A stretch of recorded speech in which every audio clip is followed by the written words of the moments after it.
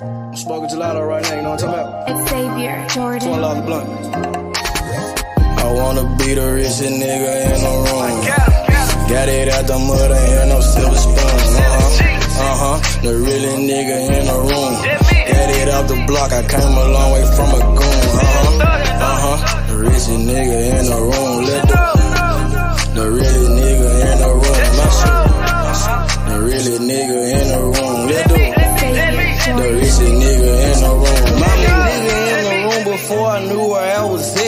We were catching Nobly, I was on the block chasing stacks. I was in the schoolhouse, had that scrap in my backpack. Teacher get on the nigga ass, fuck it, I'm skipping class. Ayy, back to the block, I'm back to the hood, it's back to the bacon, nigga. Back to the bacon. Now I ain't playing, I ride with the K, and it's all safety, nigga. The richest nigga in the room without a bank account. The realest nigga when I move, XL battery. I ain't gotta shout, ain't gotta make no noise. I just make one phone call and hit up my boy. You know yo come through in that 2-seat. He got Vino with him, that boy got 2 hits. I just hit Lil Savage up, he blowing reefer. City got a new plug and he cheap. This Sosa just shot me a test, got what I wanted. Told him pull up, I got cash, don't do no front. I wanna be the richest nigga in the room. Got it out the mud, ain't had no silver spoon. The really nigga in the room. Got it out the block, I came a long way from a goon. The richest nigga in the room. The really nigga in the room. My shoe. The really nigga in the room. The richest nigga in the room. My move. The really nigga in the room and I ain't got a lot. Nigga crawl a can, he gotta die. Put that on Mom Deuce, you know that I'm sorry. Shout out to that Deuce, my little nigga bloody. Still in the mound with some folks, nigga. In my crib, niggas cut throats, nigga. You know what the bid, come and get a boat. I got gas, I got Reggie, I got blow. In the summertime, I'm still serving snows. DJ for the high, I don't do the low. Can with the move if it make a profit. That boy coming brown, so we call it Bobby. Steak props, ABM, but the team's the rock. I'm like Shaq to these youngins, I still get the blocks. All these bitches jockey, whole team fly like choppers. And we came with choppers, keep big macs just like whoppers. I wanna be the richest nigga in the room. Got it out the mud, ain't had no silver spoon. The really nigga in the room. Got it out the block, I came a long way from a goon. The richest nigga in the room. The really nigga in the room. My shoe. The really nigga in the room. The richest nigga in the room. My move.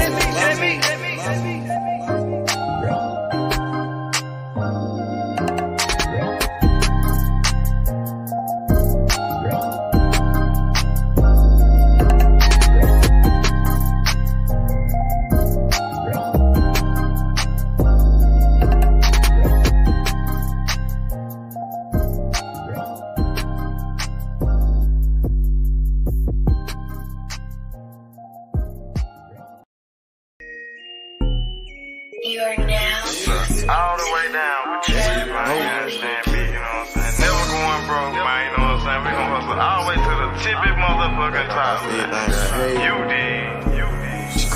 Got me. Hustle, don't stop, take time. Bobby, come up to the top. I'ma hustle to the top. Watch me hustle to the top. I just made a play. Damn, it was all good yesterday. Woke up and smoke a blunt and take a piss. Jigging the sack, moving the pack, taking no breaks. Hey, my nigga, we told the pills, we out in the geeks. 12 gauge with the bunk shots, gon' hit you, game miss. Damn, fucked up and you gone. Somewhere on the shirt, land in a hearse. Fuck are you saying? The fuck are you doing? Fuck is you saying? Fuck is you doing? I'ma hustle hard to the top. Young nigga go get it. Capping all around the Memphis. My nigga gon' get it. Plug got the cheapest ticket. It's hot, it's ready, come get it. Don't stop, baby. Watch me come up to the top. I'ma hustle to the top. Watch me hustle to the top. Hustle, don't stop. Grind, don't stop. Watch me come up to the top. All the way to the top. I'ma hustle to the top. Watch me hustle to the top. All the way to the top. From the block to the top. Get the money, fuck the cops. Pull up in them drops. Nigga bout the block. Fucking with Simo.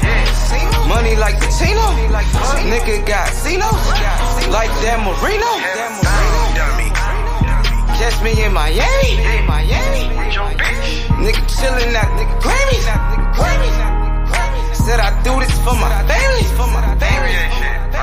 Nigga ballin' like Kimmy. Gotta get off your ass and go get it. Hustle to the top, the whole team with it. Hey, gotta hustle to the top. All the way. You gotta hustle to the top. Go get it. Hustle, don't stop. Hey, don't stop. Go get it, man. Come up to the top. No excuses, man. You know what I'm saying? We on the I'ma hustle to the top. one time, man. You know what I'm saying? One time to Why do me this shit, man. hustle to the top? Hustle, don't stop. Hey. All the way to the top. Why me come up to the top? Come up to the top. I'ma hustle to the top. I'ma hustle, don't stop. Why me hustle to the top? All the way to the top. Gotta, run and go get it. Get off of your ass and go get it. Time waiting on nobody. Get off of your ass and go get it. No excuses. All the way to the top. Free the gas, man. Rum dummy.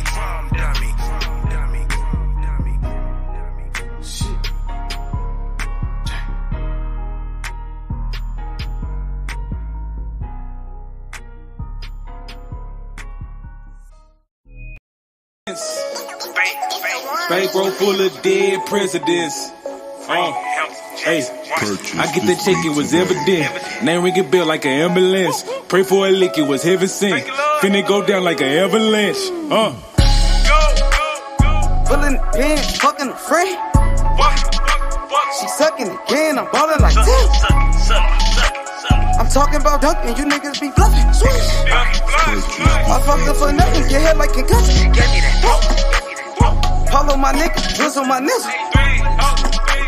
We smoking on Zittles, this shit be so simple. Presidential rolling, presidential continental, and 2 freaky foreign bitches. Smoking that presidential Obama. I'm smoking straight out the cone with her. Purple and yellow, that Kobe. 20 shots on me, Ginobili. I'm Michael Jordan, you can't hold me. Don't make me air you like a slowly. Pockets don't tell me these dead man. Trying me and you a dead man. I got indicted for president. I think I'm a run for election year. Presidents. Bankroll full of dead presidents.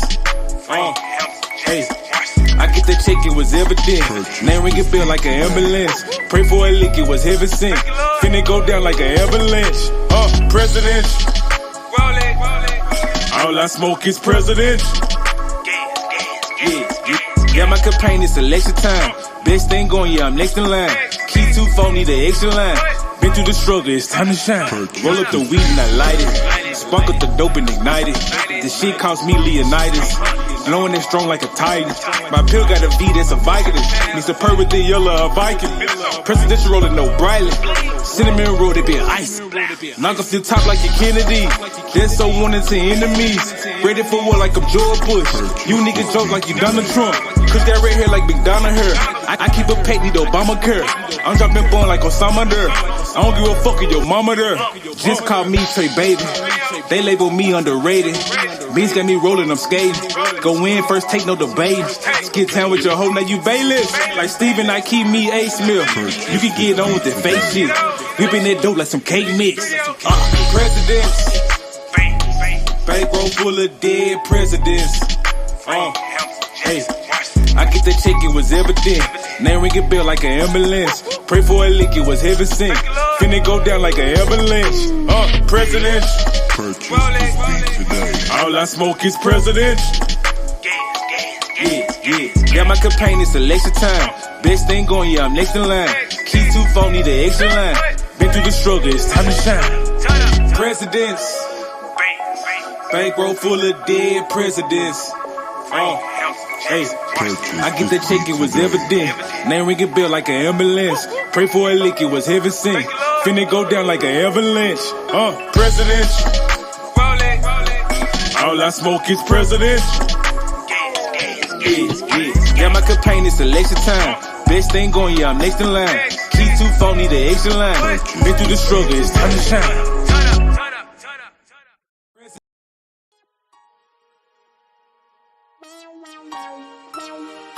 Side 92nd Street, nigga. Can't shit, nigga. Hey, I'm watching on the block for real, nigga. Ducking them all the way back to Cash Street, nigga. Cash Street to W, nigga. Falls up like my motherfucking thumb, nigga. 2, 3, nigga. What's breaking, nigga? Breaking stuff, nigga. Hey, I started off rapping passenger. Call the ambulance, every single beat a master. Yeah, my bitch be running, had to make that dick adapt to her. All my homies feel like pictures, they trying to capture her. Load that glizzy like a workaholic, get busy. Yeah, I got shot like Shakur O'Neal, he missing.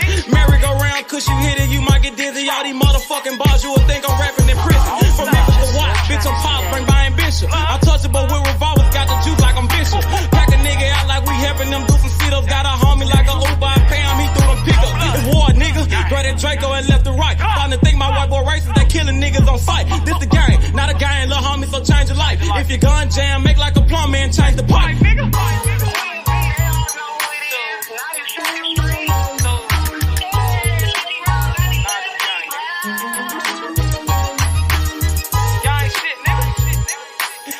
I love it. Gang shit, man. Check this shit out. Hey, late night after dog, me and YG Wolf on the mission. Broad day dark, it don't matter, no competition. Joey J. Hen, that's some shooters, but they ain't in it. Crucial said it best, your bitch ain't the only one with extension. No, I'm not a cook, but I'm cooking shit in the kitchen. Then they broke my hands like that bitch for testing my pimping. Breaking bitches left to right, Brian Nick be my witness. After I get through fucking that bitch, I'm in her mouth like a dentist. Free blood raw, I done turned this shit to a movement. These niggas acting, we load a couple clips, shoot a movie. These niggas pirates, gay as fuck, just want the booty. Make my family proud, sugar mama, penny and Trudy. What's up? Twist your finger, chop what she banging. My flag like an old lady titties, you know it's hanging. Breath off in the time, but these bullies will get the slanging. Know I'm trapping off these features. A year ago I was slanging. These bitches dogs too, but they never bite like a poodle. These niggas giving out information like they on Google. Treat them like a model. Set them up, then I shoot them. Gang shit, man.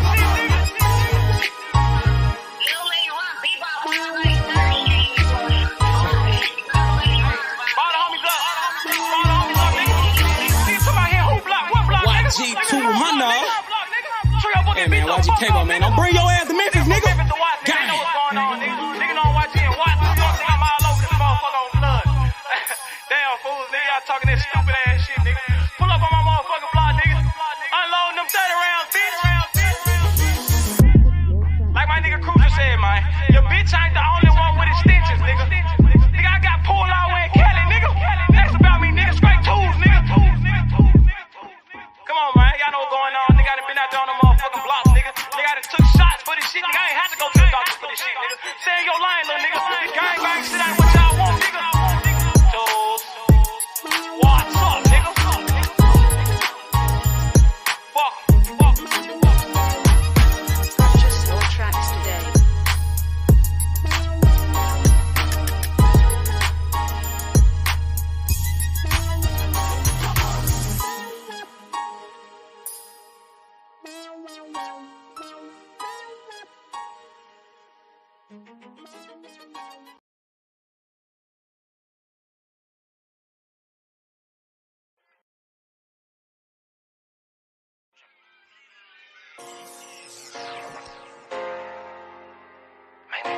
Trying to get with the trap. Trippin', been trippin', see all of my niggas been trippin'. Trippin', see all of my niggas been trippin'. Serve your ass off and trippin', serve your ass without the plastic. Man, I got a house to store, damn, my niggas been trippin'. Got a 9 to 5, nigga, what you call that shit, that's trappin'. Trappin', see all of my niggas been trappin'. Serve your ass off and trappin', serve your ass without the plastic. Damn, if you got a 9 to 5, what you call that shit, that's trappin'.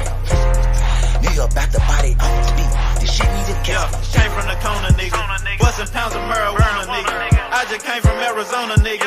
Went to Denver, ran across the plug. Way back in 10, I was selling drugs. I'm a street nigga, get plenty love. Fucked out some rats with my Fendi plug. Still trying to run up a Bentley truck. Back in the day, I was getting it up.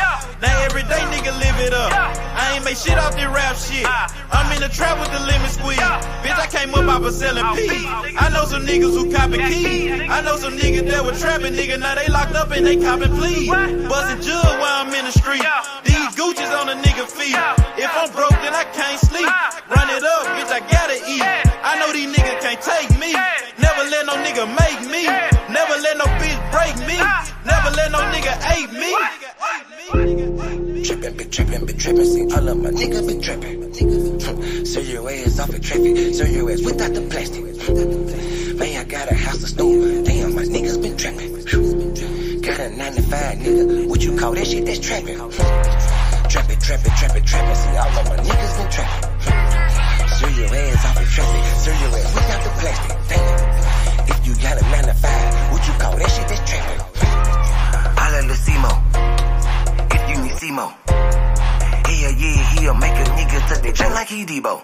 You niggas saving hoes a hero. We just take money like Cheeto. Take a couple shots you niggas can't block. I just call that shit a fit though. Damn, I just kill a beat every damn time. Murder this shit, man, this shit is a crime. Snow this boy up, man, they call it a line. TOE, man, you know, mouth in my prime. Man, this beat, man, this shit murder. True to the game, you see murder. Jump up over the game like a hurdle. Push heels off in your back like a turtle. This shit is murder, we straight back to kill it. Hell yeah, every nigga that I'm grilling. Everybody that I'm with, that I'm grilling. Every nigga get their cheese and they willing.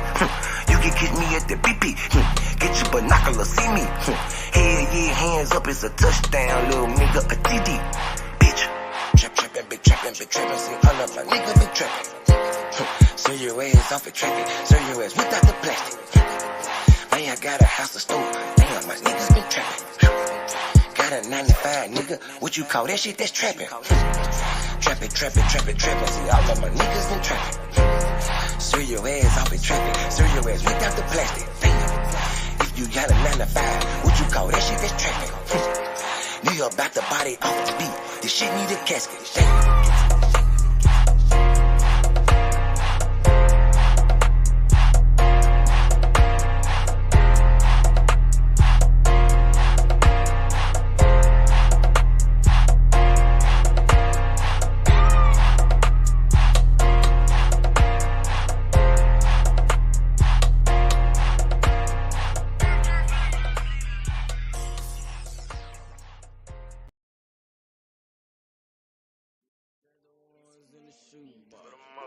I used to buy a gun, now I got 2. Had to change location, feel hit the spot.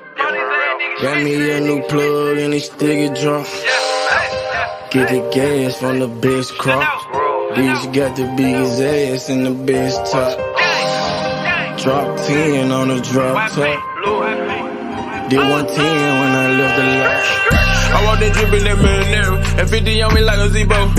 Try to pussy so good, but don't want no fucking, don't come with the detail. Got rid of my old plug, hopped on the plane, we got me another one. Night about full of ones, overflooded, gotta go get me another one. Relocate the spot, the night getting hot, and I know them bitches coming in. About the dividends and the Benjamin, a nigga might have to go kill a friend. Panamera on the Roy Royce, drop top on the Wraith. 150K, I need a higher place, I had to pay at the safe. I used to buy a gun, now I got 2 Glocks. Trapped at mama house, now I got 2 spots. All this ice on, I need a flu shot. But don't reach, cause they probably get your crew shot. I used to stand the ones in the shoebox. I used to buy a gun, now I got 2 Glocks. Had to change location, feel hit the spot. Got me a new plug and it still get drunk. Get the gas from the best crops. Bitch got the biggest ass and the best top. Drop 10 on the drop top. Did 110 when I left the lot. I dropped 10 on that roller watch. Then I blew 10 when I left the spot. I made 10 at another spot. We dropped 10 at your beach spot. I got 30 at your whole house. I got bowls at your mama house. On On the low, I stashed that 40 in the fender, nigga. Out of state, state to state in different runners, nigga. In the mouth like a dentist. And I ain't saying shit like a witness, He ain't get the picture. Milk carton ain't missing. You know, I used to stash the ones in the shoebox. I used to buy a gun, now I got 2 Glocks. At the same location, fit hit the spot. Got me a new plug and they stick it drop. Get the gas from the best crops. Bitch got the biggest ass and the best top. Drop 10 on the drop top. Did 110 when I left the lot.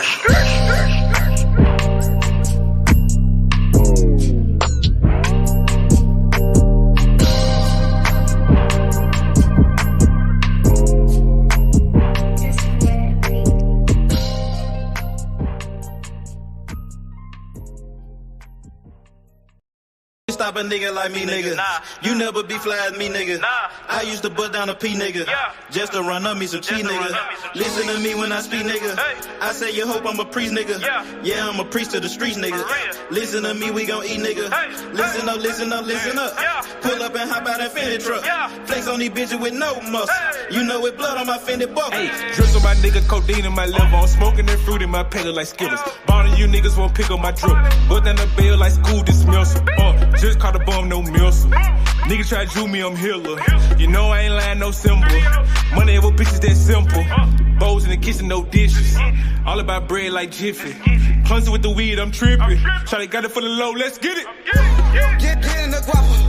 Nigga, we pass it like Rondo. OJ in that Bronco. We smoking gelato. Nigga, we smoking that game. The bitch with the ass. She ride like 6 flames. We counting the cash. Nigga, I fuck them, you love them. My nigga, I'm a hustler. Get cake like a muffin. Hot in the oven. Ace money got brains. Nigga, we popping them tabs. Nigga, pull up in that chain. She in love with the swag. Thank God for the blessing. Blue sheets, salad dressing. Jugging finessing. Fucked her in second. Don't shit stop a nigga like me, nigga. You never be fly as me, nigga. I used to bust down a P, nigga. Just to run up me some cheese, nigga. Listen to me when I speak, nigga. I say you hope I'm a priest, nigga. Yeah, I'm a priest to the streets, nigga. Listen to me, we gon' eat, nigga. Listen up, listen up, listen up. Pull up and hop out that Fendi truck. Flex on these bitches with no muscle. You know it blood on my Fendi buckle. Let's get it, let's get it, let's get it. Hey, I look like I'm worth about $1 million. I'm loaded, my sweat through the ceiling. I got this shit off a drug dealer. Rats all on me like I came out the bank. We turned up, he just broke out of paint. Told my engineer don't turn it down. Toss it to blue, told him break it down. Back to back rolling up out of pound. Got some little gangs to come out the mouth. Shoot around me when I'm out of town. Soon as I hit him, it got around. Fuck all these niggas who doubted us. Bitch, I went 4 years without a fuck. I do not give a fuck, no nigga killing us. I know you broke, you ain't feeling us. My life expensive, I live it up. These niggas witching, I give it up. Still the same shit, I can't switch it up. These niggas bitches, they switching up. Gucci the lure, I switch it up. Racks, packs, switch it up. Run it up, run it up. Your life ain't worth shit but $100 bucks. 4-0 don't pull up without it. No limit, we bout it. Strong, got it, clouded. Nigga, come through in the out it. Don't shit stop a nigga like me, nigga. You never be fly as me, nigga. I used to bust down a P, nigga. Just to run up me some cheese, nigga. Listen to me when I speak, nigga. I say you hope I'm a priest, nigga. Yeah, I'm a priest to the streets, nigga. Listen to me, we gon' eat, nigga. Listen up, listen up, listen up. Pull up and hop out that Fendi truck. Flex on these bitches with no muscle. You know it blood on my Fendi buckle. Let's get it, let's get it, let's get it. I look like I'm worth about $1 million. I'm loaded, my sweat through the ceiling. I got this shit off a drug dealer.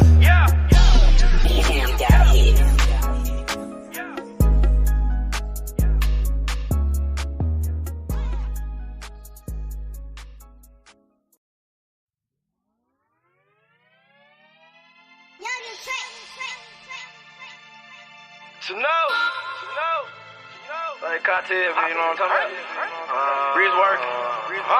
Poppy Perky. I'm whipping the work. Whipping the work. I'm popping the perk. Whipping the work. Sipping the perk. Nigga, whipping the work. I'm whipping the work. Popping the perky. Whipping the work. Whipping the work. Whipping the work. Whipping the work.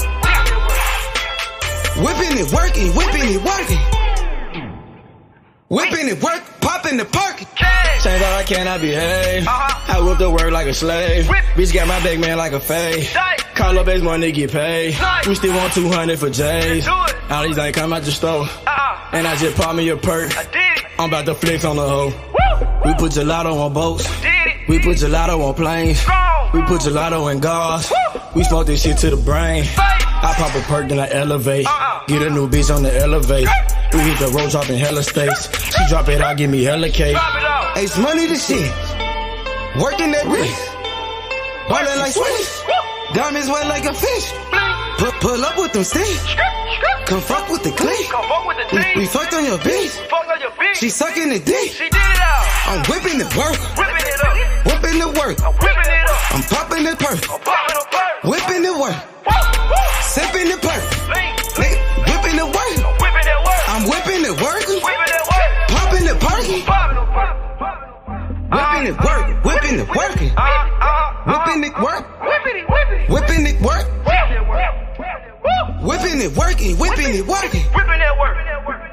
Whipping it work. Popping the perk. The money is power. I'm serving the powder. I'm smoking that sour. She sucked for an hour. My nigga got Zans. Ace money got bands. She popping them Zans. She fucking for cash. Whipping it whipping. Whipping it working. I'm popping it perky. Nigga the purple. I'm fucking with Bono. Smoking gelato. Call me a cello. Rap like the lotto. I'm whipping the work. Whipping the work. I'm popping the perk. Whipping the work. Sipping the perk. Nigga, whipping the work. I'm whipping the work. Popping the perky. Whipping the work. Whipping the working. Whipping the work. Whipping the work. Whipping it working. Whipping it working. Whipping it work, popping the perk. Yeah.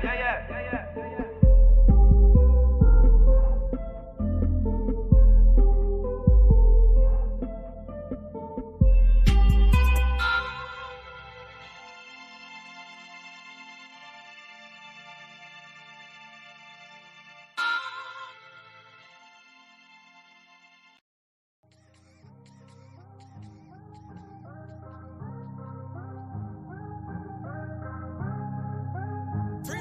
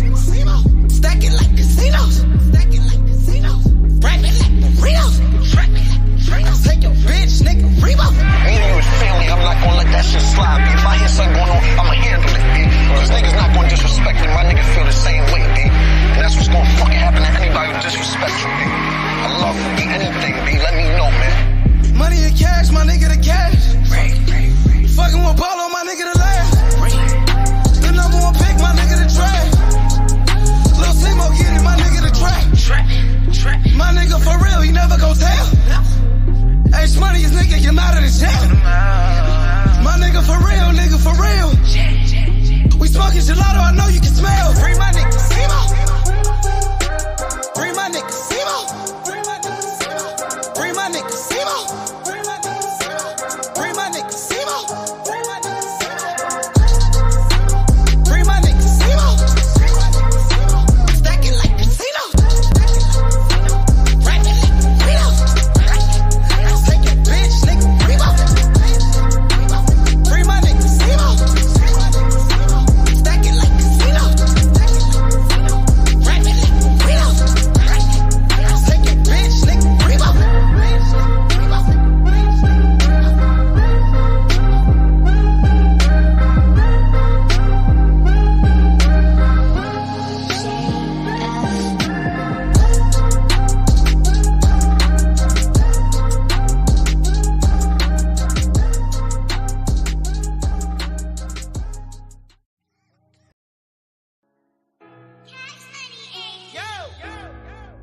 Good thing come to those who wait.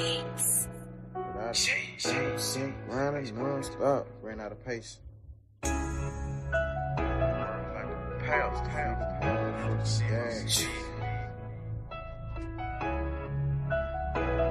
my pace. Bust the tide, and ran up out of pace. Few steps ahead, fuck all that send back weight. Seem so good that you can almost taste it. Ain't no fairy tale, life is just a dream that I'm chasing. Hey, I done ran up out of pace. Few steps ahead, fuck all that send back weight. Seem so good that you can almost taste it. Ain't no fairy tale, life is just a dream that I'm chasing. Hey. Steady sipping the purple. Nigga, we smell like perfume. Wait, then I burn you. They said patience and virtue.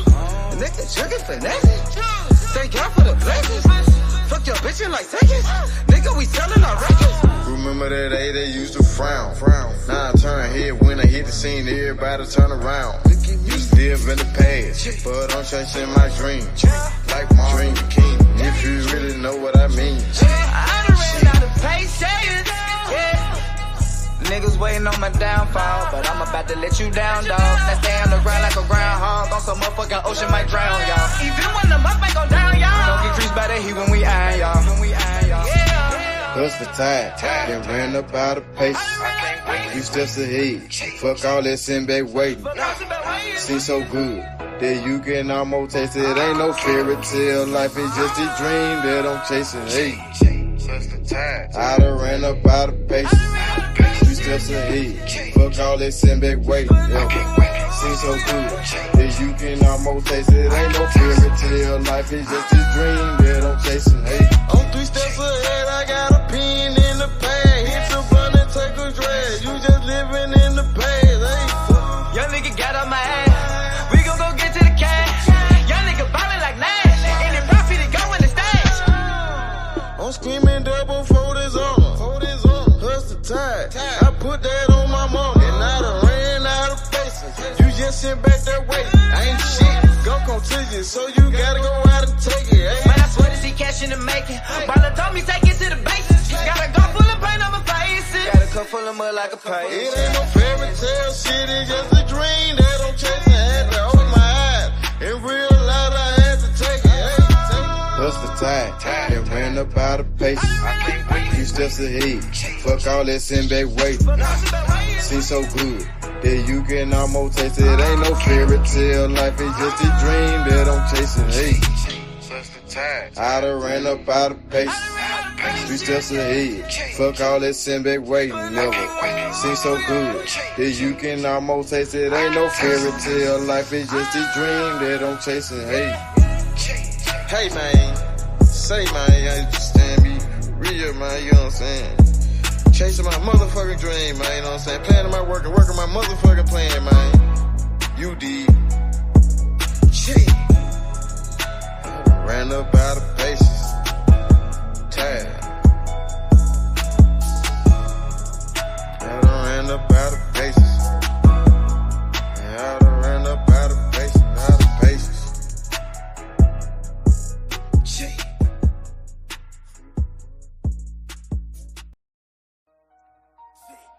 See, sometimes you gotta make decisions. Which one you gonna do? C-Mo the motherfucking done. You did. And the bad. I be like, Fuck what a nigga say. Watch what he do. Either he or the yank. Make your best move, your next move. You did. I might just do me a sec. I might just get this shit gone. I might just fuck on your bitch real quick and send it back home. I might just call up the plug. You know what if it ain't about money, it ain't no love. I might just pull me a move. I just might mask up and told me a truth. I just might call up the plug. You know if it ain't about money, it ain't no love. I might just shot you a 10. I might just shot you a gram. I might just show you the plugs to show you who I am. Fucked her soon as I met her. That bitch is out of pocket. You gotta check her. I ain't trippin', I'm in the hood, got my Beretta. I'm on no block, you nigga flossin', don't know better. Hard head, that nigga won't do shit that you tell him. I can keep this shit going in one day, but them niggas gon' tell it. But I just might fuck on your bitch, send her home broke. I make it look easy, I'm so lucky shit. I just might call up the plug, he send me them drugs. He got it on took it, he showed me some love. I might just do me a sack, I might just get this shit gone. I might just fuck on your bitch real quick and send her back home. I might just call up the plug. You know what, if it ain't about money, it ain't no love. I might just pull me a move. I just might mask up and told me a truth. I just might call up the plug. You know if it ain't about money, it ain't no love. I just might win or lose. I just might told me a 2-2-3, keep me a 2. I just might pull up a cup. I just might blow on the gas. I just might pull up on your bitch and drop me some swag. I might just do me a sack. I might just get this shit gone. I might just fuck on your bitch real quick and send her back home. I might just call up the plug. You know what, if it ain't about money, it ain't no love. I might just pull me a move. I just might mask up and told me a 2. I just might call up the plug. You know if it ain't about money, it ain't no love.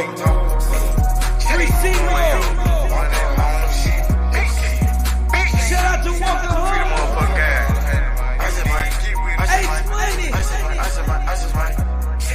We getting that long. I'm your man, DJ Yo. High class music group. Salute. What's good, Warren? How you feeling, bro? What's going on Man, with you?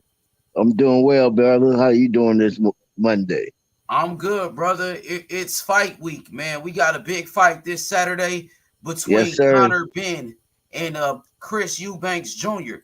You know, what's your thoughts on this fight? The sons of legends, you know, Nigel Benn and Chris Eubanks Sr., they had a rivalry in the UK, and now their sons are fighting each other. Have you ever seen anything like this in the sport of boxing, where two boxing legends, their sons are fighting? Have you seen something like this before? No, I haven't. So this should be at least entertaining.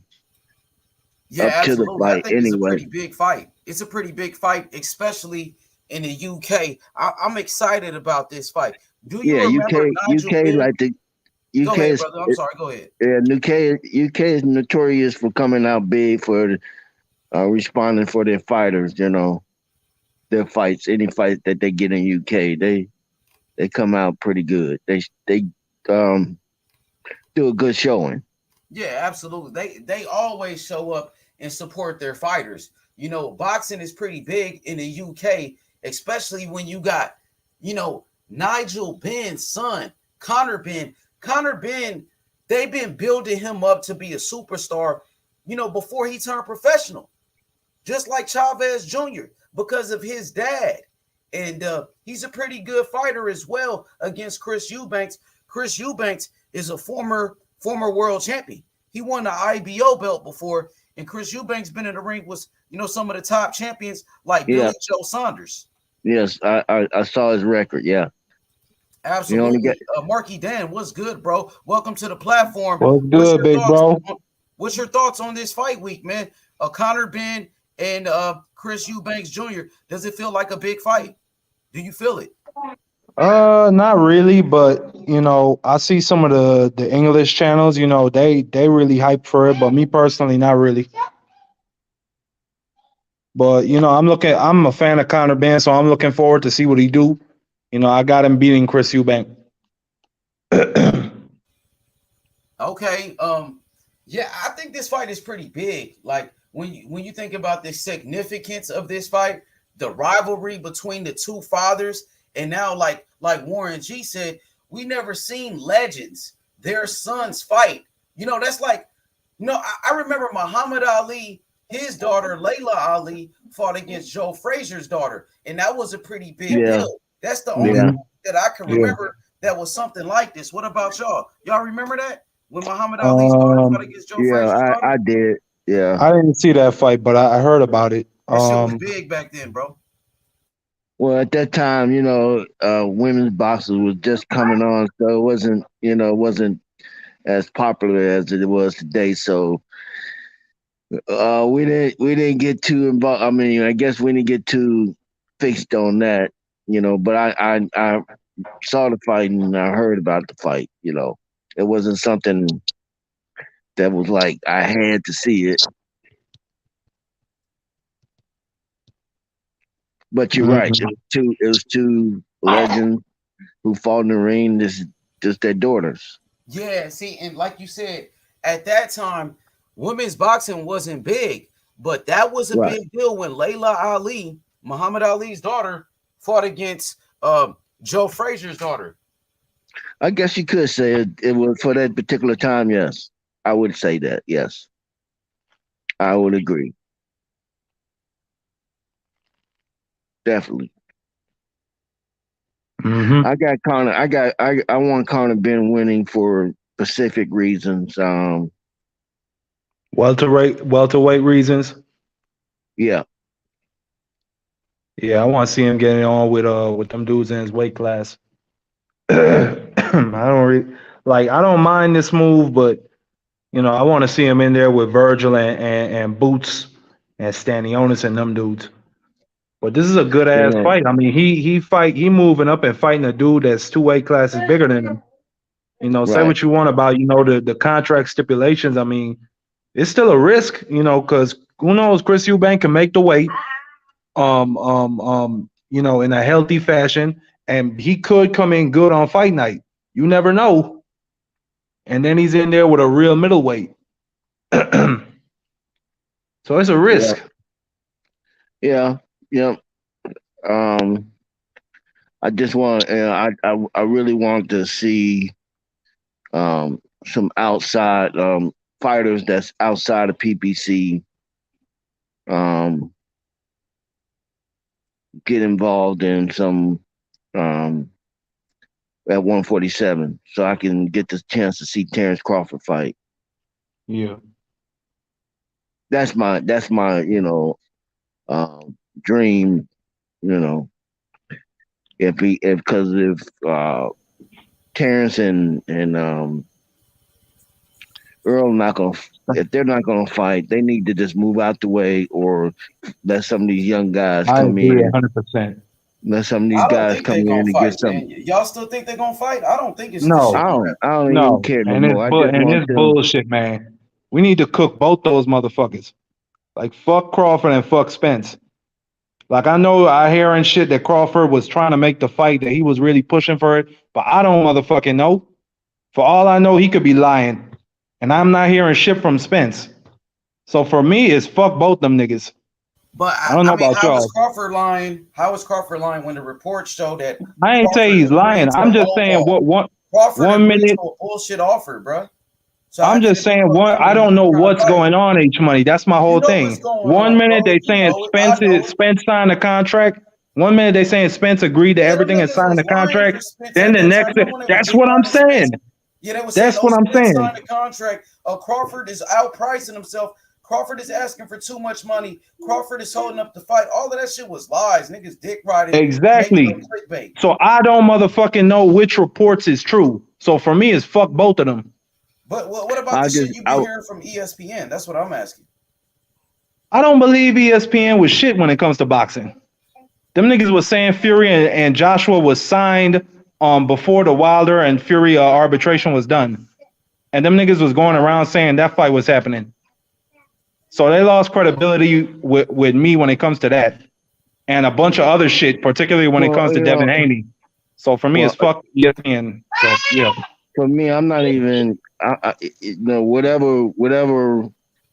All that other shit. My main thing is take on your mandatory. So Ortiz is the mandatory for WBO.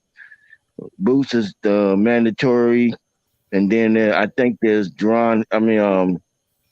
Duran Ennis, but then there's what's the other fighter? Stanionis. He's a mandatory. Then there's Thurman. That's a mandatory. For Earl, I want either they take those mandatory.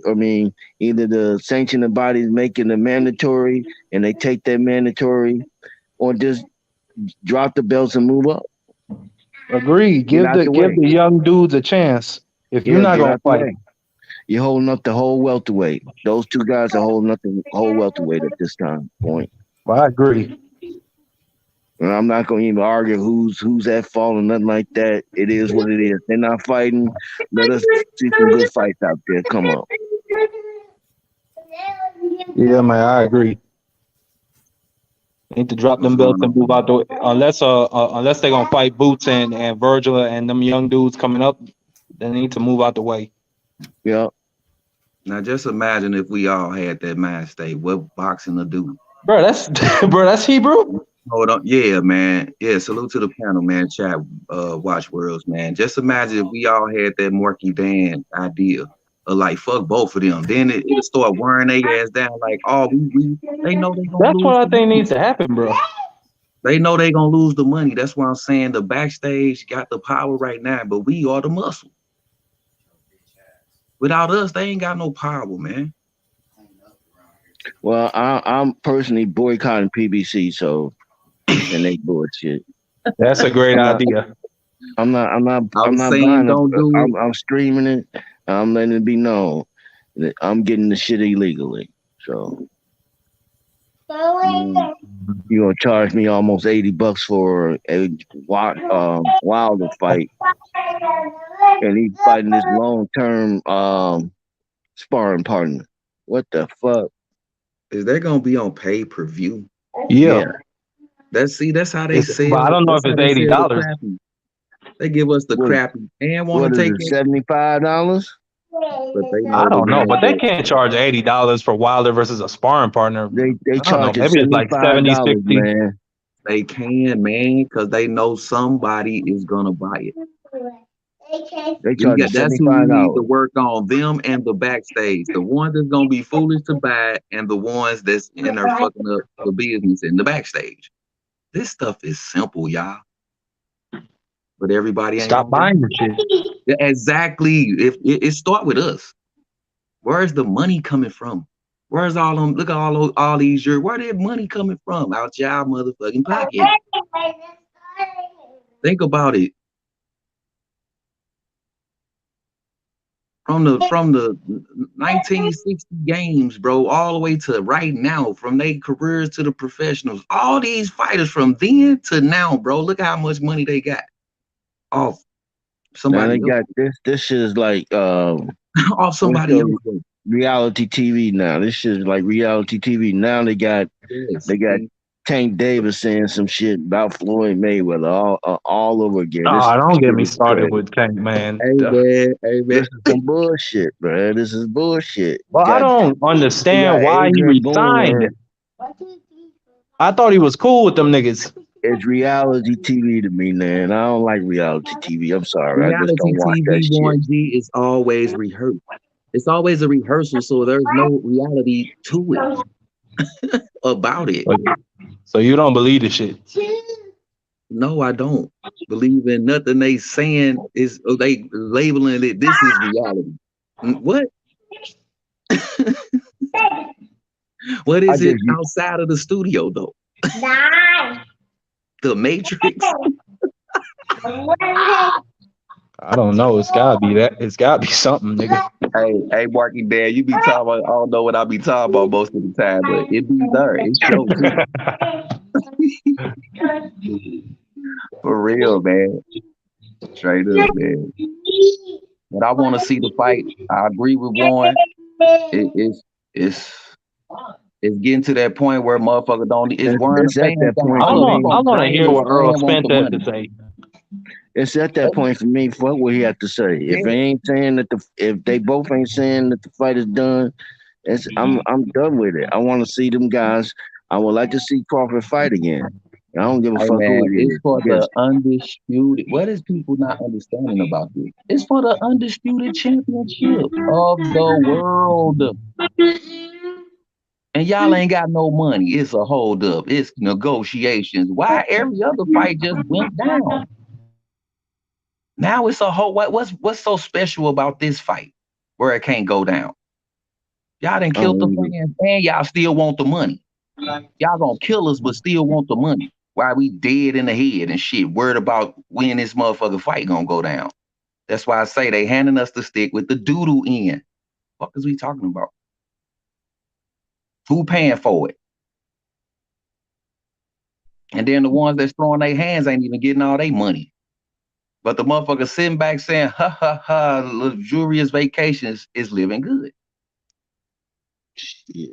Come on, I don't man. know. That's When life, we nigga. gonna ride together? Motherfuckers is on some bullshit. That's what that is. I tell you, see how the Black Panthers came together? They got all their shotguns and did all that shit legal, and they still got slain. You hear me? So who really love this sport to go all out for it? Well, Because Marvin Hagler. Guess what? We got a guy here in St. Louis. He say you paid for it. Ow. You know what I'm saying? This motherfucker got a motherfucking whole vacant building. The air is cool in the motherfucker. This motherfucker's out here on the street bumming, but you got this building cooling it off with nobody there. But you paid for it, taxpayers. Y'all better wake the fuck up, man. Seriously, bro. Well, y'all might as well go to QVC, the knitting channel, bro. This ain't for you. Y'all gonna be that damn casual and let motherfucker do you like that, then you need to be on QVC all night and day and night, bro. That's where you need to be. You don't need to be over here with us, the real fight fans, getting down over here. And we gonna tell your ass the truth. Everybody welcome, yeah. Hell yeah. But I guess remember what? Marvin It's Hagler. somebody that's gonna smoke your motherfucking ass when you come with some I remember bullshit. Marvin Hagler didn't have a Marvin Hagler, when he gave this young boy a fight, he was 33 years old, had almost 65 fights. And he gave him a shot. 26 years old. So shit. He didn't have no unification, nothing like that. But back then, that's how they did. That's how they fought. Yeah, what was Marvin doing? There was a challenger who, if he had to defend his belt, and they was challenged, and they took on the challengers. They didn't duck no smoke or nothing like that. Now we got Devin Haney. I don't mean to cut you off, bro, because it's bothering me that we got an undisputed champ. We supposed to be seeing all contenders line them up. Who want it? We don't see that. But Then we got nobody this don't hold want up it. with this. Go ahead. I was saying nobody don't want it. That's what I'm saying. Move up, move down. Devin Haney. What's going on with that? Then here we go. We got it in a whole other way. He's fighting Cambosis. He got a rematch. I know, man. So Shakur Stevenson fought. Well, I don't know the situation with that now. I can't really. So there's no conveyor belt. There's no shade at Haney because he took on his mandatory. I mean, he took on his. He answered the call of the rematch. So I mean, after that, then you can see where that goes. But he did what he was supposed to do. He's honoring the man that he fought against and that contract where there was a rematch clause. So you can't really fault him at this point. I mean, it's too early to. It ain't no fault with nobody, G. It ain't no fault with nobody. We just saying what's next. Because it don't seem like nobody making no right moves. now, it's not no guarantee that he's gonna win either. We know it is. I mean, we know it is. But any dog can have his day. So you sure right about. You sure right about that, man. I ain't looking past. I ain't looking past it, but yeah, what's really gonna happen, man? Let's see the weariness. This is what I'm talking about. This is my whole point, G. See how the weariness is, and I ain't the only one. It's a whole bunch of fight fans like me out here. We don't know which fight to I could turn tell to, you, man. boxing today is not doing any good for boxing. Is to me, it's starting to change. It looks like it's slowly going to like the over TMZ, to WWE, man. Just keep like that shit. WWE and Keep it WWF. real, bro. Just it's Real all talk. gonna just be entertainment, and eventually It's gonna be what you thinking. it's not gonna even be. It's not It's gonna gonna even be be. celebrity What boxers. They're gonna take over. Damn, man. You sure right, I boy, can man. see that shit happening I feel too. your spirit, boy. How you even just talking, bro? That shit fucked up. Anybody be able to get in the ring now? I want to see these fights, bro. I've been saying this forever. You see Adrian Peterson versus Le'Veon Bell? You could draw some niggas if you put some more football players in there. Now, don't it Especially seem like niggas that's like where all the Le'Veon Bell and heavyweights at? AP. That seems like that's where all the heavyweight boxers at in football and shit, basketball. Exactly. But they're gonna get punched in the head for. Shit. Yeah, man. It's my sport, man. I want to see this shit grow, man. We just cannot get what we want, man. We outnumbered.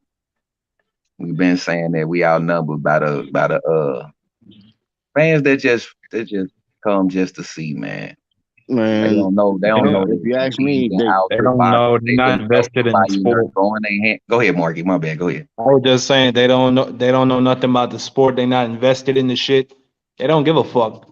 So they're gonna throw their money at bullshit. Even if you're a casual fan, right? Common sense is common sense. You know, damn, where did common sense go? I mean, they just dropped common sense at the door before they even came in the house. Common sense ain't all that common in this world no more, Warren G. Shit, that's what kept me alive to 54, using some common sense. Yes, but it's for children out here, and guess what? Some are 50 years old, Warren G. You gotta understand. You have to understand that, man. Motherfucker don't want to grow up. Come on, common sense is common sense. Shit. You still got people, even if you say, you know, it don't matter, fuck them both, right? Fuck them both. Let the sanctioned body put up their mandatory fights. They still trying to argue the point of whose fault it is. Fuck whose fault it is at this point. It's been 11 months. Terence Crawford been a free agent for 11 months. He ain't fought in 11 months. So fuck it. Why not just get them young that boys? man eager for the undisputed because he don't want to do nothing. Wasn't he a free agent? Wasn't he a free agent? If I were Crawford and his team, I would try and see what Virgil Ortiz is saying because he called Crawford's name before. Well, see what the fuck he got. Go to the challenges. You sure right. Just go to the challenges, man. If you don't want to bang. So the exactly, WBO and we see who exactly on Hebrew, and we see who really won it. So Ortiz is the mandatory for the WBO, and the WBO sanctioning body said that Crawford had 15 or 18 months since the last time since he fought Porter to defend his title. Right. So that's what it is. Crawford lose 18 months Crawford lose the title. I can't imagine he gonna want to stay out of the ring for 18 months. Who gonna get the bill? Who gonna get? Oh, I guess the fairy tale Keith Thurman. He gets the WBO belt, and then now we got Earl and Thurman. Like they Keith Thurman ends up with a belt out of all this situation, bro. I don't know. I'm just saying what's really going on, man. That's what it's going to. Or line them up for the WBO, and Terence Crawford can get some fights and keep getting paid. Because if you don't want to fight, what else can he do? Right. So you just get it. He just hit up his mandatory. They love that, bro. So that's why I like Conor Ben. I'm hoping Conor Ben win because he falls in that welterweight category, and he's not signed with PBC, and if they may be able to go cross seas and make some big money because the UK got some good supporting fans where they can get some decent money. Now, I'm not saying it's going to be any type of money that Earl Spence and Crawford fight would make, but Oh, but he that's could get a big money. bag. You're right, He could get a G. bag.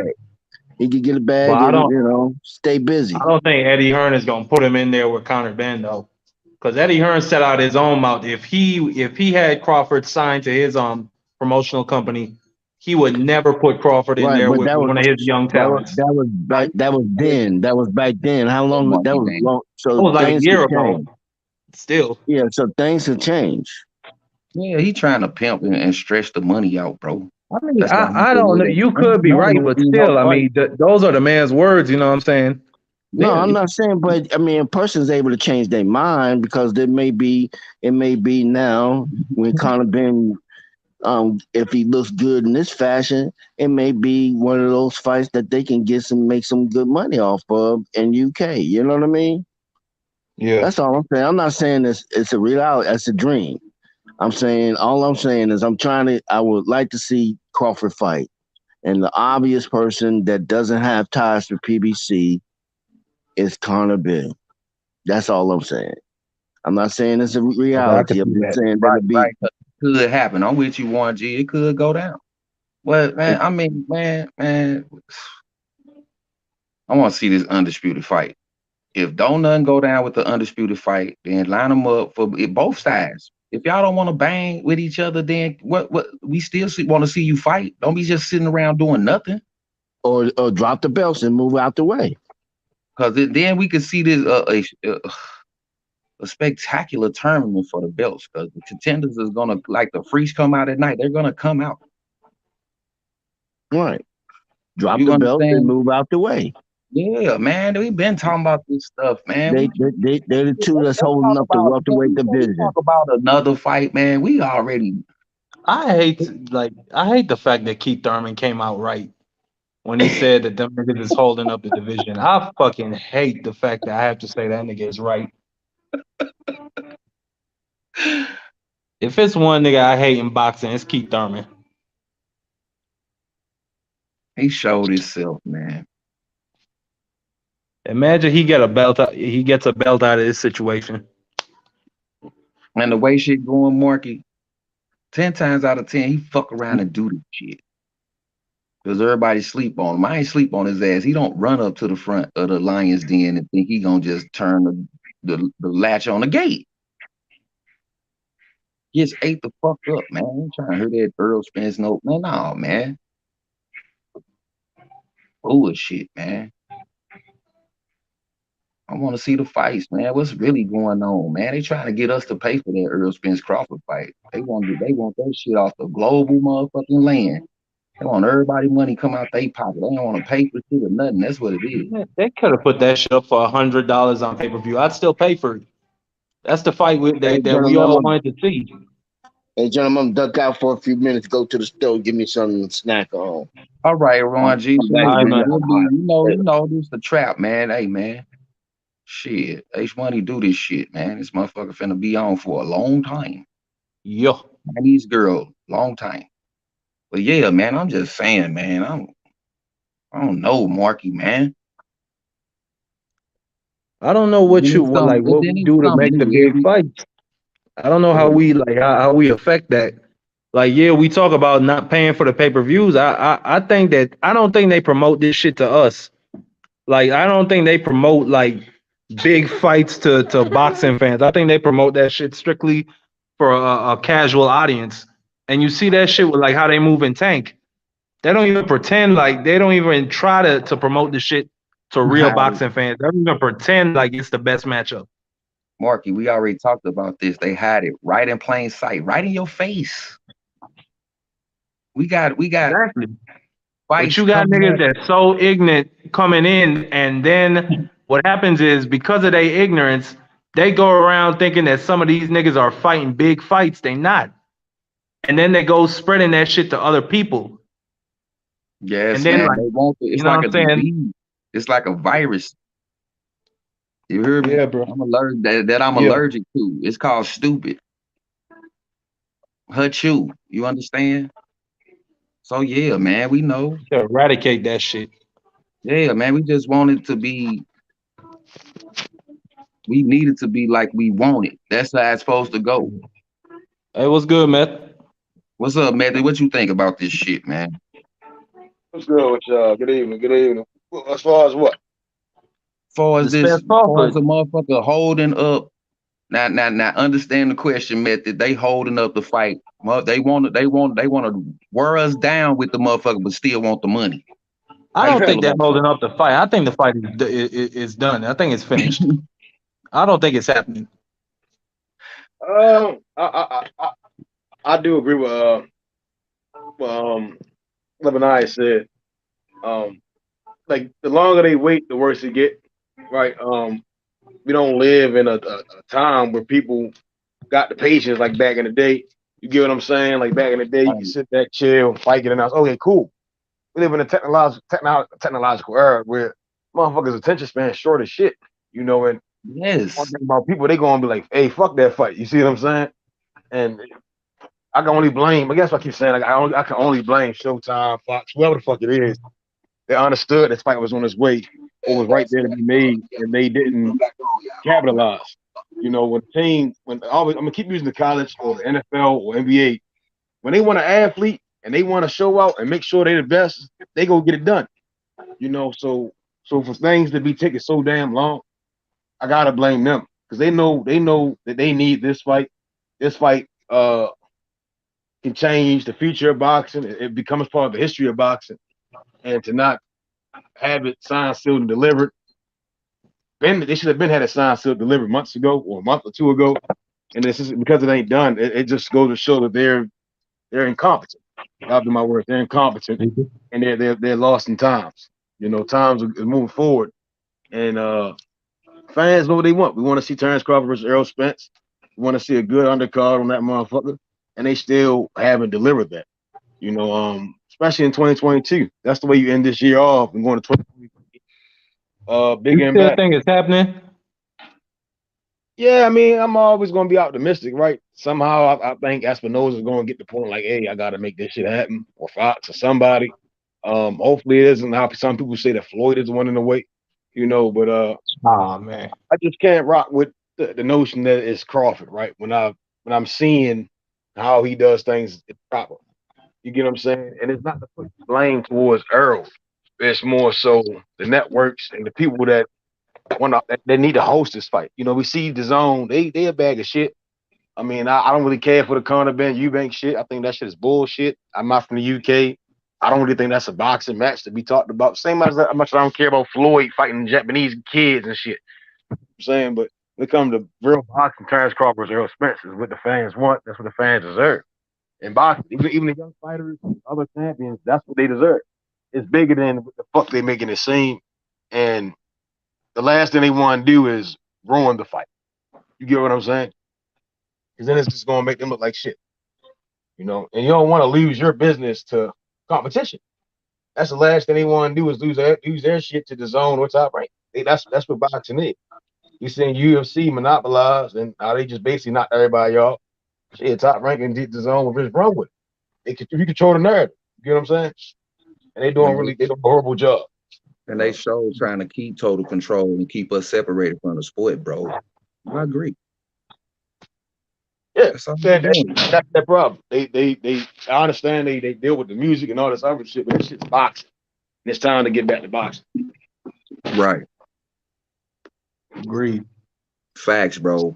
Cause they looking off into every other motherfucking thing but this sport. And they trying to keep us in the dark and away from what the fuck they got going on. But it showed through the fighters. It showed through the fighters, so they got it here right in your face. Go ahead, man. Right. All I'm saying is it's quite convenient, right? It's mighty odd, right? That when we do get to this point when Terence Crawford is coming over there and he wants to make sure his business done a certain way. You know, I always would expect an entity such as Showtime or anyone, right, to be like, all right, we got Terence Crawford coming, we gotta set this up, we gotta have this. This is the number one fighter in the world. This is the guy that calls out the bullshit. You get what I'm saying? The guy that's been putting on Box Fight of the Year. You would expect Showtime and them to be prepared already. Like, all right, we done contacted him damn near a month ago, right? At the Ugas fight, they should have had that money in the bag, Ziploc, vacuum seal on their way to him to make this fight. Or Instead, you man, need than first what they fight for show your us. family. They supposed to have all that shit took care of. They still Instead, ain't man, got than that what shit they right. show us. What do they show us? They say, okay, they get Terence Crawford. That's what they do. Oh, we got Terence Crawford now. Y'all gotta wait. That's exactly what it is, bro. It's like they got the great value Crawford at home. Keith Thurman don't care. Come Like, no, on, man. y'all gonna get Bud. Y'all gonna get Keith Thurman. So they're gonna get Keith Thurman who ain't been fighting, and then have They him gonna come try out to and keep show out talking dumb with shit. Keith Thurman. So they You trying to know, show out with Keith Thurman. I think they know. Again, they should know better because if they do that shit, it's like a lot of your people gonna go to the zone or they're gonna go to top rank. I mean, your 160 pound, welterweight, and middleweight, and heavyweight are legit the heartbeat of boxing. You get what I'm saying? Fury on top rank, he done already beat Wilder. We see Joe Joyce creeping up. You see what I'm saying? So it's like that's the pinnacle of boxing, right? Then we see Yeah. middleweight Teddy back on top rank, and then we see Moon Gee over there doing his thing. And it's like, well, shit, you know. I mean, I understand that Boots is right there, but it's not like he Ray Leonard. You get what I'm saying? It's not like he Oscar De La Hoya. But he ain't getting no He can shots fight, at but nothing. Not even no fights. No, he ain't doing And nothing, they man. not putting him on big big major cards. Like they put him on the Charlo Castano undercard, but like that wasn't like a big event. You know what I'm saying? Like a Spence undercard, or like a Wilder Fury undercard. I yeah, think they need to put him on like big ass undercards. If this dude is going to be like the fighter that carries your company into the future, you need to promote him they supposed to be in the having biggest fights. they Put supposed to him be on giving the him put him on. classes to speak to the public, right? And Exactly. build himself as not just a boxer, but as an entertainer and a name in the household. You get what I'm saying? Like not bigger than boxing, but he's better than the rest. You get what I'm saying? Like No, I think they I'm should not promote cool. him They as got bigger the than billboard boxing. line. Let's They walk should. single file line. Let's walk in a single file line, children. That's what's going on, man. They supposed to put him on them big cards like Marky saying, man, so he can get some type of motherfucking reputation in the game. So motherfucker can see him.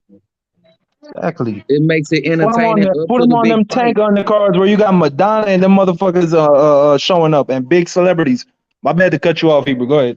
No, go ahead. No, you right though. Go ahead. That's where I was leading to. Go ahead. No, yeah, I was just saying they need to put him on big undercards like Tank. If Tank is fighting in December, put him on that Tank undercard with Ryan Garcia. That's a mega fight. It's Boom. gonna have the Boom. whole world is gonna be watching that fight. Shit, they So should have guess had him what? on this Wilder undercard. He get his props right there in that fight. Just because he right there. He ain't sitting up under no motherfucker conveyor belt rusty. You understand? Exactly. Come on, man. When we gonna get to see these motherfucker prospects and contenders? They just all we seeing is videos, them hitting the bag, how much speed they got, nice footwork, boom, next video. No, bruh. No, bruh. They get they shot too, bruh. And The Boots ain't Sandy asking for no Onuses, fucking Virgils, 10 all cans. He's them, bruh, asking for all of them. Rashidi. Go ahead, Mark. I was just saying he's not asking for 10 cans. He wants to fight the bet. Matter of fact, if he can't get Spencer Crawford, then give him Speedy Rashidi. Give him motherfucking Stanionis. They got the Philly fighters fucked up, man. He'll go in that motherfucker and kick you in your ass 10 times on some nasty, funky boots like off above the rim. Nigga, boots will get in there. Fuck we talking about? We know this shit, but when is he gonna get his shot? Is he gonna rust out? Then he gonna retire under the belt? Or is he gonna get in there and contend and try to get it and defend it? You know what I'm saying? What's up, man? I ain't seeing shit, bro. All we doing is talking about these fighters that's the Stanionis and all these fighters that ain't champions, but we know they got talent. Where they at? What we looking at? The same guys crying, talking about the money ain't right. Come on, man. I want to see some knuckles and busted lips. Nose can't stop bleeding. Cut ain't stopped bleeding yet. It ain't life threatening, but it ain't, nigga, you got to deal with that. That's what I'm trying to see. Go ahead, y'all. Go ahead. Who got the mental toughness in the ring for real? Bills pay the bills, but who got the mental toughness? Who's strong enough? We ain't doing no waiting game. We want to see some fish throwing. Fuck all that. What's up? Who down with that? What fight fans is riding with that? Then we gonna know where to move to. Then we gonna know who to gather up, and then we gonna ride together. That's what I'm talking about. Everybody else, we outnumbered. We can't even come together with the little handful we got. Let's get it. Let's go. The fight's coming up. Who ready to ride, man? Where the riders at? Motherfucker talk a good game. Where the riders for real, man? This is the sport that we supposed to. I gotta say suppose now, because I love boxing. I'm speaking for myself on that. I love boxing. And then it speed up, then it slow down. We gonna have our moments, man. It's early in the show. I know I ain't cooking by myself. Shit. The truth is the truth, man. What's really going on in the sport that we look at? Go ahead, Chad. Go ahead. No, I think it's like, I think it's gonna happen, right? I think it's gonna happen, right? Hopefully December. Hard But to they still say, gotta. we still right there. We in the same boat, but our oars is wore down method. We finna start using our hands in a minute, and we in the raging river, bro. Kayaking with our arms and shit. That's some bullshit method. They can't keep us hanging like that, bro. Fuck this shit, man. I ain't going for that. Who with me? Fuck all this shit. Real talk. I don't got no Instagram. Get on your motherfucking Instagram and start banging these niggas shit so they can start talking to these motherfuckers that's running the show for them instead of it being them. Devin Haney. Excellent fighter. Tremendous shape. He the boss, though. 23 years old, undisputed champ. What can we say then? We already heard William tell him, man, he the boss. What you mean? And he comfortable where he at. Yeah, all I need is all these fights that, you know. Yes, sir. Yes, sir. I agree. That's straight up and down boxing. I think they need to make all the fights happen. From featherweight to lightweight.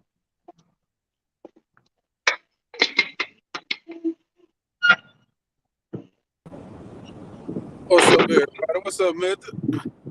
I'm good, Bill. What's up, man? Not much. Just got on here to holler at y'all. Fuck with y'all. Yeah, What's up, the Mac, the almighty Mac? What's up with it, bro? Man, cool. I think everybody agree, man. Everybody want the fights, man. Fuck the blame game and who fault it is. And I was saying that earlier this week. Fuck all that. We just want to see you heard me. You feel me? Yeah, that's what it is. You know, go ahead, baby. You know what I'm saying? At the end of the day. But, until we get them, we gonna talk shit. That's just how they go. You know what I'm saying? We gonna complain. Damn, so you understand me. Somebody listening. Okay, go ahead, brother. Yeah, that's just how it go, bro. Cause them motherfuckers don't listen to us, bro. You know what I'm saying? They done made... So the lace up go down, we gonna talk about this shit, but man, if it's some dumb shit, nigga, I'm allergic. I'm gonna say something. Right. Yeah, ain't nothing wrong with that. Talking about it. But you gotta, I'm gonna respect your opinion that you don't like mine. That my very own opinion. I'm gonna respect all that. But we know you stick out when you don't. Talking about the sport. And then keep talking about the sport. You know what I'm saying? Keep it don't moving. get so Right. Wrong mean shit. But yeah, man. But yeah. Bro, I remember our first argument, bro, way back, bro. You heard me? I remember our first argument, bro. We got past that shit, though. Then we continued on with have a good show. I remember that shit like it was yesterday, bro. But don't. That's how it go. That's what grown men do. But can we ride together? Can we ride together on this thing? Look at that. 3-4 other people that jumped on the panel. Let's ride together. Where the real fight fans at? Go ahead, brother. Go ahead, Val. What's up, Val? I'm real quick, though. My quick little point. What's up, Flip? Go ahead, Bill. Go ahead. Just a red I fuck with PBC, but I still want the fights like y'all saying, though. I fuck with PBC. I think they trying to do what they can, bro. But it's two sides to every story. And I ain't here to play the blame game at all, but it's two sides to every story. You know what I'm saying? With 3 sides, like shit. Yeah, you gotta be some shit. It's more than one. It's really the only point I'm making. And we gotta, wait till everything clear out and air out. And, man, if you gonna blame one, you gotta blame the other two, man. Just flat out say it, bro. That's what I'm saying. You can't wait for news. Bro. You can't wait for news that fit your narrative, and then now you just stuck on that. But when the other news and the other facts come out, Nigga gotta eat his words, Bill. At all. Yeah, exactly. That's what I'm saying. Like, you gotta really look at this shit both ways, because I think everybody agree. Well, most agree it ain't the fighters that don't want to fight. I think Bud and EJ will meet up in the high school gym somewhere and fight. Like, them niggas don't They got to. fight. Well, They got to. I Fighting is say not the it like this, problem, Bill. bro. You know what I'm saying? It's They getting got that to, shit Bill. in order. Hey, Bill, I say it like this, and I'm gonna pass just one quick statement, man. Yeah, you're right. It's three sides to the story: Earl, T-Bud, and the truth. But what I really want to know is, and what I really think, man, is something ain't right. I think one side getting told something, and the other side getting told something else. But it's the reason why this shit ain't going on, man. And it's just like you say, we ain't trying to play the blame game, but something just ain't adding up. And until like I say, I could just say this: I don't think the fight happening on the 19th. You know, It's not. I completely given up on that shit. I gave up on that shit 3 months ago. I don't think it's happening on the 19th. Look at that so, shit. you know what I mean? Who are these guys gonna fight in the meantime? I just feel like these niggas ain't gonna fight. They need to shit or get off the pot and let these young guns get it. Yes, sir. You know exactly what that is, nigga. Shit, get off the pot, nigga. Shit, get off the motherfucking pot. Cause your ass hurting. You Yes, just sitting there ain't doing nothing. Ring around your ass, nigga. We didn't talk about this shit already, man. Training wheels off and recuperate your motherfucking buttocks, nigga, cause your ass hurt. You ain't doing shit. Hey, who fight this weekend? Eubanks. That's next week, y'all. They talking about it being Fedor and Ocampo. And I'm forgetting somebody. It's another. Man, stop it, nigga. That's it. See? So that's the only fights that's happening this Saturday. And the motherfuckers on pay-per-view for $1,000. That's the main event of the two cards. Fedor versus Ocampo and goddamn Conor Benn versus Eubanks. Right. They don't fight next week, right? Which one Darrell fight on? Oh no, that's Darrell fight on Wilder. Yeah, Darrell fight on Wilder. Him and Plant, that's Wilder. Okay. So yeah, you can get it only for $1,000 pay-per-view. Fuck out of here, man. I ain't gonna lie, I want to see that Plant and Darrell fight. I know everybody's sleeping on Darrell. Me too. I got Darrell in that fight. Hey, speak on it. You're gonna be in the minority. You're gonna be in the minority, but speak on it. Listen, man, he dragged us all into round. Both of them motherfuckers look like a Gumby cartoon, man. They both gonna gas out. What we talking about? I don't know, man. I don't know. I think if the dog catch him one of them shots, man, he could possibly stop that shit gonna happen early then. I think so too. They both gonna throw a left hook to the body. They both gonna be half dead in the ring, man. But Caleb Plant, he can't punch at all. And Darrell slick, man. So it's gonna be a fight. It's gonna be a fight. It's gonna be a nice fight until the next. Caleb Plant can punch though. But they gonna double left hook to the body, and the ref gonna be double counting both of their ass out. Two former world double knockout. Too, you know what I'm saying? Yeah, better 2 body shots, man. That shit ain't gonna be shit, man. I think it's gonna be a good one. I'm gonna watch it though. It'd be like the job. Fuck that job, but I'ma go. But nigga, fuck that fight, but I'ma watch it, nigga. What you mean? I think Darrell don't respect Plant power. He don't. Not saying that he gonna just try to run over him, but I don't think he respects the power. So he gonna really go in there and go for the KO. You know what I'm saying? Man, he gonna keep punching him on his arms, and he ain't gonna want to throw him no more. Yeah. Darrell was talking. Beat the shit out of Darrell. He gonna have to do all that shit from the first to the third round, y'all. Yeah, how You Because think Plant gonna be trying to hit him on his hip and hit him on his arm so he can't throw that sharp ass jab. Birdman and Plant looking like they dangerous, man. You think Plant gonna box his way to a victory? He might fuck around Gotta stop do girl, something. man. Man, don't say no dumb shit like that. But Hey, if Real figure how out he old is can't the hurt him, real? he gonna run up on him Hey, with y'all that know with his how sharp. old the real is? I can't see no stoppage, but I can see, he definitely outpoint him. I don't know, but He probably could they drop both him, got a decent jab though.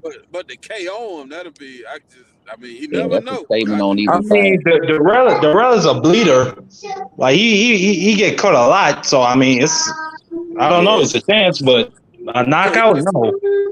If Plant go up there doing what Birdman asking from him, he can stop that motherfucker.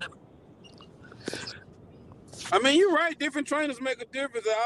Nah, I don't see that. Fury, when Fury went to Sugar Hill, you know what I'm saying? You watch the first Fury versus Wilder compared to the second and third. He damn near a totally different fighter as far as the way he's sitting down on his punches and putting some power behind them motherfuckers. So Yeah, a trainer Tyson can, Fury is a big 270-pound motherfucker, though. but he wasn't knocking shit out though.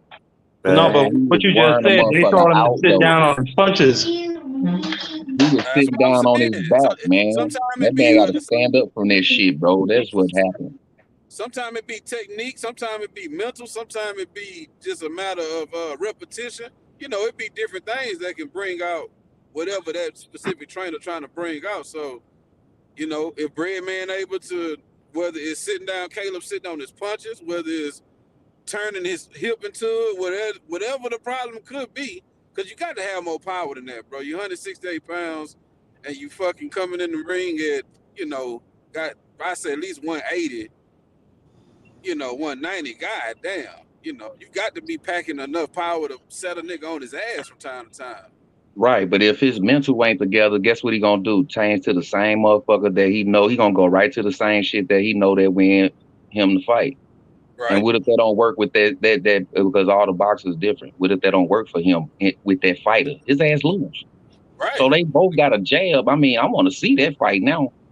Every time we talk about a fight, we get into detail. I be wanting to go ahead, B. Yeah, you got Val, what's up with you, man? What's going on with you? How you feeling over there, man? What's up, man? I'm good, man. Trying to get this stove order in right quick. But go ahead, man. You got it. Yeah, but I ain't making no noise right now. Enjoying this day off. While y'all ballers getting that money, man. Y'all gotta show me how to do it. Oh, what's good, Val? Y'all gotta show me how to do that. Damn, man. You need Michelob Fusion or some shit, man. That real extra light beer, man. You chilling like that. Chill out, man. Right, it's your day off. You good. I wanna really but let's get on this Deontay Wilder, man. Cause I was hearing the other show, last show I was on, man. We talking about Deontay Wilder, Usyk, AJ, and Fury. Yeah, when he fight? Deontay. I don't know what the hell with the Wilder fight next weekend. Right. He got a fight coming up. That's next week. Oh, okay. Next weekend. Yeah. I thought you said this weekend. No. Next weekend. Not this weekend, but next weekend. Might be my son. I want to see him coming there a whole different Wilder, bro. I want to see a Wilder. Now I don't want to just see. Well, he might as well just come. He just might as well just throw his right hand in the ring and stay in the corner. I think it's gonna be the same Wilder. I want to see a boxing Wilder. I just want to see a body. That's all the fuck I want to see.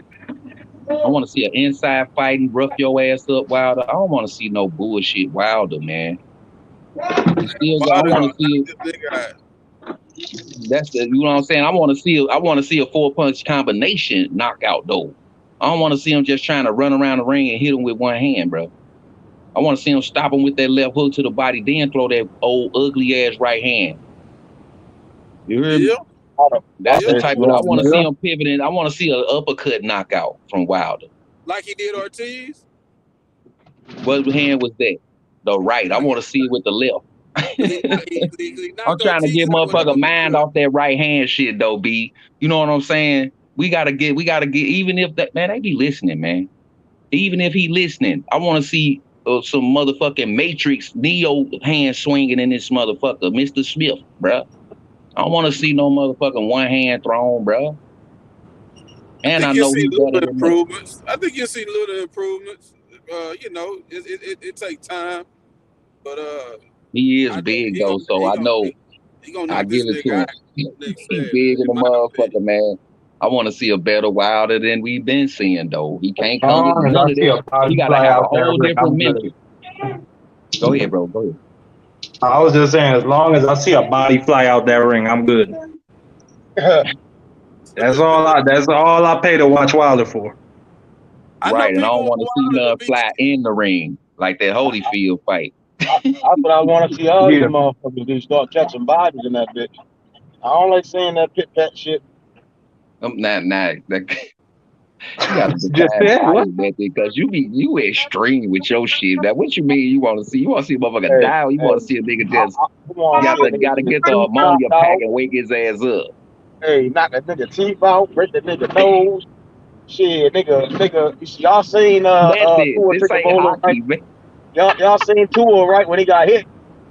The Miami quarterback. That's how I want to see him. Nigga get hit the mouth with hell no. That nigga was making gang signs with his. You see when his fingers got locked up his joint? That's what I like to see. Stretch the fuck up. I don't like all that stuff. I want to see the hard slap shot puck to the mouth type that shit was ugly. This ain't hockey, man. I want to watch women's boxing. I want to see a nigga get his teeth knocked all the way into the fourth row. Nigga nose. Like, I'm leaving the front door. You want to see a nigga's nose pointing in the opposite direction. I want to see a nigga nose waving. Nigga, that bitch hanging off, nigga. Like, I want to see that motherfucker flat. The chin done to is good enough, method. God damn, man. You want to see a nigga jaw hanging off the side of his face. Hey, you remember that movie? Hey, man, he on some overkill shit. Put it back in, coach. Put that movie, The Patriot, with Mel Gibson. What the doctor gonna do when he look at him? Whole body up, man. God damn, man. You need to watch that bare knuckle fight, bro. I think that's more. Yeah, bro. That's what I told him. He said he don't want to see that shit. I think that shit he's talking about, Marky Dan. He need to go to the Kumite. That's where the fuck you need to go. I think man, Frank Dukes, man, your ass need to get off. I don't think niggas all watching Muay Thai or Lethway or MMA, nigga. Yeah, like, man. When I say watching Holyfield and Bo is what I kind of expect most niggas that's really into the science to think. Like, nah, you can't be. You get what I'm saying? Damn. You get what I'm saying? Some niggas are just crazy. Holyfield, Bo. I mean, that's what I expect. Niggas that say they kill it. That was a good fight. That was a good fight. That was a great fight. All three of them fights was great. I want to see. That's a great fight. Yeah, great fight. I'm sorry. Yeah, I understand. Great fight. Shit. That's what I expect. More punches thrown at that nigga with the fan in the fight. I mean, yeah, that nigga. He got his ass whooped, boy. Yeah, they thought he was trying to assassinate somebody in the Nation of Islam. That nigga got his ass smoked through there. He needed that fan. All them brothers from the Nation of Islam just started whooping on him. They beat his ass. God damn. Beat him the fuck up. He almost made that landing though. He dead. And that's what make boxing great though. Like shit like that. Big fights, random dumb shit. Nigga get his ass whooped in the fans out there in the stands, and nigga getting his ass whooped in the ring. That's what boxing needs. It need more of that. Fan came in with a fan. Niggas flying in with fans on their back. What? That motherfucker took one of them fans off one of them swamp boats. You heard me? Tried to land in the ring. Nigga damn near did. He damn near landed in there.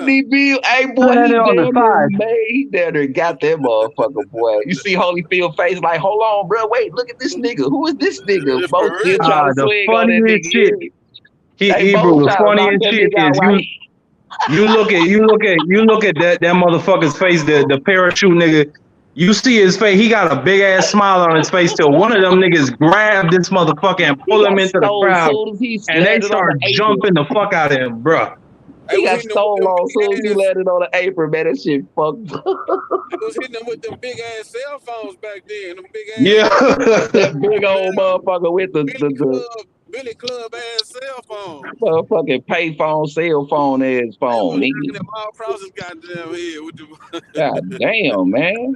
Hawaii 5 ass cell phone, nigga.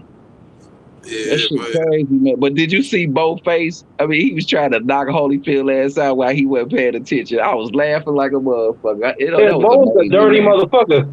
He was still trying to swing on Holyfield. Holyfield, wait a minute, see this motherfucker behind you with this orange suit on, nigga. You don't see this shit? Bo, like, fuck all that. Protect yourself. I didn't hear stop. Bo's trying to knock his ass out. He wanted that knockout bad, boy. Y'all gotta look at that shit again, man. That shit was funny, man. He straight trying to knock Holyfield out when he was like, hold on. He like, what, nigga? You trying to, what's this, a toast, nigga? What you think this is? See that? Speaking of fights we want, though, that's just, every time nigga mention Bo, I can't help but remember this nigga ain't fighting Lennox Lewis, boy. Man, bell trash nigga in. We know. I can't help but remember that shit, man. Like, hey man, let's go. Every time motherfucker mention Bo, they see that green belt in that old galvanized metal ass trash can. That's his legacy. And it was so long ago. Not just them 3 fights he had with Holyfield, bro. That's his legacy right there. That's fine, but just how everybody wants this blood and goddamn EJ, a lot of people too young or probably just don't remember the vibe, but that's how I wanted goddamn Riddick Bowe and Lennox Lewis, bro. I wanted that fight like a motherfucker. Man. Yeah, because they had history from the Olympics. Man, that was gonna be a fight. Trying to unify. Like, nigga, that was a big ass heavyweight clash that was just missed out on. He did not want that smoke, boy. For dumb shit. He did not want that smoke, bro. I'm talking about, so shit. It was so memorable, bro. Like I said, 1,000 flashes below, bro. He did that. That's shit. another fight where the suits got involved. Man, that shit was crazy. Nah, they said Rock Newman sent a lowball offer to Lennox Lewis' team, and they just immediately threw that shit out. They threw that shit away like he threw that belt away. Yeah, like there's no point in negotiating this shit. Like it ain't even close to the number they wanted. And I don't remember that fight being. I don't remember that fight being. The shit gets worse. You ain't gonna never remember it because it didn't happen. Ain't no way Ali not fighting fucking Frazier, bro. No, I'm saying I don't remember that fight Frazier being that not big fighting like Foreman. that. You see what I'm saying? Like, all the money, I understand. You do it for the purse, you do it for the money, but every era the shit just got a little more weaker and more weaker when it came to I want to fight the best and say nigga I'm the best and whoop everybody's ass. Well, hold on, I can't necessarily agree with that because you had niggas like Holyfield who was fighting everybody. He didn't care how big they was, how hard they punched. He was fighting everybody. Same thing with Lennox Lewis. It went down when he threw that belt away, bro. Lennox Lewis wasn't that guy, like he ended up being. So it wasn't like that. Well, that wasn't like Crawford and Spence back then. And everybody, no, not at the beginning. No. At the end, we can look back and we can look back at his story. I wanted to fight. I'm not comparing the reviews. I really want that though. No, because Lennox ended up. I'm not comparing that. I'm saying. I think that fight would have done way more pay-per-views than Spence and Crawford. Well, no, because Lennox, a lot of people. Everybody wanted that fight. A lot of people, because I was living when that was, and that fight wasn't all that because niggas wasn't drinking his Kool-Aid. Then nigga ended up getting knocked out by Rockman. That fight was all that because no, it wasn't all that, bro. They had beef from amateurs. I'm talking about if you was deep in the boxing. I mean, the Olympics. They fought for the gold medal. They fought each other for the gold medal. Yeah, I'm just saying, Lennox wasn't ready. Different from the pros, though. Lewis had no L's and was knocking shit out. Yeah, I mean, he also got knocked out by Rockman. A lot of people had question marks around Lennox. But to me, that was like that shit was fluky because Oliver McCall knocked him out too. The first time he got knocked out was by Oliver McCall. Yeah, that's what I'm talking about. I'm saying that I thought that shit was a little fluky because it's like Lennox Lewis was whooping his ass and then he just threw like an overhand right and it caught him. How was it kind of fluky? He knocked him the fuck out. Anything fluky about that? He knocked his ass out. Hey, Mark, that's a fight, Mark. Lennox wasn't that deal in the pro level. He was good, but he wasn't like he. Bro, that's not the point. It's three best heavyweights. Listen, no, he wasn't one of the best heavyweights then, brother. Oh, he's still in that pro man box though. Okay. I mean, listen. I think ultimately Lennox he's one of the top 5 greatest heavyweights of all time today. But then who was the top 5 heavyweights when Bo dropped that belt in the trash can? Well, you know, Mike at Tyson, that time, like for that era. A lot of people forget Razor Okay, Ruddock. Bo. Razor Ruddock was that deal back then too. Holyfield, Tyson. Foreman was in the mix. Tyson, Bo Holyfield. Well, no, Tyson was in prison. Yeah, Tyson wasn't there, so it was Holyfield. Yeah, I mean, he still was Lennox Lewis, motherfucking Razor Ruddock was in the mix at the time. He knocked out Razor Ruddock in like 2 rounds. I don't know if Foreman came back. George Foreman eventually knocked out Razor Ruddock. You had Michael Moore, Foreman. Motherfucking body, you had some heavyweights. Yeah, Michael Moore. You're right, Michael Moore. I mean, I'm just what I'm trying to say, brother, is all I'm trying to say, brother. All I'm saying is people we just named. How many of them people both fought? No. I'm not debating that, brother. I'm just saying I'm just saying at that time in real life.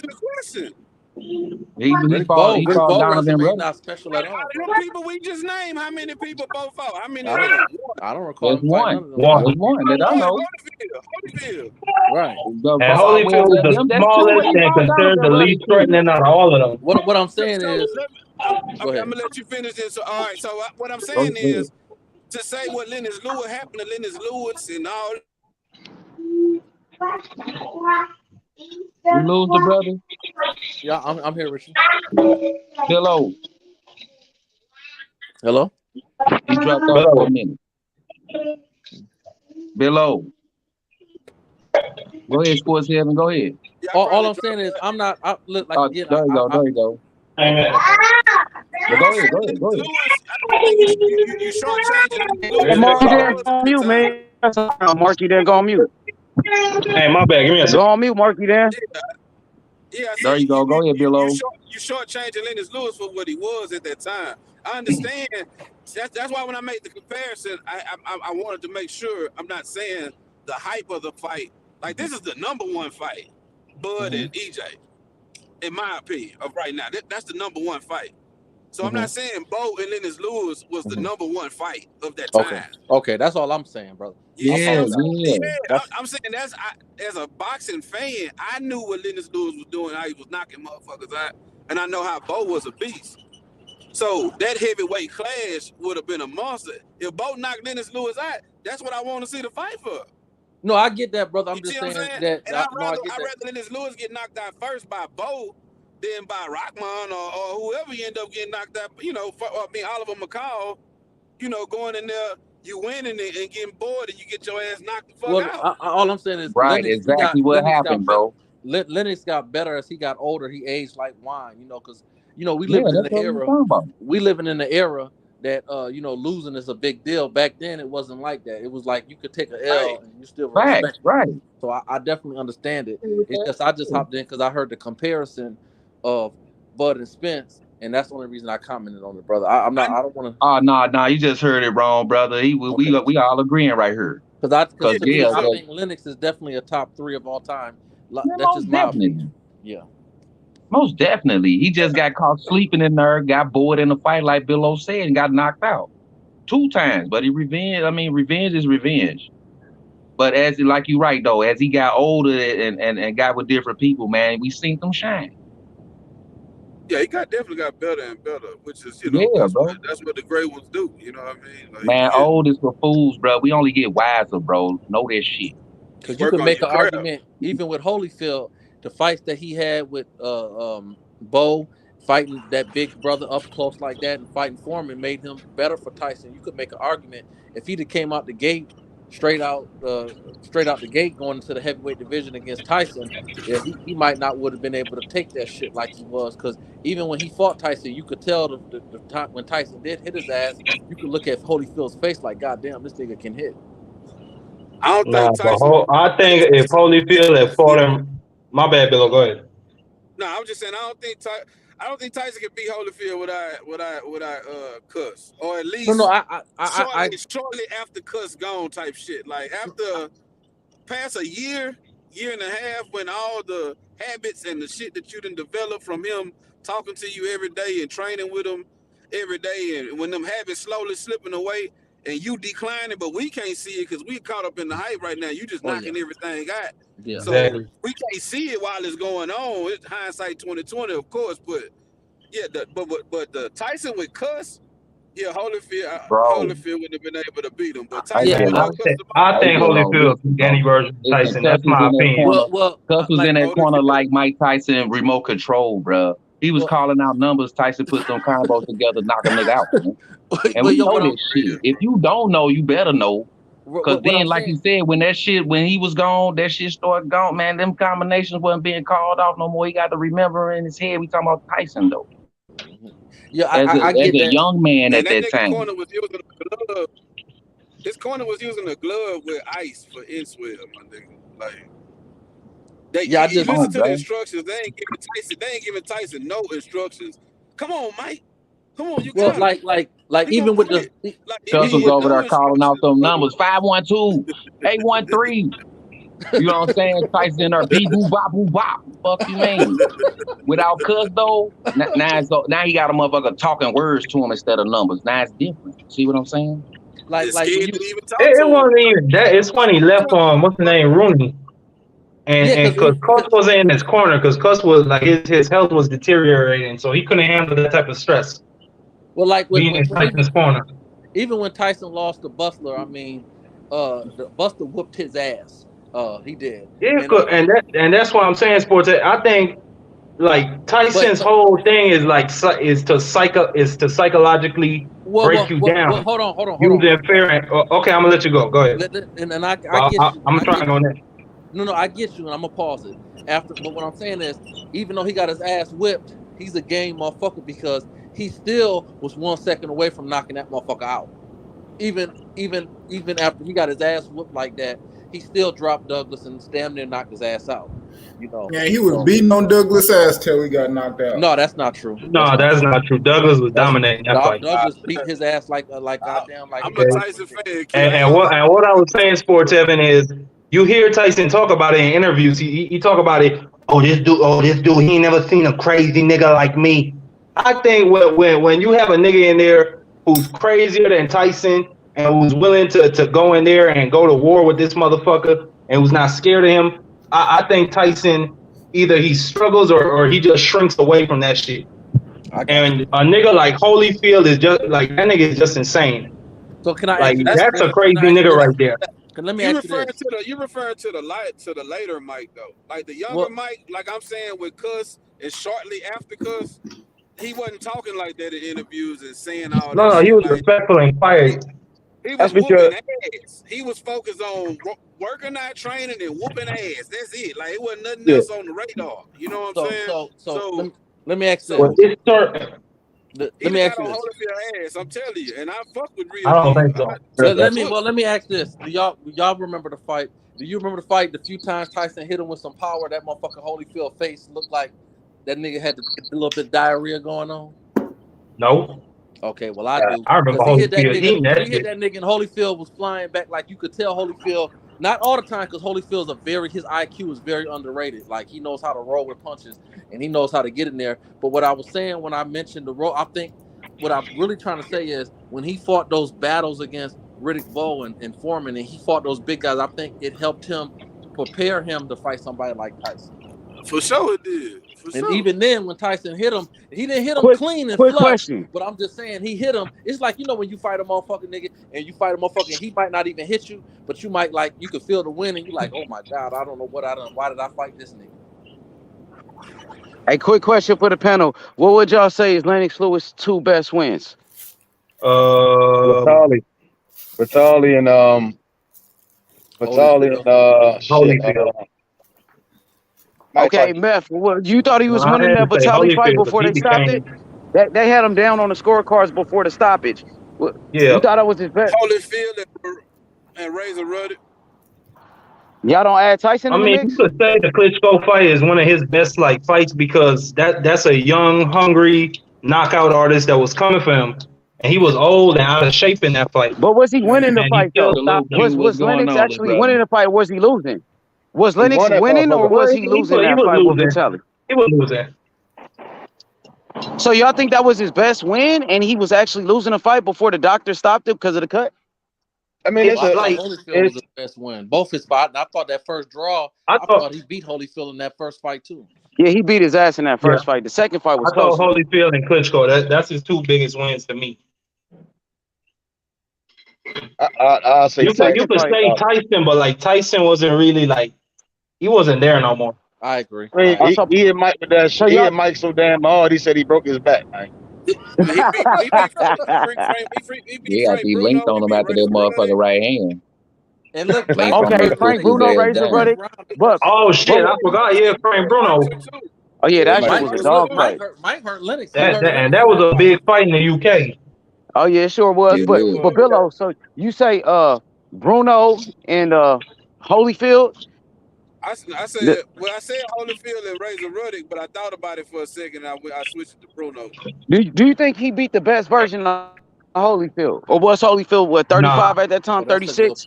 That was an old ass 37. Holyfield's something like a I ain't gonna say the extreme. You know, B-Hop Foreman would be the extreme, but Holyfield is a warrior, bro. So he had what it took to beat Lennox Lewis if Lennox Lewis wasn't on this game. Well, it was a washed Holyfield, but was it Holyfield in his prime? No. Well, I'm not gonna say that for sure. I thought that first fight against Holyfield, even though it's a draw, so historically he's not a win. I thought that was his best performance when that first fight with Holyfield. I thought he won. I thought Lennox Lewis won, but I thought Holyfield put on a good fight, but I thought Lennox Lewis won the fight. And I don't even think I thought it was like 8-4 or something like that. Yeah, 8-4. I had it like 10-2. It could be. I mean, however you want to have it. I just, to me it was more like an 8-4, but give or take a few rounds either way. I think it was clear Lennox Lewis won, but hey, it is what it is. Well, H Money, what do you think about Lennox Lewis overall? Let me ask you that. H. Yo, what's up with you? What's good? I believe overall. I'm here. He a H, damn good comeback fighter, man. What do you think all time? What do you think of Lennox Lewis all time? I wish he'd have. Oh yeah, you gotta think about the second Rockman He fight got too. a damn good jab. Oh yeah. Yup, that jab, Nice right hand. the He got power. feet movement. Nigga had toughness. He had a great trainer, Man. Emmanuel Stewart. Man, to me, like even like some and like a good mental. yeah, even though he ain't And beat a good Holyfield, like even though he ain't beat Holyfield in Holyfield's prime, like he got Holyfield at 35, he got Mike Tyson at like 36, shit, and he never fought Riddick Bowe, but he was beating everybody's ass though. I can't deny He it. beat That nigga was. Tommy Morrison. He beat Where would you rank? Man, we know Michael, Morrison was somewhat of a fucking hype job though, bro. Morrison was alright, like. But you gotta give him credit though. Yeah, but to me, he's one of the best I've ever seen, though. Because look, I was with Holyfield. Holyfield was my favorite fighter, and my favorite fighter couldn't beat him. But like when you look at it, when you really look at it, Holyfield was 35, 36, and Tyson was 36. When Holyfield was throwing like almost 800 to 1,000 punches per fight as a fucking heavyweight. Imagine he could keep that pace with Lennox Lewis. I think that would have been a much better fight. It would have been a better fight. I think Holyfield did good in the second fight. That was pretty close. Yeah, but I think but see, like to me, like from watching just with my eyes, Lennox Lewis probably the third greatest heavyweight I've ever seen. I put him number 3 on my list. I agree. But even though he ain't got them wins, like he got like an old Holyfield, he got an old Tyson, but Tyson was ducking him at one point. But like when Tyson got out of jail. Yeah, when Tyson got out of jail, Tyson vacated his WBC belt. Lennox Lewis was his mandatory, and Tyson dropped the belt to fight Holyfield. You know what I mean? So, like, people was kind of ducking him, and some people feel like Riddick Bowe ducked him. But like Mark said, Riddick Bowe's promoter, Rock Newman, they sent Lennox Lewis a low ball offer. They did send him an offer, And Lennox team turned it down, said, "Oh, this is a low ball, whoop whoop." But you see how they say Devin Haney took a low ball, but Lennox's team ain't let him take that bullshit offer. You know what I mean? Bo waited too long, and nigga, he had to fight Lennox Lewis anyway through the welterweight. Yeah, his legacy is like, damn, he ain't fought Riddick Bowe.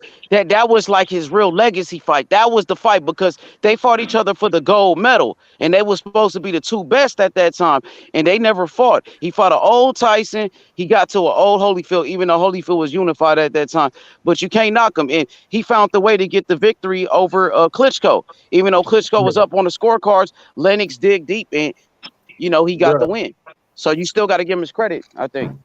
Yeah, most definitely ain't no think. Most definitely got to give him his credit because he was in there. What we talking about? Yeah, he had age on him too when he fought. Yeah, man, come on, man. He was still a He had age. He was tired. You see when he was like his legs went out in like the 5th round, and he was still trying to fight that nigga. Man. He wasn't Muhammad Ali, but he got the Muhammad Ali. He got the Muhammad Ali-ish type of. He top 10. He top 10 for me for sure. He top 3. Yeah, I wouldn't say top. I would say higher than that, but.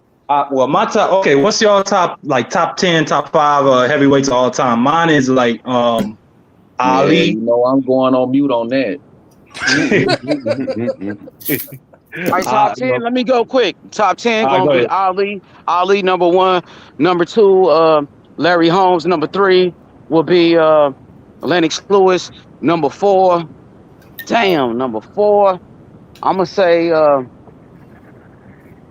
fuck, Larry number 4. Yeah, Larry Holmes could be number 2. Lennox Lewis number 3. Number 4, I say Joe Frazier. Number 5, George Foreman. Number 6, Holyfield. Number 7. Oh, you just giving 10? Because he beat Ali, though. That nigga beat Ali, though. I mean, a motherfucker, man. Like people sleep on him. Joe Frazier was a bad. But he beat Ali, though. Frazier beat Ali, my nigga. Prime. Yeah. Like that was it. But Ali did come out of jail. Like he was out of boxing for 3 years before they could beat him and shit. And it was a close ass fight, but I'm gonna be honest. you can flip flop it. Hey, that second fight with Joe Frazier and Ali, I thought was a little closer than I was. No, I thought Ali won. I thought Ali won that. I thought Ali won it, but that shit was a hell of a fight. Then we gonna go in between. So Billo. So I think like you could flip flop with Ali and Foreman. No, not Ali, but Frazier and Foreman. You could flip flop with those two. You know what I mean? I could adjust that later. So number 1, Ali. Either or. I got 3 Holmes. Jack. No. Yep. So number 1, Ali. Number 2, Larry Holmes. Number 3, Lennox Lewis. Number 4, I say Frazier. Number 5, Foreman. Number 6, Holyfield.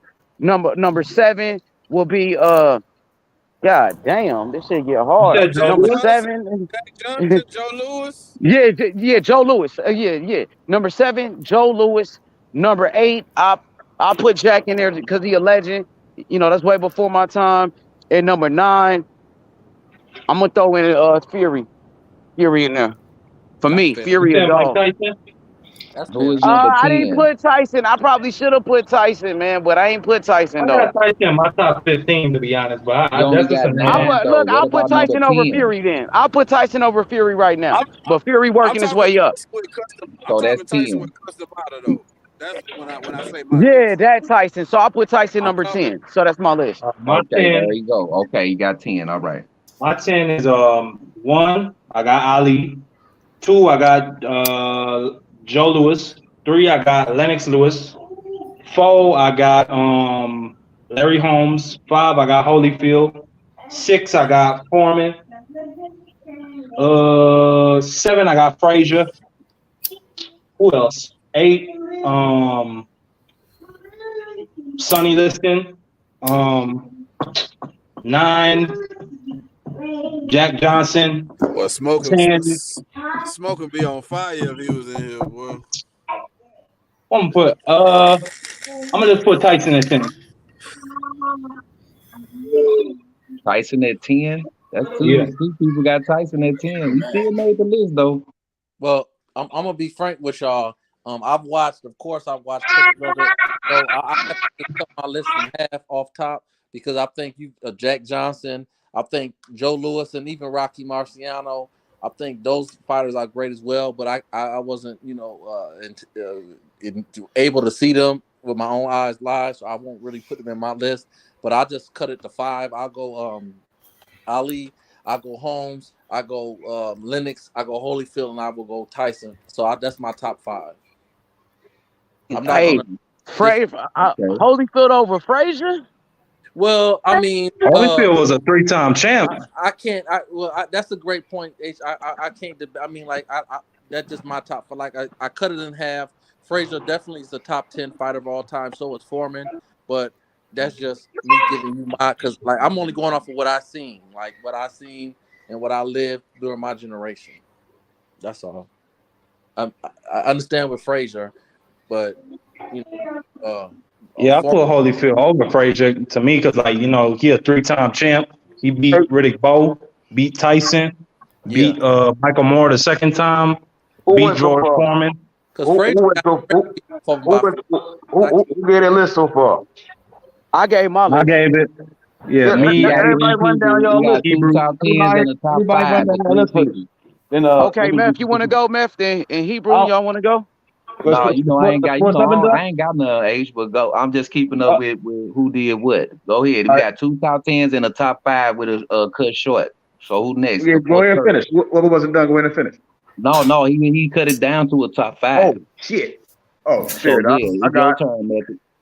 Ali, Joe Louis, what's his name? Larry Holmes. What's his name? Jack Johnson. What's that number 4? 5. George Foreman. 6.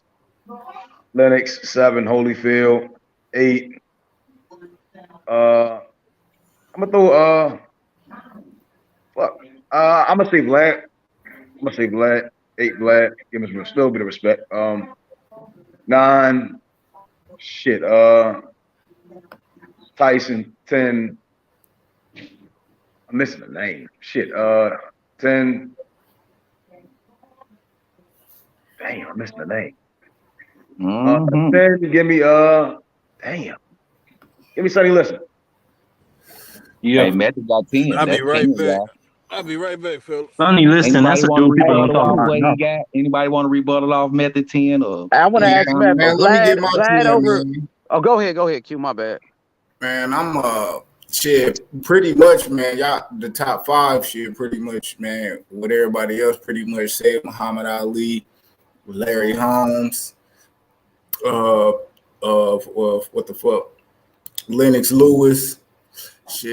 I'm gonna take probably what's different than what some people will say. I'm gonna put Rocky Marciano in my top 10. And the reason you put him in the top 5? Nah, I got him. Doing the top 5? Oh, so you're not doing it by any order? Nah, you doing the top 5 or top 10? 10. Okay. You got 4 right now. So 4. I got Sonny Liston too. Who else? George Foreman, Evander Holyfield, Joe Louis for sure. And where I'm at, that's 9. 8. Joe Frazier. And you said Tyson? Or both? Got one more. Tyson not in my top 10. Mm-hmm.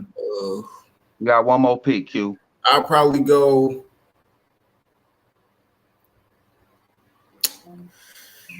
Man, I might go Jack Johnson. I go Jack Johnson because he the foundation. But I have to put Rocky in there. I have to put Rocky Marciano in that motherfucker. Okay, that's 5 people.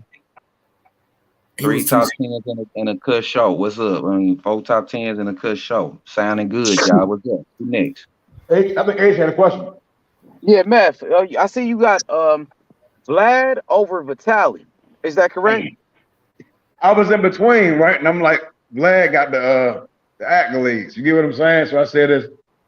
I had to do give him that respect off the accolades. He did get in there with Anthony Joshua. Although Vitali did get in there with Lennox. I saw Vlad beat Brian Jennings. He came back for Anthony Joshua. Fury may become a top 10 heavyweight of all time. You get what I'm saying? So him fighting Brian Jennings, Tyson Fury, and Anthony Joshua, that's some incredible shit compared to But he got knocked out by two of those guys. He got knocked out by Fury beat his ass for 12 rounds. He got knocked out by Joshua. Vlad got knocked out by Corey Sanders and Layman Brewster. Yes, right. But you gotta give Vlad that credit though, H Money. But he gotta never give ran him it back credit. with Corey Sanders. His brother had to go fight Corey Sanders. Vitali had to get the revenge. Oh man, yeah, I'm gonna give my big brother on you. man, say he was in between, man. Damn. Come on, man.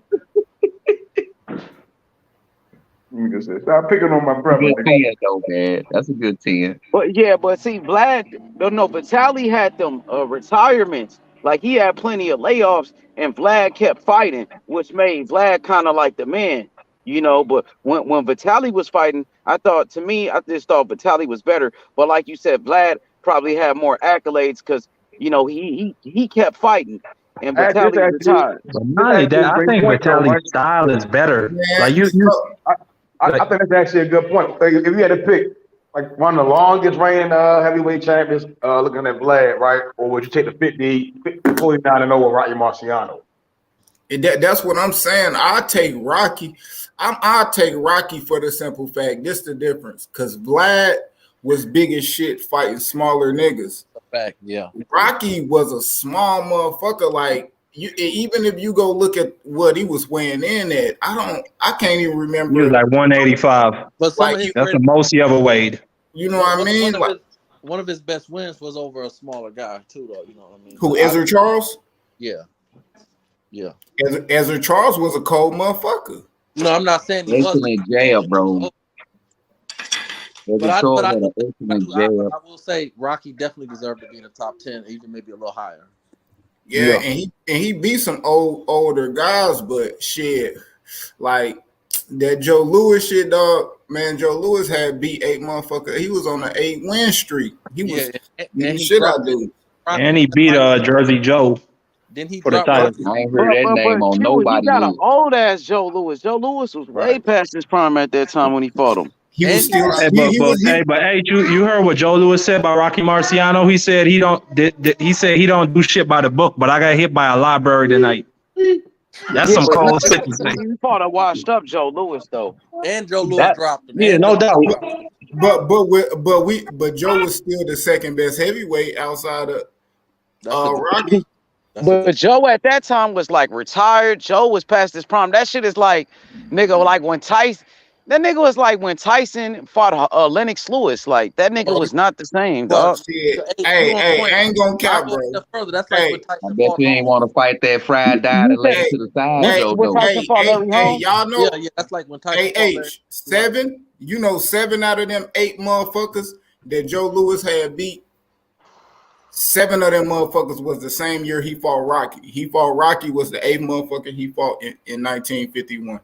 So Joe Louis, even though he was old, past his prime, that motherfucker fought 8 times that year, dog. But you know, Rocky Marciano cried after that fight because he knew that Joe Louis was too old. He cried after that fight.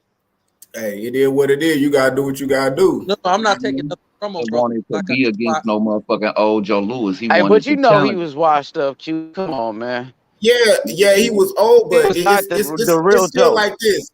It's still like this. It's like a new way beating Nonito Donaire. Facts, Nonito like Nonito Donaire old facts, but Nonito Donaire is still the second best motherfucker at 118. Well, let me. Like, I don't think nobody else other than the new way beat Nonito Donaire at 118, and it was the same thing with Joe Louis. Let me. When nobody beat Mike Tyson beat Larry Holmes in his prime? Huh? Do you think Mike Tyson beats Larry Holmes in his prime? To me, no. No. Jab too So good. so if you can Not only that, Larry Holmes will fight that motherfucker. No, I agree, but I'm just and I agree. That's why Larry Holmes so high on my list. I'm just asking if we can acknowledge that Larry Holmes was too old to fight Tyson. We got to be able to acknowledge that Joe Louis was too old for Marciano. Hey, that's fair. I'm just saying, like, no, I'm not saying that. Well, I think that's fair to say. And why? You can say the motherfucker was old, but I'm not gonna say too old, cause I done seen old motherfuckers beat young motherfuckers ass. I'm just saying, though. Just like I'm saying, Joe Louis was beating young niggas ass before he beat Rocky. Just like Nonito Donaire was starching young motherfuckers before he got whipped by Noe, bro. Well, I get that, my brother. That's why I asked you before I said what I said. To sum it all up, if the doctor's statement say your ass can get in there, ain't that age shit dead. Facts. But you know, these guys wasn't the same fighter. You know, these guys wasn't the same fighter at that time, bro. Y'all just gotta look at the big picture, man. We all heard what we saying, man. The motherfucker was old, but he ain't too old to get in there and get beat up. Hold on, but do you give him that full credit for beating for beating an old Joe Louis or an old Larry Holmes, my nigga? You know what I'm saying? Yeah, we give him that full credit. We know that. That's why I tried to sum it up, man. We know he was an old, washed up Joe though. Well, but the doctor's statement say your ass can go in there and fight. A lot of the brothers on the panel won't put Tyson in the top 10, and he beat Larry Holmes because he was too old. But it's okay for Rocky Marciano to beat old Joe Louis. No, nigga, you the doctor statement said you in there, so you. But Joe Louis, that's not the only name on Rocky's resume though. He got Jersey Joe Wildcat. No, I get that. No, I get that. No, what's different than that ass whooping Larry Holmes got from Mike Tyson? Larry Holmes was literally retired, bro. Joe Louis wasn't retired, bro. I think they only gave Larry Holmes like a 5-week camp, and he was coming off a 2-year layoff. Joe Louis was drunk fighting he was fighting for a paycheck, brother. Bro, he fought. He was, yeah. He had tax problems, but still, he fought 8 times that year, bro. No, but it's a different era. Only thing I'm confused in, and I don't disagree with none of what y'all. It's not like I disagree with that, because I think that Tyson beating Holmes was a good, and I think Tyson beating Spence was a hell of a win too.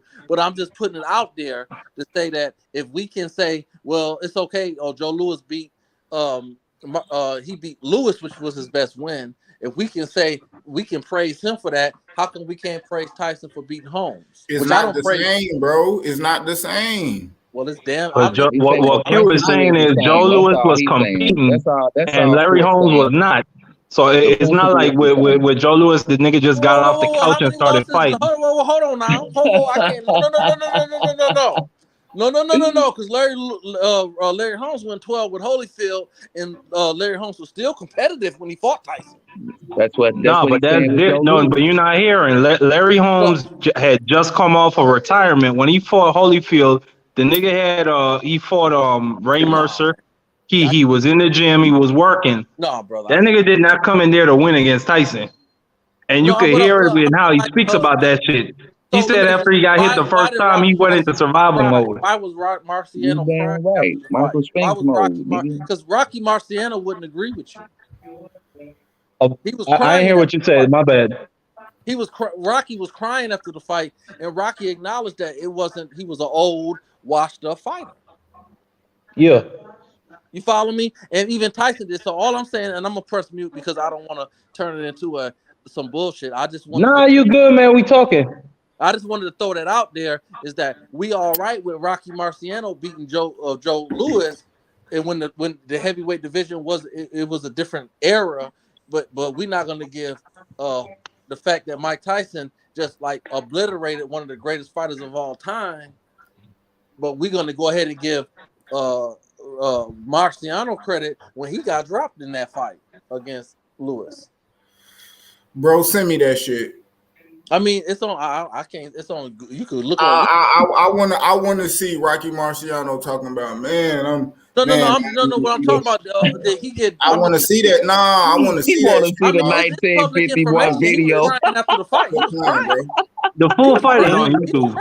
He was washed, man. He was washed up. Hey, so we got a question real quick. Crying, brother. He was washed up. He was crying and kissing him.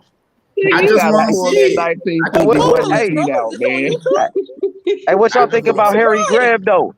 Hey, D-Wide, Oh, my he boy was a D-Wide. cold Hey, motherfucker. listen. He beat like 16 Hall of Famers.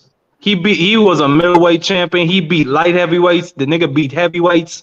They said him and Jack Dempsey had a famous sparring match where these two niggas was just slugging and knocking each other down, and neither of them niggas wanted to back down.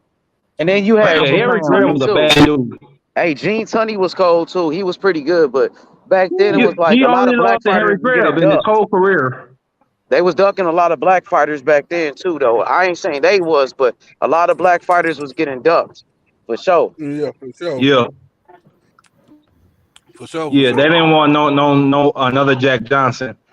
They didn't want another nigga riding around in expensive cars, fucking white women. That was their worst fear. Yeah. So they snipped that shit in the bud right then and there after they took the title from the man.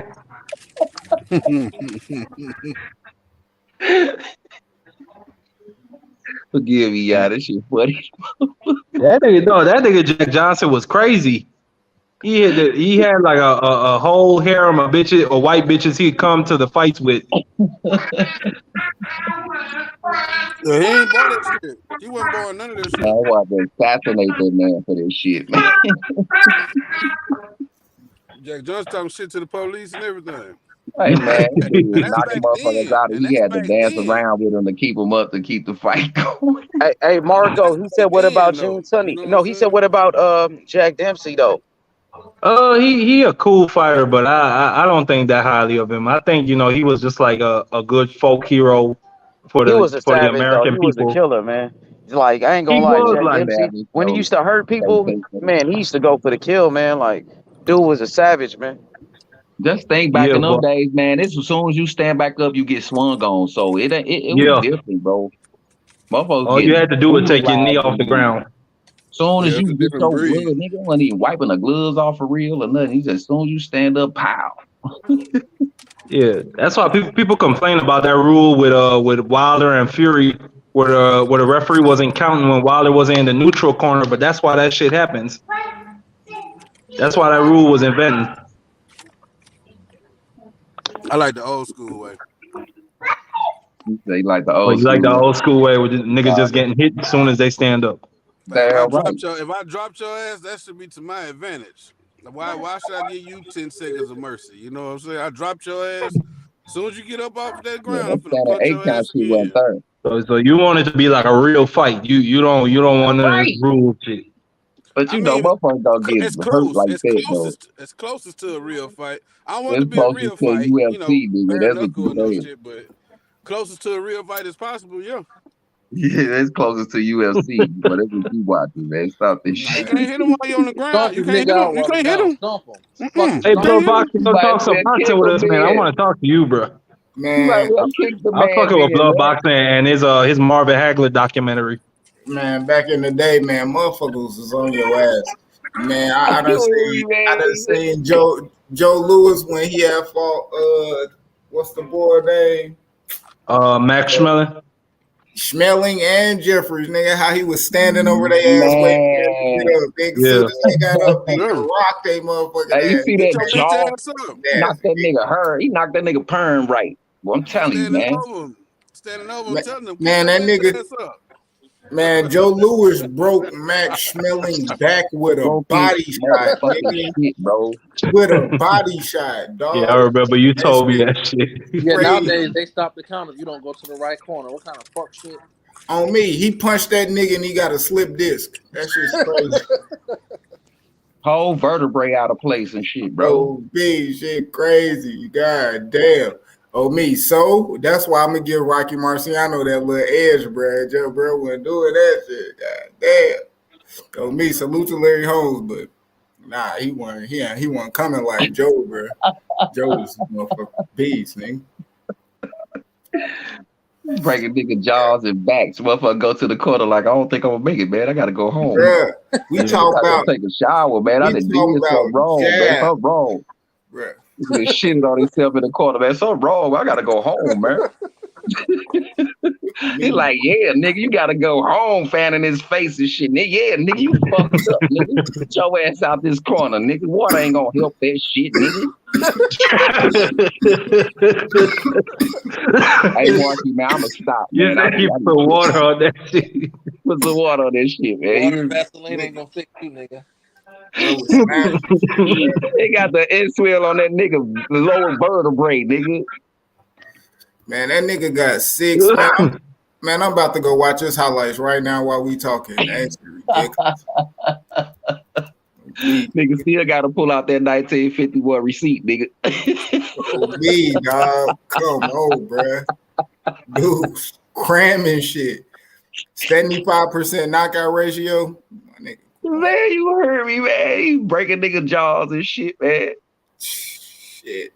But I'll say this, Joe Louis, I don't think he could fuck with or let me not say fuck with, but I don't think like he could beat boxers like Larry Holmes and Ali. Cause you go look at his fight against the dude Bob Pastor.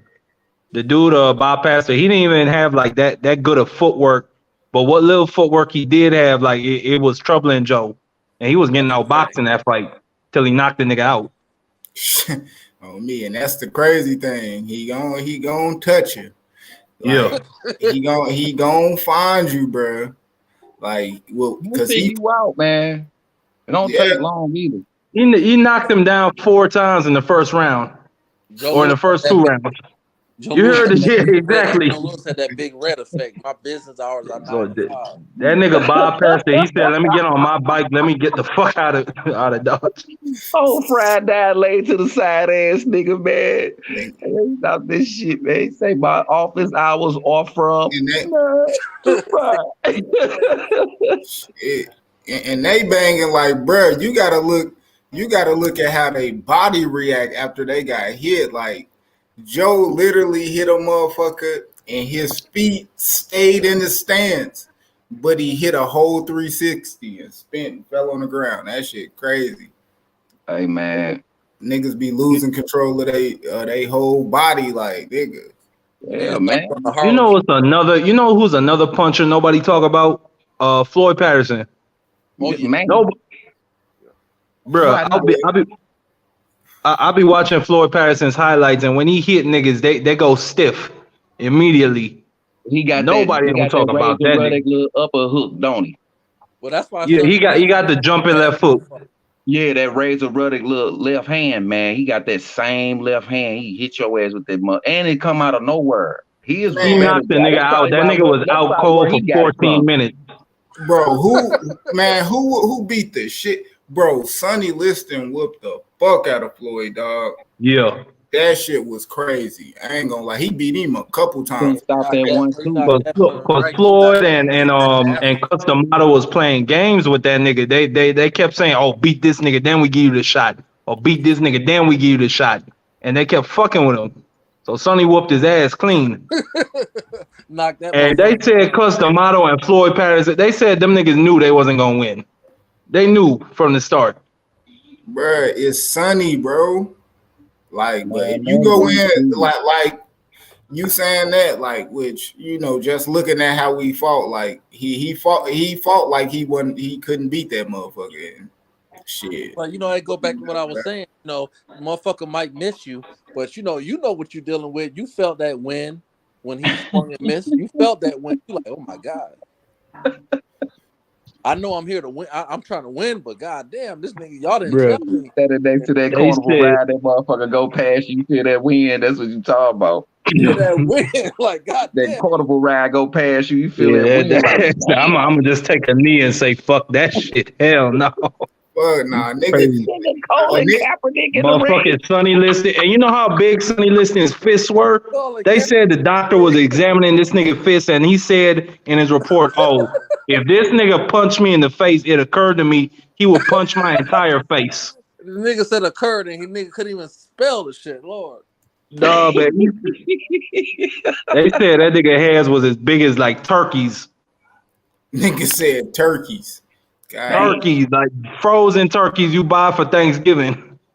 Custom gloves for a motherfucker, for sure. Yeah. Girl, like, hold on, wait a minute. Ain't no wait a minute. Hold on, let me backtrack. Nigga got water on his hands, nigga. Like a I didn't mean kneecap or something. I said that was just to pump the fight up. Niggas, them niggas just be up on each other like, man, please don't hit me like that again. Bruh, Sonny Liston had an 84-inch reach, bruh. What the fuck? Could you imagine? Yeah. Oh my god. With them old water balloon surgical glove ass hands, nigga. Fuck we talking about? That nigga can hit your ass from the middle of the ring and you still in your corner, man. Yeah, you heard me. Yeah, he linked up against the rope, throwing uppercuts, hitting motherfuckers in the crowd, long arm ass nigga. That nigga shit was long as fuck. Oh, damn, 84. Damn, nigga. So well, Ali threw that old phantom jab in there and knocked his ass down. Ali that pull counter, man. Hey man, he threw that quick ass jab between them old dialism ass arms, nigga. Yoda flame arm ass nigga. Get the fuck out of here. Hey, like, god damn, boy. That's the evolution of the game. You know, the game evolution. Motherfucker. God damn, that nigga 84. How tall was he? 6 something? He better have been 6'10", motherfucker. Who, Sonny Liston? Yeah, he probably was like 6'1". Nah, Sonny Liston was short. That nigga, yeah, 6'1". I mean, like, yeah, that's why the reach would deceive people. They didn't know that this nigga's arms were that long, and then he catch you with a jab and he hurt you. Well, he break the nose with a jab. Nigga stand straight up and scratch his knee.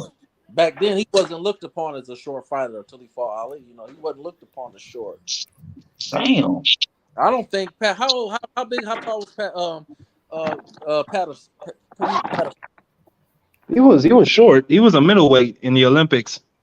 That's what I'm saying. When Liston was fighting, Ali was considered big back then. You know, like he was a tall, big motherfucker. Yeah, he was 6'3". That's right. Motherfucker wasn't 6'3" back then. Well, doing some peekaboo. And we ain't talking about no motherfucker Ali at that time. We talking about Cassius Clay. Let's get that shit straight. I'm gonna beat your ass down in the name of Allah, nigga. You heard me? Yeah, let's talk about Cassius Clay whooping that ass. That's who it was. Yeah, you say Sonny Liston reach was 84? Yeah. That nigga on. Shit, 85.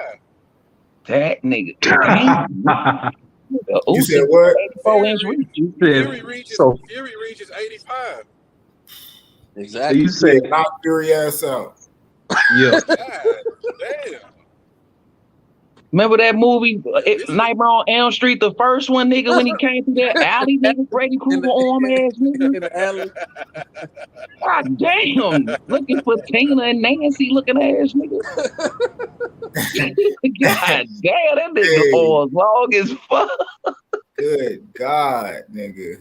That nigga been hanging around a boiler room with Krueger. Fuck wrong with him. And I remember when I watched that the first time, I had to walk home in the alley. I was like, shit, hey man, that shit. Hey, we was youngsters, man. Hey, that shit ain't. I ran home. I had to go to the backyard. I was getting chased by Freddy. So you see what Retro Boxing and 3 said. They said George Foreman said Liston had the biggest hands he had ever seen, and George Foreman's had some big fucking hands.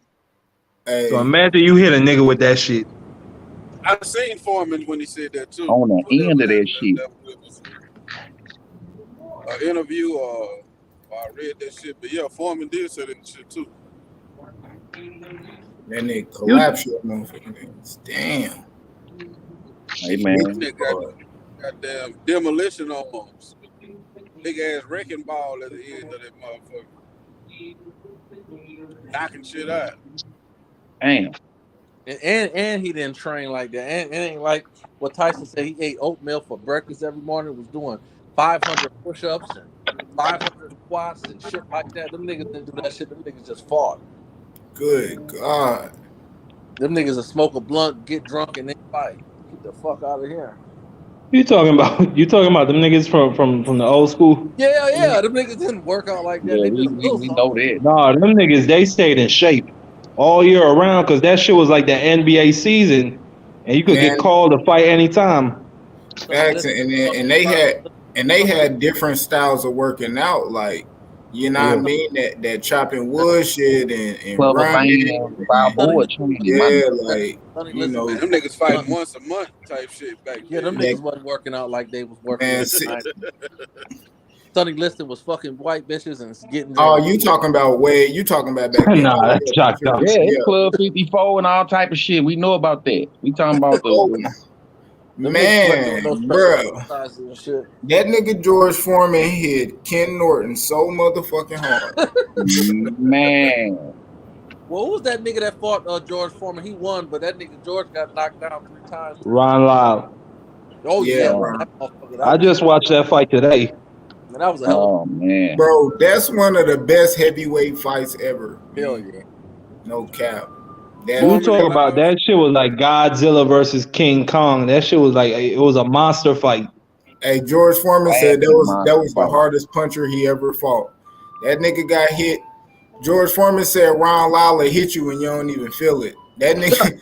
Hey, that's amazing that he didn't feel it because George Foreman arms was flying all in the air and shit. Like God, that nigga said I can't feel my legs. I can't feel my legs. Hey, Q, you want to see an even better fight or just as good a fight is Ernie Shavers versus Ron Lyle. Man, that's the fight, bro. That's hey, my man, shit. Hey, man, they both needed a life alert motherfucking system around their neck in that damn fight, man. Hey, Ron Lyle knocked my nigga Ernie Shavers the fuck out, dog. That shit was crazy. Yeah. But that was back in the days when the referee would let them niggas keep punching even when they was hurt. Throw the fucking towel out the ring, man, when a nigga about to die. Ron Lyle and Ernie Shavers. Oh my God, nigga. Yeah, you see when Ernie Shavers was out cold standing up and the nigga kept hitting him. My motherfucker eyes in the back of his head, bro. Man, when Ernie Shavers hit goddamn Ron Lyle and that nigga damn near did a backflip, nigga on me. I'm telling you, bro, they need a life alert by falling down and can't get up type shit, bro. That shit was, they let that shit go on. Ron Lyle came back from that shit though and knocked his ass out. Knocked his ass out, bro. Yeah, he did. God damn, bro. Like them two of the hardest punchers with a gas tank. Nigga, I bet you the hardest punch ever was when Ernie Shavers hit Larry Holmes, nigga. Nah, Julian Jackson, Terry Norris, bro. I think you seen Rocky Marciano versus Jersey Joe Walcott. I'm telling you. That was that. Yeah, but he hit him twice though. Ernie Shavers knocking down Larry Holmes probably one of the nastiest punches I ever seen. Man, Julian Jackson hit Terry Norris up against that rope. That motherfucker froze, nigga. That nigga, they had some motherfucking nitroglycerin pouring on his ass. He was so froze. That nigga was stuck on that rope. That go what I'm saying about the conditioning, brother. Back then, that's all I was saying about the conditioning. Because when I used to condition the dogs, the understanding is you don't condition for the fight. You condition to be able to recover. Right. And that's some of the difference. But you got to give niggas credit back then because them niggas had heart back then. But see, with all that heart, you got a condition to last though, for real. Hey, this the hardest punch a nigga done ever felt in their life, nigga. I don't know how Larry Holmes got up from that shit, nigga. Larry Holmes heart. See what I'm saying? So back then, motherfucker had heart for real. So they motherfucker heart wasn't letting their stamina get in the way. And that's why I keep saying I want to see niggas get their teeth knocked the fuck out, nose knocked sideways, eyeball hanging out. Tell the coach put that bitch back in there, get the fuck back up there and fight. You want to watch one of them slave fights? That's what you want. What is you talking about, man? Hey, I just see some crazy shit in the gym, nigga. You want to watch that shit from Django? It's October, man. Get that Halloween shit out your head, man. We ain't doing no hangings and none of that shit. I done seen a nigga see some eyeballs and some shit flying and shit. Hey, I paid good money for a pay-per-view or to go watch that fight, nigga. I'm trying to see blood, nigga. Okay, Q, I with that blood method. Did you hear that? That's why when motherfuckers and missing limbs and shit, method. That's why when motherfuckers be talking about some get hit, not get hit. Now I'm not saying you're not supposed to get hit, but people forget niggas like Sugar Ray, Ali, those motherfuckers, they dancing shit, but those motherfuckers got it in. That you got to get it in. Fuck that shit. They came to fight. Yeah, niggas got hit. They won't no more. Yeah, fuck Y'all, all that y'all other ever seen Larry Holmes versus Ken Norton?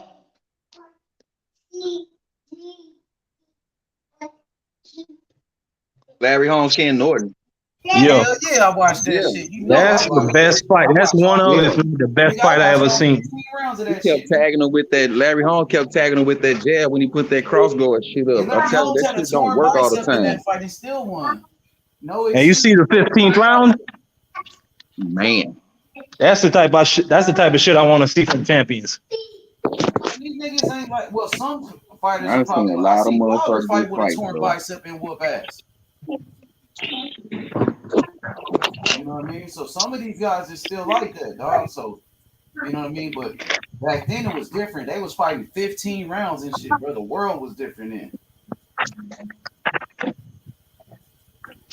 Yeah, I Them just 15 want. rounders, boy. When they got busy, man, you see two noodles in the ring throwing hands, bro. That shit. And you be wanting to see that one punch knockout while they tired like that, man. It should be entertaining, bro. Is the fact that it's 15 rounds, and then in the last round, them niggas still have energy to still be trying to knock each other out. That And it was was crazy, huh? yeah. Well, okay, that's simple. It's just like at your job. You get a whole bunch of energy from somewhere when that last minute comes. Like you can't wait to get out that motherfucker. You get some energy out of nowhere. Nigga, imagine how many fights would have like had a different outcome if they only fought 12 rounds. Like Sugar Ray Leonard knocked out Thomas Hearns, I think, in round number 14. If it was a 12 rounder, Thomas Hearns would have won that fight. It would have went to the scorecards. Hell yeah, good point. Yeah, that's what they back out on these youngsters. Got all this energy. The motherfucker 15 rounders back out here. That's why you gotta respect Sugar Ray so much, is that even though he had all that athletic ability and all that skill set, that nigga was fighting come down to who the dog. It's a fight. Like Tyson used to say, it's a fight. Fuck all that other shit. Mm-hmm. It's cool. It's cool. Don't get me wrong. All that technique and all that other shit is good, but it's still a fight. They're gonna come I down. mean, you could be technical and still, go in there and fight. Like I said, with Larry Holmes and Ali and Sugar Ray, them niggas came to fight. Hell yeah. Hell yeah. It's just that they were technical and they had skills. Man, when it came down to the fight and the motherfucking corner was talking, they be like, shut the fuck up, man. I don't need you to tell me shit. Just give me my mouthpiece, nigga. That's what Michael Spinks told his corner. He said, shut up and pour me some water. I ain't trying to hear that shit. Fight. He already had his man figured out, or he just that shit funny. He did though. And that's only to a motherfucker a trainer that you don't really respect like that. Now, if he would have had somebody in that motherfucker that could tell him something. No, you know brother. what I mean? At the end of the day, like Emmanuel Stewart, ain't gonna take that shit. Ain't nobody telling no Emmanuel Stewart that. Ain't no nigga telling what, brother? Guess what? No Listen, brother. When you in a fight, when you in there with somebody it turned into a fight, because that's what happened. When the best fight the best, and all that technique go out, it's come down to it's a fight. When the best fight the best. But today we living in an era where so much politics that we don't get to see fights like we used to. When it come down to that's what the thing is. With the best fight the best, it come down to man versus man. Exactly. So he All was that in his other feelings. shit. He got hit hard. He was in his feelings. He's like, fuck all that. Give me my water so I go back out here. Nah, I ain't finished. Man, that ain't the politics, bro. That's people actually seeing what they feel like. They feel like the shit they seen Mayweather do was the ultimate shit, not to never go in there and lose and shit. No. What I'm saying is, but hold up. Because at the end of the day, like, yeah, bro, you do supposed to go in that bitch, hit and not get hit. But it's several different ways of doing that, bro. It's several different ways. Like, people think sitting back and moving and doing all that. Like, you don't got to do that to go in that bitch and not get hit. You might get hit a little bit more doing it a different way. But that's neither here nor there. But none of that matter when you in there to ultimately break somebody down to knock them out, because some people don't got that power just to go in there and knock a nigga out, but they can break you down with the boxing shit. and then knock you out because you're tired and all that shit. That's what I'm saying, brother. When you get the best, hold on, my brother. What I'm saying is when you get the best versus the best, what simply starts to happen is the skill set that we talking about. We equal. It's just that's why that's what the championship. When we watch basketball and football, the champions is the best. So the man in the corner, you giving me all that advice and stuff like this, but the truth is, I'm a better fighter than you are, trainer for real. And it be like this sometimes. I got to fight this man. Everything you telling me to do, I've been trying this shit for 3 or 4 rounds. I done tried this shit for 6 rounds, and the shit ain't working. I just need you to get time to make my own adjustment. That's right. Give me my water. That's why Spence and Crawford is so special. It's because thank you for the advice, but I have to. Is this coming down to who a mono versus a mono? Yeah. And it's some niggas they just like they don't need that type of advice. Like Floyd, what Roger used to say every time he came back to the corner, keep doing what you're doing. There's some niggas they don't need that type of advice. Sometimes they don't even have to get it, Method. You heard me? Cause he just went in there and whooped the nigga ass. That's all. That's why he can say you doing what you doing or something. I done heard motherfuckers. I done heard Crawford come to the corner and ain't nobody say shit. What fight was that? Against damn, that was in the 3rd round. The fight really wasn't into the motherfucker. What fight was that? He was at 140 though at that time. Because when Spence and Crawford fight, it don't matter. What fight was it? It might help a little bit. I don't want to discredit the corner people, but it's gonna come down to I got 3 rounds in my. We got 3 rounds in the bank because of the information you gave me. But this nigga just broke my motherfucking rib, so I don't really want to hear what you talking about right now. Nah, but it's some niggas like Virgil Hill and Andre Ward. If Virgil Hill was not in Andre Ward's corner, he would have got destroyed by Kovalev in that first fight. Because it was some epic shit that Virgil Hill was telling Andre Ward. Well, I think Andre Ward, his heart and his determination pulled that fight out. That's true. I'm not saying it didn't, but I'm just saying go listen to the shit Virgil Hill was telling them in that corner. Facts, and that's all I'm saying. And that's all I'm saying. Ultimately, at the end of the day, like, unless like the fighter is gifted way better than the trainer, but if the trainer bring a certain thing to a boxer that only the trainer can do, bro, like it ain't nothing. It really ain't nothing beating that because that's another set of eyes. It's just how you. It's just. Man, at the end of the day, it's the type of trainer you got. Check this out. Let me who you got in there and what they telling you. Let me tell you something. The difference between Russell Wilson and Tom Brady. When Russell Wilson went to the huddle, when they was on the goal line, and he looked at everybody and said, "Well, the coach said we're gonna throw a pass." Tom Brady would have came to the huddle and said, "You know what, man? Motherfuck what Bill talking about, nigga. Marshawn, I'm about to give you this ball and we're gonna punch it in." Sometimes the fighter has to say, "Man, listen, man, I love you, man, and I thank you for everything you did, but nigga, it's on me." This fight has went from a technique. This has went from a technique fight to a fight because it's still a fight, and it come down to I appreciate everything you did, and you know what? Thanks to your information, and I'm still listening. Don't get me wrong, I'm still listening.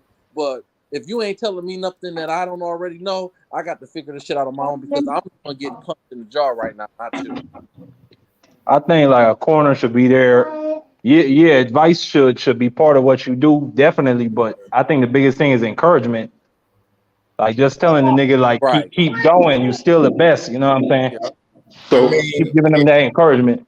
I mean, it's all about it. To me, how I see it is really all about the boxer and really what you think because when you say shit like that, like one of my favorite fights is Corrales and Castillo.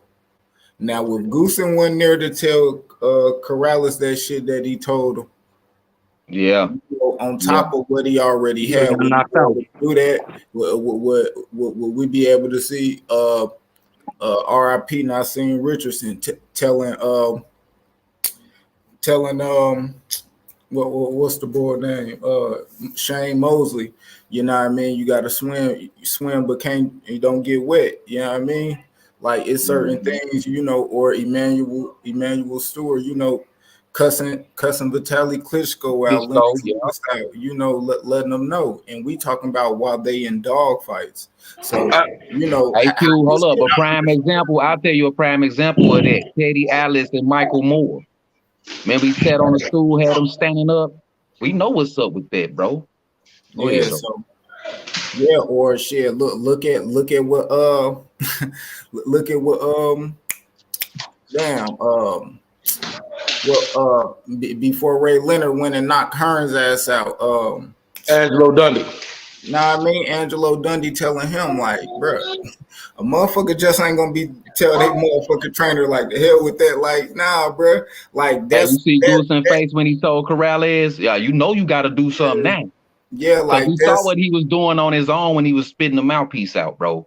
Facts. He went to that corner, got that motherfucker mouthpiece back in, man. Fuck all that. You know what you got to do, man. Next thing you know, beep boop bop. Shit was stopped. I will say right that I understand. I can understand on both ends. I think who said that? I think it does come down again to competition as well.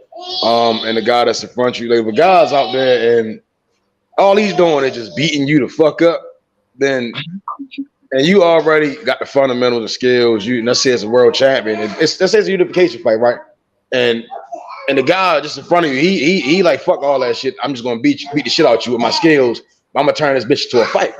You get what I'm saying? And for you to beat this motherfucker is gonna be you gotta fight him. You see what I'm saying? Then that's what you gotta do. I mean, when Mosley fought Mayorga, right?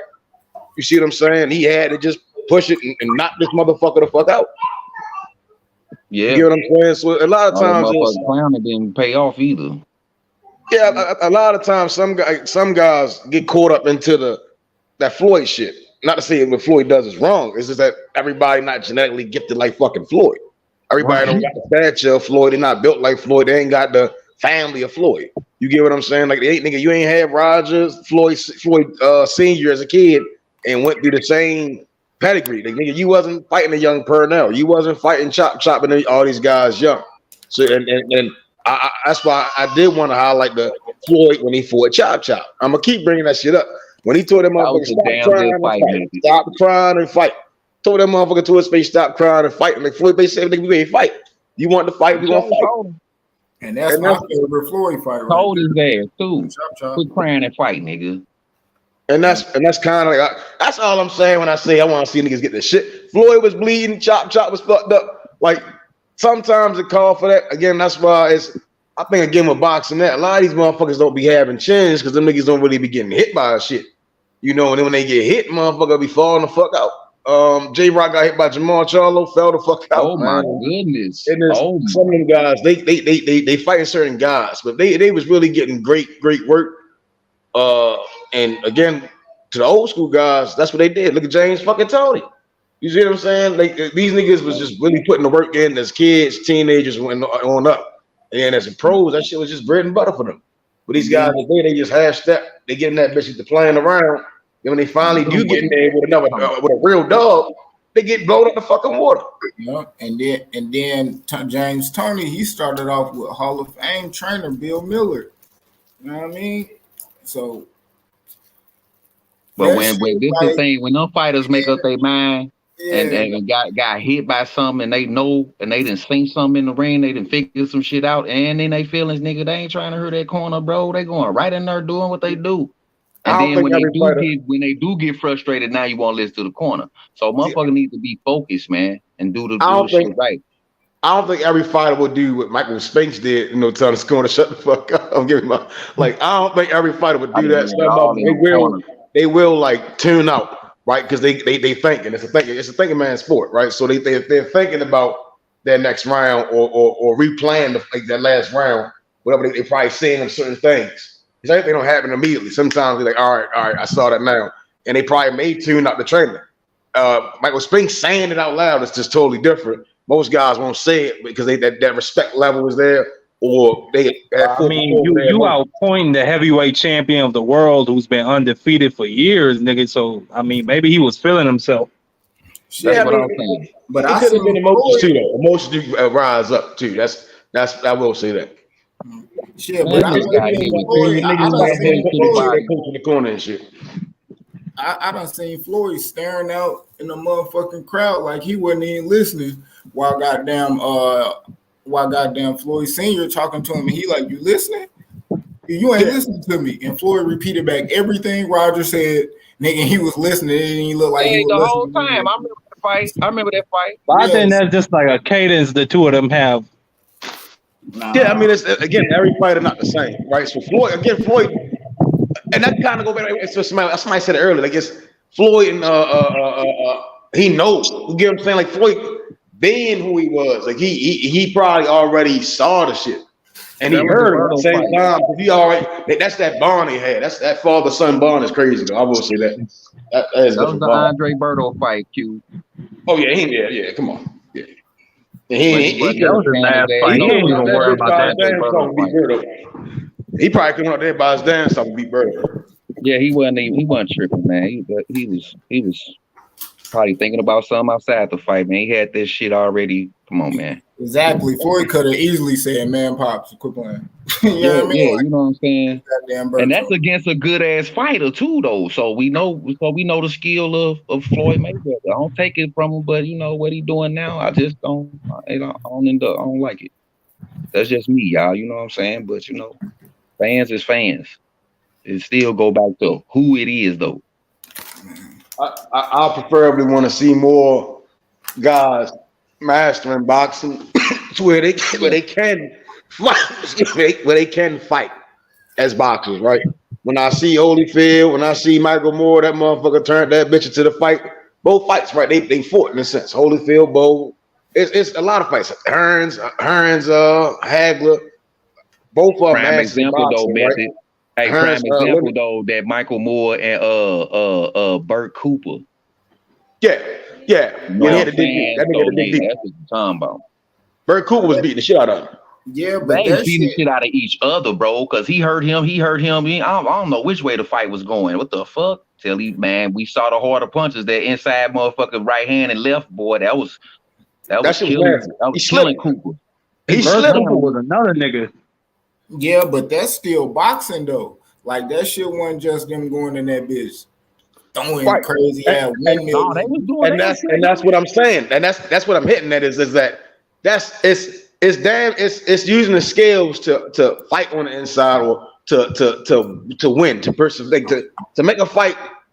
Because I mean, I just can't believe every guy is going to be just sitting there. Like I think most guys at a really top level can fight on the inside. You know, shit. When Hagler and Duran fought, I know how to clinch. It inevitably went to the fucking. Know how to defend yourself. You see what I'm saying? Like when you really fighting guys, Maidana forced Floyd to the inside. Canelo really isn't that good, so he couldn't get Floyd to the inside. You get what I'm saying? So I just think guys today is I want to see the best fighting the best. I do want to see guys get on the inside and then really start to really use that offense and defense, that mastering of the boxing and punish guys. Like them Philly fighters, nigga. That's why I love Philly fighters. Then like James Toney and shit. Like Jimmy Young, that's another nigga. He was a boxer, but this nigga, you know Jimmy Young, right? You know the little nigga who beat up George Foreman. Mm-hmm.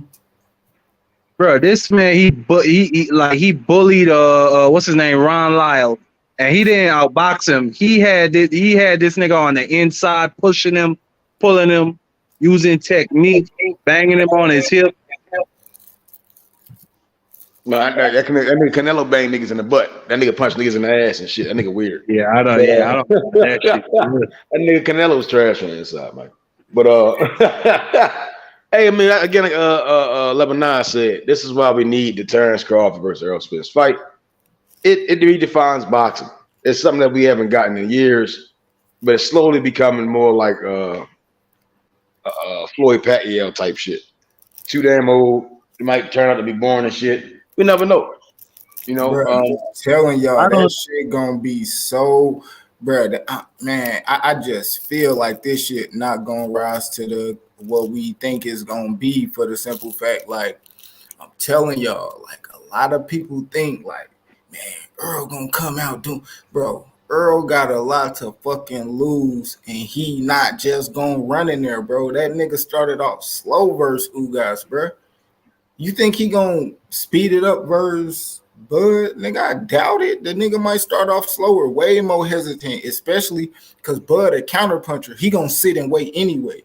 He gonna look to punch soon as he see Earl punch. So it don't matter. Like Bud gonna be Bud. You know, that's just how we fighting right now. But bro, that whole fight, that tempo gonna look totally different, bro. I'm telling y'all, just like we ain't think the Sean Porter and Bud fight was gonna look like that. Motherfuckers thought Sean Porter was gonna go in that bitch, making it hard, all inside mauling, bro. None of that shit happened. So, bro, I expect the same fucking thing in this fight. I just expect Earl to get knocked the fuck out, bro. And you know, it ain't gonna be a surprise to me. But you know, salute to him, man. He might be able to. I think he might like, and that's why I think like the coaching gonna come in on Earl's side, because I think Derrick James will be able to tell Earl something in the middle rounds and probably clip Bud, drop him, some shit like that. But he ain't gonna knock him out. He might rock him. I don't think he'll knock him out. You know, when the Bud get up, shit. You gotta understand that what they telling you in the corner is not working in the ring. Sometimes you can lose a fight in your corner, and sometimes the motherfucking fighter say, with all due respect, I'm gonna do it my way if I'm gonna take this L. Chris Algieri, Manny Pacquiao, nigga. everything Earl do, he do in the gym. Earl don't do no, like, Earl is who he is. I ain't gonna lie, like, Earl one of them motherfuckers who do listen to the corner. He might venture off and shit in the middle of the rounds, get kind of lackadaisical or not be able to figure something out. But when he go to the corner, Derrick James gonna tell him what to do. And he usually always do it. You know, sometimes he don't, because Earl is a rhythm fighter. And that's why with Bud going against him, that's going to throw Earl rhythm off, because Earl fight to a rhythm. Bud, he fight to a rhythm, but he'll break his rhythm. And that's what make him 2 times more dangerous. Like, because rhythm is where you get the power from. That's why I would say Bud rhythm is better, because if you and Bud sitting on this shit, but back when Bud wasn't sitting on his punches, and he was more of a boxer, like at 140, he still was producing power to break these guys down and shit like that. And that was because he was fighting with that rhythm. Boom, and he wasn't even really sitting down. Now at 147, that he's sitting down and he'll fight with that rhythm and he'll break it. Bro, that power super crazy. Like, I ain't gonna lie, like, and that's just something that Earl, he don't got, bro. I ain't gonna cap. Like, Earl don't fight with that. He fight with a rhythm, but not like how Bud do it. Like, and just like even Tank too, like Tank, he fight with this, man. I ain't gonna get on Tank, but I say Tank got an amazing way of making people feel real comfortable with what they doing before you knock them out. He give you a false sense of security. He make you feel like you doing something real good until you ain't. You like, damn. He was beating the shit out of Tank with that jab, and then he countered the jab. Like, yeah, that's what I'm trying to say. Some fighters, you losing the fight, and then the next round, the fight over. That wasn't what the corner told him. That's what the fighter reached down and did. Yeah, or that's what they see in the ring. Like, but that's just like those are them special fighters. Like Bud special like that. Tank, he's special like that. Who else? Like Inoue, bro, he's special like that. Like the way, like how they like seek and destroy and get you the fuck out of there, bro. Don't nobody like. I mean, Beterbiev too, but Beterbiev not even like this crazy like boxer. He a puncher. He like, yeah. I don't know, that nigga. He like, I don't know. He's hiding cards up his sleeve. Like I don't know. I don't think he's showing everything he could do yet. And what he got to get in I was shocked to see that nigga using lateral movement and counter punching Joe Smith. And I know that's Joe Smith. Joe Smith ain't the most technical, but still. Yeah, I thought he was just like a regular old puncher. He just come forward. My bad. Better be don't really have to get in his bag all the time. Same with Bud. Same with Tank.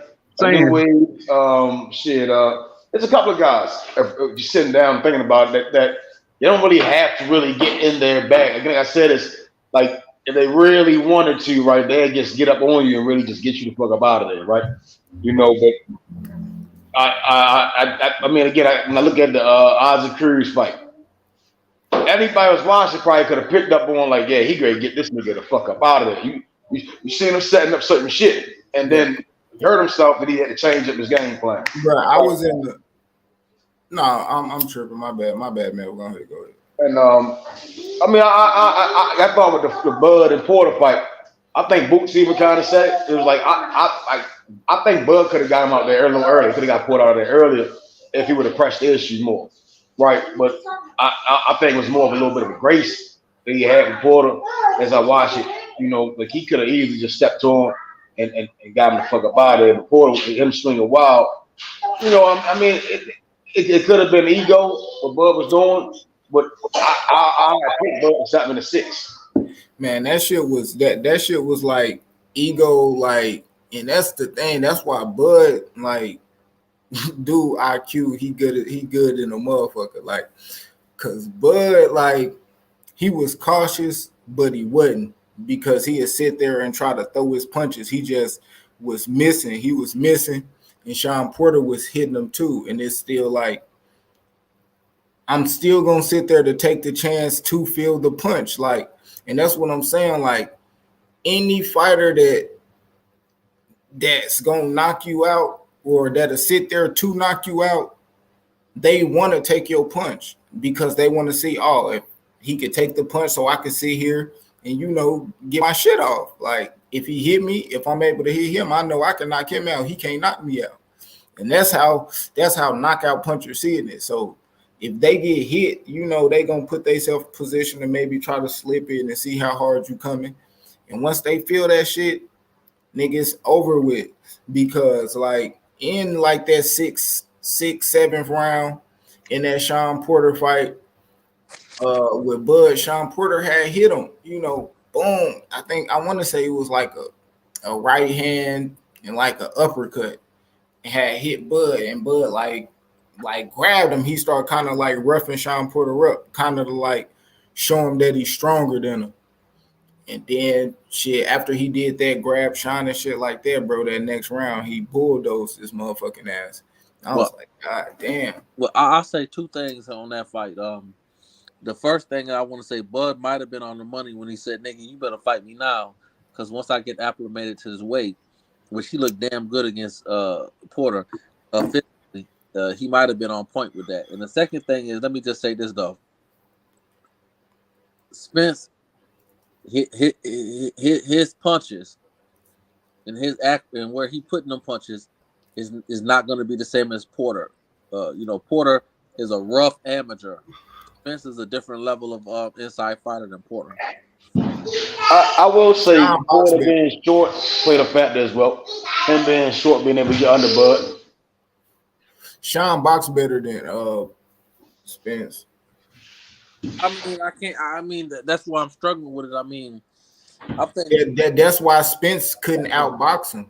Spence would want you to believe that he fought Sean Porter fight, but Sean Porter was like Sean Porter was outboxing him, and Errol Spence turned it to a fight. And Sean Porter just had to fight. Well, I'm not drinking that Kool-Aid I'm not drinking that Kool-Aid that Spence tried to fight Porter fight. I think that's some old fanboy right there. Not saying you talking like that, brother. Yeah, I don't believe that shit either. A lot of Spence fans talk, that's to me, that's fun. That's fanboy talk. That's dumb shit. That's that dumb shit. Is that Porter? To me, he's a rough amateur. He don't have, in other words, he don't got no hot sauce on his chicken wings. Bro, Jimmy G is killing the Rams right now. Spence got hot sauce on his. What's the score? It's 7-3 right now, but the 49ers, they moving down the field. They up 7-3. Yeah, all right. Rams gonna get him. Fuck the 49ers. Right, that's not enough to. Man, I don't know. But I need the Rams to win, man. Yeah. Why you need the Rams to win? Not enough. Hey, man. Hey. But You Spence, ain't a Ravens fan? I'm a Ravens fan, brother. Yeah, I was A mad. Ravens fan? Hell no, man. I just not picked from the Bills to Baltimore? beat them boys, man. Yeah, I'm mad about Sunday. I'm so disgusted. I that's why I'm not watching the game tonight because my heart is broken from yesterday. I called that. Hey, I picked the Cardinals to win. Shit. Only games I got wrong was Russell Wilson bum ass, the Steelers, and the Browns. Man, You everything see else. my Eagles, fly Eagles. Hey, y'all niggas was ready to get. Y'all was ready to get that work with them Jaguars, boy. Them Jaguars nice as shit. The Jaguars, that's the team people sleeping on. They got a nice ass defense. Well, that white boy can ball. Bruh. We got a nice ass defense. Our quarterback, he's more accurate. He could pass that motherfucker. That white boy can ball. Which white boy? The white boy for the Jaguars. You know the quarterback. He Trevor Lawrence. Yeah. He got potential. Yeah. He passed that. He can ball. Mm-hmm. Yeah, they the dark horse in that division. Mark my words. Everybody talk. They might fuck around and win that division. Y'all heard it here first. I wouldn't be surprised. They got the Colts in their division. They got the Texans. They got what's the other team? Tennessee. They not what they was. I'm trying to tell y'all, Jacksonville is the team to watch. It come down to play before playoff time. You see what I'm saying? And I like to look at the schedule. Tennessee, cool. I wouldn't be shocked if them niggas made it. They can make some noise in the playoffs. Now, rather not Jacksonville fall short in the playoffs, that's another conversation. But as far as regular season go, Jacksonville is going to take that division low key. Maybe it all come down. All right, so Derrick Henry healthy, right? Yeah, it's just not that quarterback that they got. He overpaid, and they paid. Yeah. That's white privilege is at its finest. That quarterback they got. It is. That's white privilege at its greatest. If Derrick Henry pick up speed around the seventh, eighth week, they gonna probably get this. They gonna get that. But the thing is, listen, it's a team game, and that white boy from Jacksonville, they putting up points. Yeah, and they shut niggas out. Right, and they got a defense to back it up. And let me tell you something: when you get in the bottom of the barrel on when you coming in last place, looks like Miami. You know, like we don't know the names, but the talent on the field is you're getting the best draft picks. So Jacksonville, they got the best players coming out of college for the last 3 or 4 years. So yeah, when you got Miami might be done though.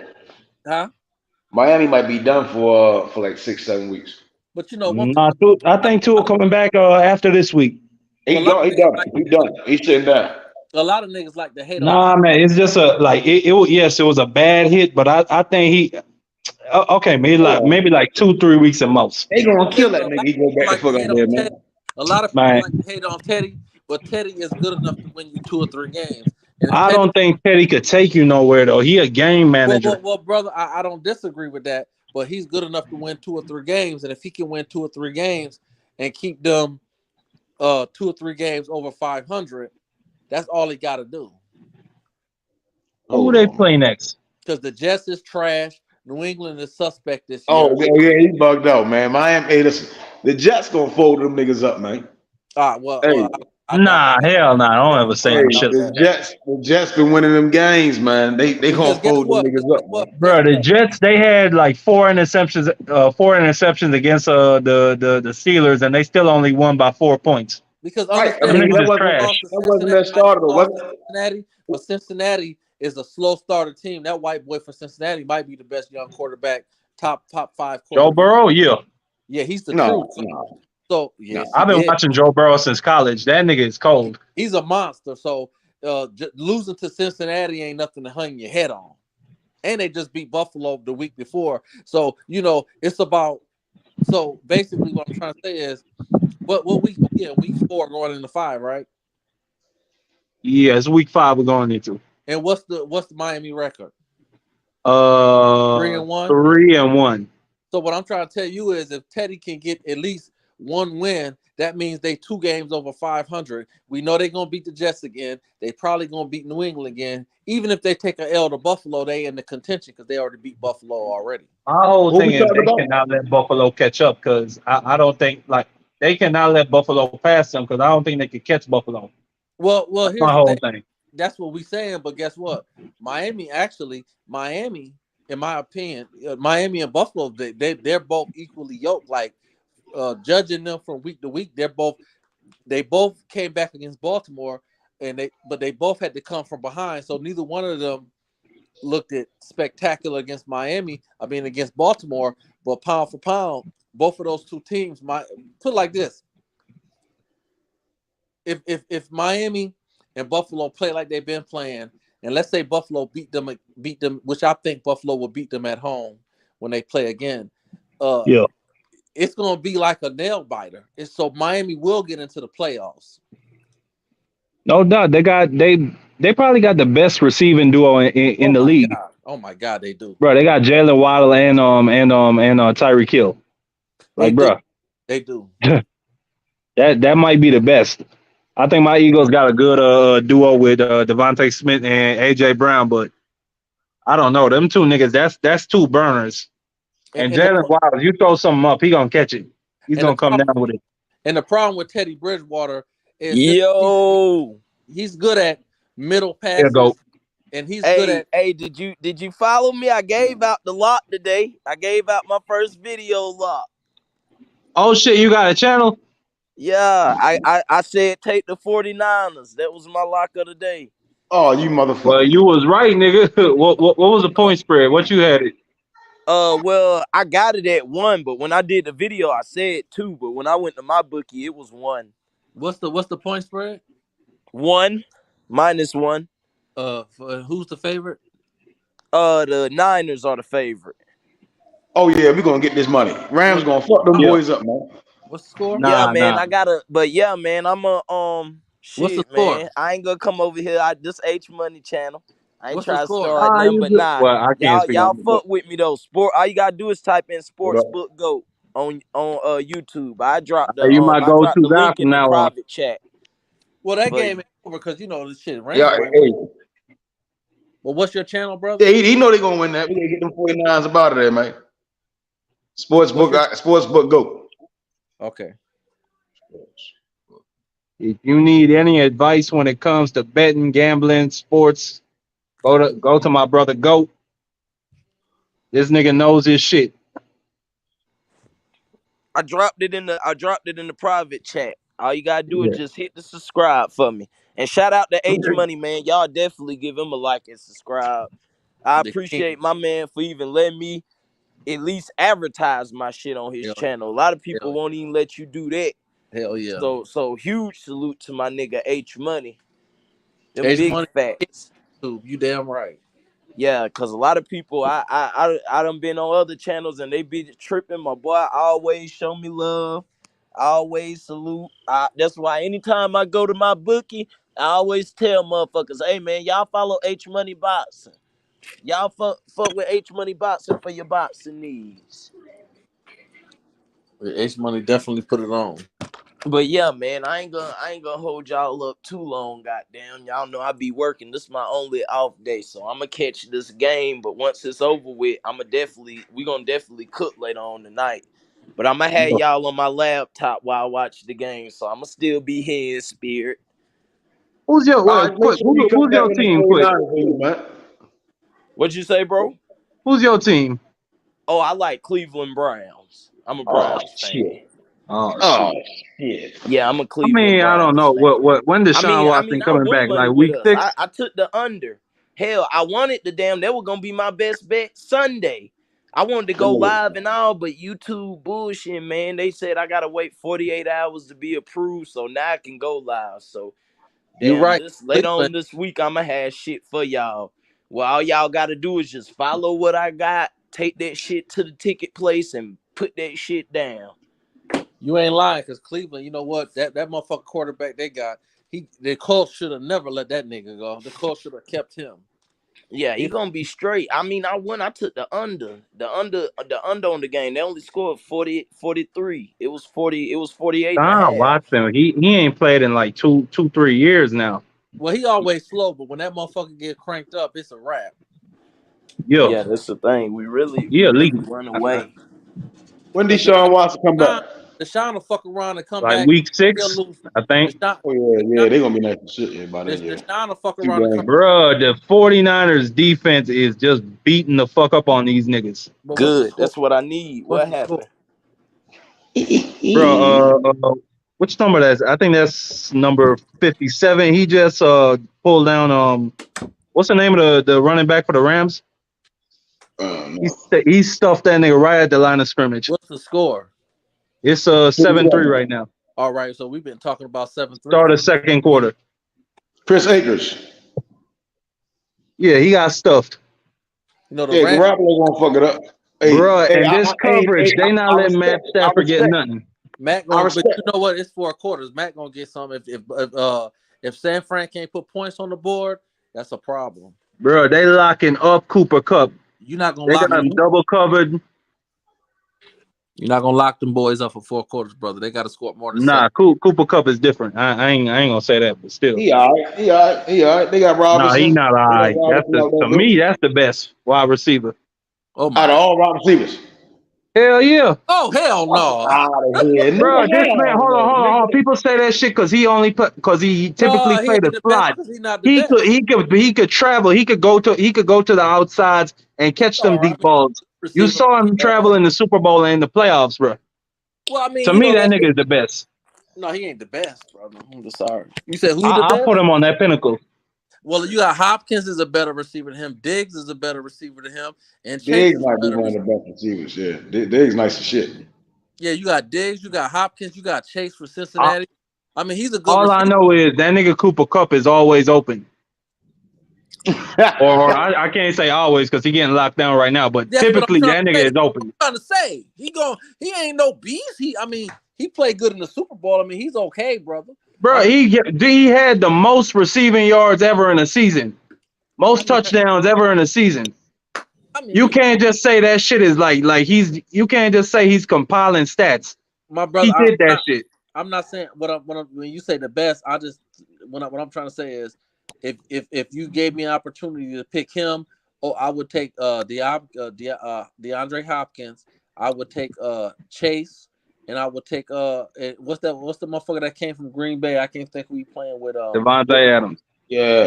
It's like about 5 or 6 receivers, but I don't want to take nothing from Kupp, my brother. I don't want to hate on. I don't want to take nothing from him, brother. I'll take Adam Thielen, man. Give me Adam Thielen, man.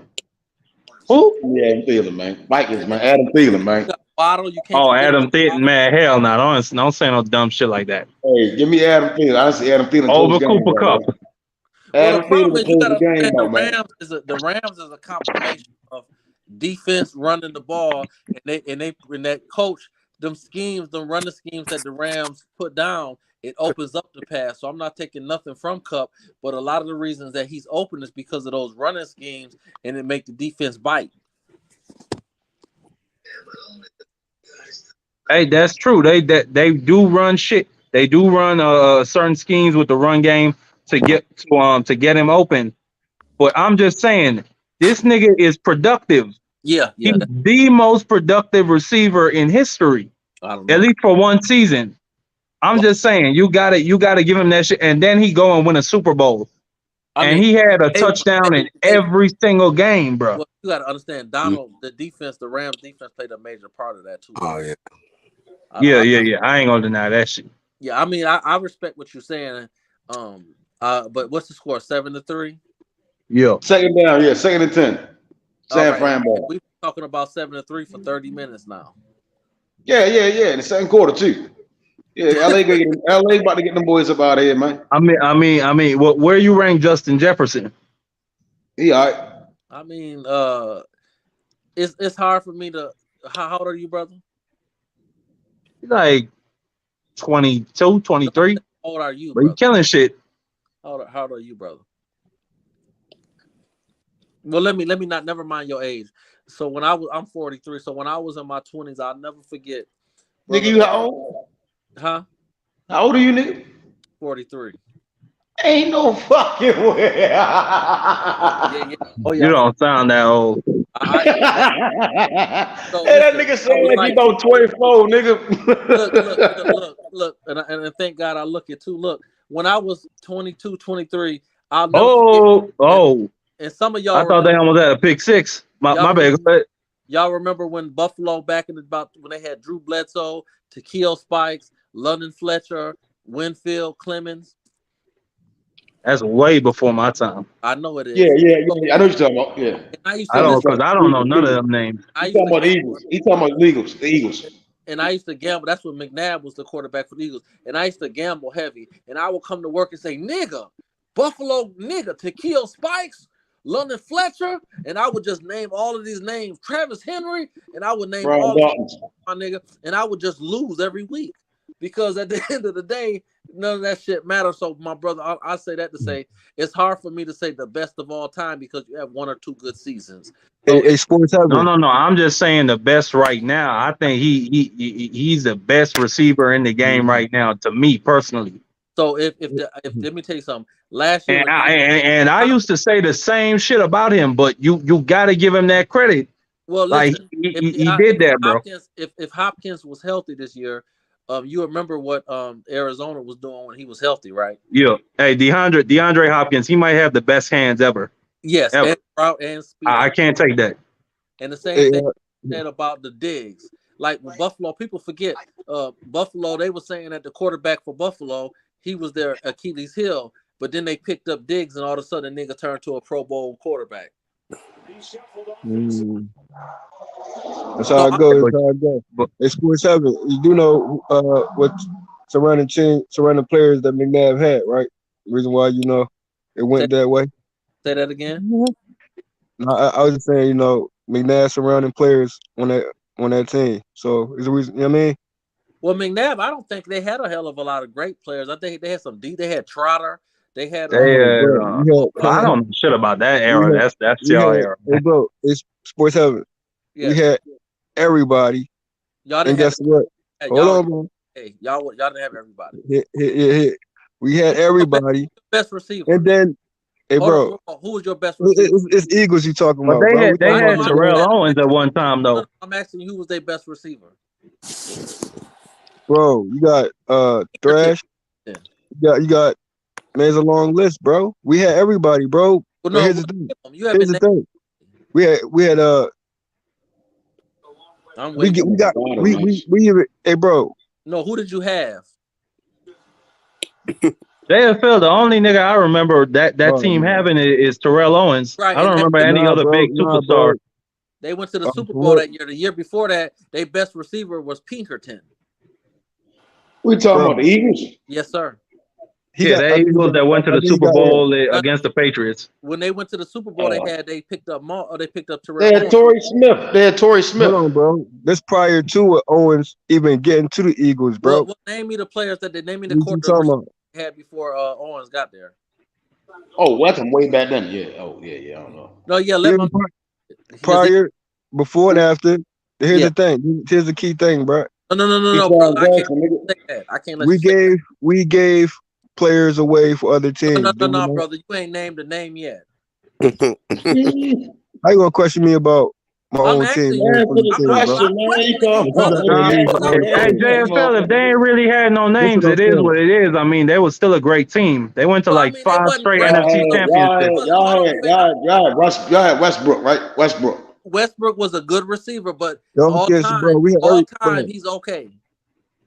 No, he's not an all-time great running back. He's an okay running back all time. Yeah. Hold on, bro. I gotta know your stance, bro. I gotta know his stance though, because when it comes to the Eagles, bro, you seem like you downplaying the team that we had. We had ringers, bro. We just asking you to name them.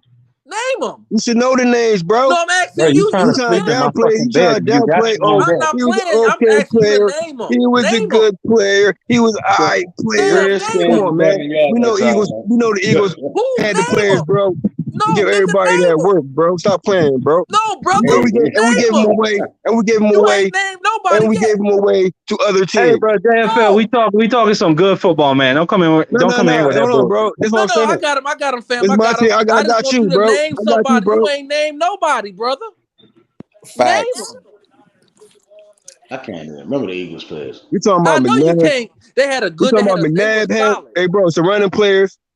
We had Name Michael them. Vick surrounding Name them, players. fam. Stop playing, I ain't bro. talking about Michael Vick. I'm talking You about down with playing Donovan today. Nah, McNabb. JFL.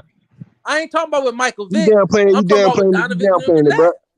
No, but Michael Vick didn't come till like what 2012. Yeah, he Talking came about name after him. they run. The Eagles Like a went to nigga the ain't free. That's for Eagles, my The man. Eagles went to the NFC Championship 3-4 years in a row. So I'm asking you to name the receivers that Donovan McNabb had to throw the ball to. That boy Cooper Cup, nice. I'm telling you, bro. I don't know what the fuck these niggas talking about. I'm not downplaying the Eagles, fam. I'm giving Donovan McNabb props. I'm asking you to name the receivers that he was throwing the ball to, fam. Who was their best receiver before Terrell Owens came? Bro, we had Thrash, bro. Roll the shit out. Oh my God! He do the little stop and go. Somebody Google his Yeah, stats real quick. He know, bro. He know. I don't know. Yeah, I know Thrash was related to Trash, and I know Pinkerton. Here you go. You see what I mean? Trying to downplay. Hey, so what team he went to? I don't know. I didn't keep up with him. So give me the name of the teams he went to. No, don't flip the script. Hey, no. You see how I did? You see what I did there? You see what I did there? You see what I did there? Trash. Okay, now you trying to downplay. You trying to play. Hey, bro, don't downplay Eagles, bro. Touchdown, Y'all got to mention the names. You already know the names. Hold on, we had ringers. And guess what, though, bro? We gave those players away to other teams. So you're welcome, my man. Hold on, hey, where's Wentz at right now? Where's Wentz at currently right now? Hold on, brother. I'm gonna put my knife in you in a minute. What's the score? You can't never do that, bro. Well, hold on. I'm gonna cut you off real good. Hey, you downplaying. I'm about to cut you. Hey, give me the teams they went to. Say that. Give me the teams they went to. Oh, you're not gonna answer that? Who is they? You can't do tip for tat. Who is you can't do tip for tat. Hey, give me the team they went to. Wait, hold on, brother. Because your running back, who was the running back you had? McCoy. We had. Hey, bro. He ended up going to Pittsburgh. Hold on. He ended up going to Pittsburgh. Who was the running back that went to Pittsburgh that played with McNabb? You tell me, down player. No, I'm asking you. You tell me, down player. I'm old. I don't remember everybody. Where you went to, bro? That's how Where you went to, bro? Players was. I don't remember them.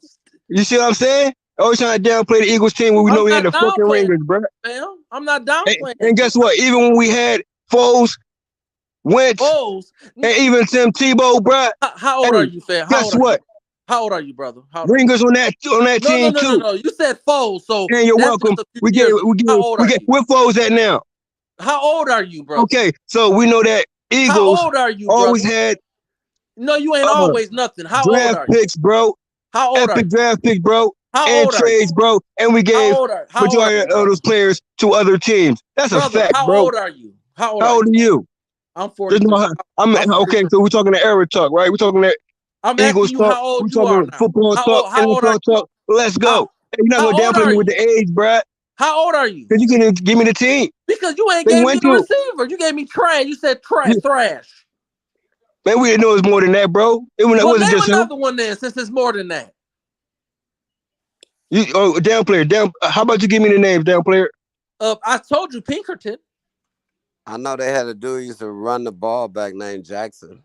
They had Staley. They had Staley. That was their running back. He ended up going to Pittsburgh, and he did pretty good in Pittsburgh. I'm not downplaying you. I think all went to other teams and did pretty good, bro. I think. Hold on. Let me say this, brother.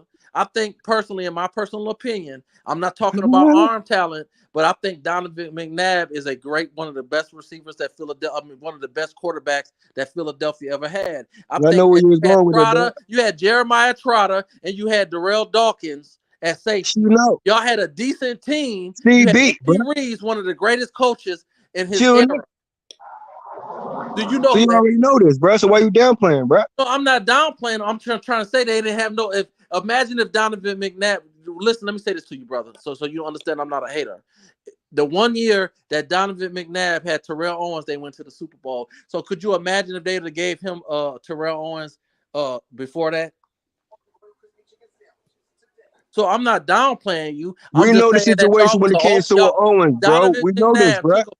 Donovan McNabb took a team that had 2 or 3 good players on defense to and an offense that he was with trash. Your best offensive player was your tight end, and I can't even think of the white boy name. Yeah. No, their defense was raw the year they won the Super Bowl. Tight end was good too. No. They did well. Did you talking about when they had the white boy? Yeah. Yeah, their defense was legit, but I'm trying to say is my middle linebacker that I used to coach and pal was the reason why they fucking won that Super Bowl. Well, let me be clear, if he brother. wouldn't have stripped Tom Brady. Let me be clear, brother. Brandon Graham stripped Tom Brady. We was on our way to score on their ass. My brother, let me be clear. I'm talking about 20 years before they won the Super Bowl. That's what he's talking about. I'm talking about when Donovan McNabb, when he was the quarterback of the Eagles, that was 15 to 20 years before they won the Super Bowl, brother. That's what I was talking about. Yeah. That's all. I hear you, sports. Hey, the Rams just score? Yeah, 3. Yeah, they scored 3 points. So what's the score? 7-6? Yeah. So basically, San Fran ain't scored That's that 1 point. That's that 1 point spread. That's that 1 point spread. Yeah, just let it stay right there.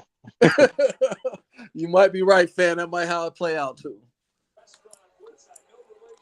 We know we had the running backs that seen the entire field. You hear me? Man, don't tell me you ran method all the pound with this dumb shit, man. Hey, Matt did the ball how you wanted the ball, bro. That's on him. You know what I mean?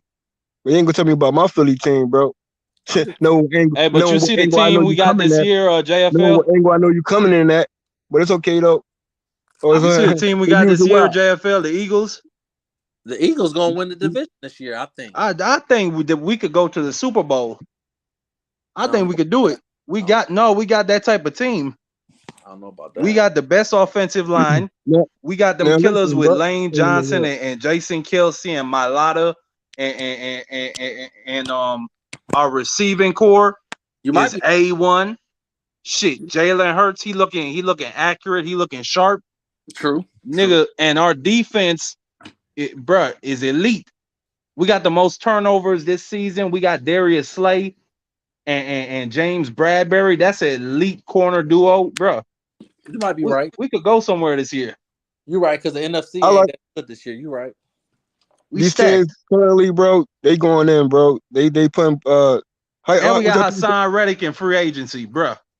I'm liking the NFL. I mean, it's going down, bro. I think it's going down, bro. The goods. I watched him play Alabama, and then he went to Oklahoma, and he damn near won the Heisman his first year in Oklahoma. So I definitely think Jalen Hurts is the truth.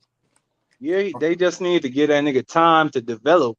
True. The problem is them niggas in Philadelphia, they want everything now. They don't want to give a nigga time to grow and show promise.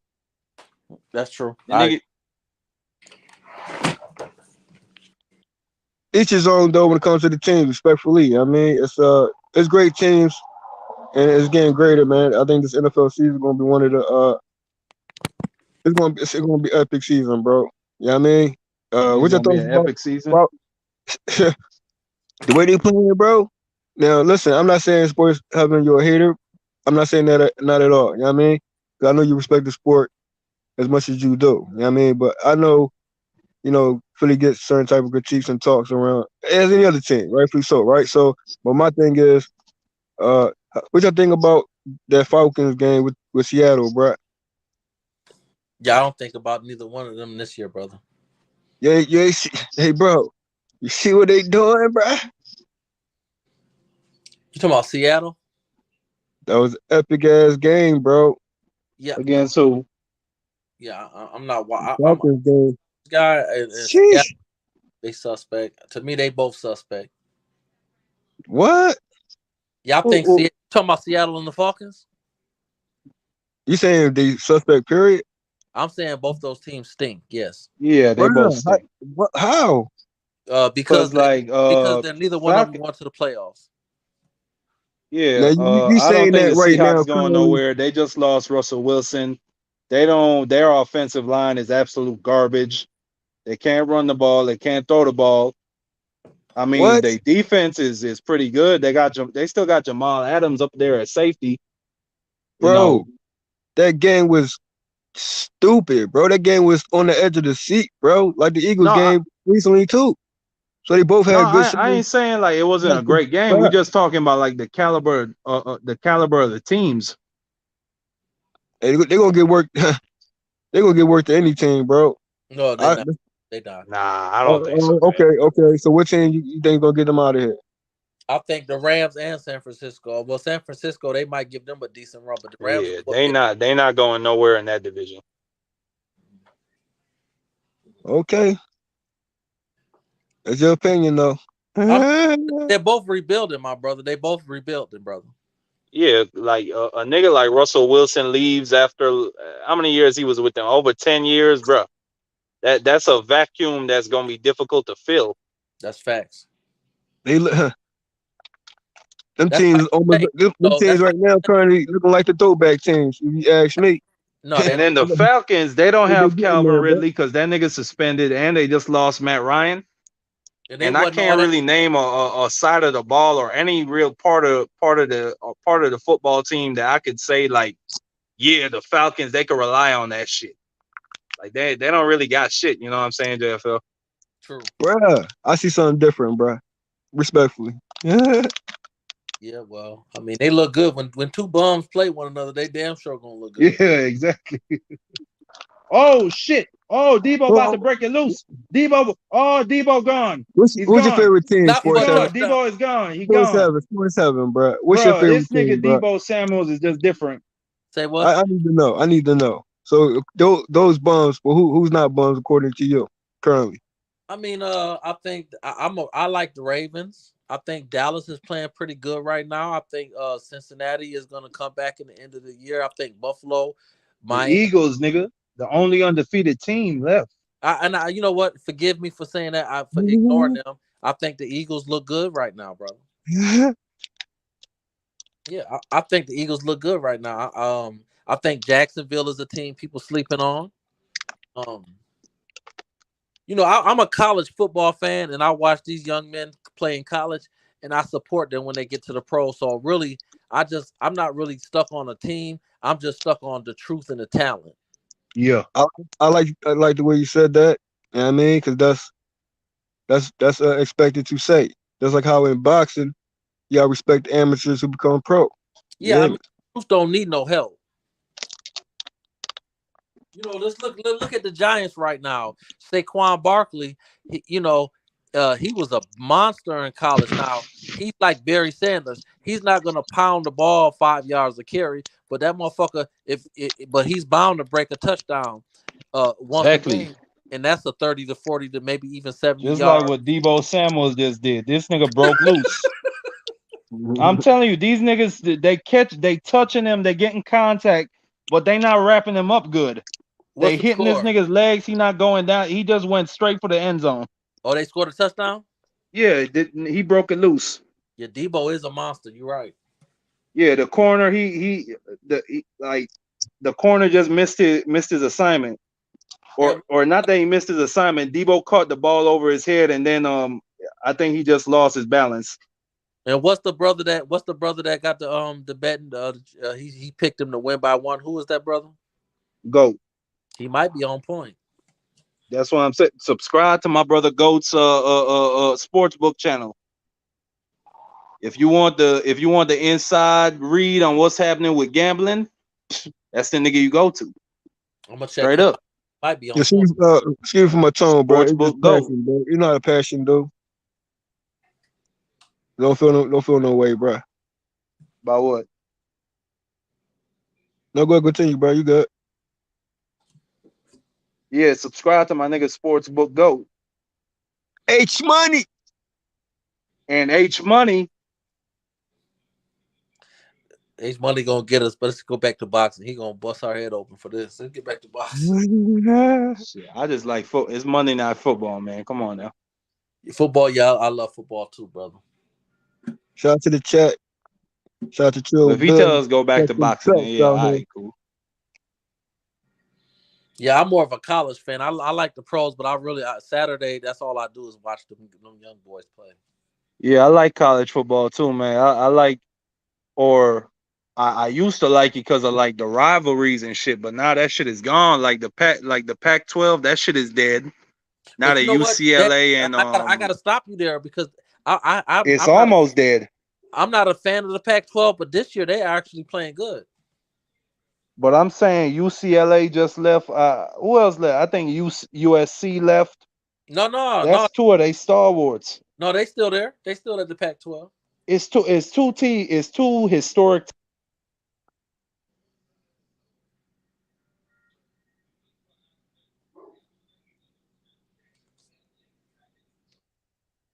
Hey, what happened, bro?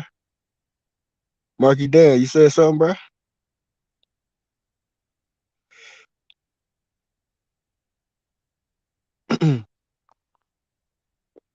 NFL season is gonna be a banger, bro.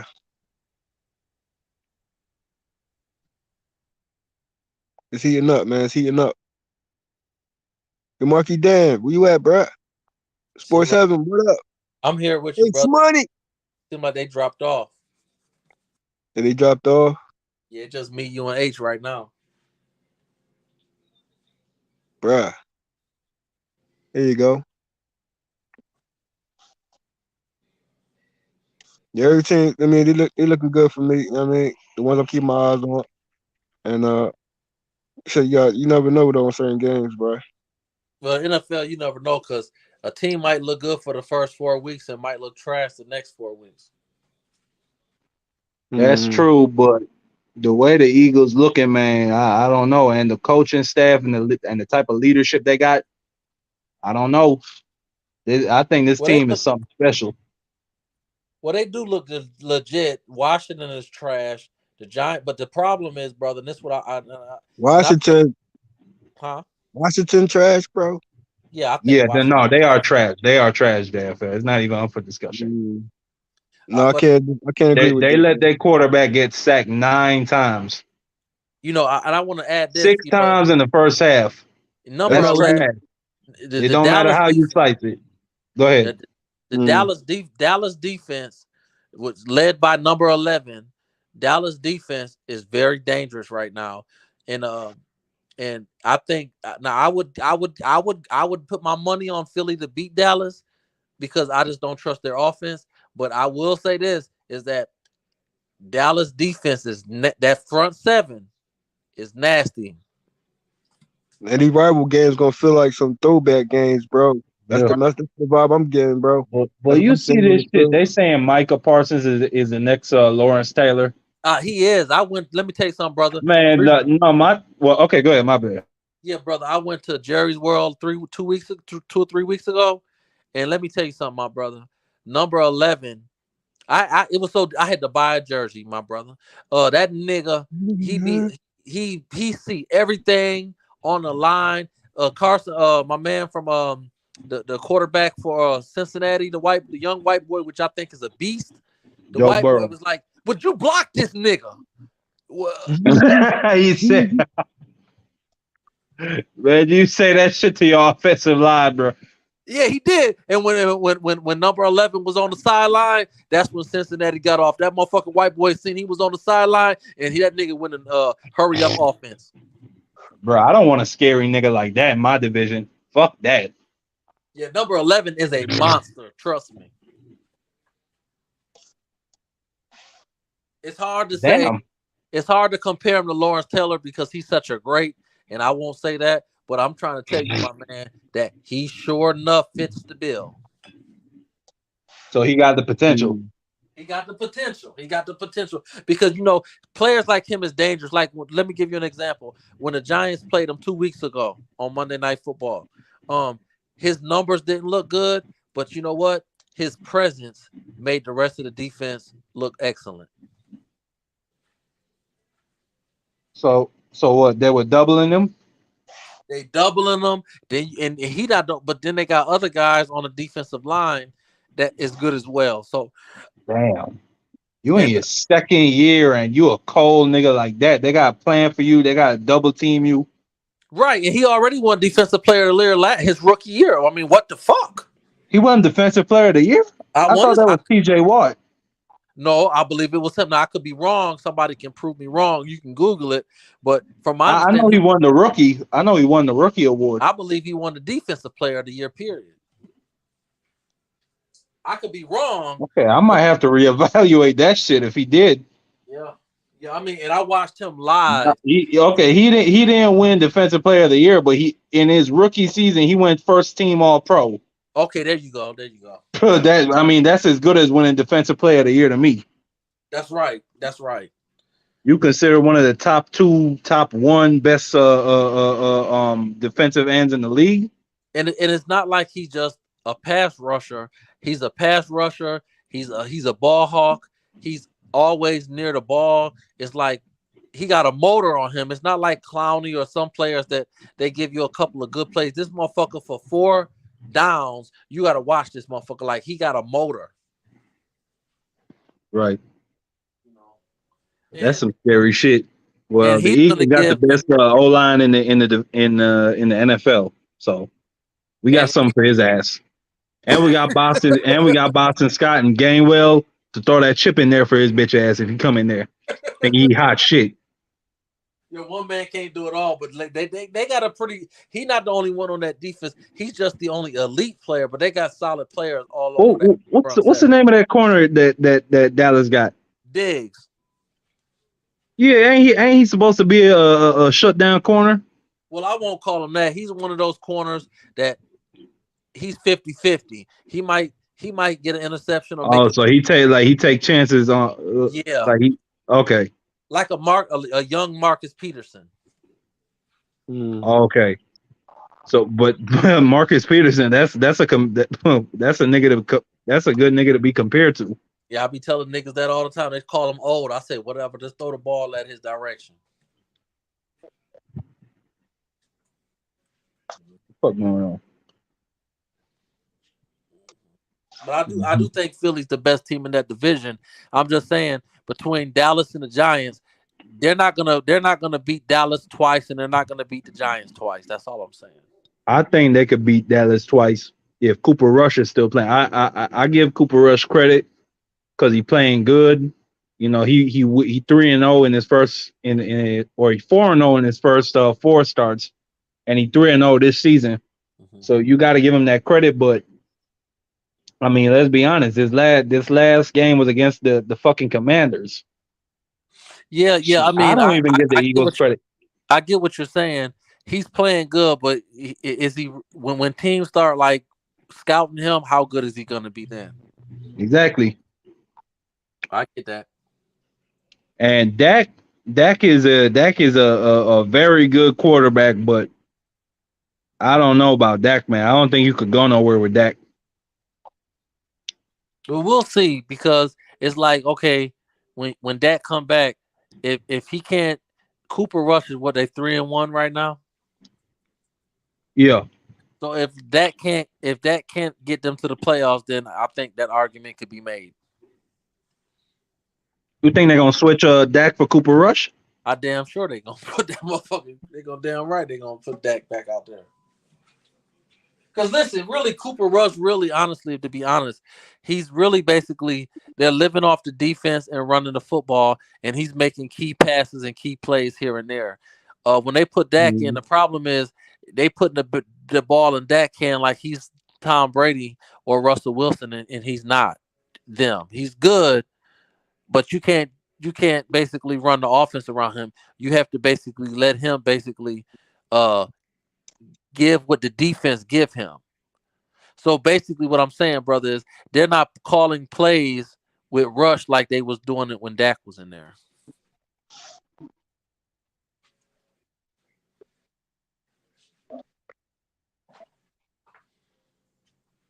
I think, in other words, when Dak come back, and if they run the football, play conservative, and let the defense and play field position, I think like when Dak was when he was a rookie, I think they can do damn good with Dak. But if they do like they did the last couple of years and try to drop back and let him throw the ball 30 times a game, I think they're going to come up short.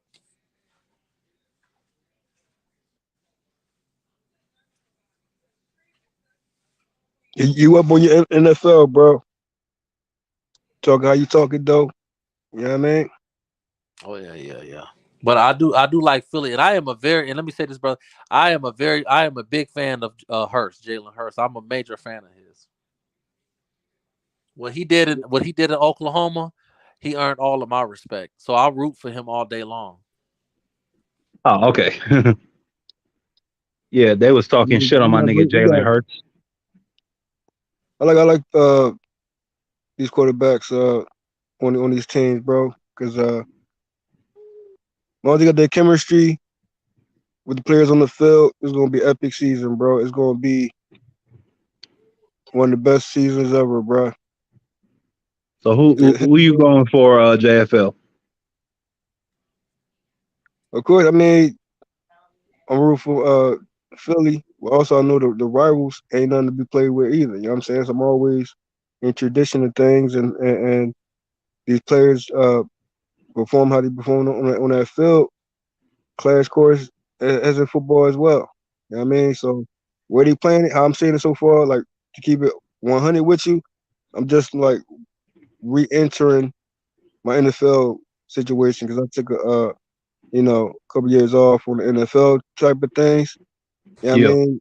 Some effect that previous trades and certain things I was kind of upset about, and I'm like, what's the reason for that? But hey, the Eagles now is like you saying, as most teams, resetting themselves, and I got to respect that. And new players to get familiar with and learn from previous teams they've been on. But I just expect an epic season, and salute to every team out there. Yeah, I mean, I like the other sports fans who give acknowledge to other teams. Yeah, I mean, this is fan to fan type thing. You know what I'm saying? You know what I mean? Yeah. Well, the team it's got killers this year, JFL. It's got killers from top to bottom on that roster. In, man. I'm getting back into it. You know what I mean? And it's looking pretty good. Teams I've seen so far. I'm like, oh man, we got to see them next, or see them in 8 weeks or so, or you know what I mean? But yeah, man, they all it's banger games to look forward to, bro. Mm-hmm. So I'm just talking from my standpoint, briefly. Y'all can go into all the details on y'all. I mean, how y'all do. Well, I'm listening. I'm tuning in. You know what I mean? All right, man. Yep. So 49ers go to the half. They up 14-6. Ooh. I'm gonna see if I can. Okay, let me go see if Bovado is still. Let me put something on this game. That's just like that's lining up with that spread. You ain't right now. You trying to see right now? Yeah, I mean, I know the shit is probably the odds is probably fucked up, but I don't know. Maybe I could put some on the Rams. That score is lining up with the spread that the GOAT put on. The GOAT might be on point because that's lining right up with the spread. And you can put it. What quarter is this? Third quarter? Yeah. It's halftime right now. You wild, Marky Dad. That's how your betting strategy be. Hell yeah. And San Francisco is not trash at all. They are like a low key. Nah. They low key. Listen, low key. They fuck around and win that division. I think so. Me personally, I don't wish no bad on nobody. But I'm saying this.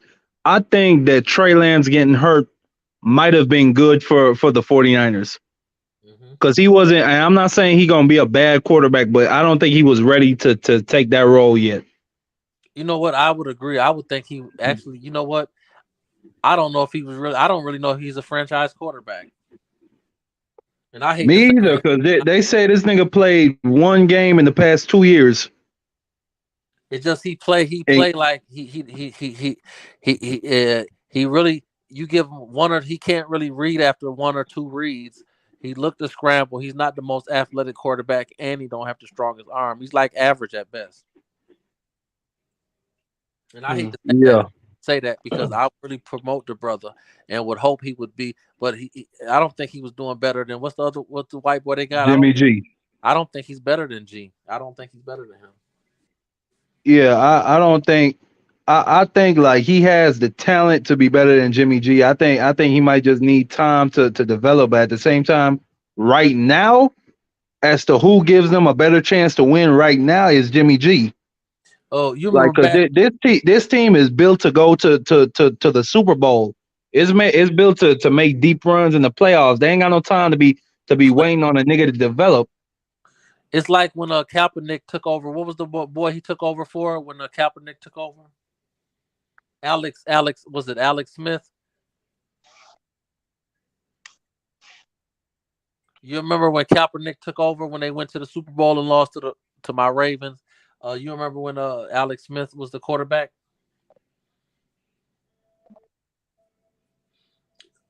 And I don't think what I'm really trying to say is I don't think Trey's better than Kaepernick, but he's the same type of player. So I agree with you, brother. I don't think he's gonna take them to the promised land. If he was playing tonight, the Rams would be whooping that ass. Yeah, how the Broncos doing, bro? I think I recalled a team recently, right? Yeah, they sports picks on him. And caused a big ass quarterback controversy. Oh man.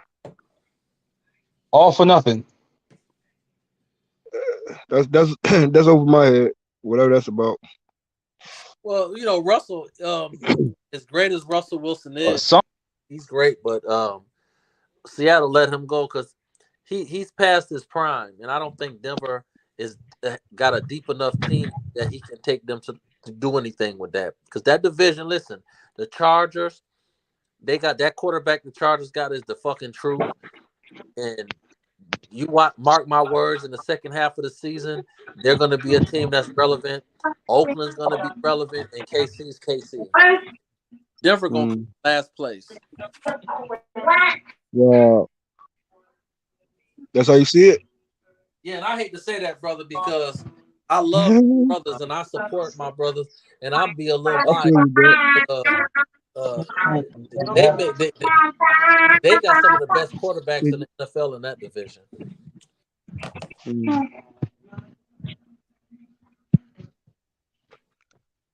See the entire field and make the highlight reel plays, bro.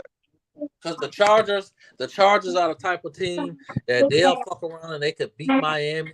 They'll fuck around and beat Baltimore. They might upset Buffalo. Like, you can't sleep on them in the same thing except for Oakland.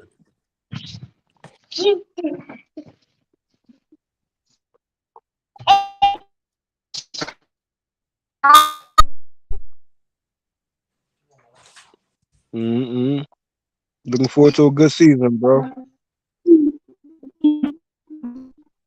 Every play counts. Every play counts. Every play counts, bro. In the NFL, I don't that's the difference between the NFL and college. In college, you kind of get a good feel on team after week 5 or 6. In the NFL, a team can start off 2-2 and then fuck around and run the table. You just can't never tell. Cincinnati I think Cincinnati was 2-2 last year, and they just went to the Super Bowl. You know, like NFL, you just cannot get caught up on nobody's hype.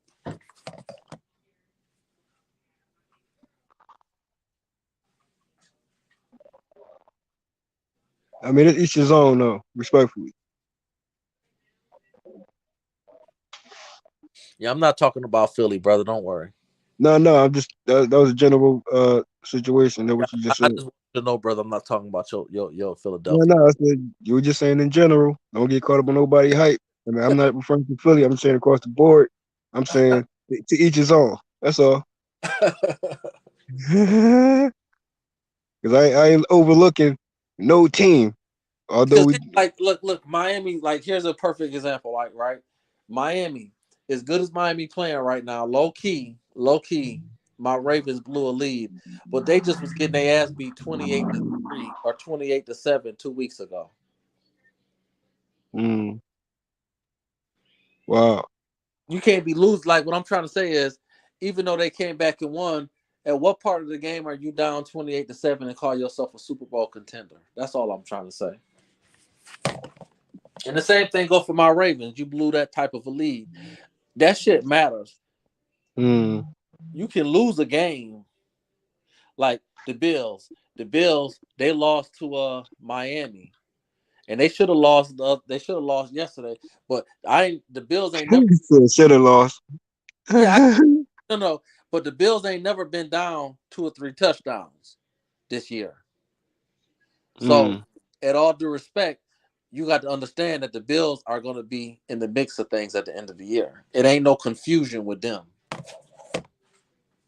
Okay. Respect.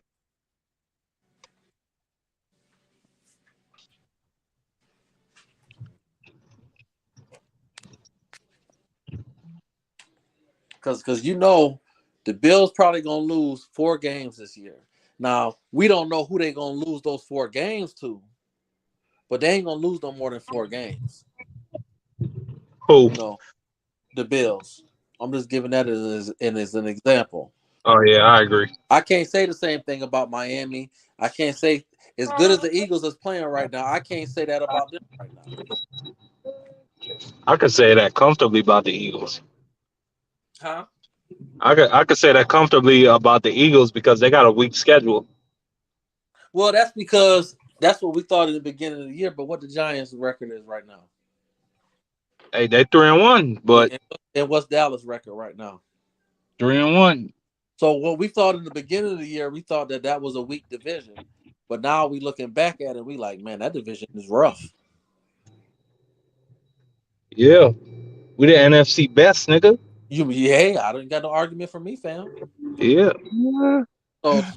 So you ain't lost yet, but to me, you're not gonna sweep Dallas and you're not gonna sweep Philly. I mean, you're not gonna sweep Dallas and you're not gonna sweep the Giants.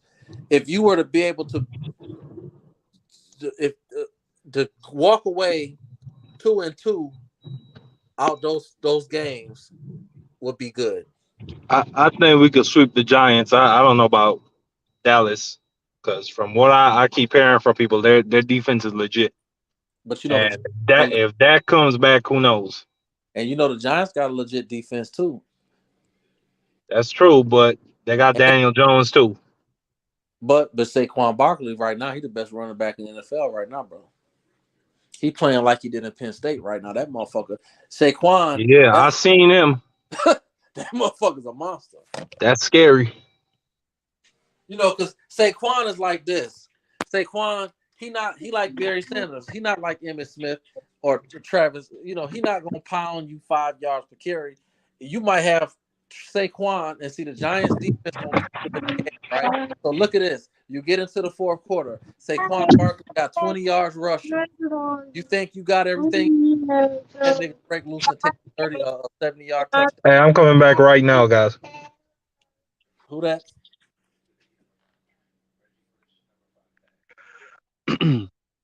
Is Elliott still on the Cowboys, bro? Yeah, he is. But to me, he was always he lived off the glory when he played with Ohio State. You know, he played with that big offensive line, and he's a north and south runner. When that nigga started eating ham hocks and collard greens and fucking all the cheerleaders, that nigga gained 20 pounds and he ain't been the same. Hold up, bro. Word up. Hold up, bro. It's the truth. That's how he gained the 20 pounds, bro.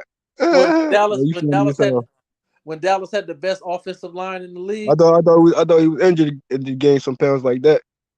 Man, that nigga, all he good for is smoking weed and fucking bitches, man. That nigga, he ain't been the same. The nigga walk around with a nose. He got a half shirt on. I'm gonna say this, bro. He's a problem, bro. Shit. And I want him to bounce back, bro, because you know he owed Philly a game, bro. You know what I mean?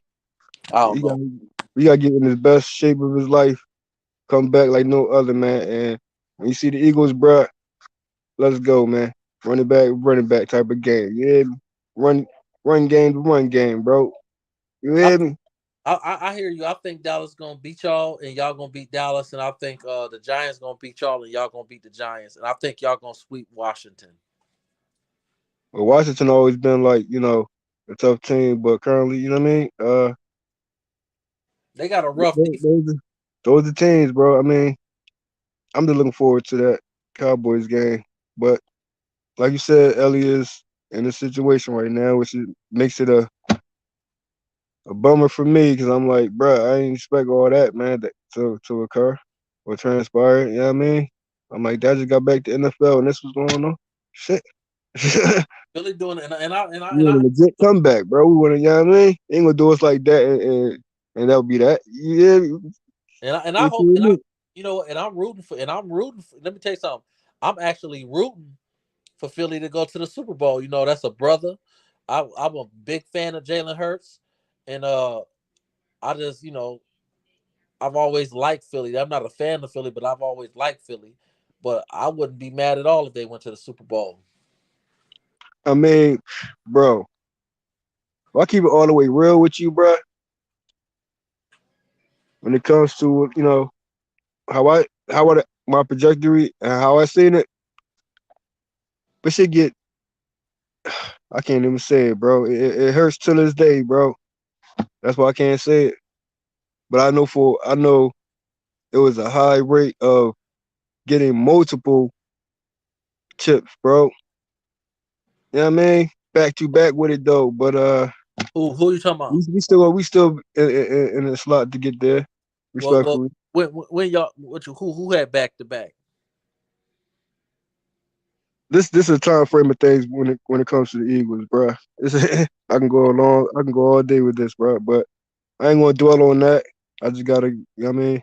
No, brother, I want to do moving forward, so I gotta move forward with the Eagles, like, you know what I mean? Die hard shit. You know what I mean? The die hard football talk. You know what I mean? Certain things just, any other team. I mean, we got that, I mean, you got that vibe, that how can I say it? What if type of talks. You know what I mean? Yeah, y'all good for that. Yeah, I got you. It hurts sometimes, bro. But gotta take it. Yeah, that's why I ain't never been a fan of teams. I just like the young brothers that come out of college, and I just root for the players that I supported in college, and I just support them. Support, bro. NFL gotta respect NFL, bro. How they bringing it right now? No, that's why I'm such a fan of Keyshawn Davis. I watched him as a youngster, and now he gets to the pros. I'm a big supporter of his. Shit. Same concept. Right. I hear you. Go boxing talk. You want to set it off or what? You might as well. Smite. Let's get some chat smoke, man. It really just, let's get some chat smoke. All right then. Arsenal finest with the all right then. Right. Shout out to Cali. So it's a boxing questions, bro. Well, who gonna win Saturday? I know you going for Devin Haney interview with Brian Custer. Shout out to that too. I know you going for Ben. You still think Ben gonna win, or you think Eubanks gonna go ahead and wash his ass? It's a Cali Cuz saying that part like Coach would say. Shout out to Team Haney. Say again, bro. I know you going for Ben, but you think he gonna still pull it off, or you think Eubanks gonna wash his ass? Oh, okay. Now Ben is a force to be reckoned with. Now here's my stance on Ben. Early on, I was like, okay, I see what he's doing. You know what I mean? And fight by fight basis, he corrected certain things. And but his style will always be that unique style. You know what I mean? So I gotta say he's he's a problem for real. I mean, this is a boxer that should. I mean, if people caught him early on and know what that factor is, he got the it factor in the situation. And what do you mean that unique? early on, but What do you mean unique, brother? Bro, all around skill set. That's kind of been, bro.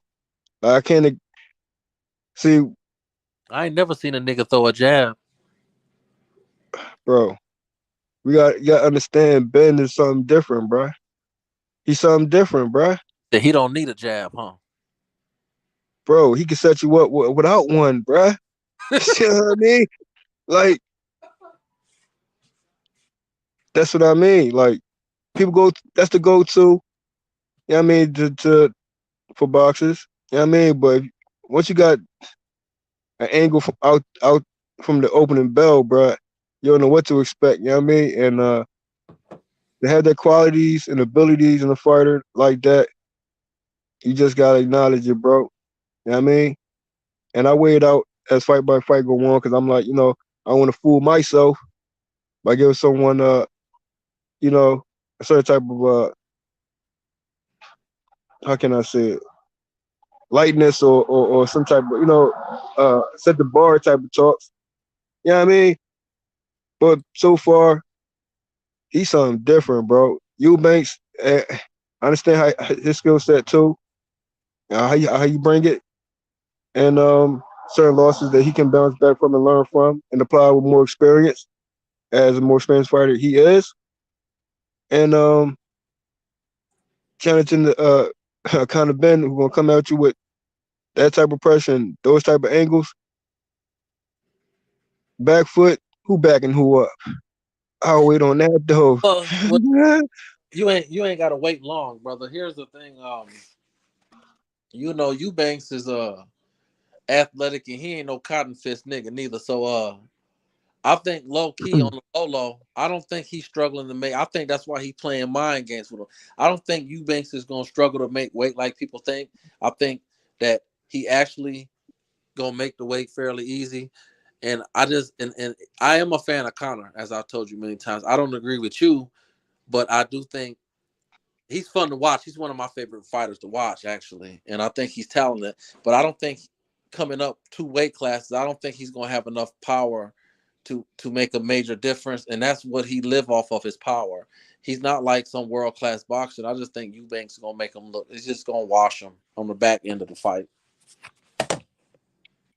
Depends how you look at it, and considering boxing lesson, or considering bang it out, or considering both. But let me give you another situation real quick. What you think about? I got you one question, just to evaluate a situation and assess certain fighters, right? If I say Eubanks, and I mention a Boo Boo, Andrade, right? Yeah. Not saying in the matchup, not saying. I mean, I'm just saying those 2 fighters and the qualities and the attributes, so forth. Do you see Boo Boo Andrade? Are they 2 different fighters? When I'm talking about skill set wise, style wise, we know there's a distinct difference when it comes to Boo Boo having more levels than the Eubanks. Would you agree with that? I agree 100%. Okay. Why you comparing them, but I'm listening. Can I say again? I said I don't know why you comparing them, but I'm listening, brother. No, I mean in levels. Yeah, that's what I'm saying. I don't think we would even be having this conversation. I don't think Conor Ben would dare get in the ring with Boo Boo. What I'm saying is, now, boxing is full of surprises at times. But moving up, moving down, situations like that, you could say, why not? It could be a potential fight going forward, like a Caleb Plant and a Boo Boo. But what I'm saying is, these type fighters like Eubanks, who perfected his style, and a Boo Boo who has a unique style to him, but with more levels to him. Maybe Yeah, I think Boo Boo will beat the brakes off of Eubanks. well, we know Eubanks will be not a walk in the park, even when it comes to a Boo Boo. Say that again. We know Eubanks won't be a walk in the park when it comes to Andrade. I mean, for the first couple of rounds, I think Boo Boo will do him like he do everybody else. Drop him, beat the brakes off him for the first 2 or 3 rounds. Eubanks will make it an interesting fight midway through the fight, and Boo Boo will end up winning it 8 rounds to 4. But I guess I hear you. It wouldn't be a walk in the park. So level wise, let's bring it back to Conor Benn, and you know what Boo Boo has that Conor Benn has level wise. And what do you think Conor Benn would try to pull some type of catch weight fight with Boo Boo? I'm going back to Conor Benn and Boo Boo uniqueness to their style. Okay. When it comes to Eubanks. And Eubanks, don't get me wrong, he got a skill set to him too. You know what I mean? He got it's like a slick. It's not. It's like technical slick compared to a Boo Boo who finesse and kind of Ben who finesse. Eubanks is okay. I think pound for pound. I got what you're saying. Pound for pound. Like I think flamboyant in a sense. Like you know what I mean? It might cost him. It might hurt him in the fight. It depends. But I don't. I see that as more favor for me when it comes to that type of style, unpredictable situation that a boxer who has to keep in mind all angles at all times. I mean, frequent in punches, double up in punches. You understand? This is what you gotta watch out for. Pound for pound, if they was the same weight, I would lean with Conor because I think Conor is more explosive. He got more upside, and Eubanks ain't no boxing monster or nothing like that. But I just think that weight difference. I definitely respect Conor Benn for going up. I think Conor Benn going up to fight Eubanks. I really give him props for that, and I'm really looking for the fight. Now let me throw another name in the hat when it comes to a Boo Boo. Caleb Plant. Yeah, Caleb Plant ain't on Boo Boo's level. Hold up, bruh. We know the difference in levels. But Caleb Plant has his unique skill set, bruh. Yeah, and what he can do is, for me, this is just outside looking in, apply more of an approach that he normally don't do, which I feel that he gonna, he could use that approach of Caleb Plant how he do. Just seeing the fight for what that is, but I see more in Caleb Plant than what I know what he could actually bring. Like, you know what I mean? Although he took a recent loss over Canelo, I still know Caleb Plant got he could bruh. Caleb Plant don't like to get hit though, man. That nigga fight like that nigga be throwing overhand rights like he don't be wanting to get hit. And even when he fought Canelo, he looked good until he got hit. The second he got hit, that motherfucker started running around in circles in the ring. He was like, God damn. It's like my wife told me, she said, I whipped Prince today. I said, what did he do? She said, he ran around. I said, well, he ran around the house. No, he ran around in the cage. Would you see it differently if Caleb Plant would have came forward? I mean, when has he ever came for it? When has he ever came for it, though? That's, bruh. I mean, you don't like to get hit. But here's the thing: you're supposed to get hit, but like we was talking about earlier, and this is what we was talking about earlier. Great fighters, it's a fight. It's just like in a street fight. Like I can wrestle. I went to the States. I the average nigga. I slammed the average nigga face through the concrete. When I was young though, I didn't like to get hit.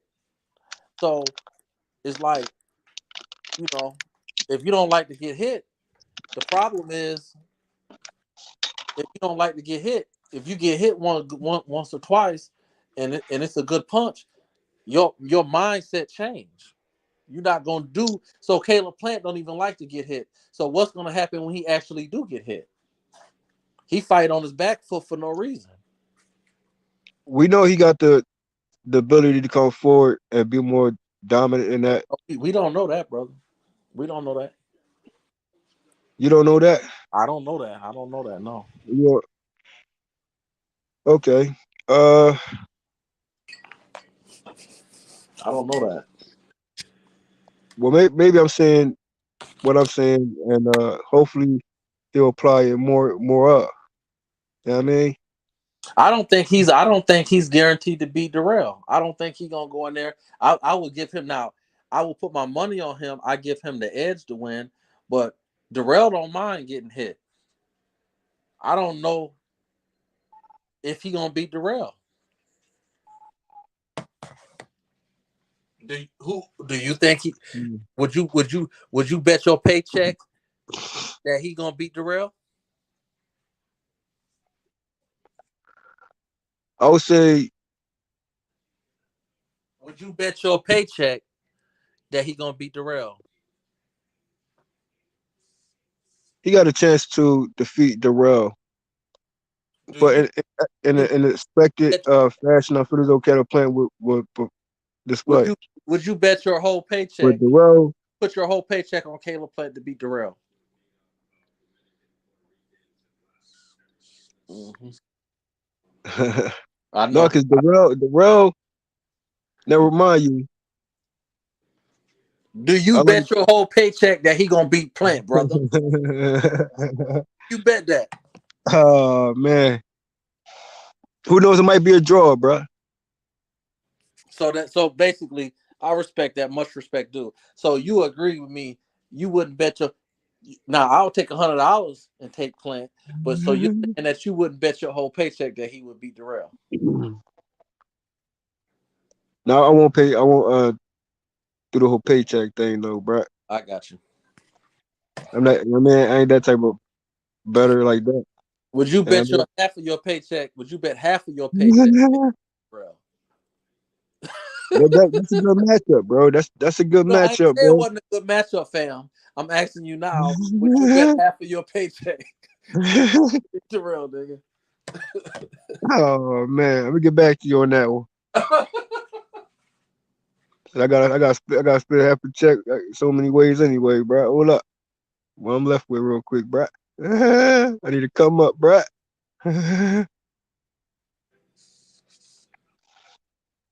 Okay. It's a banger fight, bro. You know what I mean? I agree. It definitely is.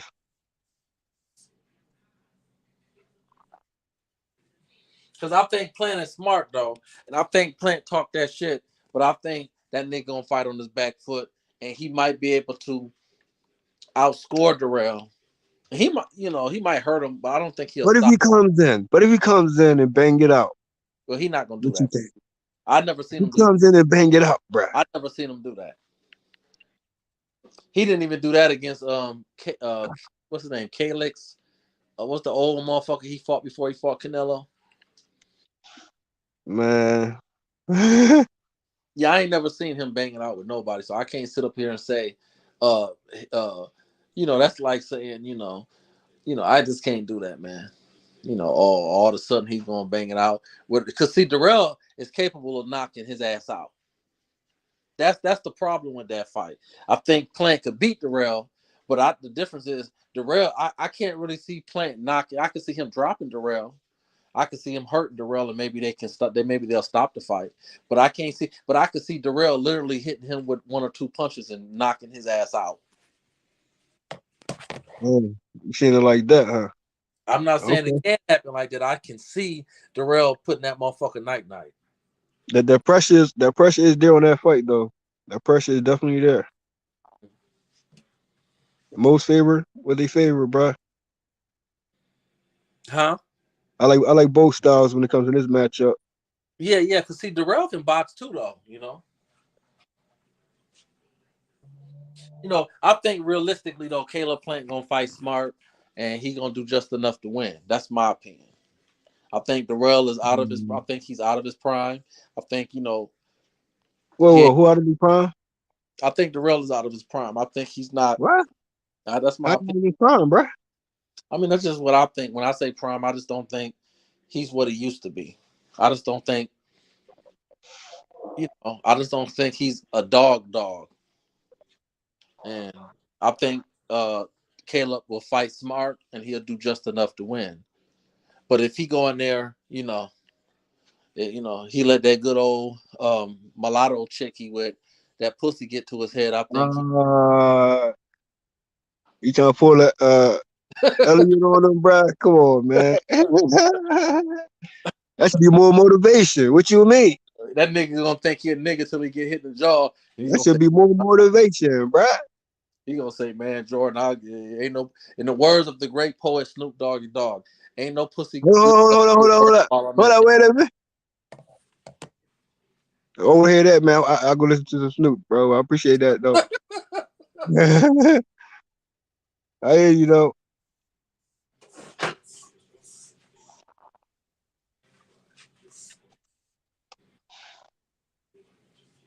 See, he was willing to put it on the line when he fought Benavidez. Because I don't think Plant could do nothing with Benavidez neither. So I'm not drinking the Plant Kool-Aid.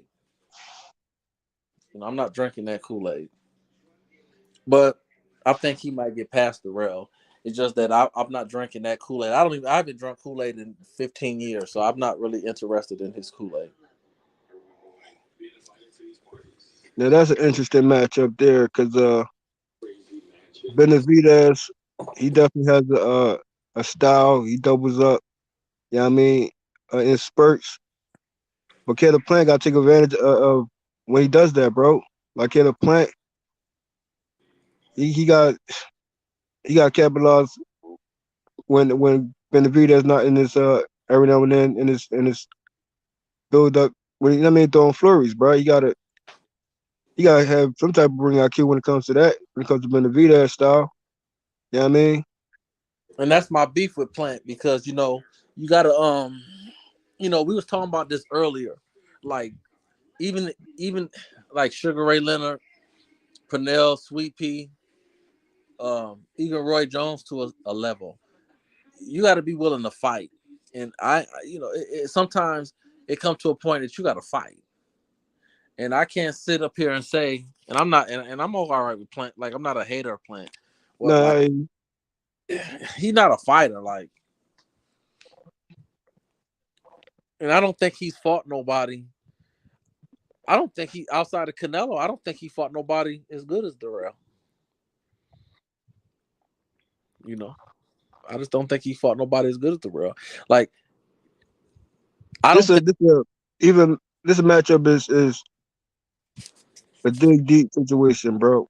I agree. You're gonna have to show another side of Caleb Plant, or be the sweet hands as he known to be.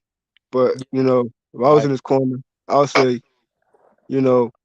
everything you do on the back foot, you can damn sure do on the front foot, bro. Until he get hit, and his coach going, I can hear it now. That's a good point you just made. And Caleb, you can beat this guy. I need you to step into your punch. And he gonna look at the coach, say, nigga, please. This nigga just damn near broke my jaw, man. I'm Gucci. He gonna be saying, what's the score?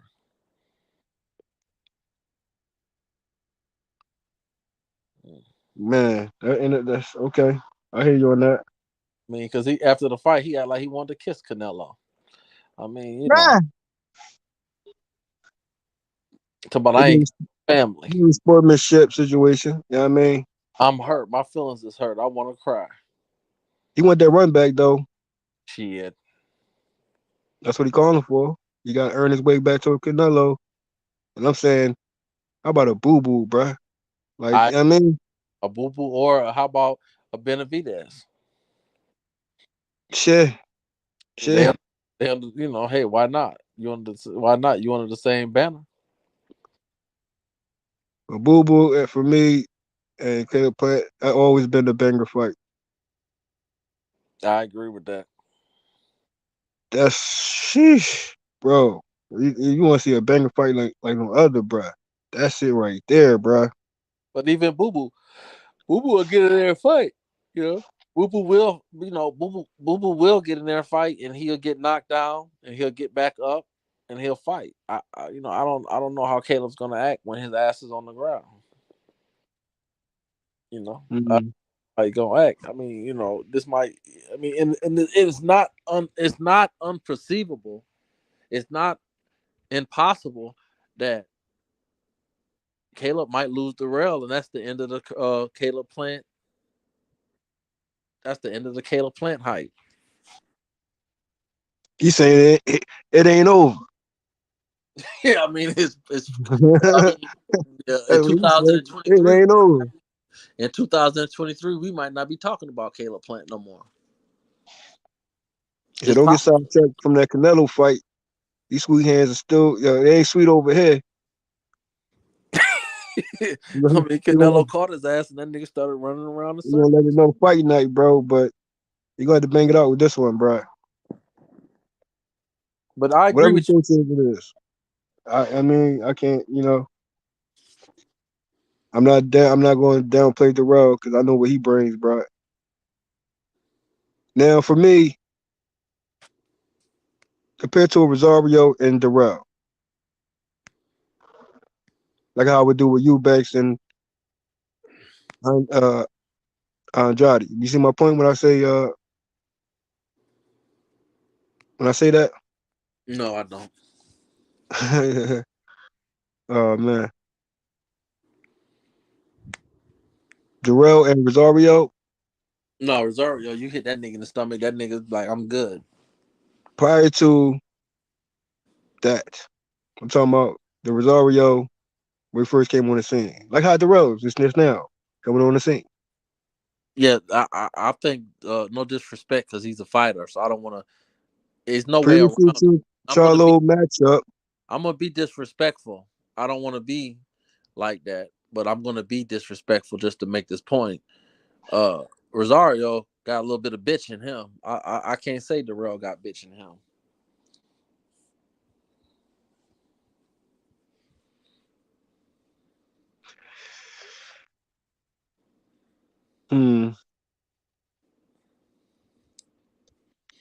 Terms like that, I mean, I would just say Rosario, for me, like you said, they won't get nobody hype train and shit like that. But Rosario got some great wins.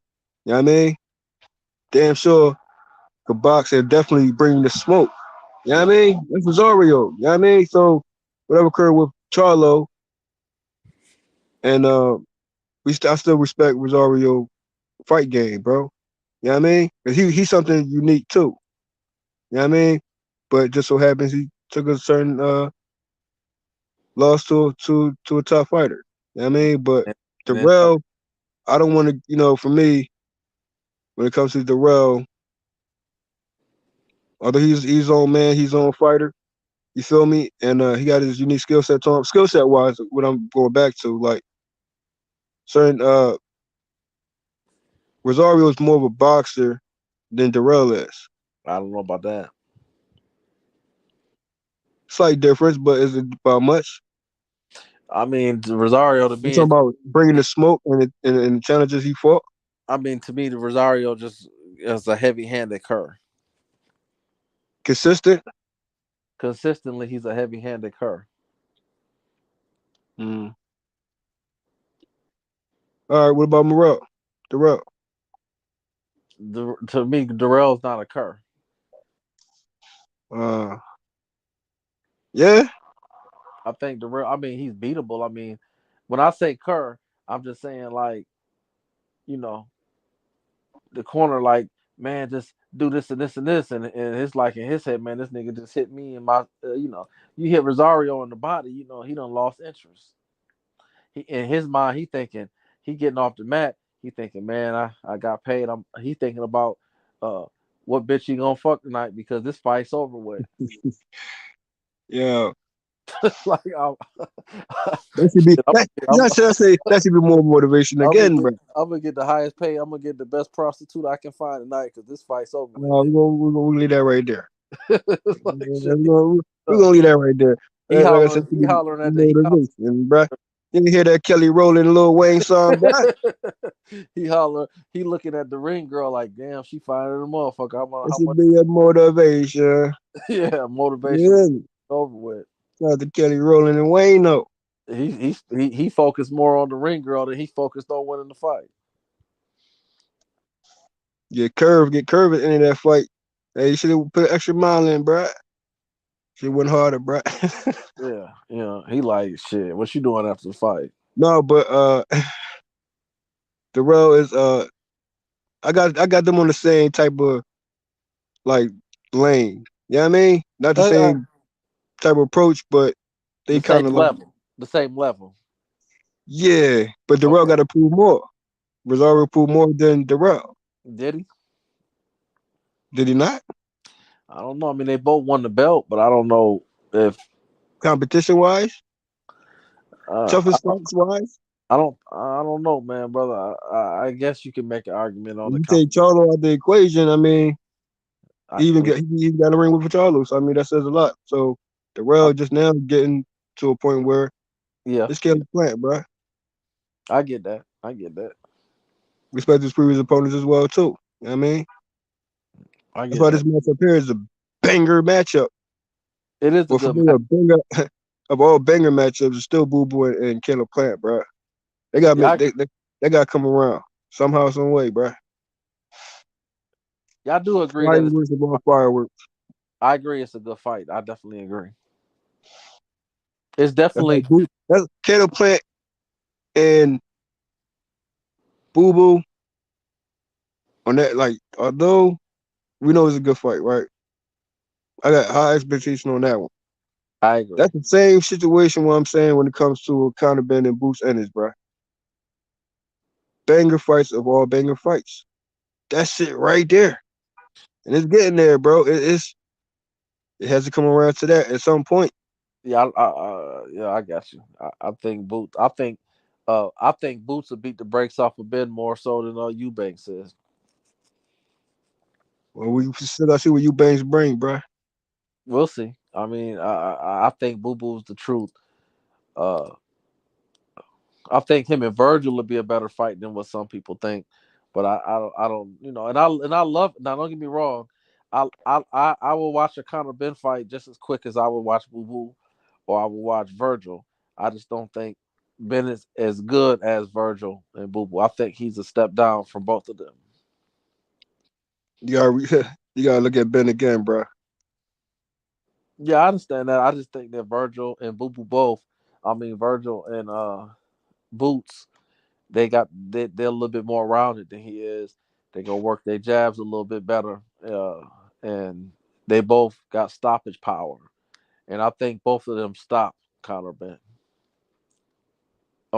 in mid to late rounds in the fight. I think both of those guys stop Conor Ben. For me, now I know rival fights when it comes to Antoine Russell and Boots. That's a rival fight in itself. You know what I mean? And but for me, it will be Conor Ben, bro. I can't pin no one else in that lane. For me, of that type of talks right there, is for me, it's Conor Ben and Boots, bro. Not sure how soon they're gonna see each other, but in the near future, and given the fights they have so far, I mean, it should be, you know. You leave Virgil out the equation. No, I'm not leaving Virgil out, not at all. I feel as though he should have fought Granados years back. You know what I mean? Because before someone else got to Granados, I feel like it should have been Virgil. Because that matchup right there is So who wins between Virgil and Ben, in your view? Knowing how Virgil he comes in like he picks up steam, and Would when you it comes bet to your check? accuracy, Would you bet your paycheck that Ben beats well, I ain't Virgil? going back to that part, but I'm saying accuracy wise, I mean, you see how he dealt with a fighter that was, a wild fighter. Now, Conor Ben is wild, but he's soundly wild. If you get what I'm saying. Now he's not just a wild fighter just to be Oh, I agree. wild, like I agree. you know what I mean.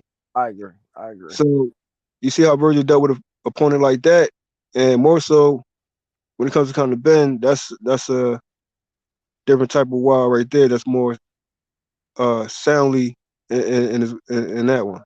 So I would favor Ben. But then again, you got to take in consideration of how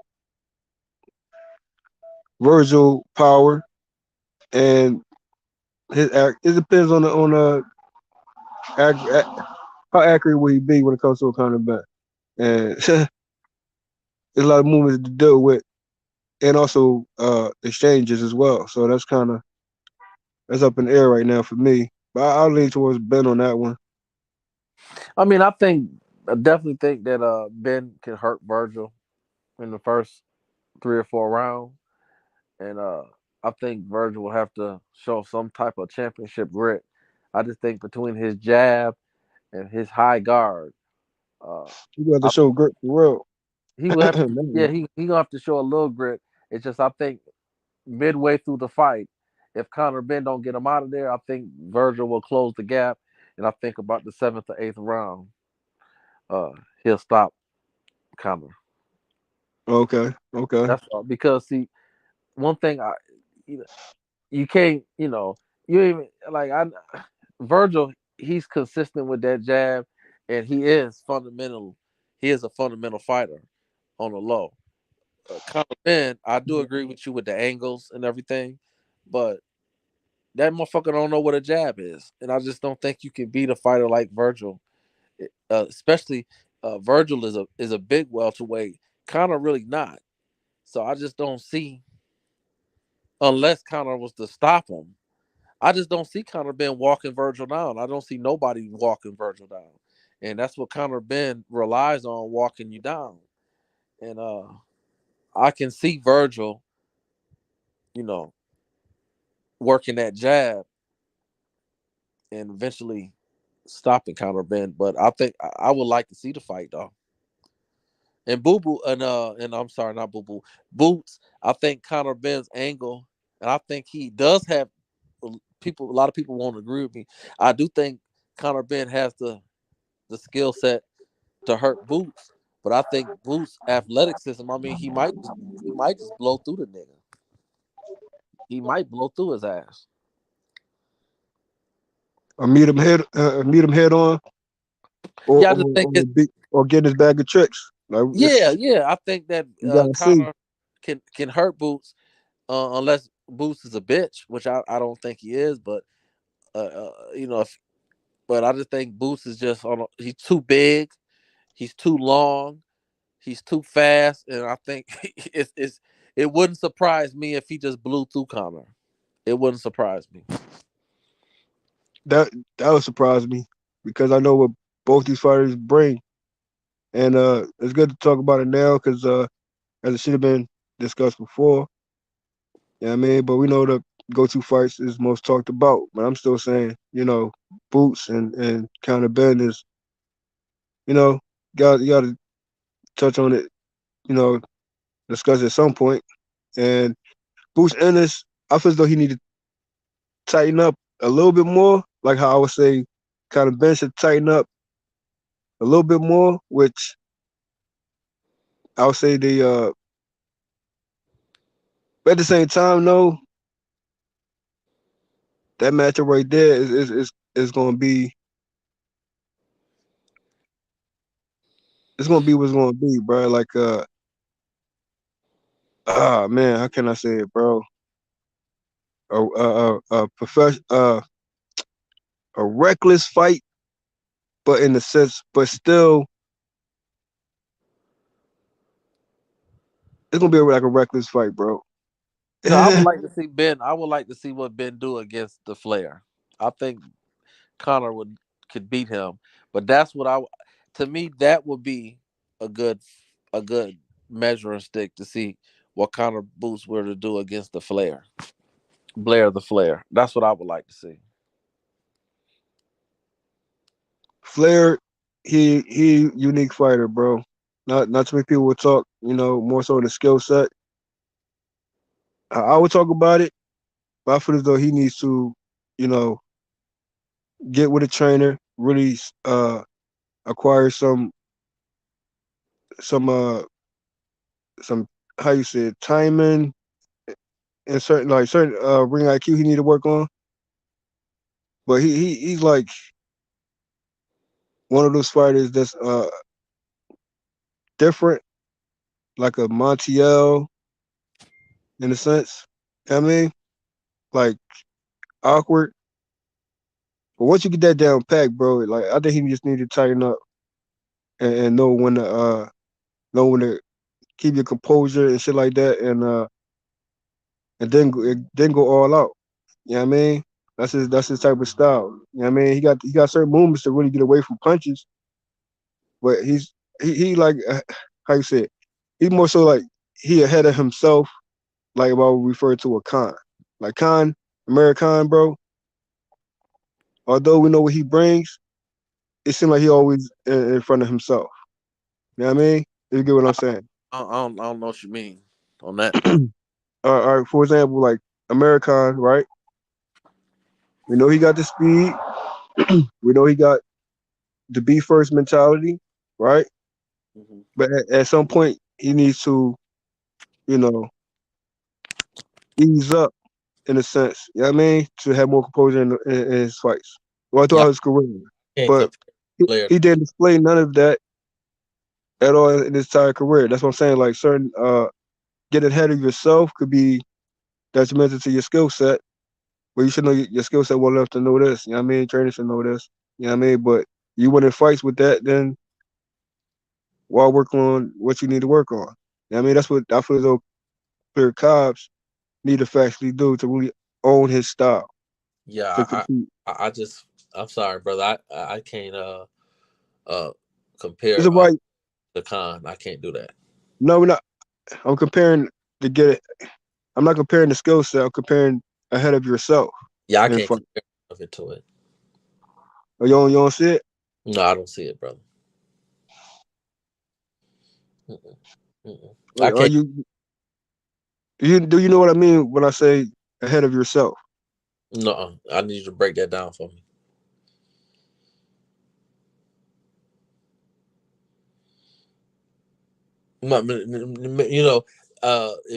If you could, I need you to maybe if you mention a different fighter, I could flow with it.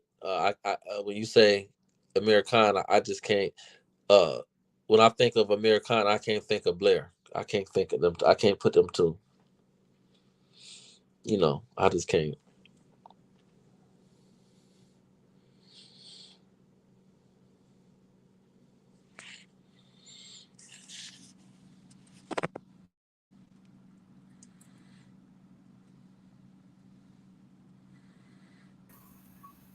Hey, so JFL, you comparing Blair Cobbs to Amir Khan? I don't think Blair Cobb's on that level, JFL. Oh, he dropped off. I don't think Amir Khan. I don't think what's his name? Blair Cobbs. Yeah, he's not on the level of Amir Khan. Amir Khan was an Olympian, bro. He was a master boxer. Yeah, that's why I agree, H. That's why I said I can't go with that. Yeah, Blair Cobbs is not that good to me, man. I actually think he's kind of garbage, to be honest. Yeah, I just brought him up as far as I would like them to fight. I agree with you. Yeah, I don't think he that good, man. But he just got his ass beat the other time. And was knocked out, but it happens. Fighters, he fought like a decent fighter too. The dude he got beat by wasn't that bad. He was actually a good fighter. I mean, if I'm being honest, Blair's last fight, I can't think of the brother's name. What was his name? The tall brother. What was his name? He wasn't. Which tall brother you talking about? The last fight Blair had, he actually Blair looked damn. Oh yeah, Maurice Hooker. I thought he fought pretty good, but I don't think that was the Maurice that we know. But Hooker looked like Hooker wasn't in no good shape. I don't know what the fuck was wrong with Hooker, man. Hooker looked like shit in that fight, bro. And he actually was pretty much outboxing Blair Cobbs in certain rounds. Like besides those knockdowns, he did pretty good, I think. Mm-hmm.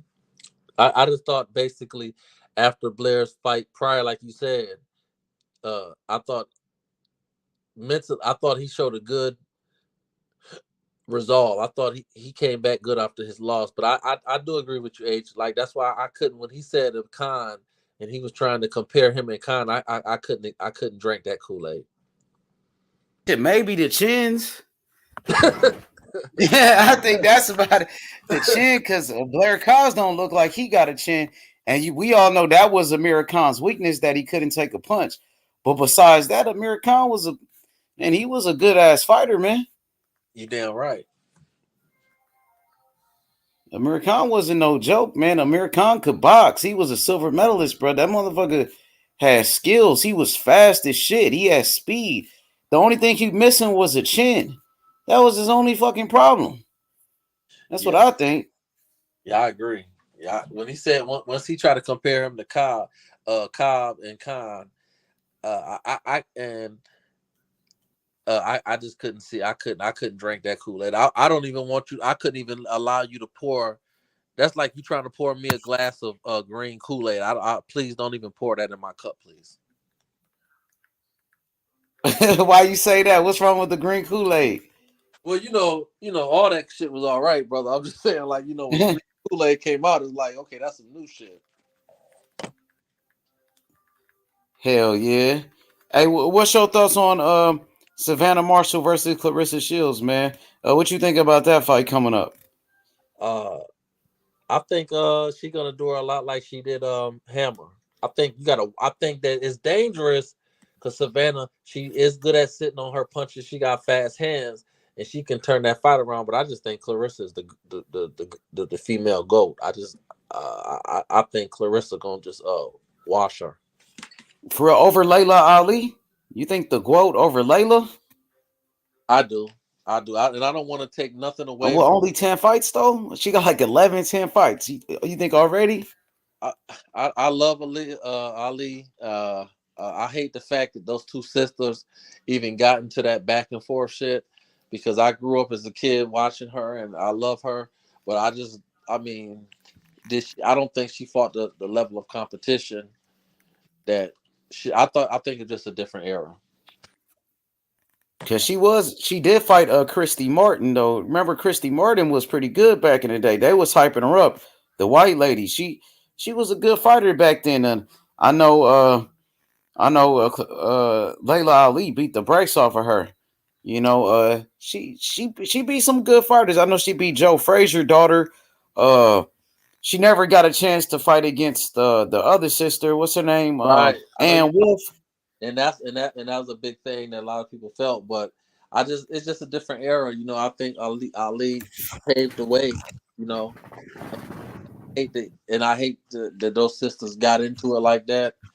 I thought that Clarissa just took the high road and respect the fact that she paved the way and just kept her mouth closed.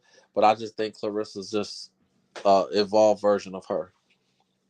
Like everything is a competition, really. So even with them, even though Layla Ali has been retired for so many years, they still try to put them up against each other, and that's just how it is. And what you think about Shields coming out and saying she's the greatest woman boxer of all time, and she said that like with a couple of fights, she didn't have that many fights when she started calling herself that.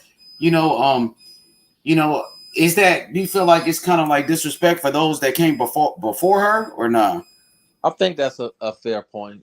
I do. I think she's just like, it's that generation is like, LeBron trying to compare himself to Jordan. I do think that's a situation where she should have just kind of like respected those that paved the way for her. So I do think she could have kind of like shut that shit down a little bit. But Ali did the same thing though. Layla Ali, her daddy was like, "I'm the greatest." As soon as he beat Sonny Liston, he said, "I'm the greatest of all time." And even before that, he was already talking and saying he was the greatest and all. You feel me? Well, what do you think? I mean, because like I say, I think Clarissa is better than Ali, and I think that prime for prime, she beats her. So, what do you think? Who's the greatest between Layla Ali and Clarissa Shields? Not necessarily who's the greatest, because that's. I'm just saying, who do you think is the better fighter? Dang, that's tough, man. Because they're like two different type of fighters. Where you had Layla Ali, who was like a knockout artist. She was knocking girls out. She was a puncher, and she could box. And then you got Clarissa Shields, who's a master boxer, who's kind of like a Mayweather type of fighter. Use her speed, her IQ, footwork, her defense. Who you think win, H?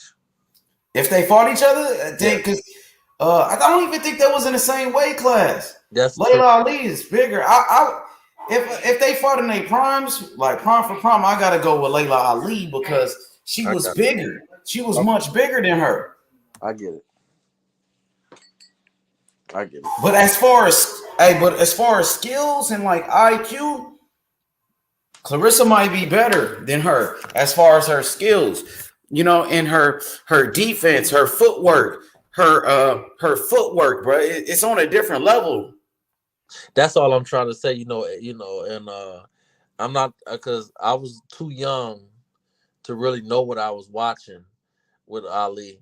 But looking back at it, like Clarissa, she's fighting the best of the best, and not every fight, but in her run, she's fought like she's been in the ring with fights that she like a lot of people didn't think she was gonna beat Christina. Yeah, Christina Hammer. Yeah, she beat the brakes off that girl. She be boxing them up, man. To me, she's like the woman's version of Floyd Mayweather. That's what I see from Clarissa Shields. Just with her style, the way she boxed, she remind me of Floyd Mayweather. She's not a big puncher either. So she outboxes most of her opponents. I think she got a little bit more hot sauce in her punches than what we give her credit for. I don't think she's a power puncher. It's kind of like Shakur, it's not that they hitting hard. Well, let me take that back. It's not like they knocking you out, but I think the opponent, it's like when you in there, the opponent at home, she not knocking motherfuckers to sleep, but she's hitting them to the point that she's making them change their game plan. Like the coaches in your ear saying, you need to do this and you need to do that. And you sitting in the corner like, man, this motherfucker just fucked me up. And I don't know if I want to jab like that. Because last time I jabbed, the bitch check hooked me and my motherfucking face is swollen. And I think that's what's going to happen. I think Savannah sleeping on her pop. And I think that pop is going to change the whole fight. And I think that's the type of fighter Clarissa is. She hit harder than she gets credit for. For sure. So, what's your thoughts on Tank and Ryan? I know Tank, that's one of your favorite fighters. I see Tank and Ryan Garcia going back and forth on social media. Tank got a like a court case coming up. He's going to trial and shit. What's your thoughts on Tank and Ryan and what's going on with them? I think the fight's closer. I think it's more of a 60-40, 55-45. I think it's a close fight because Ryan, he just got those fast hands, and I think he can hurt Tank. It's one thing to say, oh, well, Tank, I'll be quick to say, Tank don't mind taking a punch. But like I just said, it depends on who you take that punch by. And but in the same token, Ryan like to fight with his chin up, and if he can get trapped by Campbell, then it's a good chance he can go to sleep. So I would go 60-40 Tank. I want him to fight Garcia, but the real fight, Tank need to really be fighting Devin and Shakur. I think, if he was to knock Garcia out, I think people will still be not satisfied. So I think, he should take the fight with Garcia, come with an A game, don't take it for granted. And after that fight, if he comes through with the win, he need to be focusing on really trying to become undisputed against Haney. So Tank Davis versus Ryan Garcia. Do you feel like that fight will happen next? I think it sounded like it is. I had made reference before that I think him and Pitbull will be the next fight, but it sounded like the reports is saying that that's the next fight. And I think that club shit was just the build up for that fight. Do you believe that they will fight next? Like the people who were saying Spence and Crawford was going to fight like for 4 or 5 years. They was just saying the fight was going to happen next, and now they not going to fight. You think the same thing is going to happen with Ryan and Tank, or do you feel like they going to mix it up? No, I think it's possible they're going to mix it up. I think it's possible. I think that's what it really sounds like is next. I think that team Mayweather, they really believe they're going to beat Ryan. And I think they know it's a big money fight. They just, Floyd and them want the A side, and that's what I think. But a part of me think that Pitbull and Tank might be the next fight. So what is it about Tank Davis that makes you a fan of him?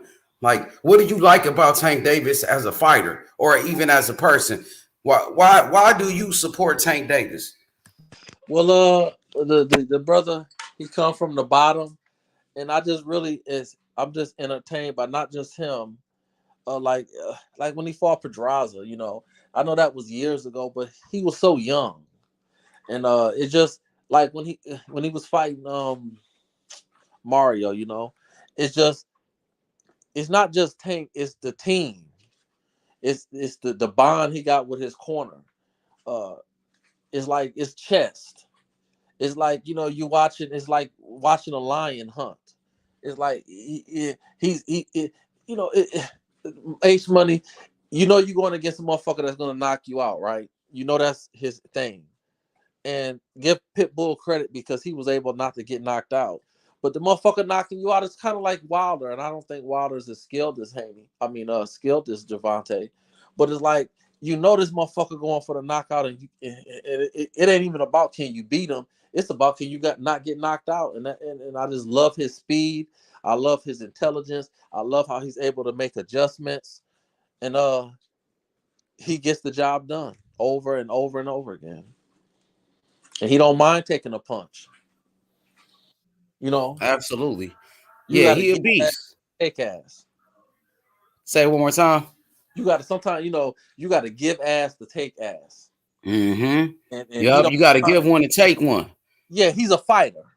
He's a fighter, and he's not like, and he's real with his shit. Like when he fought Mario in the post fight, he was like, "Man, that's a big motherfucker." And I didn't know if I was gonna be able to take his shit, and I didn't know how it was gonna happen when I hit him.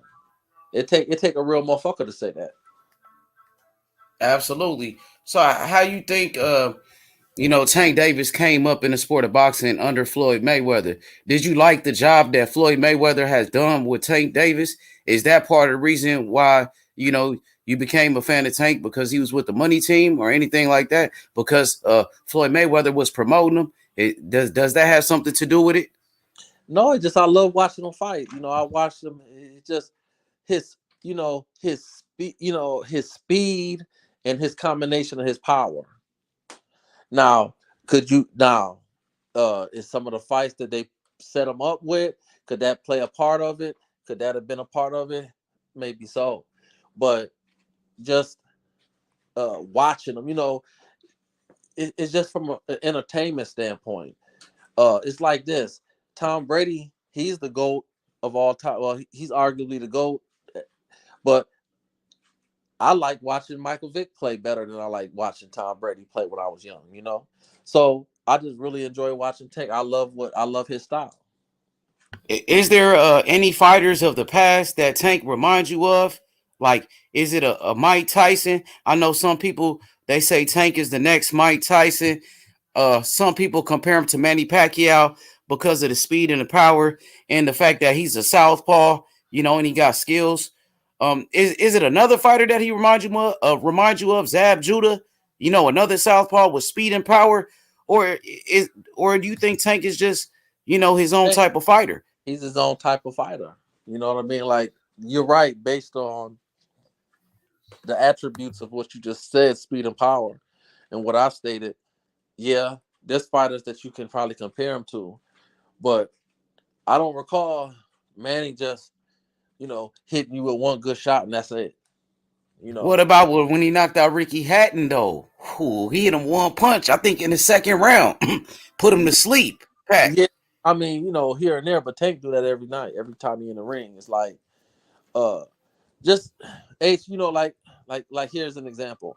Mario Barrios isn't a big name, and he lose another fight, we won't even be talking about him 5 years from now. But it's just by us living it and us watching it, the way he pawed at him, the way he closed in, and when they told him, "Man, you losing," and the nigga just came out the next round and just knocked him out, or just stopped him. Yep. It's just amazing to watch that brother fight. That don't mean he can't be beat.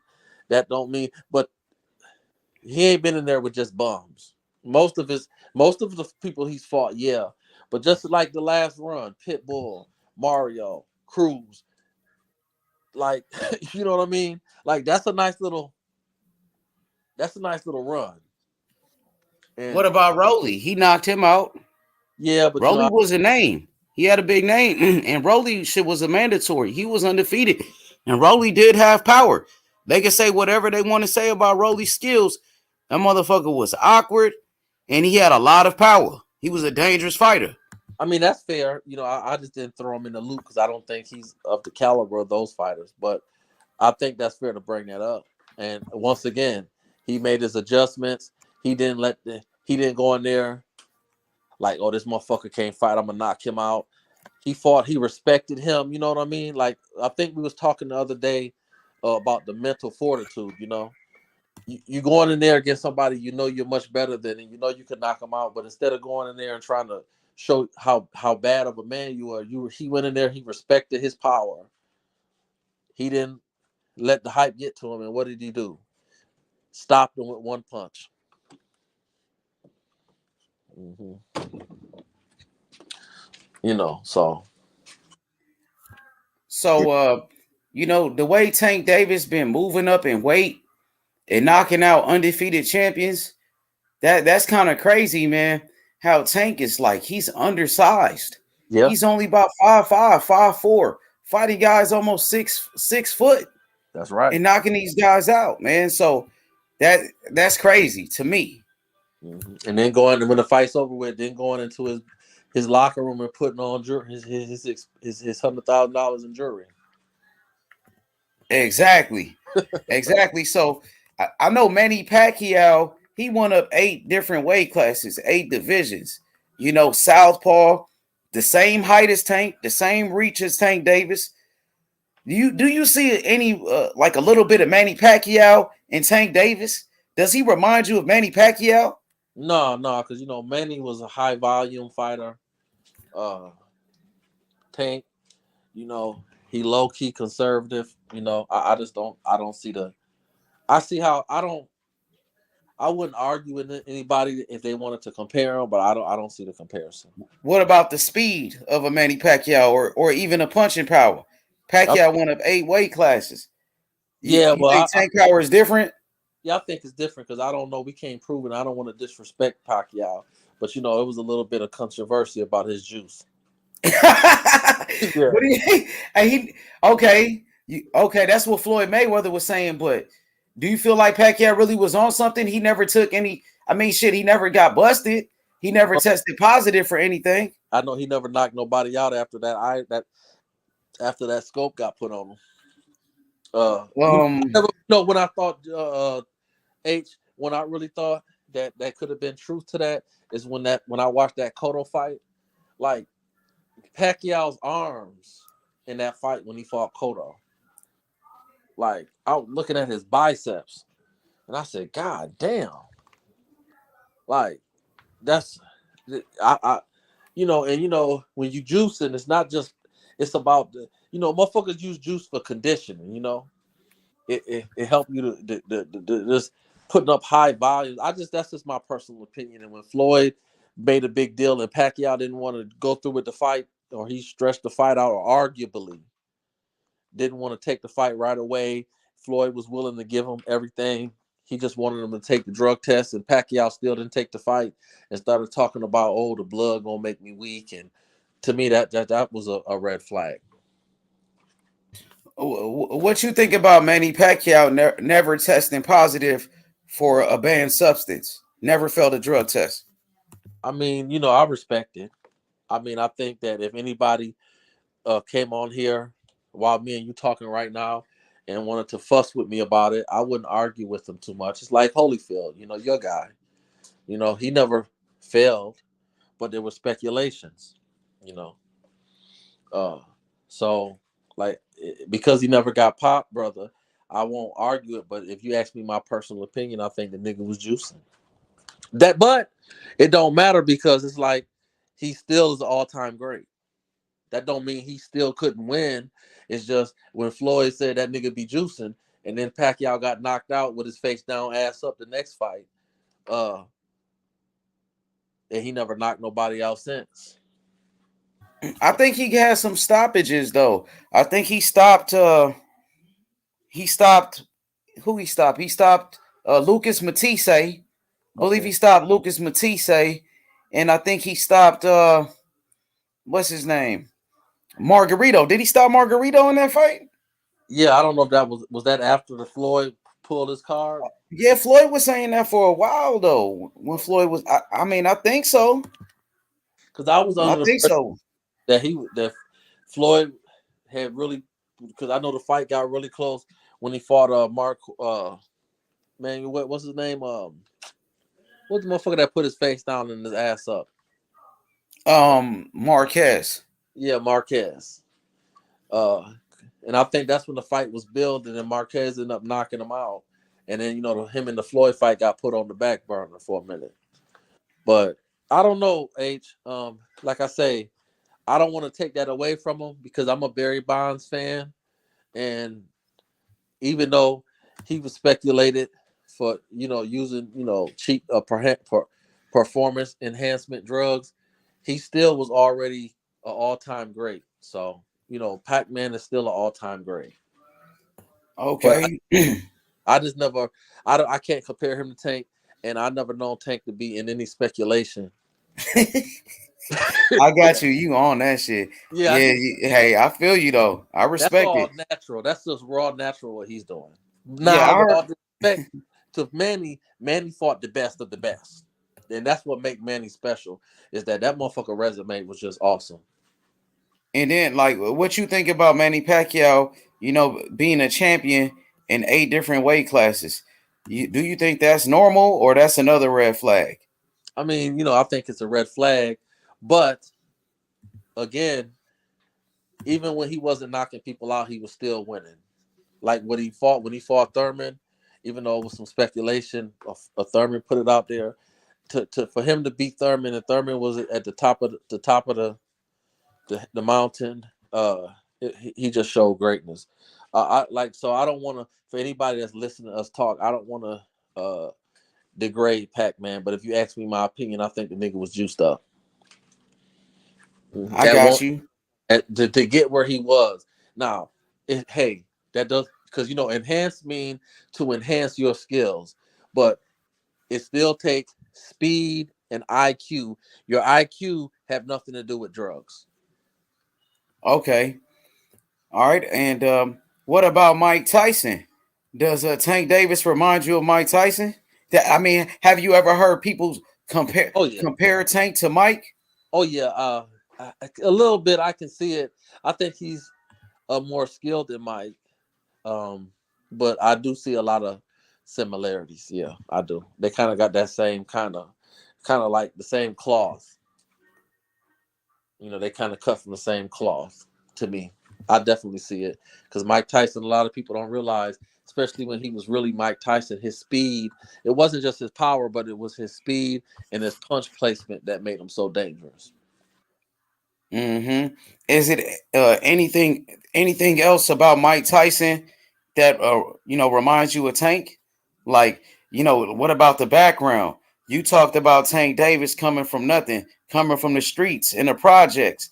And Mike Tyson, the same thing, coming out of Brooklyn, New York. Mike Tyson was shit. He got locked up like 30 times before the age of 13. That's where he started boxing, when he was in jail, in juvenile hall. What about the background? Both of them coming from nothing. Well, I think that's just a tribute to Floyd. People talk about how he should leave Floyd and da-da-da. I think Floyd has been a major contributor in him being able to maintain his focus on boxing. When Mike had Customato in his corner, he was focused and he got caught up fucking with Don King and, going to the other side of the street and fucking with other people and so I think you can make a comparison to it. But I think Calvin, his coach Calvin, I think the difference between Tank and Tyson, I think really Tank has allowed himself to remain humble and stay focused and centered to who he really is. Absolutely. I know Mike Tyson, he was adopted by Customato. Mm-hmm. He was adopted by Customato. I believe Mike Tyson, his mother was on drugs. That's right. And she was in the streets and things of that nature. And I know Tank Davis, his mom was on drugs when he was a kid and he was coming up. And he went to the group home as well. Mike Tyson went to jail. He didn't go to the group home, but Tank did. You feel like there's any similarities right there? Yeah, definitely. I think it just how sometimes life, I think you can make a strong argument that he could be another reincarnation or version of Mike. But I think at this point in his career anyways, I think he just happened to be on the right side of the story. Mm-hmm. So far. I got you. Far. Yeah, I got you, bro. Like when you in the streets, we got a lot of us have brothers and sisters that's in the dirt right now or doing numbers behind bars, and like in the words of the great poet Jay-Z, you just didn't you didn't hop the fence faster than I did, and I think Gervonta Davis compared to Tyson is just a situation that he got over the fence, where Mike Tyson he got stumbled up on the fence. And at this point in his career, it's just a blessing for us to be able to watch the young man, and here's how life works, H. We don't know how that court thing is gonna go. We don't know how that's gonna go. That could change and redirect his story. But right now, he's been blessed by the Most High, and he's on the right side.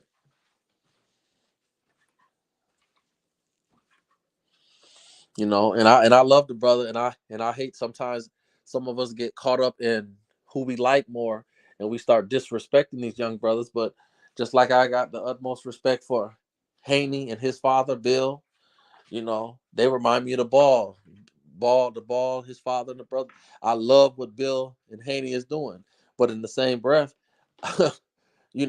Tank didn't have Tank didn't have he wasn't blessed to have Bill Haney, but the Most High blessed him with Mayweather and Calvin Johnson. So, I just really I love how the brother's winning. Even when he fought Pitbull and he arguably broke his hand, he fought through that controversy. He could have easily took a L and made that an excuse, but he still won.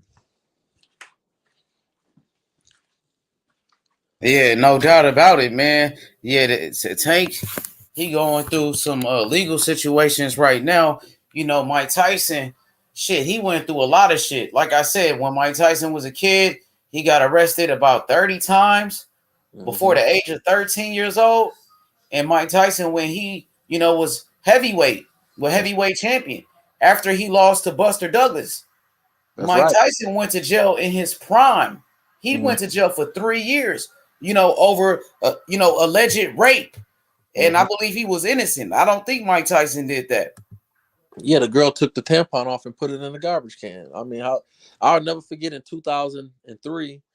I don't know if you remember this, but you remember when in 2002 or 2003 they had I can't remember the show that used to come on Sundays, but they had it was like 60 Minutes or something like that. Yeah. When when a lot of the jurors was like, if they were to if they had a chance to do it again, they would have said he was not guilty. Yep, on 60 Minutes. That's exactly it. Yeah, so Mike Tyson, he went to jail in the prime of his career when he was a young man, for 3 years and a half. Now you got Tank Davis facing, I believe, jail time. Yeah, in the prime of his career, man, and that's kind of crazy, man. And listen, and a lot of people forget or they overlook it because he was so good. The nigga guy came home and won the belt again. Exactly. He became a unified champion when he got out of jail. He knocked out Frank Bruno and he beat Bruce Seldon for those belts. And they talk about Bruno not being this and this, and I'm not saying Bruno was some type of great fighter, but he is, in the UK, he's looked upon as one of the best heavyweights. And some, not all, but it was some people that thought Bruno was not a bum. No, he was not a bum. Bruno, he beat Oliver McCall for that belt. And Oliver McCall was the man that knocked out Lennox Lewis, the first guy to beat Lennox Lewis.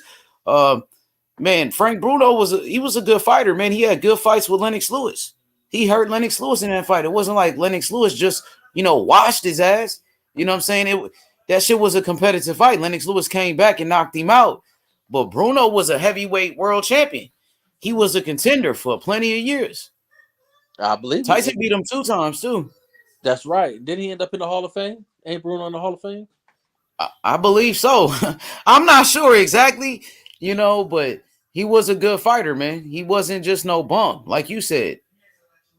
Yeah, a lot of his wins, as boxing fans or some of us being historians and us really knowing who was who, when he beat Spinks was the smaller fighter, but Spinks was undefeated, beat Larry Holmes twice, arguably with some questionable decisions there, but Spinks was a bad motherfucker. Razor Ruddock was a bad motherfucker when he fought Razor Ruddock. So it's kind of like Tyson really the nigga, when he was a millionaire, Tyson was more popular than Michael Jordan for a minute.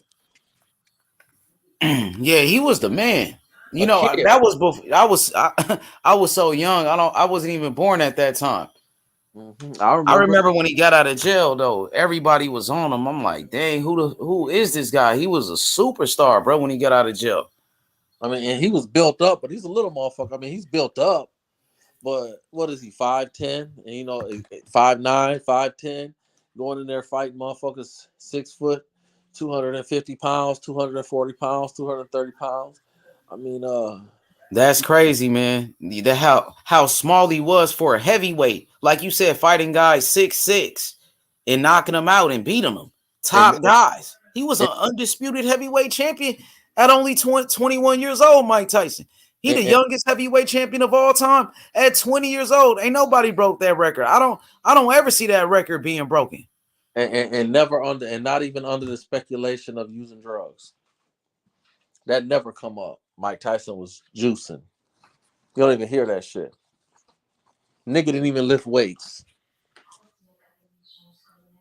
Hey, bro, that shit is crazy how, Mike Tyson was able to do what he did. That's crazy, man. Heavyweight champion at 20 years old. That's crazy, man. To become undisputed, get all the belts at only 21 years old, knocking everybody out, got out of jail, you know what I mean? Became a champion again. That's right. Discovered boxing while he was in jail as a teenager. Mm-hmm. And then get adopted by Custom Model, a white man at that time was unheard of. Took him in the crib. Exactly, man. That shit is crazy, bro. But see, it was so much good that Mike Tyson was doing, but then he got in trouble. Ain't nobody perfect. He made some mistakes and he paid for it. But I don't think Mike Tyson raped that girl. That shit was a lie. They set him up. They try to make an example out of Mike Tyson, who was the biggest star in the world at that time. Like the brother just said, he was bigger than Michael Jordan at that time. Put him in jail in his prime. Did that to a black man, and they got away with it. That wasn't right. And here's something a lot of people forget. The red flags was popping up with the Robin Gibbons situation. You remember when he was doing that interview with her on that one white girl? Yeah, she did him dirty, man. That was crazy. He was looking at that bitch like, what? Hold on a minute. Yeah, that was fucked up, man. Yeah. And what I really love about Tyson is the way he carries himself today. He's not finger pointing at nobody. He's not complaining and crying. And, he'll be the first one to tell Robin Gibbons, I love her and she was a good girl. And I did some fucked up things. Now he'll let you know too that she wasn't nothing to sneeze at. She wasn't innocent, but he don't throw her under the bus. He don't throw nobody under the bus. He takes accountability for everything he done. Yeah, man, that right there was pretty fucked up. What happened to Mike, man? But Mike made those decisions though, man. Mike was a grown ass man. Mike had, that shit with that girl. I know he didn't do that shit, but a lot of that other shit, biting motherfuckers' ears and shit.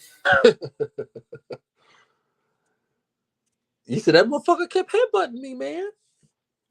Yeah, Mike Tyson was out of control, bro. And what you think about Mike Tyson now? What he's doing? I see he got that podcast. It seems like everybody love him right now. Like not too long ago, people hated Mike Tyson.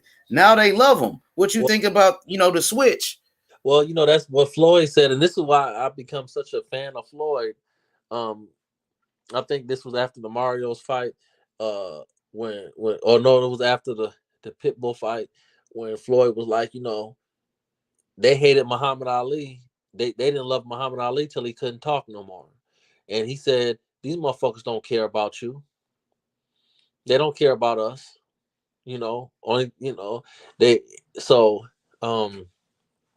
I think, what he's doing is he been through what he been through, and to see him doing what he's doing today, he's blessed. Fuck it.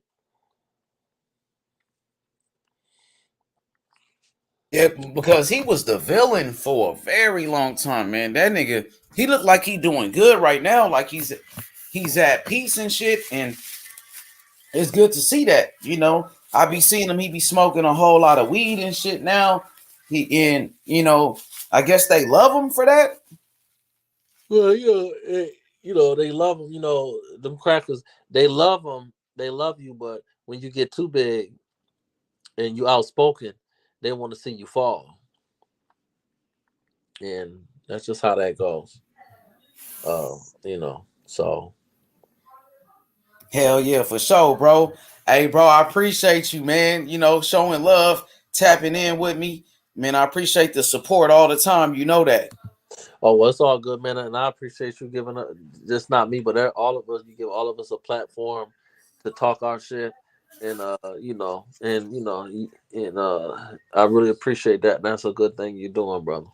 Hell yeah, appreciate it, man. Almost at 30,000. You know what I mean? So, man, that's gonna be big. When we reach 30,000 subscribers, man, that's gonna be a big deal, bro. That's gonna be major, and I appreciate it, bro, man, because you a part of it, man. Everybody is, man. So, bro, man, tap in with me. I know it's getting late. You sound like you tired. Yeah. Hey, man, holler at me for show tomorrow. We gonna do it again. You know that. I'm gonna stay on. I'm gonna keep cooking though. Okay, brother. I'm gonna head out of here, man. Thank you for having me on, brother. You have a nice one. For sure. Appreciate that.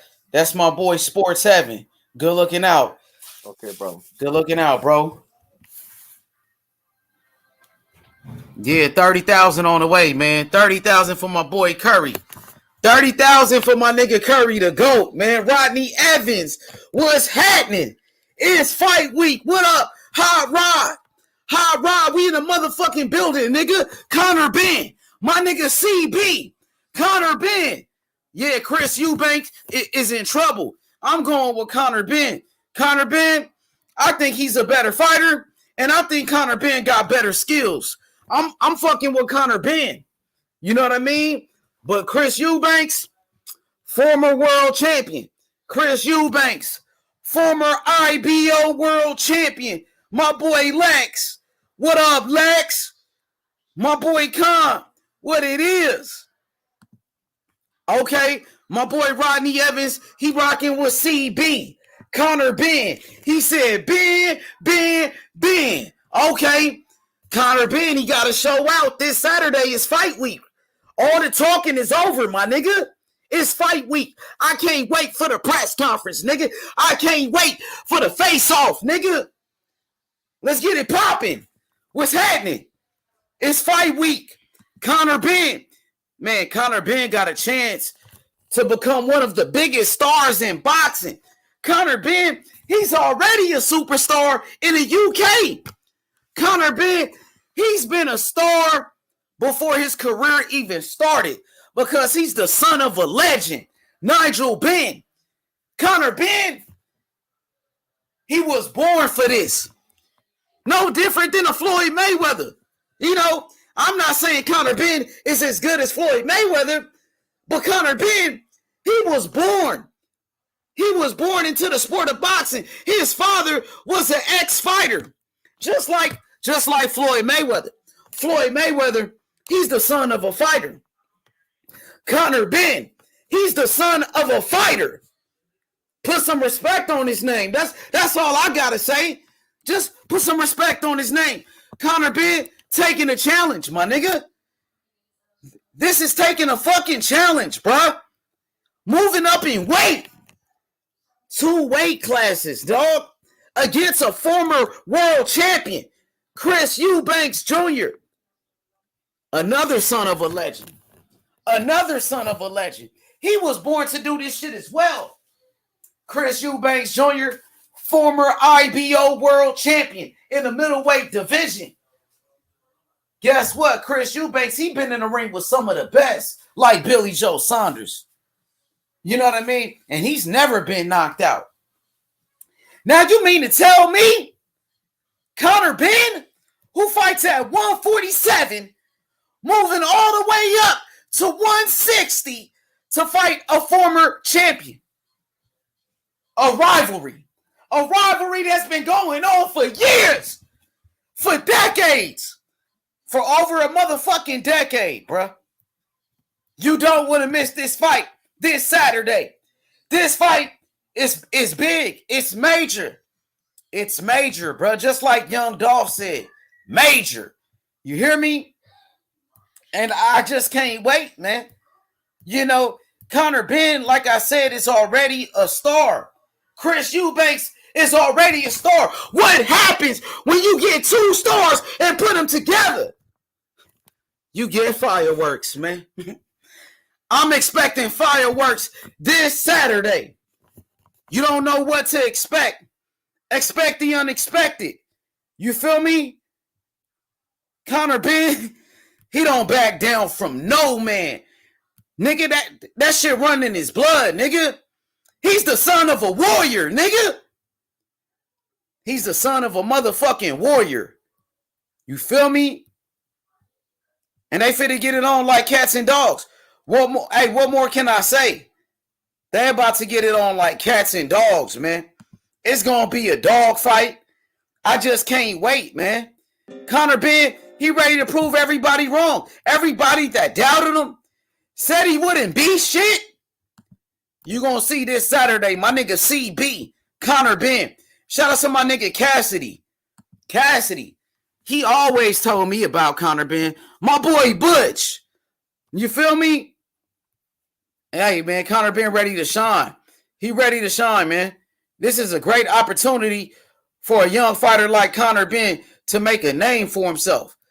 You know, you already got a name for your father. You got a name from your father, Nigel Benn, who's a legend, Hall of Famer. Now it's time for Conor Benn to create his own legacy by beating Chris Eubanks. That's the way he can do it, bruh.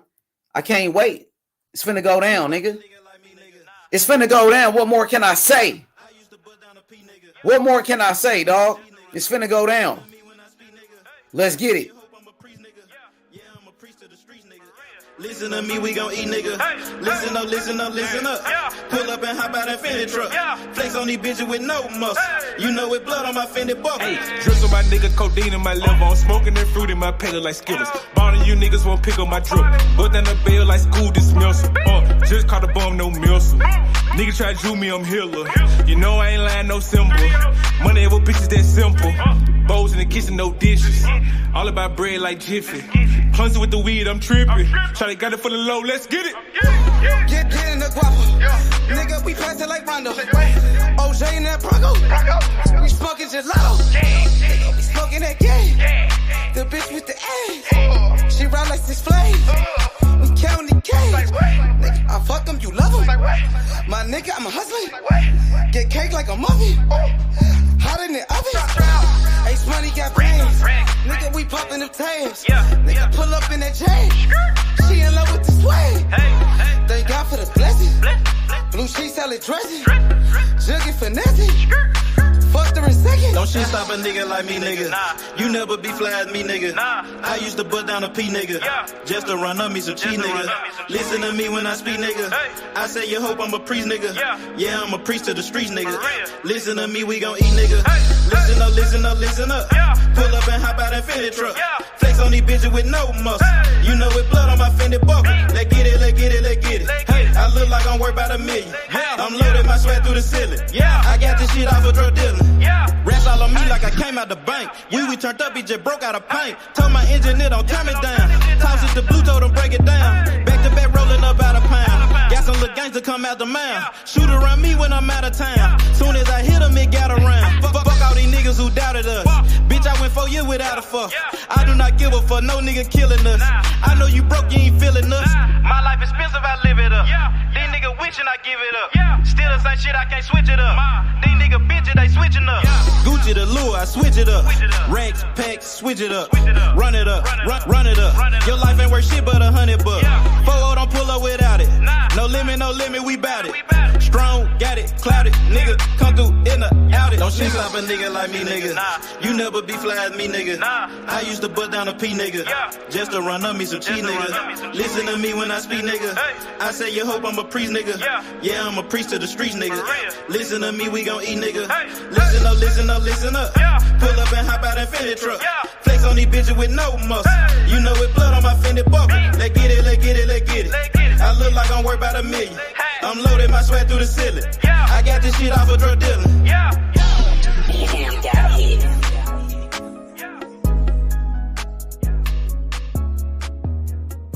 Hey man, it's fight week, man. We ready to turn up. Conor Benn, Chris Eubanks Jr. It's gonna be a hell of a fight. It's gonna be a hell of a fight, man. Listen to me when I speak. CB Conor Benn, dog. Put some respect on his name. Put some respect on his name. Like niggas act like Conor Benn ain't did shit. These motherfuckers act like Conor Benn ain't beat nobody. Nigga, Conor Benn, he beat Chris Van Herden. He beat him. He beat Chris Algieri, nigga. He been in there with former champions. He beat Samuel Vargas. Samuel Vargas, the same guy that Errol Spence fought against, nigga. Now, my nigga Conor Benn, he gotta go move up and wait to get some respect out here, dog. Nigga, ain't shit was given to my nigga Conor Benn, nigga. You feel me? My nigga Conor Benn stepping up to the plate. Nigga, this is what it's all about. Conor Benn ain't fighting no bums, nigga. He ain't fighting no motherfucking bums. Y'all niggas been hating on Conor Benn. Nigga, this Saturday, all of that shit gonna come to an end, dog. Conor Benn gonna whoop some ass. That's what he gonna do. Conor Benn, he gonna beat the shit out of Chris Eubanks Jr., dog. He gonna beat the shit out of him, bro. Conor Ben makes a statement this Saturday. This Saturday, Conor Ben gonna make a statement, dog. Nigga, this what it's all about. This what the greatness is. This what it's all about, nigga. Conor Ben don't back down from nobody.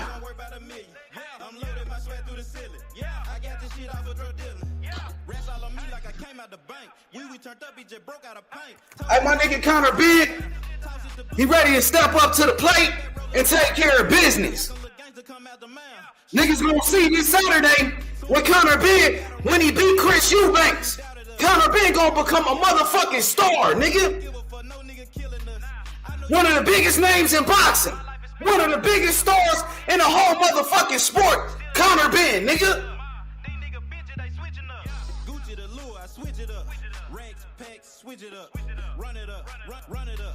Your life ain't worth shit but $100. 4 don't pull up without it. No limit, we bout it. Strong, got it, clouded, nigga. Come through in the out it. Don't shit stop a nigga like me, nigga. You never be fly as me, nigga. Hey, it's definitely gonna be a hell of a fight. It's gonna be a hell of a fight. You don't want to miss it. Live on the zone. Conor Ben versus Chris Eubanks Jr., nigga. One of the biggest rivalries in the whole motherfucking sport of boxing. One of the biggest rivalries in the whole motherfucking sport, nigga. This shit goes back decades, nigga. Nigga, Ben versus Eubanks. They've been doing this shit for decades. Conor Ben steps up to the plate and take care of business this Saturday. Conor Ben with his speed. Conor Ben with the jab. Conor Ben with the 1-2.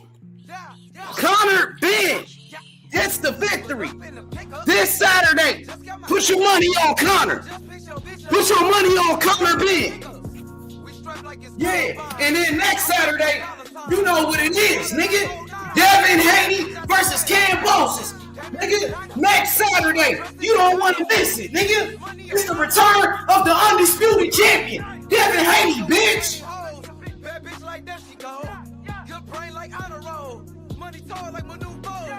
I'm just being honest. She said she found me. Nigga, it's Haney time. It's Haney time. Devin Haney, the undisputed champion, this Saturday. Nigga, Haney, he ready to do his thing, nigga. It's Haney time. Devin Haney, the youngest undisputed champion in the history of boxing. Bitch, we got all the belts. We got all the belts, ho. What you talking about? Nigga, we got every belt there is. Devin Haney, the next Floyd Mayweather, nigga. The next Floyd Mayweather, Devin Haney, bitch. Easy money. Easy money. Cambosis, easy work. Nigga, Cambosis beat the shit out of Teofimo Lopez.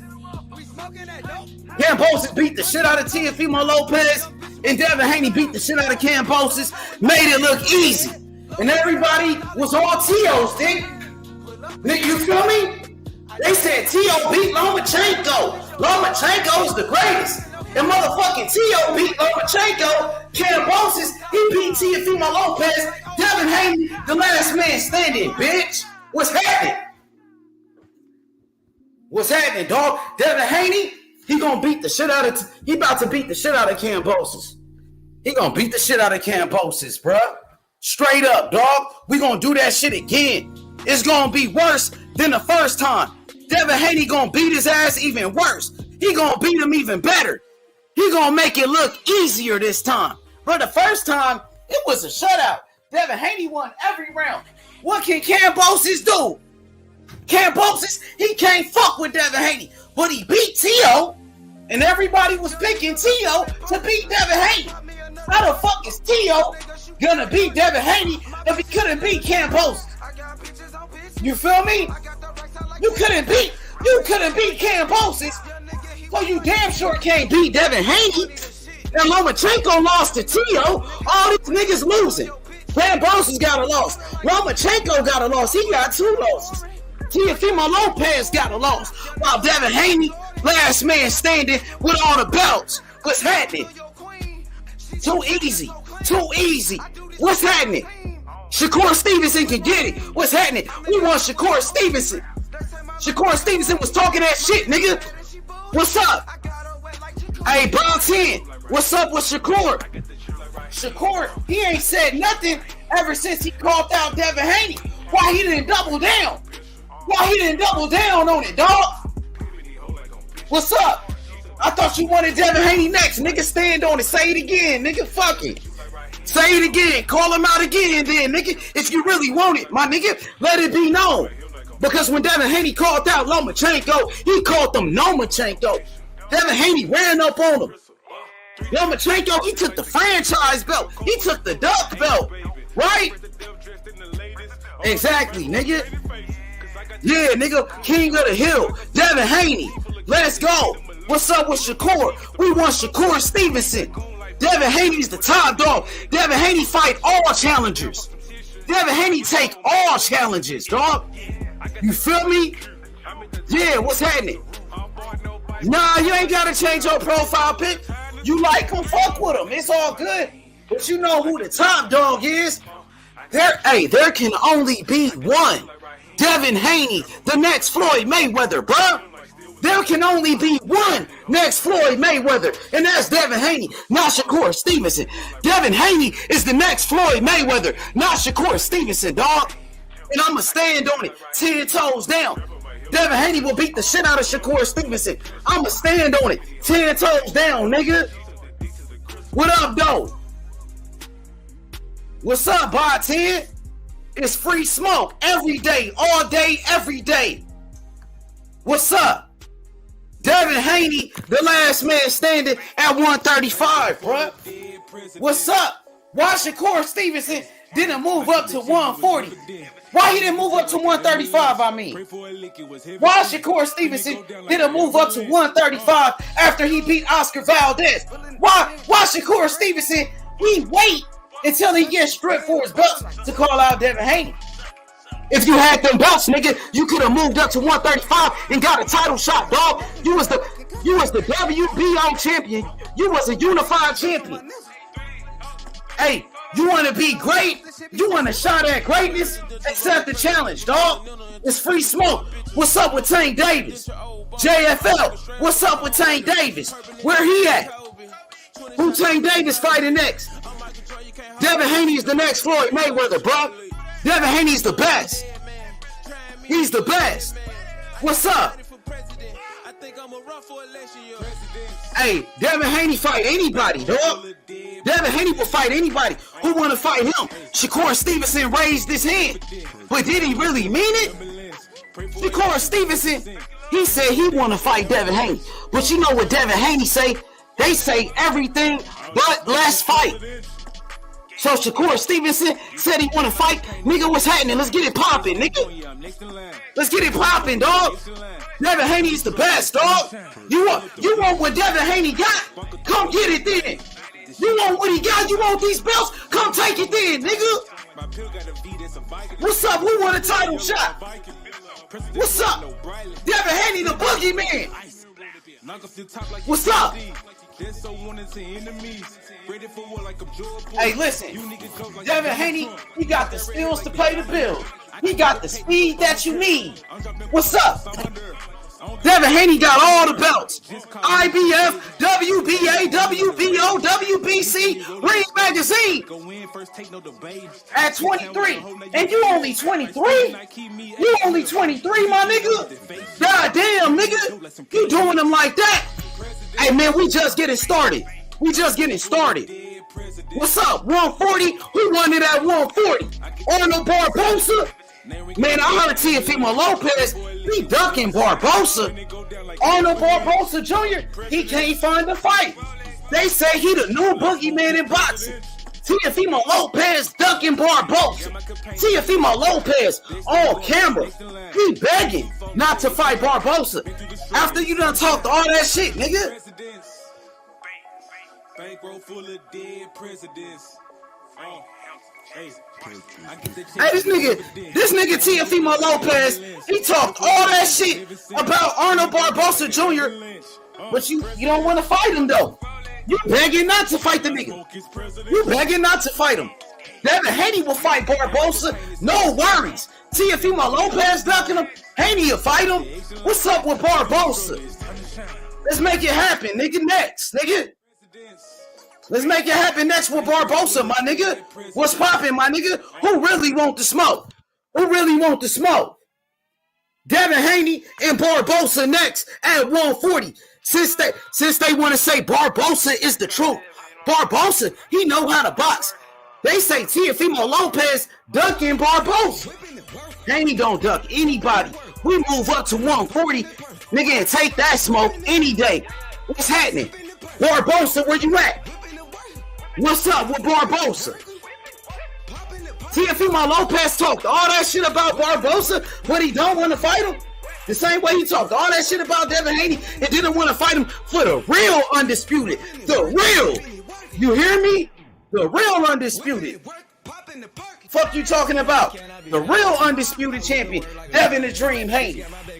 Feel me? I told you from the very beginning, nigga. I told you when Devin Haney was 19, nigga. Devin Haney was the next Floyd Mayweather. Look at him now. At 23 years old, he's the undisputed champion. He got all the belts. Nigga, I was the first motherfucker on this motherfucker talking about Devin Haney. Straight up. While these bitch ass niggas was talking about Teofimo Lopez, they was talking about Gary Russell Jr., Tank Davis. I was telling you about the Dream, the undisputed, Devin Haney. What's happening? Easy money. Easy money. Easy money. Bar 10. Whipping the work. Sipping the perk. Whipping the work. I'm whipping the work. Popping the perky. Whipping it work. Whipping it working. Whipping it work. Whipping it work. Whipping it working. Whipping it working. Whipping it work. Popping the perk. The money is power. I'm serving the powder. I'm smoking that sour. She sucked for an hour. My nigga got Zane. Ace Money got bands. She popping them Zanes. Hey, listen. So we got Devin Haney versus George Kambosos in 2 weeks. Nigga, less than 2 weeks. Nigga, that's next Saturday. You know, the return of Deontay Wilder. Deontay Wilder, the former WBC heavyweight champion of the world. Deontay Wilder. He makes his return back to the ring. You know, Deontay Wilder, his first fight since fighting Tyson Fury. His first time fighting since getting knocked out by Tyson Fury. Deontay Wilder is back in the ring. Nigga, Deontay Wilder, he's fighting Robert Helenius, his former sparring partner. You know, so Deontay Wilder, he gets a tune-up fight. You know what I'm saying? He just got beat up. You know what I'm saying? And Helenius is coming off a big win against Adam Kalinowski when he knocked out Kalinowski. So yeah, man. Hey, boxing is lit. Boxing is on fire. You know, I just can't wait, man. Devin Haney, George Kambosos. Man, this shit gonna be fire. Believe that. Believe that, nigga. You know what I mean? Hey, my nigga Haney finna take care of business. Haney gonna do what he gotta do to get the victory. He gonna come out on top. Straight up. Devin Haney, the best jab in boxing. The best jab in the business, bruh. Devin Haney, Floyd Mayweather type of fighter. Devin Haney, a boxer like Andre Ward, nigga. He like Andre Ward on you. Straight out of Oakland, nigga. Bill Haney, one of the best trainers in boxing. You know Bill Haney gonna have a great game plan. You know what I'm saying? They gonna do what they gotta do to get the victory. And after that, you know, we gonna see what's happening. We gonna see what it is. People talking about Lomachenko. They talking about Shakur Stevenson. You know, will Devin Haney move up to 140 pounds? We gotta wait and see. We gotta wait and see. Hey, and Clarissa Shields, the GOAT, the Floyd Mayweather of women's boxing. Clarissa Shields. Oh, she finna do her thing. Savannah Marshall, she in trouble. She in trouble. I'm telling you right now. Clarissa Shields, #1 pound for pound women's boxer in the world. Clarissa Shields, 2-time undisputed champion. The only fighter to ever do that. 2-time undisputed champion, Clarissa Shields. She made history. 3-division world champion. My nigga, in less than 10 fights. Clarissa Shields, she broke Lomachenko's record to become the fastest fighter to become a 3-division world champion in less than 10 fights. And Clarissa Shields became 2-time undisputed champion in less than 10 fights. Nigga, why she don't get the credit she deserves? Come on, Clarissa Shields. She got the skills to pay the bills.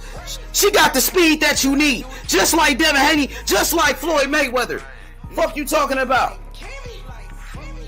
You feel me? Gotta get off your ass and go get it. Hustle to the top, the whole team with it. Hey, gotta hustle to the top. All the way, all the way. You gotta hustle to the top. Go get it. Hustle, don't stop. Hey, my boy, Bob 10, Big Baba. Canelo fans hate Clarissa Shields because she exposed Canelo. Yeah, I know. A lot of those fanboys, they racist. You know, calling people the N-words and stuff like that. Don't want to give Clarissa Shields the credit she deserved. But they was all up on Canelo when he beat Caleb Plant to become an undisputed champion. Clarissa Shields, 2-time undisputed champion, bitch. She a 2-time undisputed champion, pussy. Fuck you talking about? Canelo did it 1 time. Clarissa Shields, 3-division world champion, and she undefeated. 2-time Olympic gold medalist, pussy. Fuck you talking about? One of the best fighters in the world. Why they got Katie Taylor above Clarissa Shields on the pound-for-pound list on ESPN? They racially biased, nigga. And these racist ass fanboys hating on Clarissa Shields and black fighters like David Morrell Jr., nigga, and Devin Haney, nigga, and Shakur Stevenson. Straight up, nigga. Racist motherfuckers. Give her credit. Give her the credit that she deserved, nigga. Nigga, 2-time Olympic gold medalist. They gave Lomachenko all this motherfucking credit for being a 2-time gold medalist. What about Clarissa Shields? She a 2-time Olympic gold medalist. Clarissa Shields, she broke Lomachenko's record, became the fastest fighter to become a 3-division world champion in less than 10 fights. Broke Lomachenko's record, and they don't give her no credit, but they still got Lomachenko on the pound-for-pound list with 2 fucking losses, nigga. And they put Lomachenko on a pound-for-pound list above Andre Ward, nigga. And Andre Ward was the best fighter in the world. But they put Lomachenko, who had a loss to Salido, above him, nigga. Nigga, you know they racially biased, nigga. Nigga, fuck you talking about? And now they put Inouye on a pound-for-pound list over Terence Crawford on Ring Magazine. That's why Devin Haney got on Ring Magazine's ass, nigga. Nigga. Bitch ass nigga. Gotta shout, ain't gotta make no noise. I just made one phone call and hit up my boy. You know yo come through in there 2 seats. He got Vino with him, that boy got 2 hits. I just hit Lil Savage up, he blowing reefers. City got a new plug and a cheap. He Sosa just shot me a test, got what I want. Hey, listen, Clarissa Shields, she about to beat the shit out of fucking Savannah Marshall. Hey, my nigga Rodney Evans, you going with Savannah Marshall? You said Savannah Marshall gonna knock out Clarissa Shields? Nigga, you can't hit what you can't see. Nigga, float like a butterfly, sting like a bee. Like Muhammad Ali said, nigga. Fuck you talking about? Clarissa Shields, master boxer, nigga. We the masters of boxing. We on your ass, nigga. What's happening, nigga? Shields, nigga, 2-time undisputed, nigga. Fuck you mean?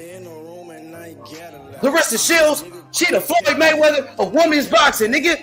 She's the Serena Williams of boxing, nigga. Straight up. She the motherfucking best. 2-time Olympic gold medalist. Undefeated, nigga. Easy money. We gonna see when Clarissa Shields beat the shit out of Savannah Marshall. Give her a boxing lesson. The same way Devin Haney beat up on Cambosis. What the fuck you gonna say, bitch?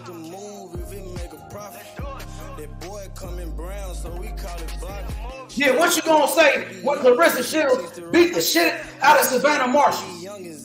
Make it look easy. Make it look like Mayweather, baby. Yeah, Devin Haney make it look like Mayweather, bitch. Easy money.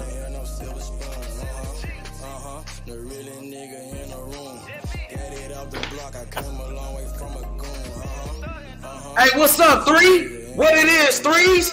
You already know, man. It's Haney time. Haney. Come on, man. The undisputed champion. We got all the belts. Clarissa Shields, undisputed champion. Devin Haney, undisputed champion. Terence Crawford, undisputed champion. Jermell Charlo, undisputed. Nigga, it's the undisputed gang. Usyk, undisputed. Nigga, what's happening? Hey, but guess what? They don't want no smoke, though. They don't want no smoke with Devin Haney, including Shakur Stevenson. You know what I'm saying? I want to see Shakur Stevenson double down on what he said.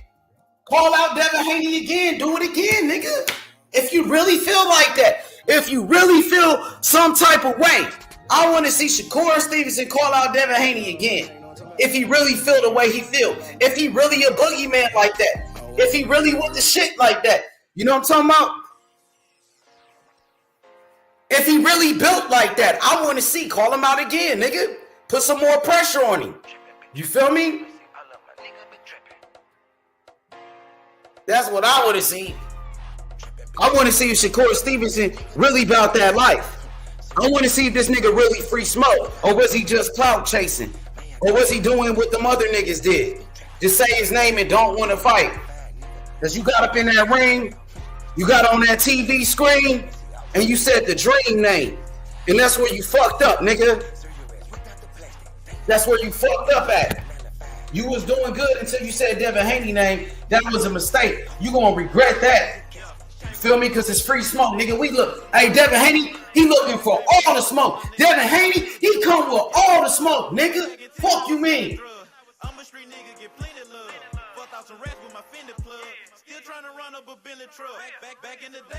They don't want no smoke with the dream. You know, the dream turned into a nightmare. You know what I mean? When he pulled up on Teofimo Lopez, and Teofimo Lopez had a mental breakdown. When the dream Devin Haney pulled up on Ryan Garcia, and Ryan Garcia tucked his tail. When Ryan Garcia was the mandatory. And then you got these niggas clout chasing like Keyshawn Davis. Talking ass nigga. You ain't nothing but a talking ass nigga, bruh. You talking like you a champion, my nigga. Last time I checked, you still a prospect. Nigga, stay in your lane. Worry about them bum ass niggas you fighting. DB3, you niggas ain't shit. You ain't got no belts. Nigga, fuck you mean. That's why Devin Haney called you. Hey, that's why Bill Haney called y'all some bitches. Cause you some bitch ass niggas. Cause y'all some bitch ass niggas, homie. Straight up.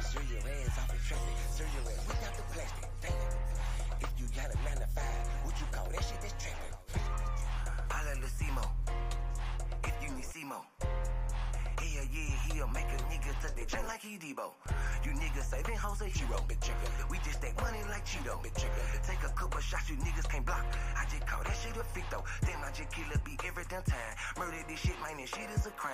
Snow this boy up, man, they call it a line. Haney never missed weight. Yeah, he never missed weight. Devin Haney is a true professional, my nigga. You feel me? He's dedicated to the sport of boxing, my nigga. He's a true professional. He gonna show up on weight. He's gonna make weight. He's not gonna get stripped for his belts. You feel me? But that shit happens. Fighters miss weight sometimes. It happens. But you know when you miss weight like that, you gotta pay a fine. And nigga, we ain't trying to fuck the money up. We ain't trying to fuck the money up. You know what I mean?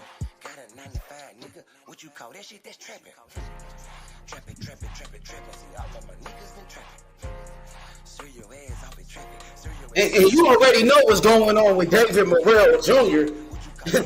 David Morrell Jr., WBA super middleweight champion of the world. David Morrell made history, became a world champion in only 3 fights.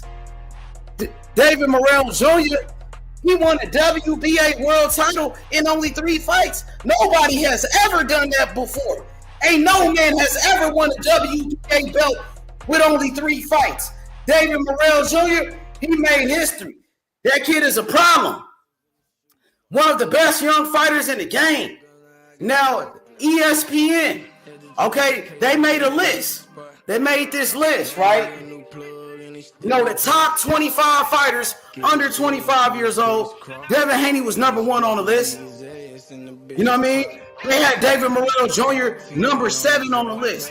So, 2 of my fighters, 2 of our fighters on the top 10, my nigga. Top 10, you feel me?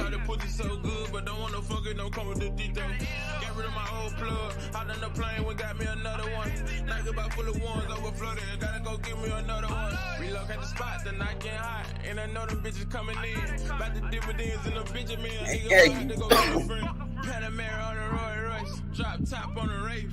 150K, I need a higher place. I had to pay at the safe. I used to bar a gun, now I got 2 Glocks. Trapped that mama house, now I got 2 spots. All this ice on, I need a flu shot. But don't reach, cause they probably get your crew shot.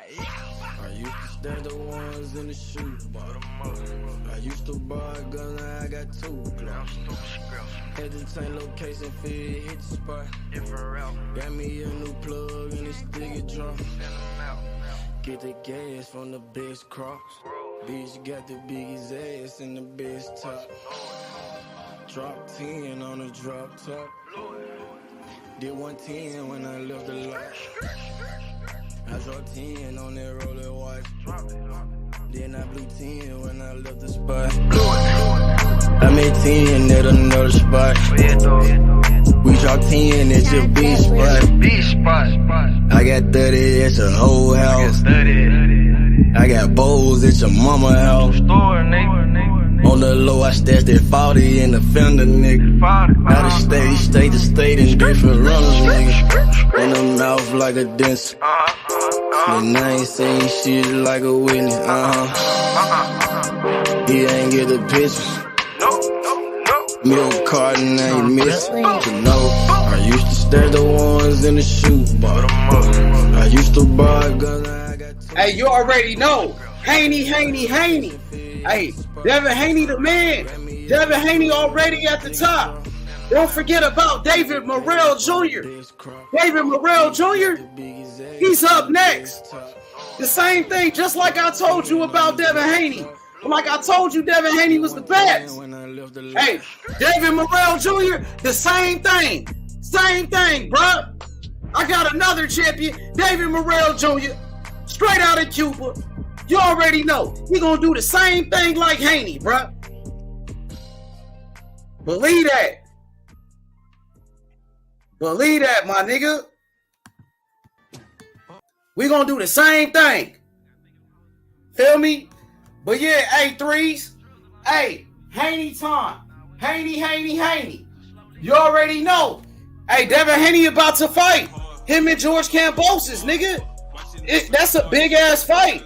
It's still a big fight. The first fight broke records. The first time Devin Haney fought against George Kambosos, it's the biggest fight in the history of the lightweight division. Devin Haney and George Kambosos. My nigga, let me cook on this one. Devin Haney and George Kambosos, they made history, my nigga. Yo, hey, what's up with it, Rodney? Hey, Clarissa gonna fuck up Savannah Marshall, my nigga. You already know Clarissa Shields gonna fuck up Savannah Marshall, my nigga. Come back, don't run, my nigga. Hey, guess what, Rodney? Guess what? Clarissa Shields, she gonna beat the shit out of Savannah Marshall, my nigga. You already know that, my nigga. That gonna be easy money, dog. That's gonna be easy money. You riding with Savannah Marshall, you gonna regret that. That's next Saturday. That's next Saturday, my nigga. Yeah, you know what's up, Hot Rod. You know what's up. What's up with your girl, Savannah? What's up with Savannah Marshall? Where she at, Hot Rod? I can't hear you. I can't hear you, bro. Savannah Marshall? Are you kidding me? You gotta be joking, nigga. Yeah, don't get silent on me now. Nigga, Clarissa Shields, 2-time undisputed, my nigga. What's up, Hot Rod? No. Clarissa Shields, 2-time undisputed. What's happening, nigga? She's gonna get knocked out. Nigga, she ain't knocking shit out. Nigga, you can't hit what you can't see. Float like a butterfly and sting like a bee. Marshall. Yeah, nigga, she finna do it like Devin Haney did Cambosis, nigga. She gonna do it the same way. She gonna do it the same way Devin Haney did Cambosis. Box her ass up, bruh. And then 3-time undisputed. I be seeing you in the comments saying 2-time undisputed. Hey, listen, I see you in the comments. You say 2-time undisputed for Bud, but Clarissa Shields, she already a 2-time undisputed. Clarissa Shields, she going for 3-time undisputed with your girl, dog. Hey, Marshall gonna put it all to an end. 3-time, nigga. Hey, 3-time undisputed. Just how Haney did Cambosis, though. You know that. Hey. You know the quote. Marshall, baby. She finna shock the world. She finna get boxed up. Finna shock the world. 2-time Olympic gold medalist Clarissa Shields. What is we talking about? Hey, Marshall finna shock the world. Hey, you know Clarissa Shields, she broke Lomachenko's record by becoming the fastest 3-division world champion in the history of boxing. She did that in less than 10 fights. 3-time 3-division world champion in less than 10 fights. Clarissa Shields, she became 2-time undisputed in less than 10 fights, bro. Wait, what record Loma had? He was the fastest fighter to become a 3-division world champion. Like he did it in like 11 fights or something. Became a 3-division champion like in 12 fights or something like that. And Clarissa Shields broke that record. She did it in less than 10 fights. She became 2-time undisputed in less than 10 fights. Now she going for 3-time undisputed with only like 11 fights. Every time she fights, she make history, bro. Name another fighter you know that. She just made history by becoming the first 2-time undisputed champion with 4 belts. And then she broke Lomachenko's record, became the fastest 3-division world champion, and now she's fighting to become the first 3-time undisputed champion. Come on, you know that's crazy. The first 2-time Olympic gold medalist woman.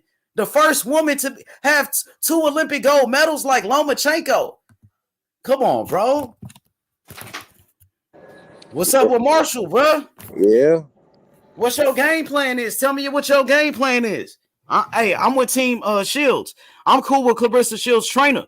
You know, she trained with Floyd Mayweather's trainer. I'm cool with both of her trainers. John David Jackson and the one that be with Mayweather, my nigga GT. So I'm locked in with Team Shields. So tell me the game plan so I can tell Team Shields. Tell me your game plan. I'm going to tell the team. I wish I had... Shit. I wish I had that plug with Savannah team, nigga. Shit. Now, she with Fury. She with Peter Fury, bro. Hey. I'm expecting a great fight, though. I'm expecting an easy fight. Clarissa Shields, you know, she do like Devin Haney did to Cambosis. Give her a boxing lesson. You dead ass? Yeah, like on some shit like that. Box her ass up like Mayweather. Like for 12 rounds. Yeah. Damn. He got outboxer. Yeah, like on some Devin Haney shit. How he did Cambosis. Yeah. Yup. Same thing. Be the same type of fight. And that'd be real impressive in my eyes. Because I think highly of Marshall, so that'd be impressive. Hey, why you so high on Marshall though? She the fury of boxing, man. That style, man. Wait, the way she, you know, like she ain't like us, big bro. You know, she ain't athletic like us, but nigga, she technical. She could, man. I just love her style, bro. That style, like you always say, styles make fights. I think her style can give anybody work. But how could you deal with a boxer like Shields, who's similar to a Mayweather type of boxer? You know, a 2-time gold medalist, 2-time undisputed, 3-division world champion, going for 3-time undisputed, bruh. Like, this girl is on a mission, bruh. How could, you know what I mean? This is different. This is not the amateurs. Ugas, he beat Bud Crawford in the amateurs. And you know Crawford is he a way better fighter now. You know Ugas couldn't beat him now, bruh. I don't say anything about the amateurs. I never even Yeah, watched but him fight. that's what people say about this fight, though. Like shit, I wasn't even around in boxing when they fought in the amateur, so shit, I wouldn't even know what happened. But how could you go against the accolades of a Clarissa Shields? Like, as I mentioned, you know, 2-time undisputed champion, 3-division world champion, two-time Olympic gold medalist, to Savannah Marshall, who's only a 1-division champion with 1 belt. And they got Savannah as the favorite, I think, out there, bruh. So that's really disrespect, my nigga. Like, have you ever seen something like this? Where a 3-division champion, 2-time undisputed champion, 2-time Olympic gold medalist, undefeated, is the underdog against a one belt champion in 1 weight class. That's crazy, bro. You can make money. Yeah, I agree with you on them. That odds. That is crazy. That is crazy. But is Marshall really a beast like you say she is? Like they say she is? You gonna see. You gonna see. I want to hear from you though. You gonna see, because I think she is. You gonna see, man. Your eyes gonna shock you, man. Your eyes gonna shock you Saturday, because you gonna see, big bro. You gonna see. Feel me? Now, I don't know about that, bro. May the best woman win, but I think Marshall's gonna win. We know who's the best right now, though, and it's Clarissa Shields. You know, but you telling me we don't know who's gonna be the best that night? Is that what you're saying? The day of that fight, you don't know. Is that what you're telling me? Yes, sir. Just like any given Sunday. Hey, any given Saturday. But nigga, fucking, I'll tell you one fight that's for sure going to the knockout. That nigga Ryan get knocked out, bro. Told you niggas, bro, I don't want to see that shit. And that shit gonna happen. This nigga gonna get knocked out in 5 rounds, bro. You think it's gonna happen? Man, you see them niggas is posting each other, bro. Yeah, they could just be tweeting though. We don't, you know how this shit go, man. You never know. I thought Spencer Crawford was gonna fight, nigga. Now it turns out they not even fighting. Bro, I don't believe none of this shit now, bro. I feel you, bro, but I ain't never seen Tank post a picture with him and Ryan in that shit. I ain't never seen that. I know he ain't trolling, bro. He ain't finna post like you said. He don't even take that nigga serious, bro. Like I know he not posting that just to troll him back. I know he not. He might be though. If he is, that's it is what it is. That's just sad. Hey, did you watch that interview? With who? With Kid Austin? Nah, I mean you sent it to me. I ain't watching because he be doing some capping, bro. So I don't know. Tell me about it, bro. Because I really don't rock with him. I seen you sent it to me, but I don't really fuck with this nigga like that because he be capping. But well, tell me about it. You hyped up on it, so tell me about it, bro. I'm hyped because nigga, who he want next year? Nigga, he want Keyshawn Davis and Pitbull Cruz. Bro, he only like 19 years old. He is no way. He just calling people out, bro. He really don't want to fight Keyshawn Davis, bro. You know what I'm saying? Hey, but he is a main event fighter though now. You sure, big bro? You don't think that can happen, Keyshawn and Kid Austin? You think so? You think he gonna fight Keyshawn Davis right now? Man, keep it real. I love to see that, man. But you think he really gonna fight him right now though? Keep it a buck, bro. Not right now, because he said next year. So I'm not gonna say right now. He's not even next year though, bro, because he will be only with like 20 years old, 21. So at 21, they not finna put him in there with this nigga. You know Why that. Not? You was even saying how Ryan is not ready for niggas. He ain't ready, bro. He just like he got way better skills than Ryan, man. He got hey, he's good though. He's a good fighter. You know what I mean? I'm not saying he's whack. Bro, you know I'm the Ryan fan, and I'm telling you, Kid Austin got more skills than Ryan Garcia. He ain't proved it yet, though. I agree. I can't argue on that.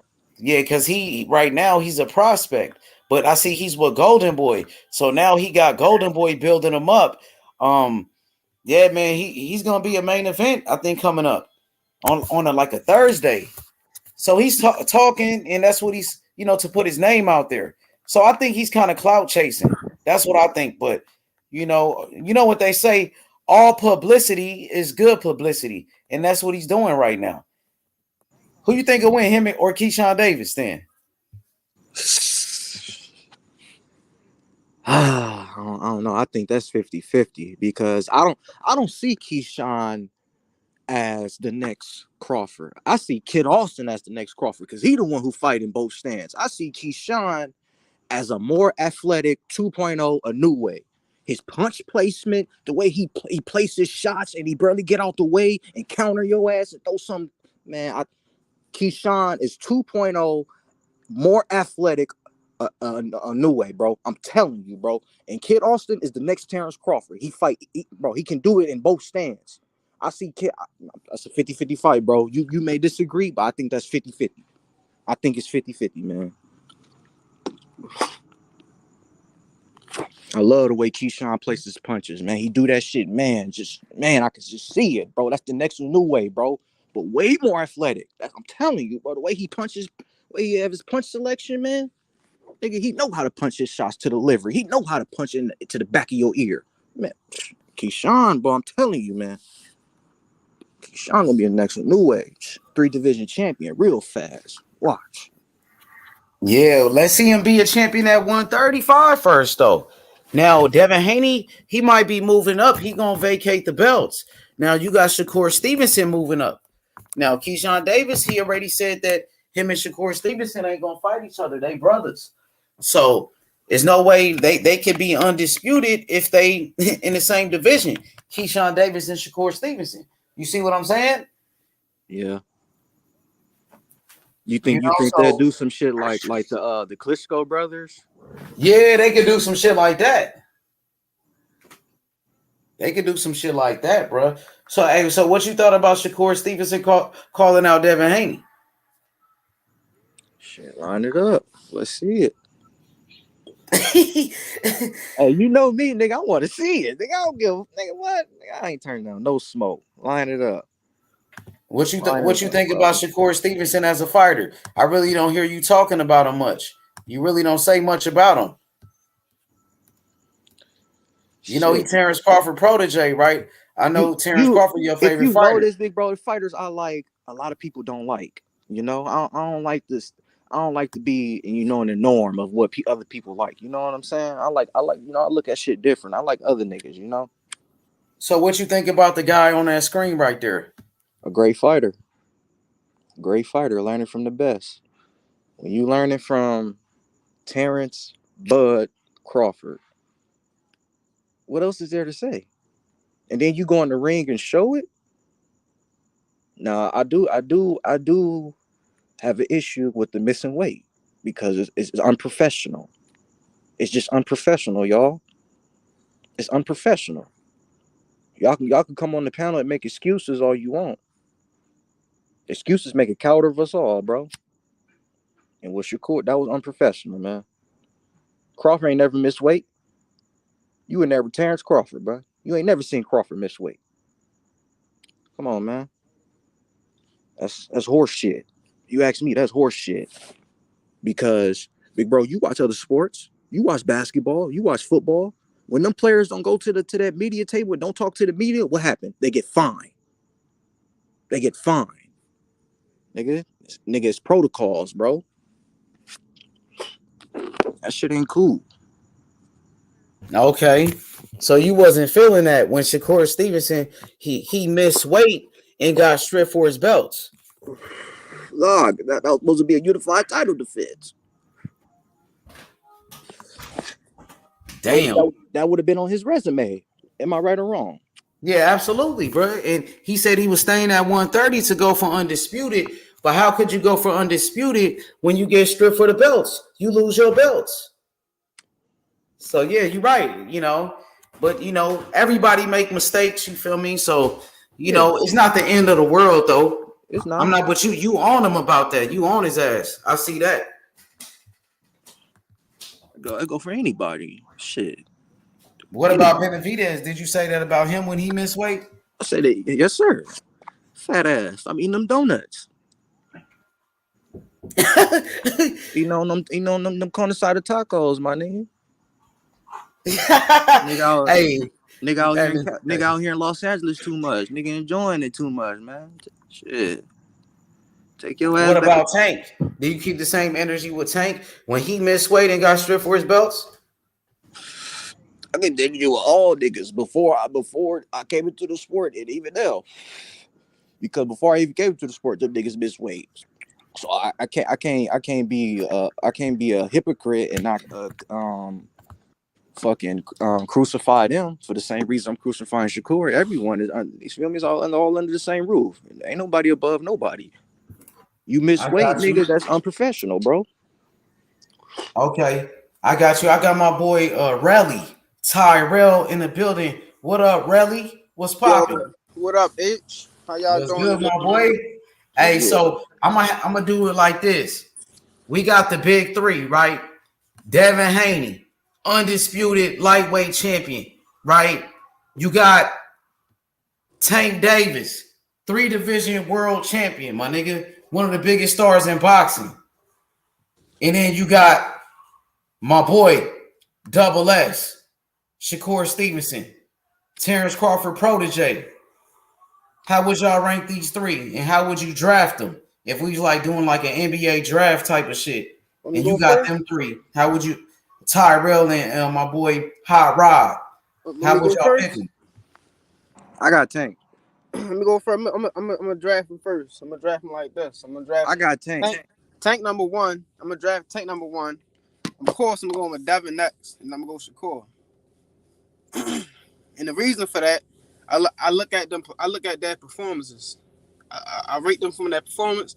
I see Tank knocking niggas out. That's something that they really can't do. You know what I'm saying? I don't really see Devin Haney or Shakur knocking niggas out. I seen Devin do it a couple times, but I don't really see Shakur knocking niggas out. That's why Shakur fell in that third spot. But I got Devin second because Devin, he got the skills. He can box. Like he got real skills. Like he got great defense. He got good hand speed. He hit his targets. So Devin, it's really a toss up. You can go Devin first or Tank first, but for me personally, I'm gonna go Tank first.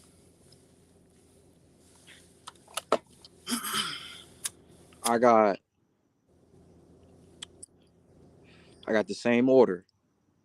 And the reason for me to have Tank number one, I see it totally different what he said. Tank got the same skills just as Devin Haney and Shakur Stevenson. But the difference is he knocking niggas out with the same skills. With the same skills, big bro. He has the same skills and he's knocking these niggas out. I agree, but look, he's not just a knockout artist. He has boxing skills.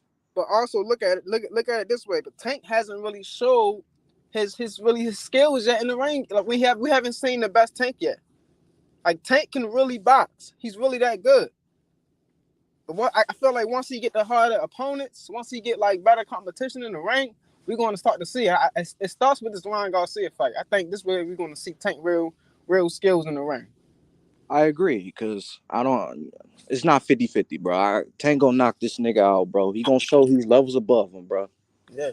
I feel like Tank gonna beat him up. I feel like it's gonna lead to a knockout, but Tank just gonna whoop his ass. He's gonna whoop his ass. He gonna have a point to prove. Nah, I just don't think Ryan not ready, bro. And I just think Tank is just levels above him. Yeah. He gonna knock him out in 5, bro. Like, knock him out in 5. Like Ron definitely big though. Like I get Ron. He can fight. He not no. Man, y'all can miss me with it, bro. Y'all can miss me with it. Y'all know what's gonna happen. Man, y'all can miss me with, Ryan got a chance. He got left hook. He got nice little jab. He got power. He got speed. Where the footwork at? Show me a pivot, goddammit. He ain't got no pivot. Can't even do none of that. I don't want to hear it. I don't want to hear it, bro. Y'all can miss me with it. And everybody know I'm the motherfucking Ryan fan, but I tell the truth. The truth shall set you free. I respect you, boy. You say you a Ryan fan, you know Tank going win. I respect you. Like, nigga, nah, bro. He's finna get his ass knocked out, bro. Now, if Ryan was to do what I thought, which is get 2 more fights in with Joe Goose and work on some more shit, now we talking. Now we can talk and say, okay, Ryan really got a chance. He ain't got no fucking chance. We're gonna go right through Ryan. We want the next nigga. Let Tank focus on Ryan right now, man. I'm focused on the next nigga. I want another big fight after this fight. I know Tank gonna go in there and handle business. I know he gonna show what he really got. He gonna show niggas what he really got this time. Like he tired of all the talk. No, he tired of all the talk. He tired of all the people talking about Floyd. This no, we not with that nigga no more. Hey, big bro, when the 17-year-old fight again, big bro? Yo, H. What's 17-year-old? Oh, he ain't hear his name. Adelaide Rodriguez. And who y'all talking about? When Adelaide Rodriguez fight again, man. Oh, he coming up soon, man. I gotta bring him to the show, man. That boy the truth, man. Hey. He only 17, my nigga. That nigga sharp. They say he the next Terence Crawford from Cuba. You know them Cuban fighters got skills, only 17, nigga. And then you got the kid on the picture. This kid, Kermel Moulton, only 16 years old. He's the next Tank Davis, bro. You see him, he look just like Tank. And he was Floyd Mayweather. That's Tank's son right there. He look just like Tank. And that nigga got power, bro. He actually kind of fight like Tank a little bit too. A little bit. That nigga cold. This man, what? They said he didn't. You know but hey, he coming up in the Mayweather gym though. You know what I mean? How old is he? He only 16. He been with Mayweather since he was a little kid. He was like just like Devin Haney was since he was a little kid. And you know, Floyd Mayweather discovered Devin Haney and he discovered Tank Davis. Really though, I mean, Adrian Broner found Tank, but Floyd made him great. Donito Donaire, yes sir. Rachel, how y'all doing? You feel me? So Floyd Mayweather, no talent, bruh. Look at the fighters that Floyd Mayweather, has us, promoted. Tank Davis, one of the biggest stars in boxing. Y'all just said Tank is one of the best. One of the best. Right? So now look, Devin Haney. Devin Haney was with Floyd Mayweather since he was a little kid. And so was him. My boy Kermel Moulton. You know what I'm saying? Yeah, I fuck with y'all. I fuck with Kermel. He definitely nice. He gonna be a star. He gonna be a star in the sport. He gonna be the biggest star though. He gonna take over boxing. Hey, Rodney, this kid right here, the truth, nigga. Like he on a different level. Even the other fighters, they told me, other trainers. And that's why you think Floyd Mayweather got him, bro. And Floyd Mayweather did the same thing with Devin Haney and Tank.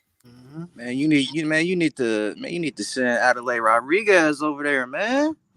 He the truth too.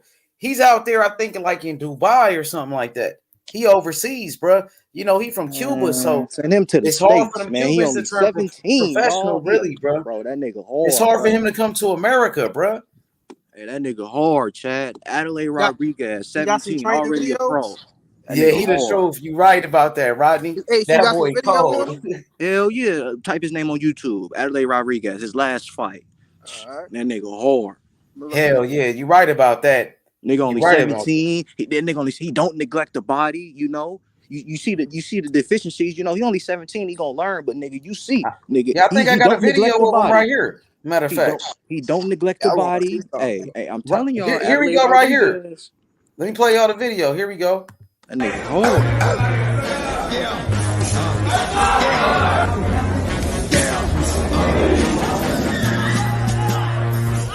Don't get it twisted. This match is mine, motherfucker.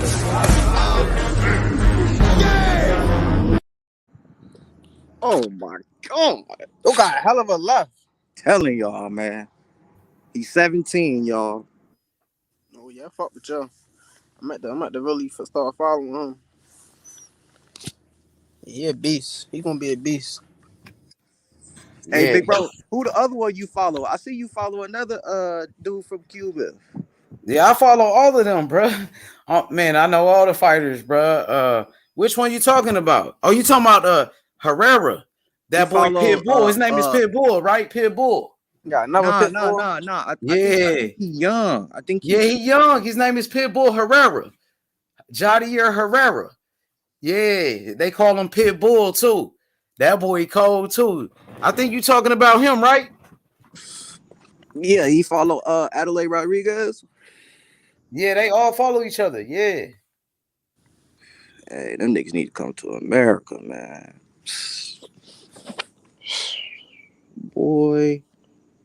Hey, I want to ask you, Rodney, what's up with the Terence Crawford and Spence fight? I see you Man, say I don't know. on your name. You say EJ and witness protection. Oh That's yeah. what you say? Oh yeah. Al Heyman, bro. Al Heyman, bro. That's that nigga in witness protection, bro. For real, that's how you really feel? You feel like he ducking and shit? Al Heyman, yeah. Al Heyman? But Al Heyman ain't fighting though. Well, he got the last say. But I heard they wanted to fight. Didn't they send a contract or something? All he say, she say. All I do know is niggas in the black suits, witness protection, fighters, bro. You can't say Crawford in witness protection. He free. He ain't got to promote. I know, huh? He They ain't said got a Crawford boss. agreed to that shit. That's why everybody was quiet.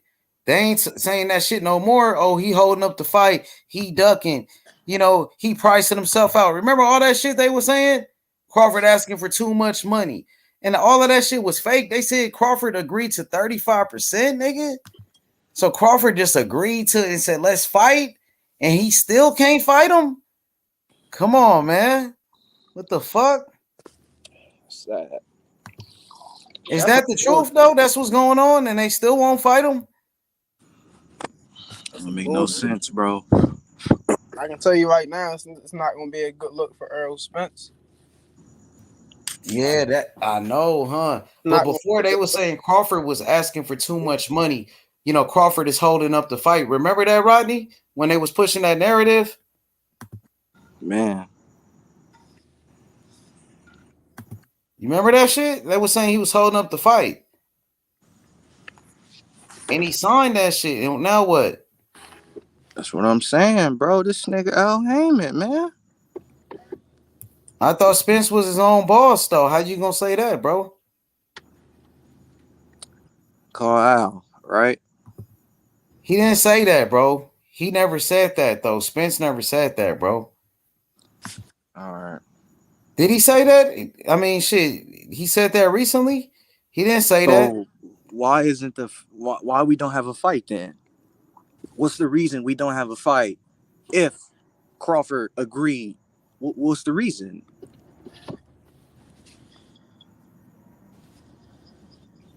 That's my point. That's what I'm asking. I don't know, bro. That's what I'm trying to find out. That's my point. Yep. Nonito Donaire, he said, who was that kid? Sorry, I came in, bro. He said he looked good. That's Adlai Rodriguez from Cuba, only 17 years old. Adlai Rodriguez, bro. I'm going to play that video one more time. He only 17. He's from Cuba. I think he's fighting overseas in Dubai.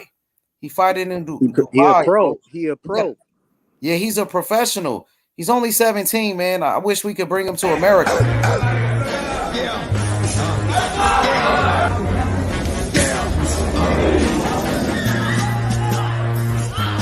get it twisted.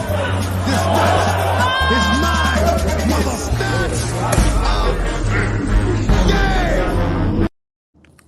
Yeah, I meant to say his right is fucking his mean. That's what I meant to say. Man, he's nice though, huh? That right was fucking crazy. At 17 years old doing that, bro. So, man, you know, they said he's going to be pound for pound one day. He going to the liver like that? That's what I love, man.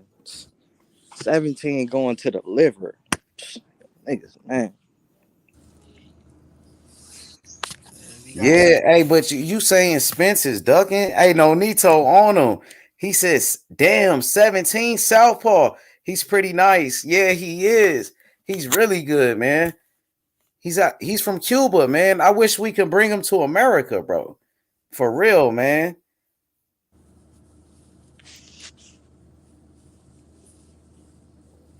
Hey, so what you think about the Spence and Crawford fights, Tyrell?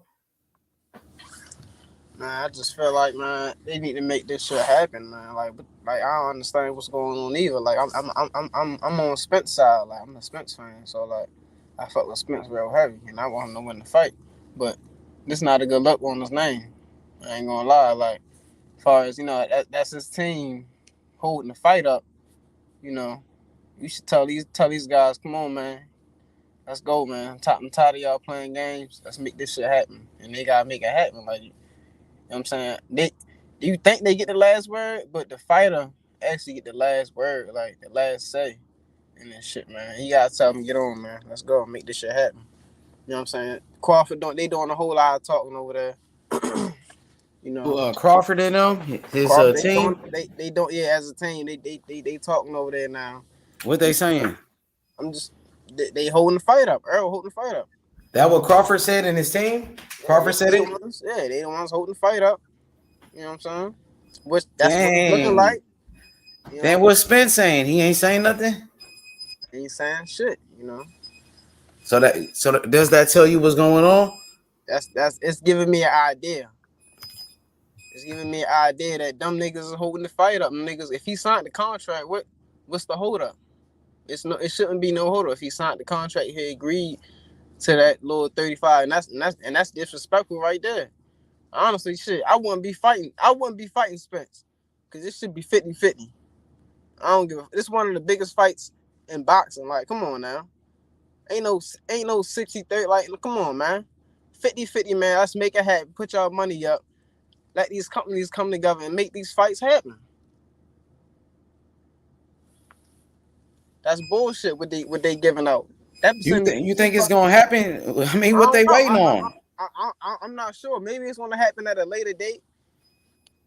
But I know damn well it's not gonna happen in January. I thought they fighting in November. November 19th. That's what they were saying. Man, that's out of the question. I'm not even expecting. But I heard Spence was gonna fight November 19th, no matter what. Yeah, but after all this, we haven't really heard nothing. Though. We never heard, we didn't hear a backup plan, or a backup fight. We haven't heard anything. So who knows? Who knows if he really fighting on the 19th? We haven't heard anything. Spence not saying nothing. So we just gotta wait and see, I guess. Hey, you said Crawford team was talking. Was Bernie doing some talking? You heard what Bernie said? No, I ain't hear what Bernie said. Oh, okay. Yeah, man, that's crazy. I see Crawford had put out like a post and put up all of his accolades and shit. He tweeting now. First he wasn't tweeting. Bro, he talking about Charlo, bro. Hey, no, Nito. I think Rodriguez, the kid Adelaide Rodriguez, I think he fought at like 130 pounds. Yeah, 130, bro. But I'm sorry, go ahead, bro. Oh, we got Cassidy here. Hey, Butch, what's up with Spence and them? They gonna fight or what, bro? I thought they said Crawford was holding up the fight. I thought Crawford didn't sign the contract, bro. You remember when they were saying that shit? Then they said Crawford was holding up the fight. He was pricing himself out. I thought Crawford agreed to 35%. He took less money. And now what happened, bro? Salute. I thought they said Crawford was holding up the fight. He was pricing himself out. Salute to H. Salute to Mr. Smee. Wasn't that what the people were saying? Crawford was asking for too much money. He asked for more. And then it turned out he agreed to the little money they offered him. Is that correct? Well, to my understanding, that's correct. I actually don't know, but I'm just going by what seems to be the normal settings as usual. So did Crawford agree to 35%? Is that correct? Obviously, I don't know, but allegedly, yes. You get me? He's met. Look at all the stipulations. Hey, look at all the stipulations that he's had to go through. The guy said get a belt. The guy got a belt. The guy said you need to leave Bob Arum. He left Bob Arum. The guy said you need to accept 70-30, 80-20, whatever we give him, he needs to take it. So he seems to have took that now. So what more? What next? He needs to grow back his dreadlocks, or what? I don't understand. What he needs to buy half of Omaha? I don't understand. I don't get it. The same. Al Heyman, you're scared, brother. Fuck you. You're scared. It's as simple as that.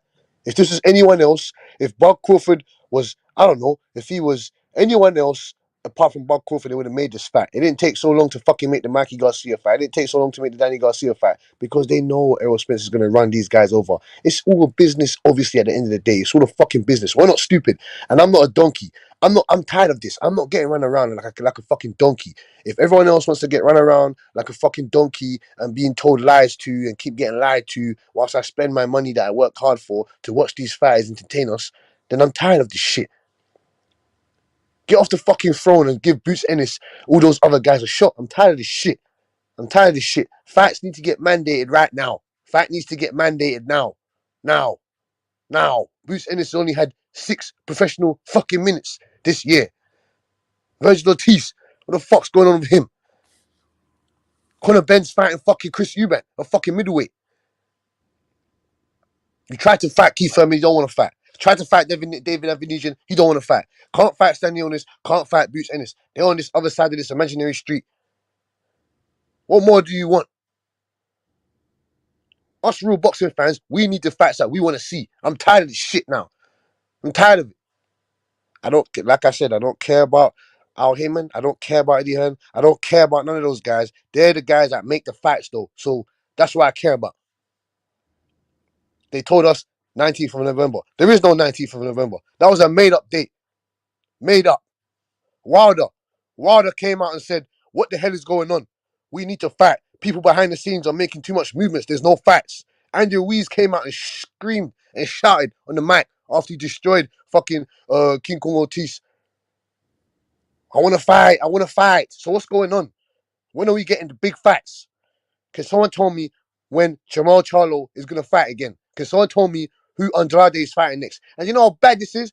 You know how bad it is? We now have Zanabek, 12-0. He's fighting my fellow countryman, my fellow friend from around the way, Denzel Bentley. He's fighting Denzel Bentley for the belt. 20th of November, Las Vegas. Denzel Bentley from South London, Wandsworth Road. Andrade deduct that guy. Denzel Bentley took the fight. He's already lost. He's already got a loss. We don't care about O's around here. We don't care if he lost already. We want to fight the best. 50-50 fights. That's all we want. That's what I'm saying. They gotta be 50-50 fights. 50-50 fights. And Mr. Smith, I got a question for you. But the contrast gotta be 50-50 too. If it's a 50-50 fight. Why does the contract have to be 50-50? I mean, if they on the same type of level, if it's a boxing match where those can go either way, shit, why not? You don't think Terence got a big enough name for them to have 50-50? Oh yeah. Of course. But this is what I'm saying to you. Someone has to compromise and someone has to bend at the end of the day. If no one wants to bend or compromise, then people don't want to really fight.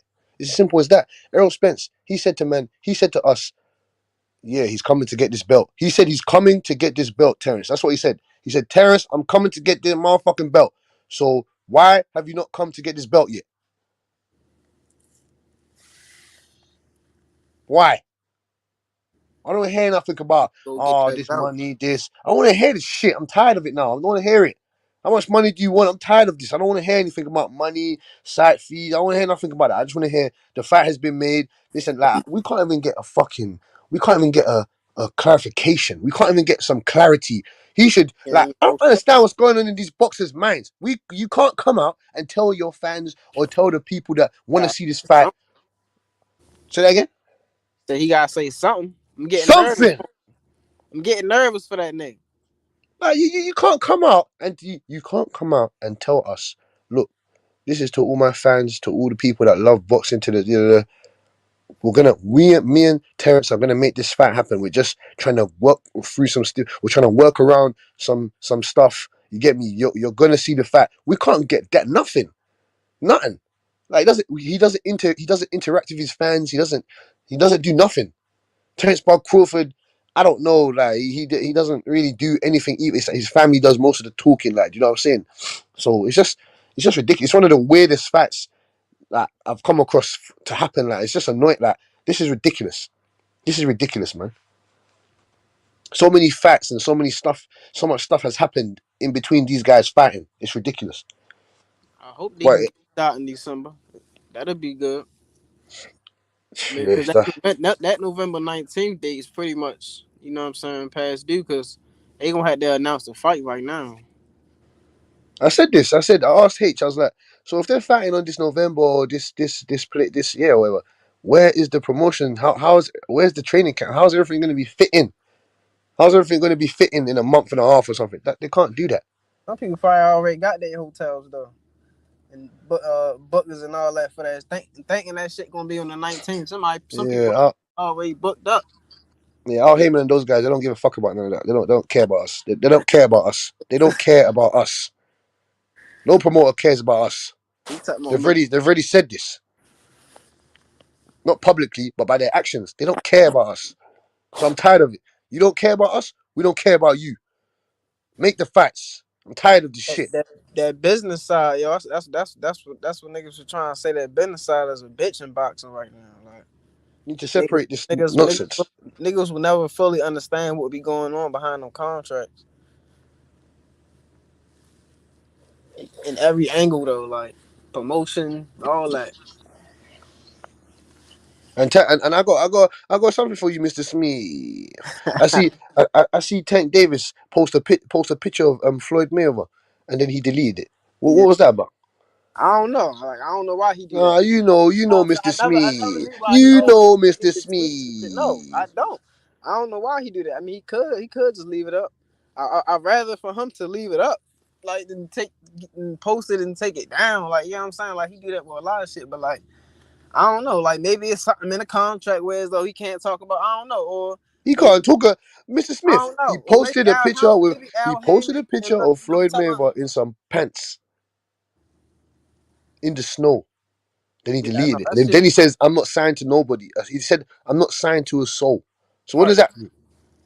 He not signed. Like, basically saying he ain't with nobody. Like, oh, so he's a free agent now.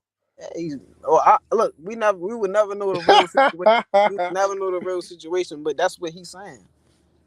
So it's either does Tank want legacy, or does he want legacy along with this smoke, or does he just want what does he want? Some fucking does he want jet fuel, or what kind of smoke does he? What does he want? He coming for the legacy.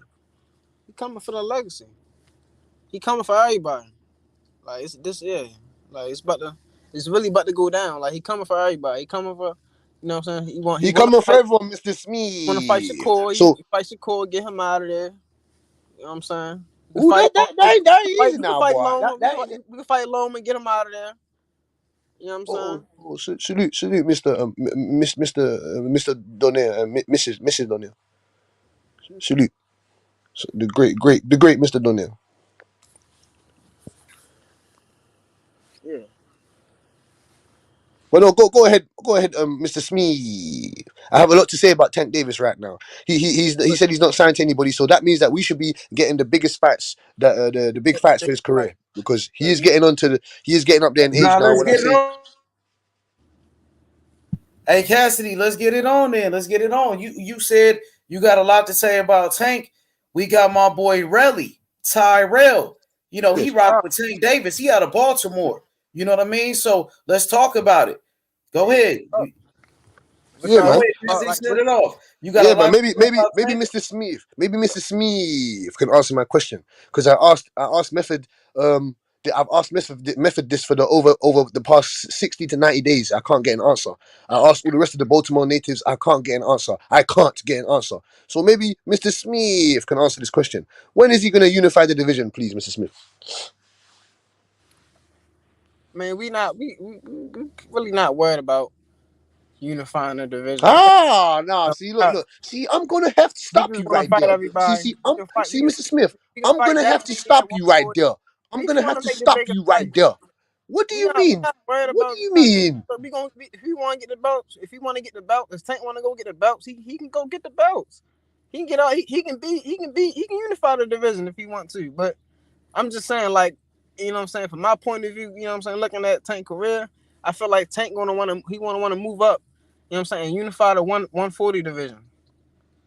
You know what I'm saying? I think he want to take that next step. Like I don't think he worried about, you know what I'm saying, being He a wants top to take that dog. next step. Mr. Smith, he said he doesn't feel That next comfortable at step. 140. Say it again. He said he doesn't feel comfortable at 140, Mr. Smith. He He said said he that doesn't feel before. comfortable. He said that before, yeah. But now is I feel like his, the way his body changed and the way he looked, I think he's gonna move up soon.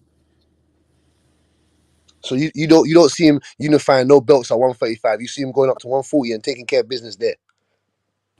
I would want to see him do it. Devin Haney and him could be the first fight. Kick it off like that, 140. Yeah, Tank Davis is a free agent, correct? Right? I guess so. Butch. Oh no, yeah, the belts don't matter. Remember? No. The belts matter. I'm sorry, the belts matter. No fighter is bigger than the fucking belts because the fucking belts were there before the fight. That's what I believe. Obviously, there are some exceptions like Floyd Mayweather, Muhammad Ali, those type of guys that did become bigger than the belts.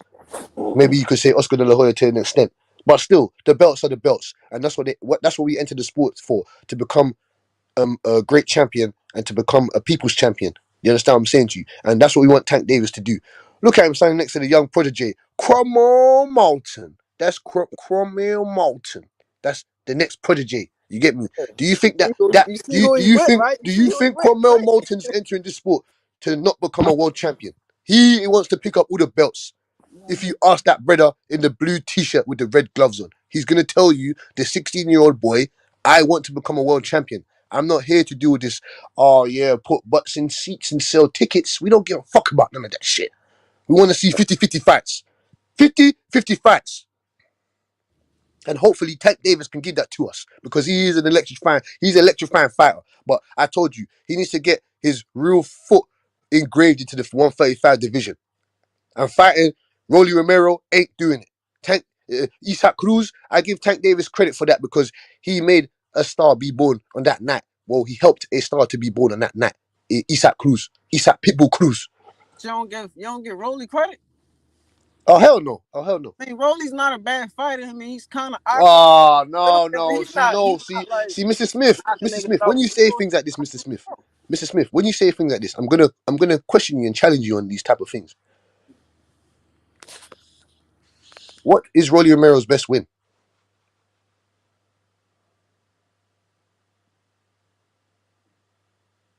You have any idea? Mr. Smith? Yo, Tyrell, you there? Yeah, man. Yeah. Okay. He trying to ask you these questions. I see. Yeah, man. I'm not gonna say you're. I can answer the questions, Bush. You got some questions? I answer it. No problem. What was Rolly Romero's best win, H? He beat Yigit, right? He beat Jackson Marinez, right? The same Marinez that went on to go fight Richard Comey and Frank Martin. Rolly beat him first. He's the first person to beat him. So if we're gonna break this down correctly, no, he's not the first person to beat him. I think somebody else beat him before that, but I thought he lost that fight though. Yeah, correct. He did lose that fight. If we want to be honest with ourselves, he did lose that fight. So he got the win though. He got to win. He got to win. Okay. I can't put it past him. He did get the win. You know what I'm saying? He done the job. Some bullshit though, man. This is why but you still can't deny that Rolly knocked out Yigit, and Yigit beat Sandor Martin. Sandor Martin, who beat Mikey Garcia. Yes or no? Correct. You're right about that. No. You're right about that. No. Yigit didn't beat Sandor Martin. We can talk about it, bro. You got some questions. I got answers, and I got questions my damn self. Fair enough. What like that really had experience in the ring.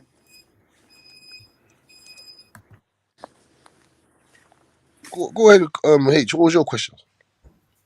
Yeah. So you asked about Rolando Rolly Romero, right? Yes. That's what we're talking about. So let's not forget he was a mandatory. Yes or no? He was a mandatory. Correct. Okay. So what else do you want? Was he undefeated? Yes or no? Yes, he was undefeated. Okay. Did he beat Yigit? Yigit, who beat Sandor Martin? Sandor Martin, the man that beat Mikey Garcia. Yes or no? Yes, correct. Okay, so you're saying Rolly is a nobody. Did Rolly have a name? Did Rolly have fans? Did people know Rolly? Was he popular? Yes or no? No. Yes, he did, bruh. No, Rolly, not after people the knew not before the Rolly. tank fight. He's H, promoted not by Floyd no. Mayweather, bro. No. He Not had fans on social media. there's They bare did fights, almost bro. 300,000 pay-per-views, him and Rolly, bro. Yo, Rolly I'm was gonna knocking ask you. niggas out, yo. That's why he was fighting. He was popular. Even Devin Haney talked about fighting him. He talked about fighting Rolly. He even said he talked to Floyd Mayweather about fighting Rolly. Okay then, so fair enough. Can you name me I don't know? Can you name me We can some break it down, TMT but fighters? you know it's MOB, right? Masters of Boxing. I'm Yeah. not no rookie. You know, now we almost at 30,000 subs. You remember when we was at 11,000 and we was Trey Young? Now we almost at 30 like Curry the GOAT, nigga. Don't worry, I'm gonna get that 30 for you, nigga, for Curry the champion, nigga. You feel me? I feel you, man. I feel you. So let's talk about it. Come on. So what happened to I got Adrian my Play? notes right here. I got my notes with me. Whatever you want to do, but yeah, put these in your notes. Who's Adrian Playtime Benton? Who? Yeah. Who is that? Yeah, who is that? I don't know. Never heard of him. Why? I keep it real. Never heard of him. I ain't got a cap. He's promoted by Floyd Mayweather, though. Like you said about Rolly Romero. What about Gervonta Tank Davis? What about Devin Haney? Devin Haney came from Mayweather, yes or no? Yes, but that's one guy. That's one guy. So what about Darius Miller? What about Tank? You like Darius Miller? What about Tank? He's from Memphis. What about Baby Tank? Carmel Moulton? No, he don't fight at 135 though. What about Carmel Moulton, Devin Haney, Tank Davis, Adrian Broner? They all came up under Mayweather. No, Devin Haney didn't come up with no Mayweather, man. Yes, he did. He came up in a Mayweather gym. He was with the money team. Okay, yes. But he never signed with TMT. He never signed with TMT. He was training with Floyd Mayweather Sr., bro. Well, he never signed with TMT. He never signed with TMT. Yeah, but he was. Even Floyd Mayweather on video said, "My youngest fighter, Devin Haney, turning professional." My youngest fighter? That ain't his youngest. That's what he said. That's what he said. He was his fighter, bro. At first, he was with the money team. Oh, so then what happened? Shit, he went with Eddie Hearn later, but he was with the money team. They wanted to look after Devin Haney properly. Don't matter. He took the money, but he still was with the money team, bro. You know what? That Devin Haney came up with Mayweather, bro. That's a lie, bro. Yes, he did. You know what's great? I'm happy that he was with the money team, bro. He most probably would have never with the money team. He most probably would have never got those undisputed belts if he stayed with Mayweather. He done the right thing. The right thing. Yeah, but he did the right thing because, of course he got a good team around him, but he was with the money team. He came from Floyd Mayweather, bro, and so did Carmel Moulton, and so did Tank Davis and Adrian Broner, bro. So if you want to become a world champ, I have an idea of what you're going to say, H. But let me see if you're going to say it first. So do you think it'll be a good idea to stay on that trajectory, that timeline of being with a Floyd Mayweather to get to the belts? What do you say? He already had belts. Tank Davis, bro, he won 3 world titles at 130, 3 super belts, and then he won 2 world titles at 135 and 140. So all you're gonna say is, Tank never been unified. I know great champions that wasn't unified, and that didn't take away from their greatness, right? Was they looking for big Hall of Famers that's going to the Hall of Fame that never was unified, bro? But was they looking for big fights? He's looking for big fights with Ryan Garcia right now. What is we talking about? They're looking for no big fights, man. He's looking for a big fight with Ryan Garcia, my nigga. So did you see him? Come on, bro. Be fair, bro. So who's he signed to right now, H? I'm not sure. I don't know. I think he's with Mayweather. No, he said no. He's not signed to a soul. That's what he said. You never know. When he said that, he wrote it. He wrote it on his Twitter. He wrote that there. You talking about some old stuff, man? No. He put that there today. He put that there today. No, he didn't. Show me. Yeah, he did. Post it. I put the link in the last. Yeah, put a link in there. He did say that or what? Or he did not? Put a link in there, Mr. Smith. He did or he did not say that? He did say that. He did. He put a picture of Floyd Mayweather in some. Wait, didn't he delete it? Yeah, he deleted it. He deleted it, bro. This is exactly. Come back, Butch. He deleted that, my nigga. But why did he? What is we talking about? Didn't he delete that? Why is he putting it? Why are you deleting that? He deleted it, my nigga. Didn't he? He did, my nigga. So come on, bro. No, don't try that, H, man. Why is he putting that there? It Why is was he putting it? deleted. It was deleted, wasn't it? Yes, but I'm why is he asking the putting that? question. Answer my Correct. question, bro. Did he delete it? I don't know if he deleted it. Yes, I he don't did know if delete it, I nigga. don't know Yes, if he he deleted did. it. Come on, now, I come don't know if on. he Now deleted you're it. lying. Yes, he did delete it. He always put out a message and then delete it. But what? But I'm asking you, what? So he did delete it. Answer the question, bro. Yes, he did. But I'm saying why? Why was that put out there in the first place? Why he deleted though?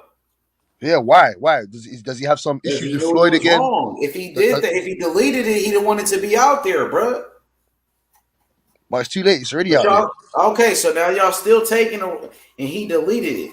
Maybe he regretted doing that, or maybe somebody else put it out and he deleted it. That's why I said Hitch. I said I don't know if he deleted it or I don't know if he You put it don't know out if there. he put it out there. You Yeah, don't know yeah, if yeah. that But was it came him from. that put it. Yeah, that's But why he if deleted something comes it. from your channel, H, if something comes from your channel, H, people are just gonna expect that you put it out there, right? Yeah, but if I delete something, that I mean, it's a reason why. But if you don't come out and say I didn't put that there and you just delete it, people are still gonna think, oh, right, H put it out there and he just deleted it quickly. Yeah, Come on, but H, man. yeah, but hey, man, listen. At the same time, you never know who did it. Yeah, correct. You're right. But this is becoming a cycle now. This is becoming persistent. Like this keeps happening. Things keep getting put out on his social media, and then people he's not saying, "Oh, it wasn't me," or "If it was me." He said, "I'm not signed to a soul," so I don't think anyone Yeah, else but will be he putting it out. deleted the message though. Because Floyd Mayweather, he know he was Floyd Mayweather. Hey, yo, I got the link in the chat.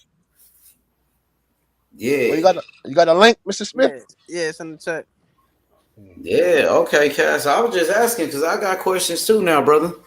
No, I'm just confused in people's motives. That's what I want to know about people's whose motives. motives? Hey, Let's be specific. Tank Davis. I You're want to know talking about a guy who's already won 3 world titles at 130, right, sir? A guy that won 3 super belts at 130, right? And now a man who's currently a world champion at 135, pay-per-view star. He won a world title at 140 as well. So, I mean, he's doing something right, bro. If he's one of the biggest stars in boxing. No, I never said he's not doing that right. I'm saying to you that is that good enough for you? Is that good enough for you? Is that good enough for you? He's trying to fight Ryan Garcia. He's trying to put on the big fight right now, bro. And if we don't get that Ryan Garcia fight, what is the next step? We getting that Ryan Garcia fight. Oh, are we getting it? We getting it? We gonna get that shit. Yeah, we gonna make this fight happen. Okay then. Fair enough. I can't count out Tank Davidson. You get me? We gonna force this fight. Yeah, you have to force it. Niggas keep talking. But then what's the next step? What's the next step, Mr. Smith? What's the next step after Ryan Garcia? Because Ryan Garcia is not. Would you say he's an A caliber fighter? Would you say he's that type of fighter or what? He's good. People just saying he's gonna knock him out completely. I mean, Ryan Garcia has no chance. If Ryan Garcia has supposedly no chance, what the hell are we making this fight for then? I mean, he's good. He's a good fighter. He's not a bad fighter. But he's not A class. Is that what you're trying to say? No, he ain't there yet. He ain't there yet. What you think, Cassidy? You think he there? You picking Ryan Garcia to beat Tank, right? You picking Ryan to beat Tank. That's what you said, Cassidy. Yeah, I did say that. I did say that. I said he's got the tools. I said he's got the tools. I said he's got I said he's got the tools. I need to do some more work. Some more. You're changing your mind now. No. At the first, I did say that. I did have Ryan Garcia. Yeah, I did You're have not picking Ryan anymore. I just need to do some more film work. Then I'll have my. You get me when the Okay, fight. I got you. I respect when that. the fight actually gets made, and then I'll break stuff down a bit more. And then you get me. I'll have my decision. But I'm leaning towards Ryan Garcia at the moment. I know you down the bet and all of that. I know people will take that bet with you if you still going with Ryan. Tyrell going with Tank. He from Baltimore. You know that. Yeah, no, I love to bet, but I ain't stupid though. I'm about to say, you already know. Easy money, yeah. That ain't easy money. That ain't easy money right there. That is not easy money. Well, the way you talk about Tank like it's easy money, why not bet against him then? No. He ain't all of that. No. Tank is all of that. Tank is all of that. He's the real deal. I'm just saying to you that I want him to fight. There's other guys that he should be fighting apart from Come Ryan on, Garcia. bro. Like who? Ryan Garcia is a big fight. Even Devin Haney wanted Hey, to fight Ryan. who else should he All fight then? right, Pitbull, nigga. He fought Leo Santa Cruz. Gary Russell was trying to fight Leo Santa Cruz for a long time, bro. How could you criticize those type of fights? No, I ain't criticizing shit. I ain't criticizing nothing. Yes, you are. I mean, but it's cool. I respect it. What did you? No, I respect it. I respect your opinion, bro. You know, I respect your opinion. You a boxing historian, bro. So well, I respect what you think for sure. What did you think that I criticized though? What did you think that I criticized? You saying you just criticized his motives. You said what are his motives, right? You confused with Tank. You got a lot to say about Tank. You want to talk about Tank, so let's talk about it. You know, I could talk boxing with the best of them. You know what I mean? I done had conversations with Deontay Wilder, Devin Haney. You know what I mean? Bill Haney. You know, Bill Haney schooled me to the game. I learned from the best, Bill Haney, bro. So let's talk history. You wanna talk about Jack Johnson? You want to get down to Hector Camacho? You know what I mean? Felix Trinidad. We can talk about all the fighters, man. You name it, I know them. Well, whatever you want to do, Cass. You know what I'm saying? Yeah, because Bill Haney schooled me to the game. I learned from the best. Come on, now. so what? Hey, say nothing hates, man. What's up now? Come on. So you got questions about Tank? I got questions about Conor Benn. Go ahead. You got a big fight this Saturday. You should be focused on Chris Eubanks, bro. That's a big fight. I am. Now I wouldn't criticize his fight, and a lot of people try to say that about Conor Benn. Oh, he's fighting Chris Eubanks for no reason. He ain't fighting nobody. But me, I understand. It's a big fight.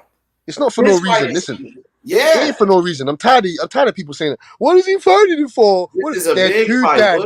Their two dads are legends. Do you understand that? Their two dads are legends. They're legends to the sport of boxing. I already said this. I seen Rackman, Holyfield's son. No one cares about those guys because they ain't good. Chris Eubank is a solid fighter. Former world champion. Yeah, former world champion. IBO champion. Yeah. Nonito Donaire, the legend. You know, he got an IBO belt. Chris Eubanks, he had the same belt as Nonito Donaire, the IBO, the same belt as Lennox Lewis, same belt as Roy Jones Jr., Floyd Mayweather. You know what I mean? So Eubanks is a former world champion. Conor Benn is jumping up 2 weight classes to fight the bigger man, the bigger guy, for legacy, bro, for honor, for his father, for his family, bro. This is bigger than boxing. Yes, that's what I'm trying to explain to people. That the name, the bloodline, the lineage of this is more than boxing. Their two dads fought from 1989, I think it was 1989, 1990, and then in 1993. Big boy fights. Yo, I'm just letting y'all know, Chris Eubank better be careful in the first 5 rounds. Of course. And yes, he's a former IBO champion, the same as Mr. Nonito Donaire. I remember Mr. Nonito Donaire won the IBO belt from Victor Chinian. Bro, and that was a great fucking fight. Nonito Donaire knocked out Victor Chinian, who was the boogeyman, bro, at that time. Yes, correct. Who was a boogeyman. And didn't Victor Chinian, he beat Nonito Donaire's brother. And Nonito Donaire got revenge for his family, bro. He beat Victor Chinian and knocked him out for his brother, bro. Yeah, that's lovely. That's lovely still. Yeah, man. That's tough. That was tough still. Yeah, that was tough, man. That was tough. That was some bullshit though, cause you get me. He did elbow Glenn, so. Whoever win this fight, I feel like deserve a big fight. After this. Of course. We want Boots Ennis. We want the main Keith Thurman. We want the names after this. Fuck Chris Eubanks because we're gonna put him in the sleeping bag. The sleeping bag will be ordered on the 8th of October. When you guys are here to witness him get put in the sleeping bag to see if it's comfortable for him, I'll be here also. We're gonna see though. We're gonna see If Chris Eubank can outbox him. Of course, people want to talk about this rehydration clause, this 157 catch weight. Oh well, you get me. He's coming up 2 weight classes to fight this man. Oh well, he signed a contract to fight, so the weight shouldn't be a problem. He's never fought at that weight professionally. He's fought at it when he was about 18, 19 years old, and the least that he's weighed is 158. So what's a 1 pound? What's 1 pound? You better make that weight, boy. You better come down to that weight and get your ass in there. Chris Eubank. He said it's going to be a public execution. So we'll see. We'll see about this public execution. We're going to see. We'll see. Yeah. Definitely gonna find out next week. Yeah, stupid fool. Chris Eubank, stupid fool. Want to punch your head off into the 5th row. Coming there hungry, determined, ready. Explosive fireworks, vicious violence.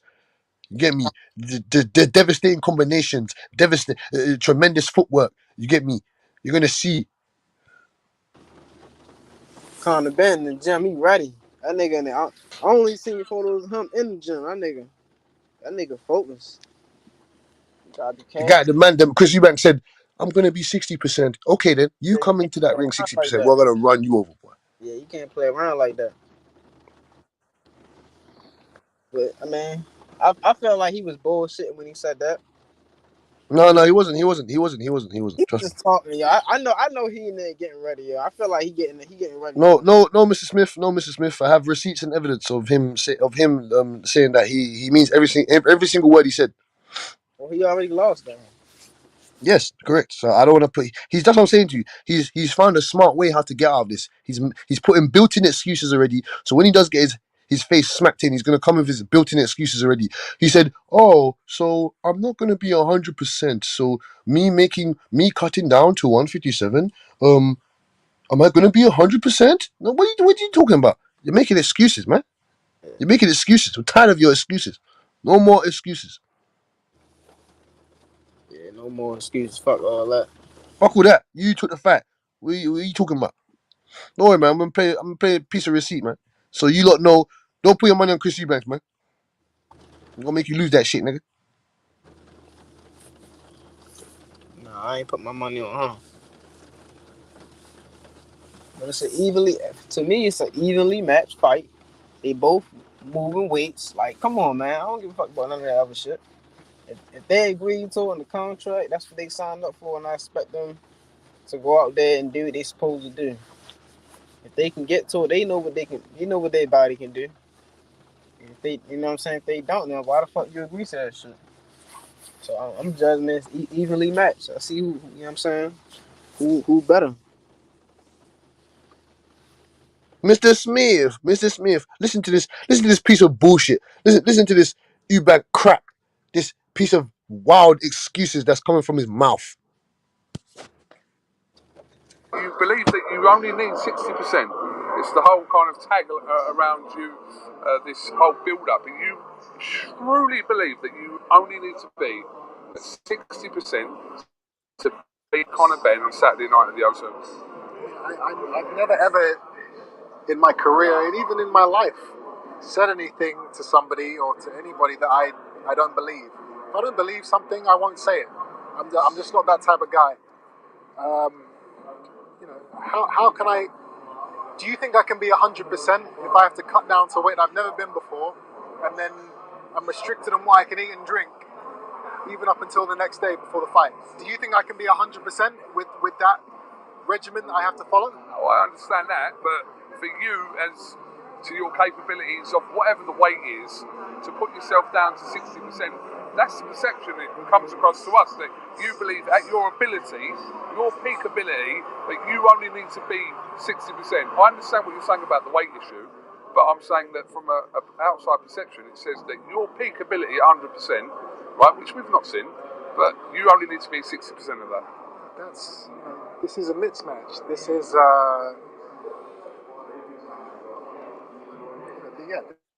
this is going to be a public execution. And it's incredible because respected. Just shut your mouth, mate. Shut your mouth. Yeah, I think he's bullshitting. I think he bullshitting, bro. I ain't gonna lie. I think he bullshitting, yo. I think he said exactly. He said He's coming in there 60%, and people that want to say, "Oh, he's just playing mind games and he's lying." No. The man said he's not doing mind games. He doesn't do that. He doesn't do mind games. He said he tells the truth. He says he's a real guy or whatnot. He doesn't need to tell people stuff that he doesn't believe in it. Oh, okay, then cool. You're coming in that ring. You think I'm taking a 60% you back over 100%? Ready, hungry lion, ready to rip your head off. Chris Eubank? Not Chris Eubank, sorry, Conor Ben? You must be crazy. Yeah, I don't respect that. He already lost. You already lost. And he's making excuses. I don't even want. Oh man, that shit dumb. He's What is that stupid. bullshit? What bullshit? He ain't I getting in his head. don't The think he wants guy's to, but he got to say after he lose. the guy's walking around with a fried chicken, Kentucky fried chicken, big bucket in his hand. Yeah, that nigga wild. He's eating Salt Bay. He went to Salt Bay and started eating fucking food. Fucking mad food. I seen him eating like hella like unhealthy food and shit like that. Like, what is you doing, stupid? I told you, man. We can't put trust and faith into fighters like that. I told you, there's only one way in and one way out for those type of fighters, and he's gonna get put out to sleep on the 8th of October. He's stupid for that. I told you, man. This is real shit. This is boxing. We don't play boxing here. We don't play this shit. This is serious. Yeah, You ain't dedicated. You ain't putting you ain't putting your fucking your psychological health on the line for nothing. You get me? So you get knocked out. You get knocked out.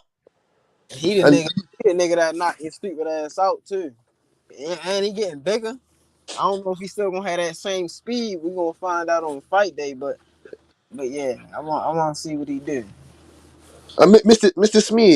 Smith, are you not worried about Ryan Garcia's psychological health because he's pulled out of fights in the past of not being in the right mind frame? What do you say to that? Yeah, that's definitely, yeah. I ain't worried about that because that's some shit he didn't. That's some shit he done in the past multiple times. So it's like he can pull out at any given time.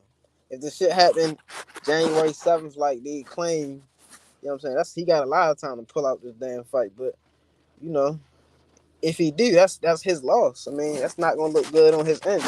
And doing shit, he got that 9 million now. He gonna have 8 million.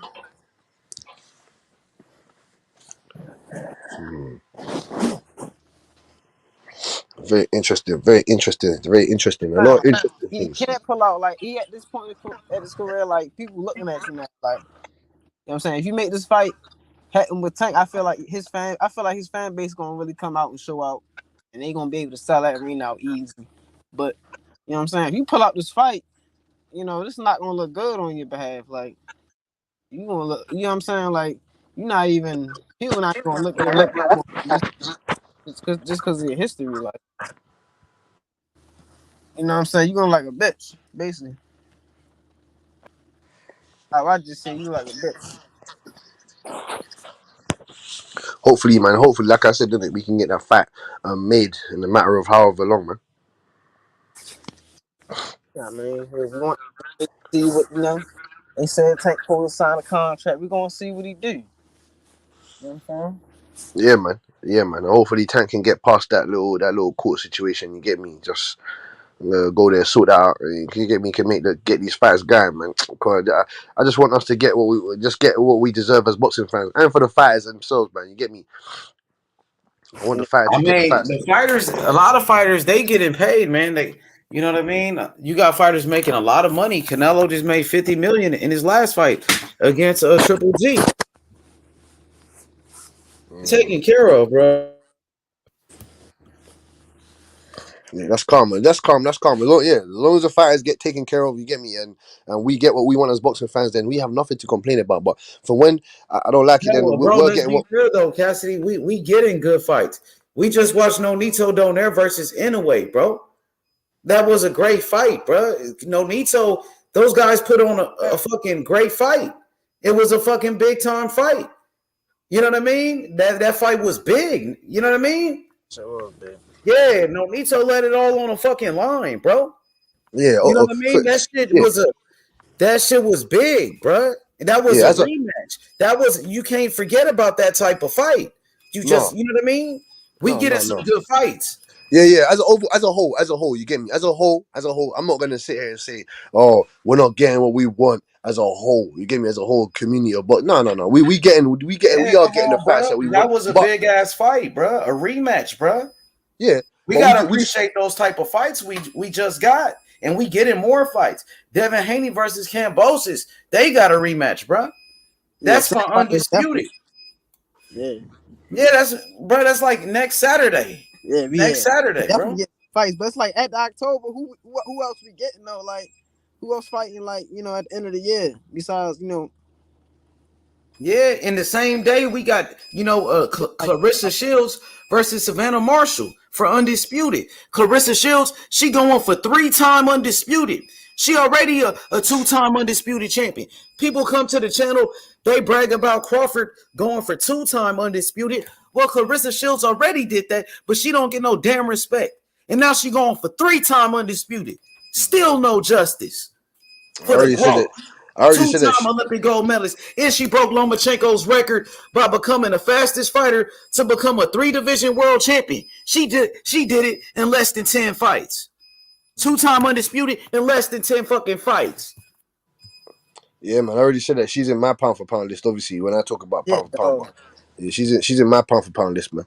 Obviously, but when I'm talking to other guys or whatever, then I don't really include her. But in my own personal pound for pound list, she is definitely in my top 5 pound for pound. Yeah, man. I love Clarissa Shields as a fighter. I love what she does for the women's boxing and the sport of boxing in a whole. You get me?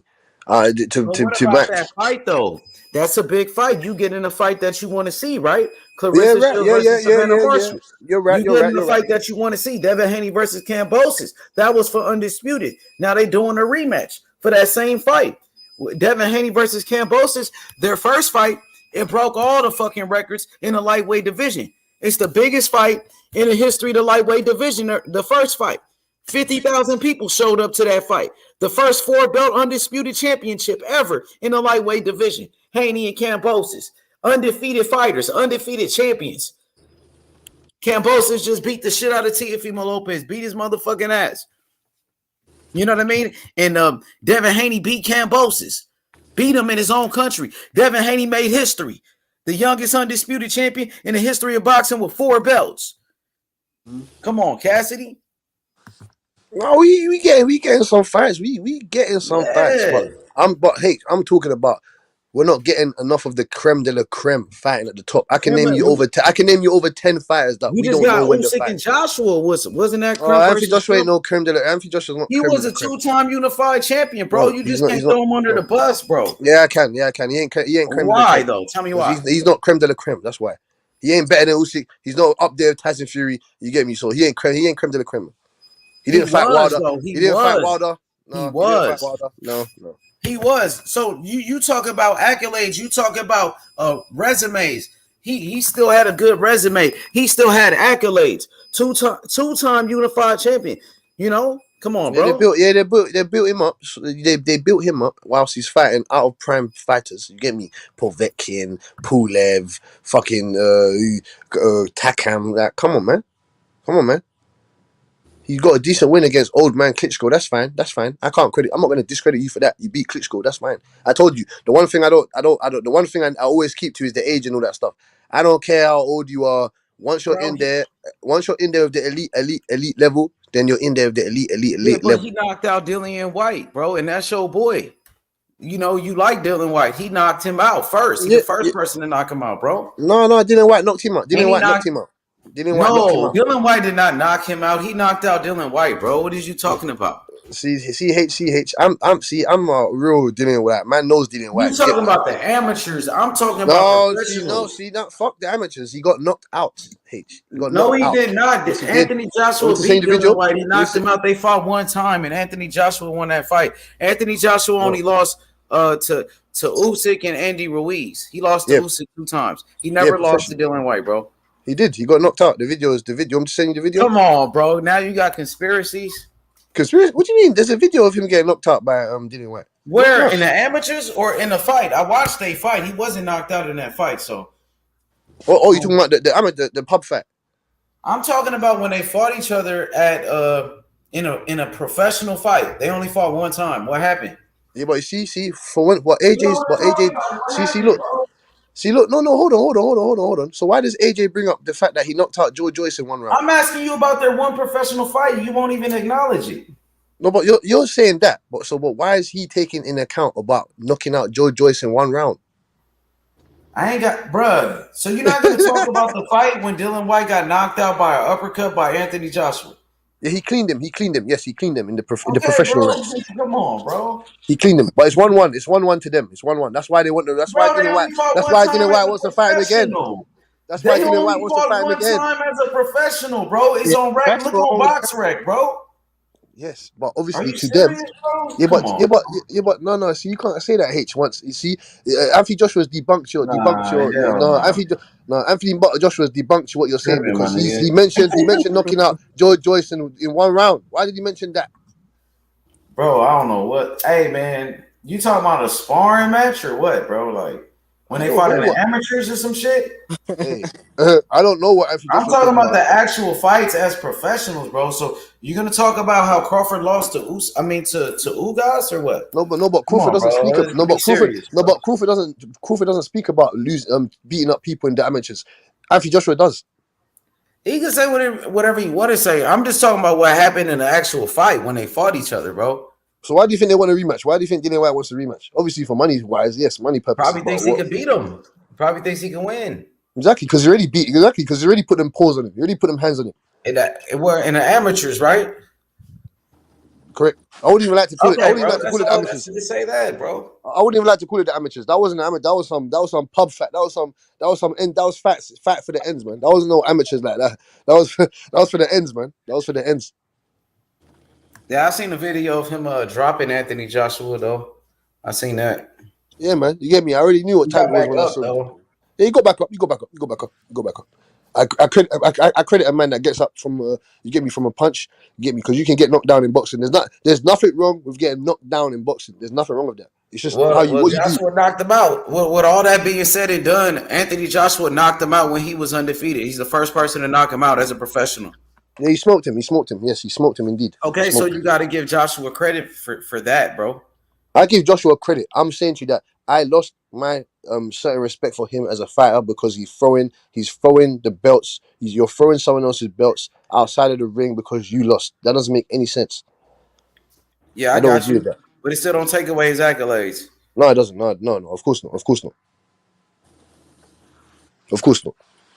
We want to see big fights. For Anthony Joshua next, I want to see him give Joe Joyce a chance, or you give Dylan White his rematch, or you go fight maybe you go and get go fight Wilder, the winner of Wilder and Hellenius. You get me? Get that sorted out. Yeah, I don't want to see. I love to see that. Yeah, man. I feel like Wilder knock his ass out. He might catch See, his. I would have gave Anthony Joshua credit for taking on another tough fight, Tyson Fury. If he signed that fight and he got that fight Tyson, I would have given him credit. Said, "Raw, he wants all the smoke. He wants to get back in there again." You get me? That's a crazy feat for AJ. He will have that will be one of the maddest resumes. You get me? Usyk twice, then you got Tyson Fury. Hard fights only. When you get to this mountain peak, top A class caliber level, all we want is mountain peak fights. We want is top billing fights. We want 50 fights. That's what we want. 50 fights. That's what we want. Yeah, he's still a top fighter. Shit, I wasn't complaining about him fighting Tyson Fury like that. That'd be good for him. Hop back in there, fight. You know what I'm saying? What if he win? What if he knock his ass silly? And then he becomes a global. He already is a global superstar, but he becomes a global superstar. Nah, facts. Since Usyk beat him twice, that globalness, that globeness, even though that's not a word, but I'm using it as a word, that globeness is gone. Like is gone. I think AJ's in the dirt, like right now, in the trenches, trying to sort out his craft. What about AJ and Joe Joyce though? Yeah, that's an exciting, juicy fight. You get me? Juicy, exciting fight. I told you I'm going with Joe Joyce. He's got a better gas tank. You get me?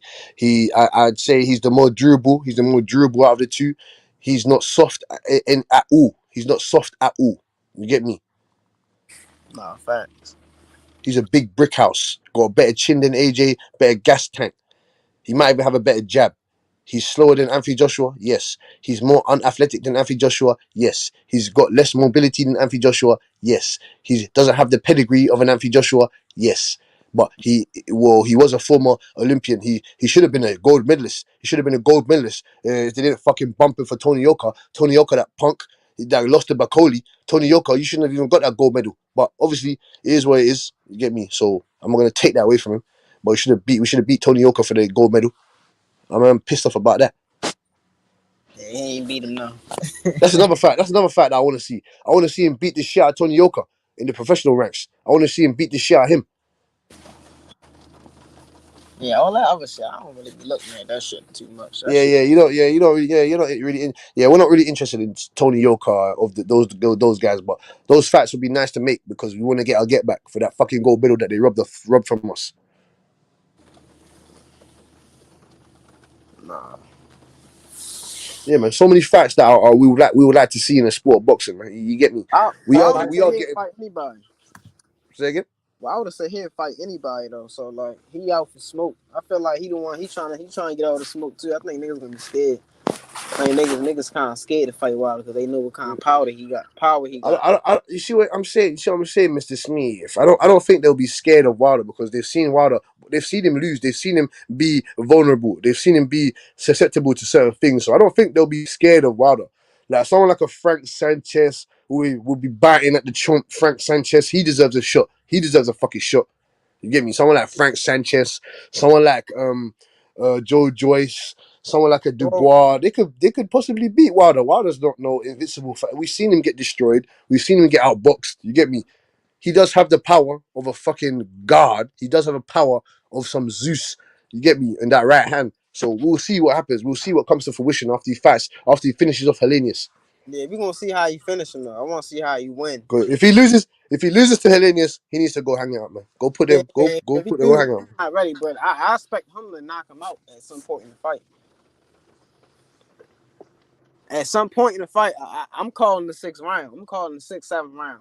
One of them two, man. I found, you know what I'm saying? I don't got Wilder going all, you know what I'm saying, all 12 or 10. Oh no! Oh hell no! Oh hell no! Oh hell no! If he goes with 12, that means he's rusty. He was rusty as fuck. We know what Wilder comes in to do. He comes in to knock off heads. He wants to destroy your brain. He wants to punch your brain out of your head. So I'll give Hellenius about 6 rounds. 6 rounds. Yeah, 6 rounds. If it goes to 7, I'm giving Hellenius 7 rounds. 7 rounds. Anything after 7 rounds, Hellenius has done a great job. He's done very well. Oh, for real. Mr. Smoke. OG Smoke. Mr. Smoke. Smokey. Yeah. What up, Smoke? Chilling, man. How you guys doing? Man. I'm good, man. I'm good, Smoke, man. I got a bone to pick if you smoke, man. Oh, okay. I mean, that's not shit. I guess it's a day of the week, right? You get smoking. I guess it's a day of the week or an hour on the clock or something. Okay, yeah, somebody's got a bone to pick with me. What's up? You've entered the jungle. You've entered the jungle. So now we need to make sure that you enter the jungle with the rights. I am in the jungle. Yes, I'm ready for the lions and the tigers and there's no bears really in the jungle. That's the forest. But yeah, there's a bear. There's a bear. There's a polar bear, and he's called Connor the Destroyer. Listen, I bear arms, M16s, AK-47s, grenade launchers. What kind of bone you got to pick? It might be only bones left after this shit, but let's hear it. I got this. Obviously, you have an issue with the catch weight situation going on. Like you talking about this drainage, situation. Yeah, but the weight situation as a whole, not just the catch weight. It's the catch weight and the rehydration clause together. So you don't. So let me. So this is what I wanted to say to you, Smoke, man. You don't really think. You don't think it's yeah. You don't. Well, I don't like to use the word fair because life is not fair. This hence why we're getting fights like this. But I'm saying to you that you don't think it's fair in the sense where he's moving up 2 weight classes, to Chris Eubank Jr. or top 5, top 3 caliber fight in the 160 division. You don't think it's fair to come down to or meet in the middle, or he's 157. You get me? Or that he's a bigger man. He's the bigger man. So here's the thing. It's literally if I didn't think that if they didn't have this weight clause, if there's no weight issues, I would just pick Chris Eubank. That's really what the issue is. But because of this weight shit, I'm not picking Chris Eubank. So it becomes this whole deal of even if Chris Eubank wins, like, what's the deal? He beat this little old dude coming up 2 weight classes, like you're just saying. And if he loses, yeah, like, did you beat Chris Eubank? Like, if you beat Chris Eubank, why the hell are you doing all this weight shit? I understand. You know what I mean? Like, if, like, yeah, those other guys that got their ass whooped, like, moving up, like I was saying, Rigo and goddamn Kell Brook and Mikey Garcia, they just went up and got their ass whooped. That's the daring to be great. Well, you see Smoke here. When you mention Mikey Garcia, Kell Brook, Rigo Dow, those 3 guys don't have the demeanor and the hunger of Conor Benn. This is what I'm trying to explain to you. Mikey Garcia never had the hunger of Conor Benn. Rigo Dow was an old man. Kell Brook was we're talking about Triple G. Triple G was one of the hardest or the hardest hitting puncher in the division at that time in that stage of his career. He ain't beating no fucking Triple G. Come on, man. And they snagged that fight away from Chris Eubank. He should have been the one fight. That was meant to be the fight before fucking Kell Brook got in there. So I don't know what the fight. I don't know what What's up, Rich? What's up? Hey, that's the master. Hey. Anyway, so yeah, I'm with you. He was supposed to be the thing. Keep cooking. That was supposed to be Chris Eubank in there with Triple G, but you know, Eddie Hearn didn't like the way Chris Eubank Sr. was negotiating, got aggravated, and pulled Kell Brook out of the Jesse Vargas fight for unification at 147, and instead shot him up 2 weight classes and basically, like, you know, pretty much like derailed his career. Never been the same again. The same fighter since that, right? So go and pay, part of it. I'm with you, but I'm just saying. And one thing I can say about Eddie Hearn, Smoke, he gets fighters paid. That's one thing I can say. Hey, I got it. He also got his and he got him paid. It's not like he got his face broke for free. It's not like he got his entire career derailed for no money, right? But I think that he would have made more money if he had just made the Jesse fucking Vargas fight and fought at his actual weight class. But that's a different story. All I'm saying to you is, I have a question for you, Bush. If there was no catch weight or rehydration clause, would you be picking Conor Benn?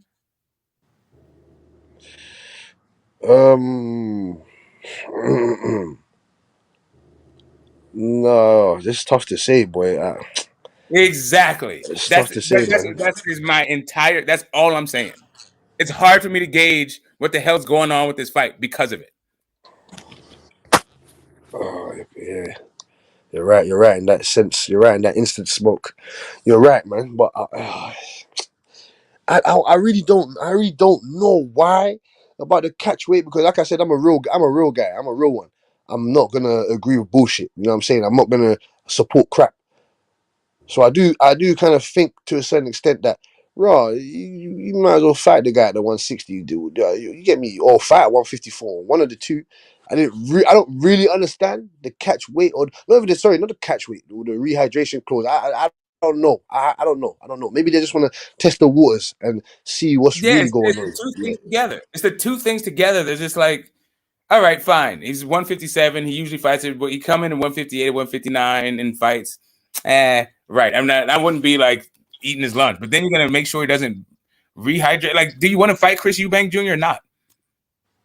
Of course. Do you just want to fight the guy? Do you want to just fight the guy whose name is Chris Eubank Jr., or do you want to actually fight Chris Eubank Jr.? Hey, but look at this though, Smoke. This is why I can say now, Smoke. This is why I can say now. We have to meet in the middle. I do understand the catch weight for this instance, because this is a legacy fight for both of the fighters. Chris Eubanks is now 33 years old. Conor Benn's turning 26. This is the right time. I would like to say, for Chris Eubank and Conor Benn to get the work in. I'm saying. Yeah. Say that again, Smoke. Now I'm listening to you, but I was reading Nonito thing, and I'm just, I thought it was Rachel, but it turns out there's Nonito. But yeah, he's picking up what I'm putting down. Okay, no, you're correct. Yeah, Mr. Donaire is correct as well. You get me? You're correct as well in the instance where, me, in my personal view, it couldn't be 154 because that would be detrimental to Chris Eubanks' health, and then I don't see Conor Ben going to 160. Like, do you know what I'm saying? That's why I said that I don't. It'll be a disadvantage for both fighters if one was at 154 and one was at 160. So meeting in the middle of a catch weight, I understand to an extent, but I don't agree with the rehydration clause. But obviously, Chris Eubank Jr. does agree with it because he signed to fight, so he has no issues with that. If he had an issue with it, or he knew that it would be a problem for his health, I don't think he would have signed that paper. Right. I mean, I get you. I get you. This is just really just about me assessing, like, where do I rate the win, right? Like, where do I rate the win for either guy? And it's just a real respect issue. Like, I don't know how I rate beating a guy if you put your finger on the scale. Like, you didn't really just beat the guy. Like, so we all know what happened to Kell Brook, right? But let's say there was a catch weight and a rehydration clause, and Kell Brook actually won that fight.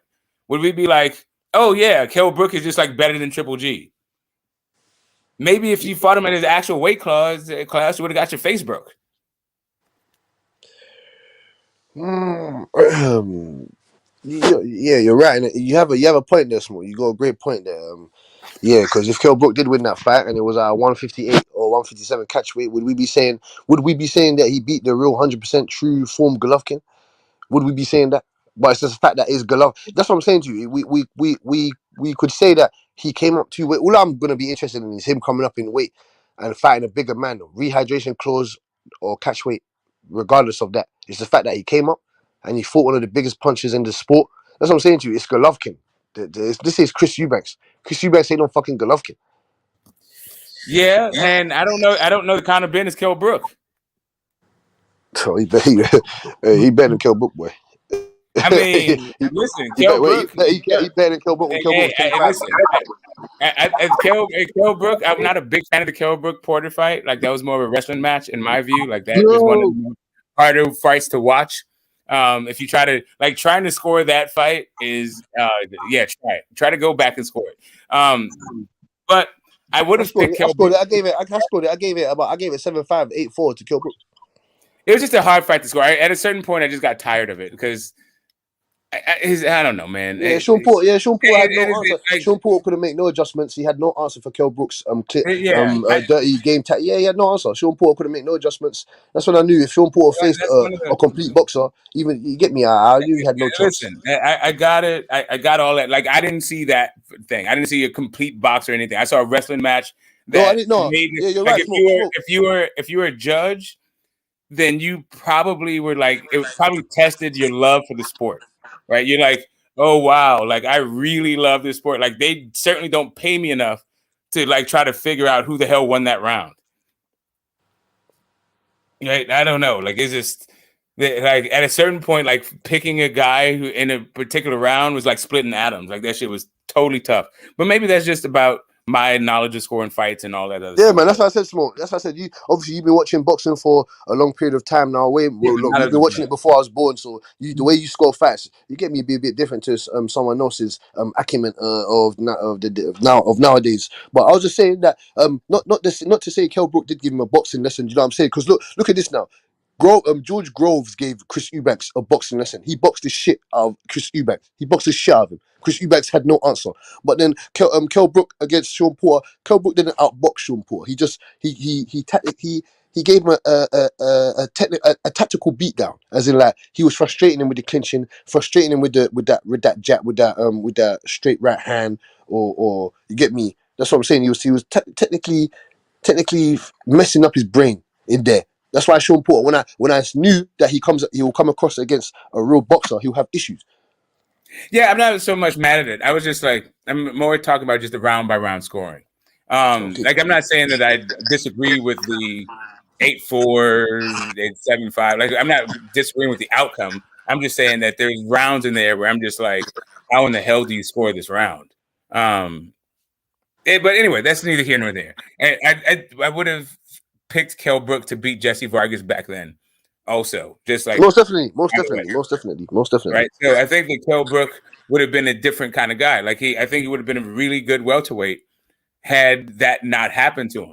But I also just don't know, like, what would be talk about Triple G if there was a catch weight and he beat him? that you know, I think that people would just still be like, probably just go, he's better than Triple G. But there'd be all those Triple G fans that'd be like, he's a catchweight and yada yada yada. I don't know, man. No, you're right, Smoke. You're right. You get me. As I said to you, I'm not gonna support bullshit, and I'm never gonna be some stupid little confused, deluded liar. You know what I'm saying? We would be questioning Kell Brooks' win over Triple G if it was if it was the same situation. We would, but then again, I would say that this is Triple G. One of the he was pound for pound. I think was he pound for pound around those times? I'm sure he was pound for pound. I'm not too sure. He's been pound for pound since like 2016. Yeah, so yeah, man. I couldn't really debate the fact that he did beat a pound for pound fighter. You know what I'm saying? So yeah, man. Because if Rigondeaux beat Lomachenko, just say for example, and they fought at a catchweight, we would give Rigondeaux the same respect as well. You know what I'm saying? So it is hard to say. Wait, hold up a second. Are you talking about? Is it the Cash Creek? And what's that? Like El Cerrito, in between El Cerrito and Richmond? Is that what you're doing, Nonito? Let me look it up. Because if so, yeah, I'll see what's up. Press the flesh, snap a couple of photos, chop it up, have a drink. Not the lumpia though. Let's see. But yeah, man. Here's where I get it though. Where I get it is okay, hold up.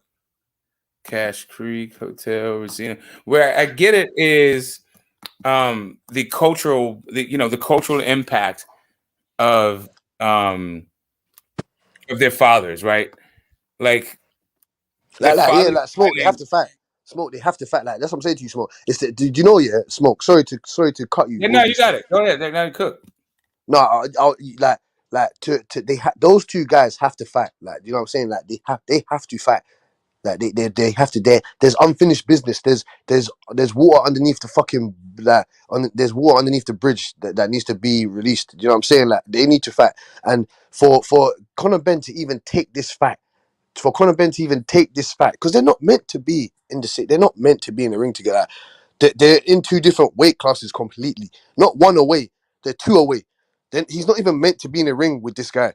So I can understand the catchweight. I can understand the rehydration clauses. Like there has to be some sort of like level playing field. You know what I'm saying? Like if it was just 160 or boom 154, that's what I'm saying to you. It would be a detriment or it will be a big disadvantage for both of the fighters. So for them to meet in the middle of a catchweight, it makes sense. It makes sense. Yeah. I'm not so cool. Smoke. Chris Eubank's not going to be 100%. Okay, let's just say he's that cool. He's not, but he is he's the bigger man by twice the size. By all rights, that's what makes the weight. That's what makes the weight thing. That's what makes the weight clause like kind of a weird advantage in just trying to figure out who is the better man on the night, right? But I understand, the fight has to happen. So, like my UK people have been sending me stuff. What I didn't know, is that like these dudes are doing TV shows where they're like gladiators and stuff. Like their fight was so big. Like these two guys are just like iconic when it comes to like the UK. Yes. Right. This is something that we would there's no way that an American would experience this without like some UK person telling them. Like this was not a worldwide television event. Watching these two guys fight it out like they're Maximus, like general of the Northern Armies kind of shit, like with fighting the Gauls. But yeah, they did like like straight up with swords and fucking armor, some gladiator shit. Yeah, boy. Yeah, you saw that, Smoke. Yeah, they wearing the Spartans, the Spartan unit. Yeah, you saw that. Yeah, you saw that. You saw Chris Eubank with the gladiator helmet on his head. Yeah, you saw. These boys are bigger than boxing. This fight, while it is a boxing event, it's like one of those things where it's just like kind of a cultural moment. Like for real, their kids can fight. Like not just Conor. I'm saying about Conor Benn and Chris Eubanks Jr.'s kids. I'm saying like that's your what I'm kids. saying to you, Smoke. Those things. Like, I get that culture. I get this magnitude of the moment. I'm just saying, like, it's boxing. Smoke. In 25 years, in 25 to 28 maybe 30 years, their 2 kids can fight, and we're going to be speaking Yes. about that also. Conor Benn, Yeah. the second. Conor And Benn, there'll be like 3 generations, and then 2 like Nigel and Chris Eubanks Senior will be old as shit and like wheeled in, and yeah, I mean I get it, I got it. That all of the like I said, the cultural moment, I totally am behind. I'm just like trying to figure out like what does it mean? Like what is that? What do I think about the winner? Hey, like I said, man, when Conor Benn beats Chris Eubank Jr., a new star has been born. You get me? And we're gonna go back to the welterweight division and take on all the top challenges there. Bring on the Boots Ennis, bring on the Virgil Ortiz, bring on the Keith Thurmans. We want to fight those guys. You bring them on. You get me? I'm not saying that we'll beat them. I'm saying to you that it'll be a great fight. It'll be a 50-50 fight, and we want to see what's gonna happen from that. You get me? I'm not gonna come up here and say, yeah, Conor Benn. Obviously, when I have faith and belief in Conor Benn. You get me? I do want him to beat the top guys at 147 in his own weight division. But I'm not stupid. I said to you, I'm a realist. It's a 50-50 fight. I even have Boots beating Conor Benn to this time. This time. Did you say Doc? Oh shit! Who's that? Who's that? Who's that? Who's that? BY? Who's that? BY? Is that BY? What you say, Casa E? Oh, What you say, here we bro? go. Here we go. Here we go. It's Texas shit. What you say, bro? Here we What go. you mean, be white? What you mean, be white? I'm You gonna got put my on name fucking. backwards, bro. I'm gonna fucking watch your Cowboys. Watch your Houston Texans, boy. Nah, keep cooking, Cash. You was cooking on that shit, bro. On the Conor Benn shit. Keep going. Oh shit! I was just saying, man. Where I left off from, I do have Boots Ennis beating Conor Benn at this time of this time. You get me? Of his career. You feel me? I want to see what he's looking like after this Chris Eubanks fight, so I can have more of an outlook on to how he would beat or how he would be able to go up against a Boots Ennis or a Virgil Ortiz. You know what I'm saying? We'll have a great insight of what those fights will be looking like. But like I said, I'm a realist. I have faith in Conor Benn. You get me? So after we destroy and put Chris Eubanks in a body bag, we're going to come back to 147 and we're going to look for the top fights. You know what I'm saying? We'll look for the top fights. We said we won't. He said anyway, out of his own mouth, Conor Benn, we'll take Boots next. No problem. No problem whatsoever. If Boots can give us our first L, we'll get me. He'll have to give it to us. He'll have to give it to us. But he's going to have to walk through fire. Trust me. When Boots Ennis and Conor Benn fight, it ain't going to be no walk in the park, bro. Ain't gonna be no, yeah, you gonna knock him out. No. Boots gonna have a couple lumps on his head. His nose might be busted and broken. His ribs might be hurting, might be pissing blood for a week. Trust me on that. It ain't gonna be no fucking walk in the park.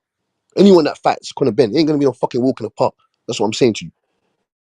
People like to talk about Chris how jury was out. I think pissing blood for 24 hours is pretty fucked up. Yeah, like everyone That's what blood was happening to Chris Eubanks. That's like what pissing blood at all is no bueno. No man, you're right, Smoke. You're right. Cash, you know what? Conor Benn is, to me, he's an improving fighter, bro. And in all honesty, if he pulls this off, though, I'll figure it out. Yeah, go ahead. Sorry, YB. Go ahead. Shout out to my man Nonito. Yeah, shout out to Nonito. But yeah, Conor Benn is improving. He's doing his thing, and if he wins this fight, you know, the way Matchroom is positioning him, it would be putting him in a already as the like when Spence and Bud fight and they move up, if they do or don't, whatever happens with those belts, when they vacate them, Conor Benn will be in position to be the clear-cut star of 147 as far as, just because look at the pay-per-view. You know what I mean? This fight sold out in 30 minutes, bro. So if he does beat a guy bigger than him in a high-profile fight like this pay-per-view fight October 8th, and does come out like that, Cassidy, he has the leverage, and he would have the leverage to make guys like Boots Ennis, guys like Virgil Ortiz, guys like Stanionis come across the pond. And I feel like that's the way Matchroom is moving him, in the direction in which they're moving him, while also allowing him to improve fight by fight, because he did start his career a little later than those guys and does have a limited amateur pedigree compared to those guys. So when you look at it, I do see steady improvements in him. And if he wins this fight, I'm going to be really impressed, Cassidy. And it's a 50-50 fight for me, but I will be really impressed. And UK got you one. I really feel like that. Yes. Thank you, YB. Come with the you get me, the rat talk, the rat. That's the real. That's the real, bro. You know, you cooking, bro. Like for me, I haven't made a pick yet though, Cass, because the Eubank and Ben fight is hard for me because, like you said, Conor Ben has more momentum. Eubank, and I feel like he has the youth, but I feel like Eubank, we know he's the bigger guy, but by how much? You know, I know he's fighting at higher divisions, but does that rehydration clause work? Eddie Hearn said he's going to have 36 hours to rehydrate, but how much can he? You know, and what game plan will Conor Ben bring? Because if Conor Ben goes in there to destroy him, and you got a guy that is not at his optimal energy level, and you pressing, I think Conor Ben can get a late stoppage. Now, if Eubank is feeling comfortable at the weight, will he try to pot shot his way to victory, or will he like to exchange with Conor? Because Conor can crack, bro. And I think that that's what I'm saying, Cass. I don't know I don't know who to pick as of right now. I just got to see the press conference, the weigh-in, and things like that, man, so I could make my pick. I ain't gonna pick till Friday though, but I'm leaning this 50-50. It's a very difficult fight. Yeah, I don't blame you, YB. You get me? Even me to a certain extent. Before I was thinking in my head, ooh, this is a tough fight for Conor Ben. I said, nah, fuck this, man. I've been watching this young lion from from the start, from when he's turned pro, nigga. This guy's a monster. He's a monster. He's hungry. This is what I'm saying, YB. When you've hit the elite level, the elite top tier, and I've got a bone to pick with you as well, YB. My boy Denzel Bentley's fighting Zanabek. You get me? Well, that fight's going on. You get me? Denzel Bentley and Zanabek. That's the fight. That's the next fight that's happening. You know that? You know that? Yeah, I like Denzel Bentley, bro. He gonna get stopped, but I like him. Good fighter. You know, I'm glad he took that chance, bro. You know, he said he wanted the opportunity, and that's November 12th in Vegas. Denzel Bentley. Sinisia Estrada on the undercard, her first fight on Top Rank. Yeah, bro, I'm excited about that. The same day as Montana Love fight, and Richardson Hitchens, Raymond Ford. It's a few people on that card in Cleveland too. So the Zone got a card that day. ESPN got a card that day. But yeah, Denzel Bentley, your boy, Cass. What you think about him? Yeah, man. He's my boy. I know him still. You get me? He's from the ends, man. He's from like Wandsworth. He's from Southwest, innit? I'm from Southeast. But man knows him from back in the day, man. He went college and that with my boy, and you get me. So man's known him before he was pro and all that shit, innit? You get me. So now I'm happy that he gets the opportunity to fight. I'm surprised, bro. As in, like, I'm surprised that he got that type of opportunity. You know what I'm saying? Because he lost to Felix Cash. That slowed him down a bit. He didn't really perform well against Heffron. You get me? I'm not sure if you know who that is. Heffron. He came out with a rematch and stopped it. He beat the shit out of him. You get me? So I'm surprised. I'm happy for him that he got this type of opportunity to fight Zanabek. You get me? You could say he's been in there with top level, top tier A level competition, and he's been training and he's been sparring with Conor Ben. You know what I'm saying? He's been sparring with Conor. He's a real 160 pounder. He's been sparring with Conor Ben. So you get me? I give my boy Denzel credit for that. Denzel and Felix Cash been sparring with Conor Ben, right? Yeah, correct.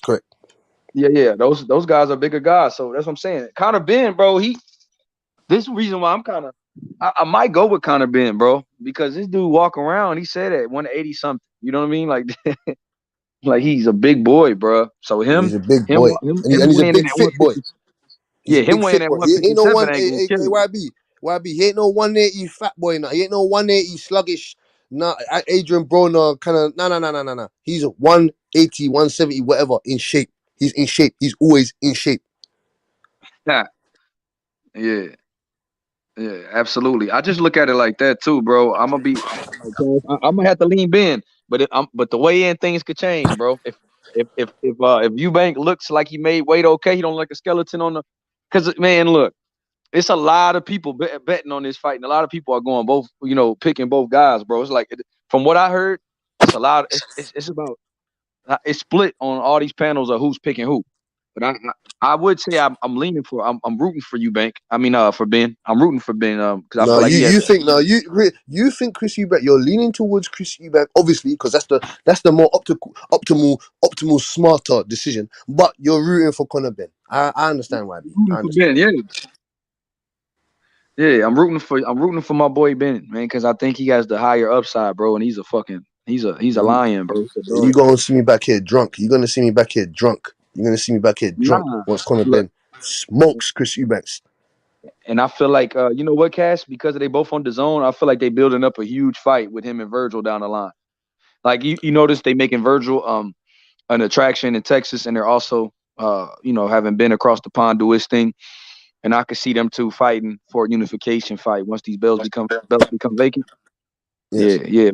Yeah, because Virgil will be a champion, and I think they're gonna line Ben up to be a champion too. Yes, Just the way that's a great. See, that's a great stylistically. YB, that's a great fight. You know what I'm saying to you? That's a 50-50 fight. Obviously, I'm leaning towards Conor Ben. You know what I'm saying, because I do like his style better than Virgil Ortiz's style. But Virgil Ortiz now, that boy's a pit. He's not even pitbull. He's a Rottweiler. So you get me? I want to see Virgil Ortiz in the big fights for Virgil Ortiz. There's only 2 to 3 guys that Virgil Ortiz should be fighting next. Either Stanionis, Keith Thurman, or one of the champions, Terence Crawford. Only one of those 3 guys, realistically. So if it's not one of those 3 guys, I have no idea what's next for Virgil Ortiz. I don't want him to be out of the ring for too long. I don't want his career to stall. I hope Golden Boy, Oscar De La Hoya, those guys, I hope they sort him out correctly in the next fight. You know what I'm saying? No more McKinsons, no more Maurice Hookers. You get me? Yeah, I mean, but I feel like Virgil got a decent resume though, bro. He does. He's got the best resume. He's got the best resume out of the young guys so far. He's got the best resume. Velasquez, Hooker. You get me? Vargas. You get me? He's got a couple names on there. I give him credit for that. Khaled, Khaled says Conor Ben is getting stopped by who? You talking about Eubank or you talking about Virgil? When you getting stopped by the traffic light, what are you talking about? You getting stopped at the traffic light. You ain't getting stopped by anything else. Because that Khaled boy, you come up here. You've been talking shit for Conor Ben for months. You get your ass up on here and come and explain how he's getting stopped. If you can break down to me how Chris Eubank is going to stop Conor Ben, then I won't say nothing. I'll keep my mouth shut. You can say what you like, as in when it comes to Conor Ben. Apart from that, don't come here that waffle. We're not allowing that negative energy to be to be spewed over here. Fuck that. Conor Ben, you're gonna put. I told you already, Khaled. You can be there on the 8th when we've ordered Conor Ben's sleeping bag. Not Conor Ben, sorry, Chris Eubank. We've ordered his sleeping bag. So on the 8th, you can come here and witness him getting put in that sleeping bag. You get me? And YB, what do you think of Tank Davis putting out a message of a cryptic message of Floyd Mayweather or that picture of him in some pants, in some boots in the snow, and saying that he's not signed to anybody? What do you think about that? What do you say to that, sir? Shit, I mean, I've been confused about it from the jump. I've been saying that he's with Espinosa and Showtime and Al Heyman. I didn't, I asked Calvin Ford and them, is he with Mayweather still? And they told me they don't know. They told me it's a tricky situation. It's a good working relationship or whatever. And they said they'd rather not speak on it. So I didn't get no answer. But Espinosa told me that Tank was always exclusively, to Showtime and that they re-upped or whatever. But I didn't know if he was with Mayweather or not. Everybody was saying it, but I didn't know. So Tank might not be with them. And if he ain't, he's still with Showtime. He's still with Al Heyman. So, if you want to fight him, you got to do it. You still got to go through the same things you would have to do if he was with Mayweather, because he's still with Showtime. And he has a network exclusivity deal. So he's exclusive to one network. And, but him taking a shot at Mayweather and deleting it, typical Tank. Typical Tank. Typical Tank, bro. Why is too funny though? That's what I'm saying. It's typical Tank. I did this shit myself. That's what he do, bro. That's what he do, champ. You know what time it is, man. So, I don't know. I just think that. Oh, my boy Ball Out says Eubank dropped Liam Smith with a jab, and Liam is bigger than Conor. Yeah, he did. So does Liam Smith, does he have the same body type, as in does he have the same materials? He doesn't have that Nigel, he doesn't have that Ben lineage in his blood. Get Liam Smith out of here, man. Liam Smith ain't shit. Liam Smith is a pub fighter. He's a pub grub fighter. He has no skills whatsoever. He's a decent fighter, but when it comes to technical fundamentals of the sport, Liam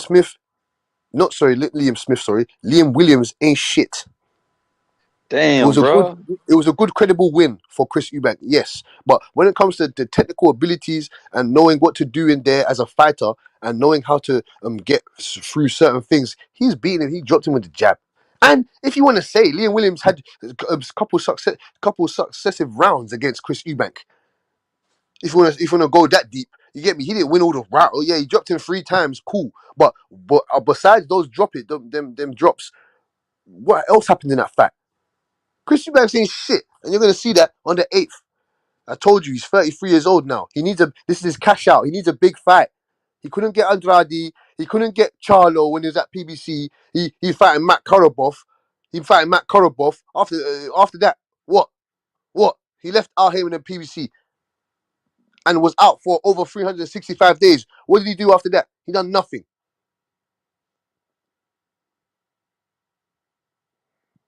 I know, Khaled. I ain't gonna come in and say Ben tried to be great. What the fuck? I ain't gonna come in and say that. I'm gonna say he got beat by the better man on that night. That's what I'm gonna come here and say. And I'm gonna come here and pay my dues and continue with my boxing career when it comes to watching it. You get? We want great fights and great fights only. Hey, Cash, to be honest, it's still a great fight though, bro. I remember I was talking like I wasn't shitting on it, but I wasn't as interested as everybody else. But once I saw how big it is to y'all and I'm seeing the build up, bro, that shit got me going. Like I'm like, damn, I can't wait for this weekend. And then we got my boy Seabass Fundora, Seabass Fundura, as you would say, No, Cash, the monster. that's Dallison. You know Dallison from Street Fighter. Yeah. That's Dallison Fundora. YB, did you have more fights you want to talk about? Yeah, Seabass, man. My boy Adamas. My boy, all them dudes coming. Carlos Adamas. He calling out Charlo at 160. Oh, I wanted to ask you something, YB. I wanted to ask you something, YB, before you continue. What's going? Yeah. Did you hear about that Brandon Figueroa? He got pulled up for the around your bit in Texas for some driving or something, drinking driving or something. Yeah. I saw that. Man, I Yeah, I just don't want wanted to to. speak on it. Yeah, but yeah, that's crazy, bro. No, I was just They asking. I always just wanted to ask you: is it true? Is it as in did that actually happen? Yeah, they always catch you out here in Texas when you drink and drive, bro. I'll be like, damn, everybody get caught in Texas. You know, Okay, hey, but you know what? You know what, Cash? I got something to say, bro. My boy Ray Vargas is gonna fight Oshaki Foster at 30 for the WBC belt. Regis and Zapata, November 26th in LA. Marv It's a tough Nation. fight. Tough fight. That's gonna be fire, bro. Like Who do you boxing have is in gonna that? be crazy. Who do you have in that? Ray Vargas or Shaki Foster? I got, you know, I'm Texas, bro. I got to lean with Shaq. Hey, Shaqy from Texas, bro. You know, I'm not gonna dog out unless it's Bud Crawford and Spence. I wasn't really picking, you know. But now I'm like, you know what? I see people rocking with they team. People rock with Cali. People rock with people rock with New York. So I'm gonna rock with Texas, man. I'm gonna go with Shaq. But it's not just because of that. Shaq got really nice skills. He trained in that same gym with Regis, so I'll be seeing him work. That boy there is solid, bro. You know, I know he got a couple losses, so people don't think as highly of him as they should. But you know, Shakur said he was the second best guy at 30. You know, until they got into that little Twitter war, and then I just seen him work a lot, bro. He's really, really good in the gym. That dude's solid. Like I'm talking about, Shaq can fight, and he's slick. But Ray Vargas has got the height, and he got So I'm saying, boxing skills too. how's he gonna deal with that reach and the height, and how's Ooh, he yeah, gonna deal with that? that's what I'm saying. That's gonna be tough, Cash. That's why it's such a tough and unexpected fight. I did not see Ray Vargas and him squaring up. I thought it was gonna be somebody else. I thought it was gonna be maybe Shaq and Oscar Valdez. That guy. Speaking of fighting Oscar Valdez, what's his name? Archie Sharp, man. He's from my bit. Archie Sharp, man. Oh, that's gonna be I like that fight for Valdez. Who you think will win that one? That's hey, what? Hey, but I told you, man. I'm not a fanboy. I'm not a fanboy. YB, man. I got Valdez beating Archie Sharp because of Valdez's punching power, his aggressive, his precious. Because Archie Sharp is nowhere near the caliber of a Shakur Stevenson. So I don't think he'll be able to do what Shakur Stevenson did to him. But that'll be a tough fight. But I got Valdez beating him. You get me? That's a hell of a fight, bro. You said about Archie Sharp, yeah. Valdez, I think people are gonna see how good Shakur is by Valdez becoming a champion again. I think people Yes. gonna realize that this dude Shakur is not is not an everyday fighter, and Valdez just lost to a guy that's gonna be a champion at 35 too. Yes, and he's much bigger than Archie Sharp as well. Like Archie Sharp is not. You get me? He's not the biggest of them. He's kind of big, but he ain't no Shakur Stevenson. Yeah. Yeah, man. I'm not really impressed. Yeah, man. Valdez will clean him, man. Valdez should clean him. You get me? My man's never been 12 round. Like he's never fought in a 12-round fight. So I don't see. You get me? And He's not really Valdez is fought. super experienced. Valdez is super Super, experienced. super experienced. He's been in there with the Conceição, even though arguably he lost that fight. He Yeah. lost to Shakur Stevenson, but he's been in there with the Those are greats. 12-round fights though. Yep. And then he beat Burchell. I mean, that then Burchell, when he got his jaw broke. Yeah. Then his jaw was broken in one fight. I forgot who broke his jaw, but he went. He Was that won was that the Adam Lopez fight? That was the Lopez fight, Smoke. Yeah. It was the Lopez. Yeah, but he been through so much adversity in the ring, and you see what he can do. So Oh yeah, Beltran, my man that he knocked out, put to sleep. Burchell, Burchell, he put Burchell to sleep. So I can see him putting Archie Moore to sleep. But sorry, not Archie Moore, Archie Sharp. Sorry, Archie Sharp. I was about to say, what the hell? Archie Moore would put that dude in his back pocket, take him home and knock him out. Like, come on, bro. You talking about? Yeah, you talking about the? Nah, you talking about the great? Is Archie Moore a running back? No, he's a light heavyweight. You talking about the mongoose, Archie Moore? Yeah, Archie Moore. Archie, he's the I'm only. talking about light heavyweight and heavyweight Archie Moore. Sorry, man. Rocky Marciano, old as fuck, fighting Rocky Marciano. Archie got the Moore. most knockouts in boxing history. Yeah, that's what I'm saying. Yeah, Oscar Valdez. I like Oscar Valdez. But when you say listen, Archie Moore will wear Oscar Valdez like a medallion, like a piece, like a Jesus piece. Like Jacob, like you got. Anyway, sorry. No, when I say small, man, when I say Archie, man, I just think of Archie Moore. Like when you say Jack in boxing, you think of Jack Johnson. Like those greats come to my head straight away, man.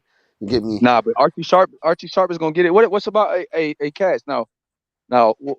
Like how do you think my boy gonna do? How do you think?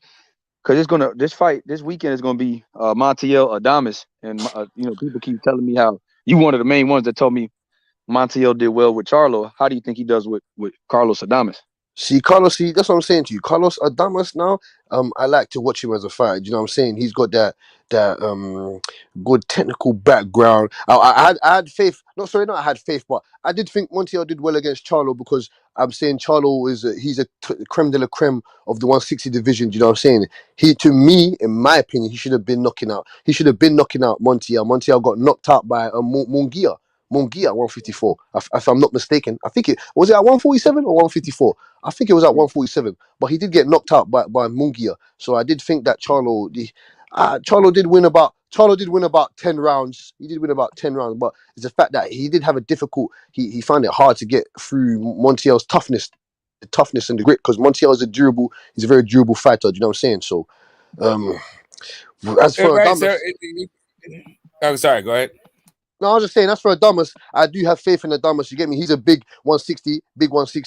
You get me? He has that Dominican background of fighting, where you know what style they're coming into the ring with. They're trying to look technically impressive. You get me? A good footwork. You get me? Decent hand speed. You feel me? I don't know. He had a decent victory against Deverenchenko.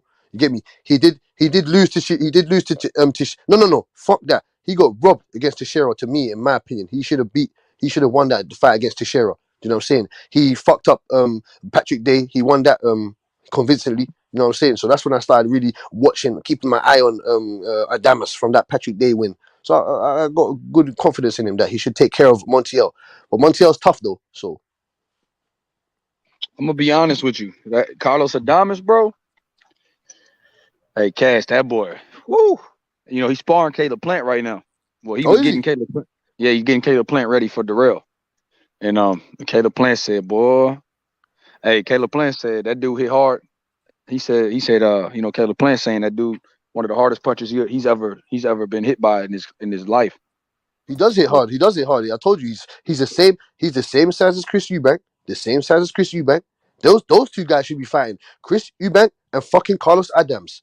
Those two should be fighting. He's the same size as Chris Eubank. He's got 16 knockouts. He's got some power. He does have some power. He got 22 fights, 16 knockouts. So he's got over 50% of knockouts. You know what I'm saying? So, and he's still very young. He's still very. I think he's my age. He's still young, man. So he's still got he's got a lot of fight left in him. You know what I'm saying? Yeah. I got him knocking out. I got him stopping. Sorry, not knocking out. I got him stopping Montiel. I got him stopping him. Ooh, hey, he can. I mean, your boy Munguia stopped him, but like you said, did Jaime Munguia stop him? Yeah, he did. Yes, he did. Yeah, that's what I'm saying. Jaime Munguia stopped him. So, but it's not. But see, at 160, he gave. I feel like his style, the way he fights, he took a lot of. But I feel like maybe one. The counter punching of Adames is different, bro. Like I feel like he can walk your boy Montiel into some shit. Because Montiel does open up a lot. Look, it has a high volume, high work rate, but he's not defensively responsible like some other guys that may have a higher volume. He doesn't fight behind the jab, and he doesn't. He's not as accurate as some of those guys either. So it's a lot of opportunity to counter punch. But seeing that dude in the gym, though, Adames, hey, he's quick. He's not just powerful, like you said, Cass. That motherfucker fast. He's fast, explosive. Yeah, and it's the best he's in shape he's ever been because he's actually, living with his trainer. His trainer got him at the house. Oh, he lived it. Oh, yeah, okay. His trainer be making sure you on weight. He don't, you know what I'm saying? Like he make him get up in the morning, go run. Watch him what he eat. He's his chef too. His trainer right now. So yeah, so Adames is, bro. I'm talking about in tremendous shape. So this the best he ever been as far as in shape. Like the Dervinchenko fight, this fight. Yeah, so he said that he's steadily improving. So I actually want to see what happens if he wins this fight because he'll be up next for Charlo. And so I would actually like to see it. I think that's a good fight. I think that's better than the Sulecki fight. Yes. That's what I like. That's what I like, man. I have faith in Carlos Adams, man. I was thinking to myself, what is the PBC or what are they doing with him over there, man? I want him to get the fights that he deserves, man. You get me? Because he's a good fighter. I enjoy watching Adams. You get me? Even though not really much people don't really know him because he's from obviously the Dominican Republic. Not much fighters out of there, so I hope he does get the looking that he deserves. You get me? Who is his trainer still? Is his trainer? Is he still Garcia? He's working with Bob Santos. He was working with Ismael Salas. He's working with your boy Salas, and then he switched gyms, but he's in Vegas with Bob Santos, who's working with him. Alberto Puello, Hector Garcia, the Dominicans, working with that heavyweight, that Cuban. Lenny El Perro. He's working with a couple other guys, Kevin Brown, a couple other guys out there. This Kevin Brown guy, he's part Jamaican, part Cuban, no Cash, but he's the one that he beat. He's one of the few guys that actually got a win on Andy Cruz. He beat. Yeah, he's one of the best Cuban amateurs. He defected, but he's 28, so he's a little older. So his first fight was against a guy that had like 30-something fights already. Then his second fight, he's fighting for like a regional title already because he's already 28. And it took him so long to get out of Cuba. So he fought Andy Cruz. He fought a lot of those Cuban dudes, and he got like he's 2-1. I mean, he's 1-2 against him. So he lost 2 times. He lost a majority decision in a split, I think. And then there was a couple other fighters, another gold medalist at another weight class from Cuba that he beat, went 1-2 with too. So yeah, this dude is really solid though. He's got more of a pro style. He's aggressive. He really cool with David Morrell. Yeah, them two must be boys still. Yeah.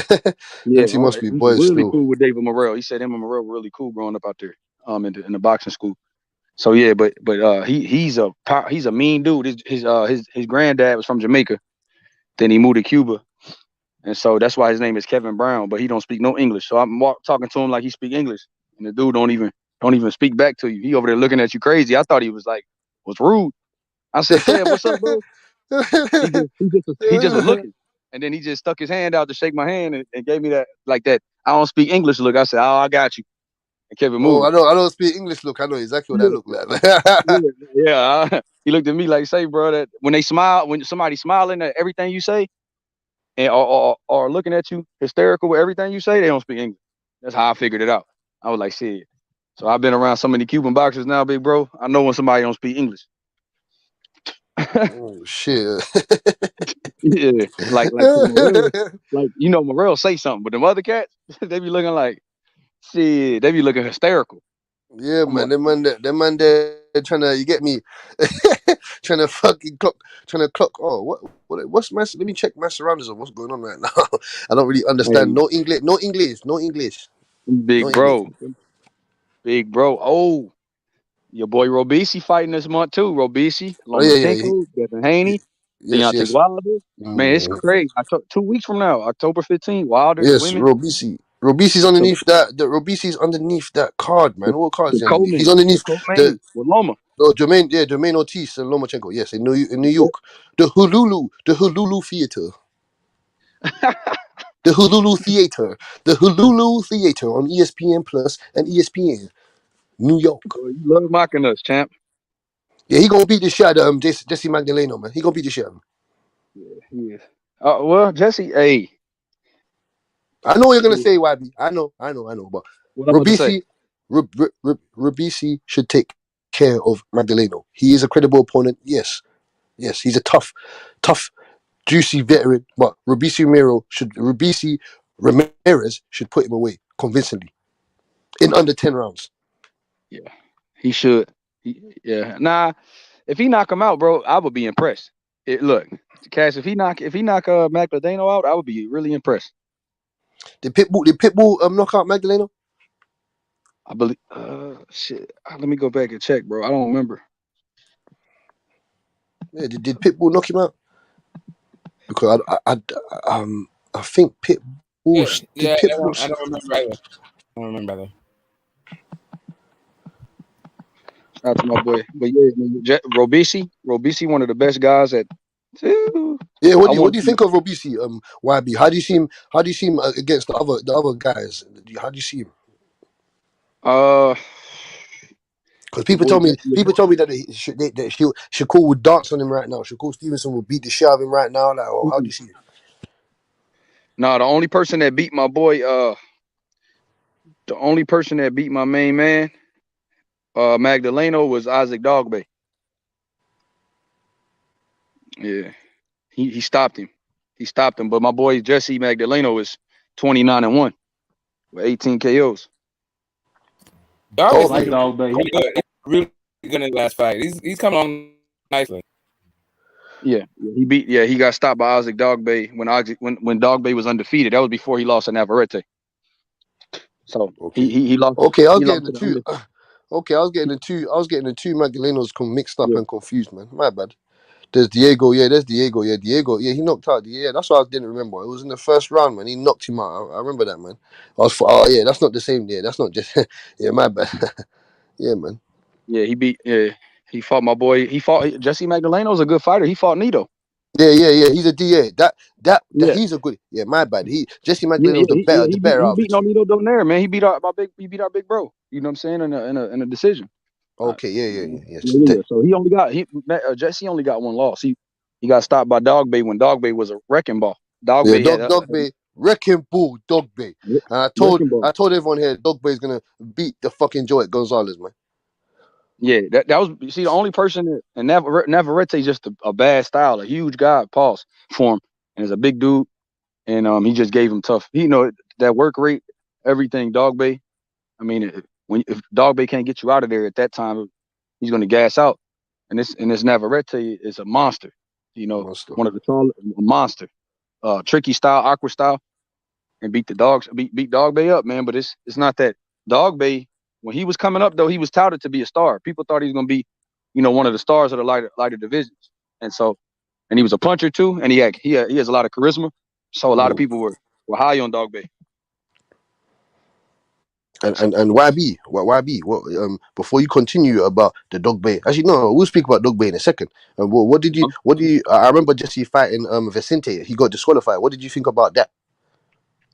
Not Magdaleno. I'm talking about what's the guy's name? He's Vicente, but I forgot his first name. Magdaleno did fight Vicente, and he got disqualified. That's a fact. No, I'm saying what did you think of? Because that happened in the last round. I remember watching that fight. That happened in the last round. That he got DQ'd. So what did you think of that fight? Yeah, for a whole bunch of low blows. Yeah. I I thought it was crazy, bro. I, I mean, there's been fights that you could disqualify people on that went all 12. That I ain't gonna lie, Cash. There's been a lot of fights. Like I seen Abner Maris beat the dog shit out of Abeko blow wise. Oh In yeah, that yeah, fight. yeah, yeah, yes. Remember that Abner Maris versus Agbeko? Woo! Yeah, Boy, yeah, that was yeah. a low blow festival. That was low blow city, low blow central.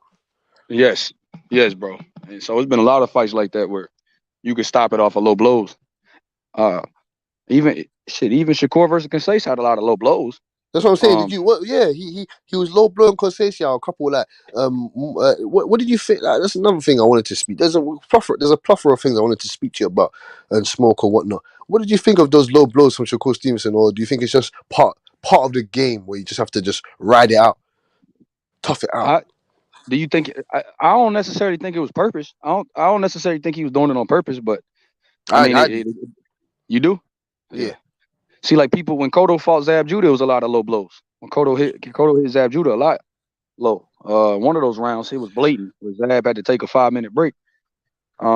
Shit, when Zab hit Floyd, blatantly low blow and rabbit punched him. Hit him. Remember, you hit him low, and then Floyd ducked the grab, and then he punched him in the back of the head, and then Roger entered the ring. That shit for real, bro. That like, there's been a lot of fights where if you was gonna disqualify somebody, could have been, but now Jesse, I feel like Jesse was gonna win that fight. He was winning that fight to me against Vicente. But yeah, the only fight the ring, he threw one of them Black Mamba right hands. Yeah. He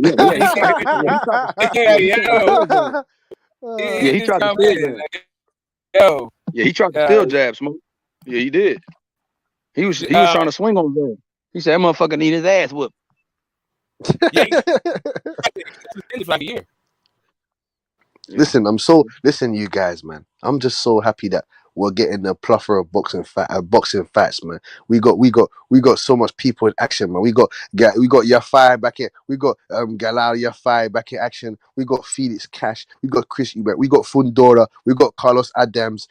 I'm looking forward to the Velasquez and Malachi Fox fight. We got a rematch of Jerwin Ancajas and Fernando Martinez. That's a fact that I'm looking for Martinez's IBF belt, a rematch of that fucking madness. I'm looking forward to that. You get me? We got Wilder, we got Plant, we got Frank Sanchez, we got Gary Antoine Russell against Emmanuel Rodriguez. You get me? Oh no, I'm just playing. Shout out to Gary. Shout out to them Russell boys. Hey, but Cass, now that Ancajas and Martinez is one of the fights of the year. Yes. And they're running it back. Right back as they should. Who do you have in that? Do you have Puma Martinez winning that, or do you have I think he's gonna win it again, but I'm rooting for Ancajas. Okay. I'm rooting for him because I feel like, but Martinez, I think he's gonna win again, bro. I think he sustained all Ancajas has, and I think that I think he's gonna be better. I think that was his first time in the big stage, and now that he got that taste, the big stage and the spotlight, I think he'll beat him. All honesty, I think he'll beat him. I'm rooting for the other two, though. Is that the same Ocampo that fought Spence that's fighting Fundora? Yeah, that's the same. Yes. My boy Lance. Yeah, that's the same Ocampo, the one that they said was a bum. Yes, salute to Lance. Salute. The one they said was a bum when Spence beat him, but never mind. I don't want to speak on it. No, go ahead, YB. Go ahead, YB. Go ahead. They say we're undefeated fighter Spence beat, but I could have swore Spence took his old, but I don't want to speak on it because he don't count. He's a bum, according to these people. According to people like I don't want to say no names in that. Well, go ahead. Say the name. Say the names. Give the names. YB the names. How are you, Cash? Are you good? So, what do you think about Ocampo being the O that he took? But he's on a win streak before Spence and never lost. And when he fought Spence, he lost, and he's been on the win streak since. And he's stepping up there with Seabass, the monster Fundora. Carlos Ocampos. Well, that was a big step up for him in that sense where before he fought Spence, he never fought a 12-round fight before. It's funny that because that is the only 12-round fight that Ocampos has had. Did you know that? Did you know that, YB?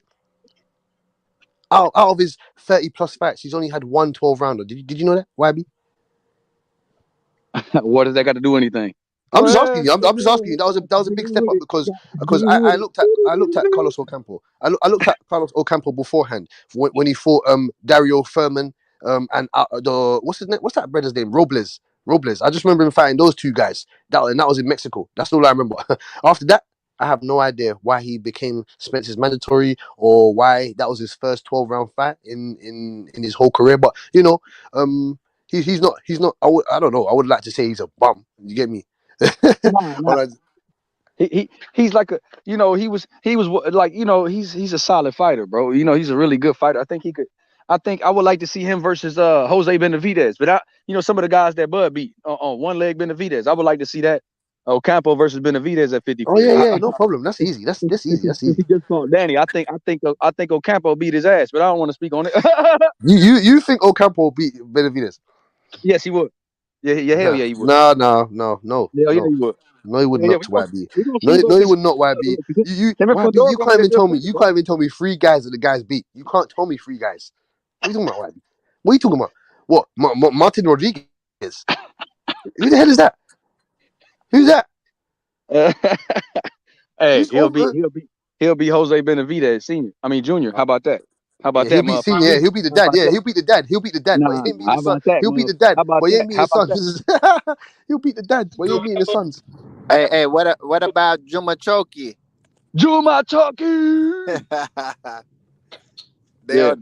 I want Teofimo. I want Ryan Garcia. I want Fundora's waiting for Spence anyway. Fundora's waiting for Spence and all those guys. Spence, you bring your ass up there, boy. We'll beat the shit out of you, boy.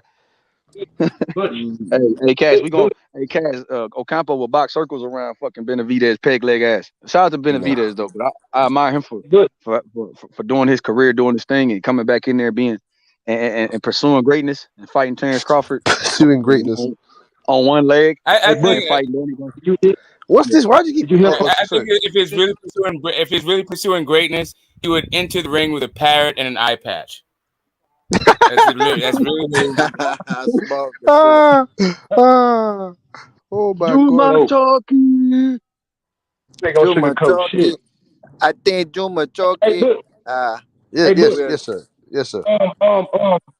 Did you hear what Spondora said in an interview not too long ago? He said, because I heard you said he wants Spence. He said he can go down to 47. Yeah, most definitely. Easy. Take them belts off Spence. You don't want Terence Bob Crawford. You don't want Terence Bob Crawford to take the belts off you. You don't want Terence Bob Crawford to take the belts off you. Fundora will come down and take them belts, rip them belts right off you. Rip them belts what with. You mean you don't want Terence Crawford to take the belt? Why you don't want Spence to take that belt off of Bud? Can you tell me that? That ain't gonna happen, man. What are you talking about? Why you don't want Spence to take that belt off of Bud, huh? Tell me that. I do. I hope that Errol Spence keeps to his word of I'm coming to take that motherfucking belt, Spence. No, Spencer. I'm coming to take that belt, Terence. I'm coming to take that belt, Terence. I'm coming to take that belt. So when are you gonna come take it? When are you gonna come take it, YB? When are you gonna come and take the belt? Man, that promotions. What man down promotions?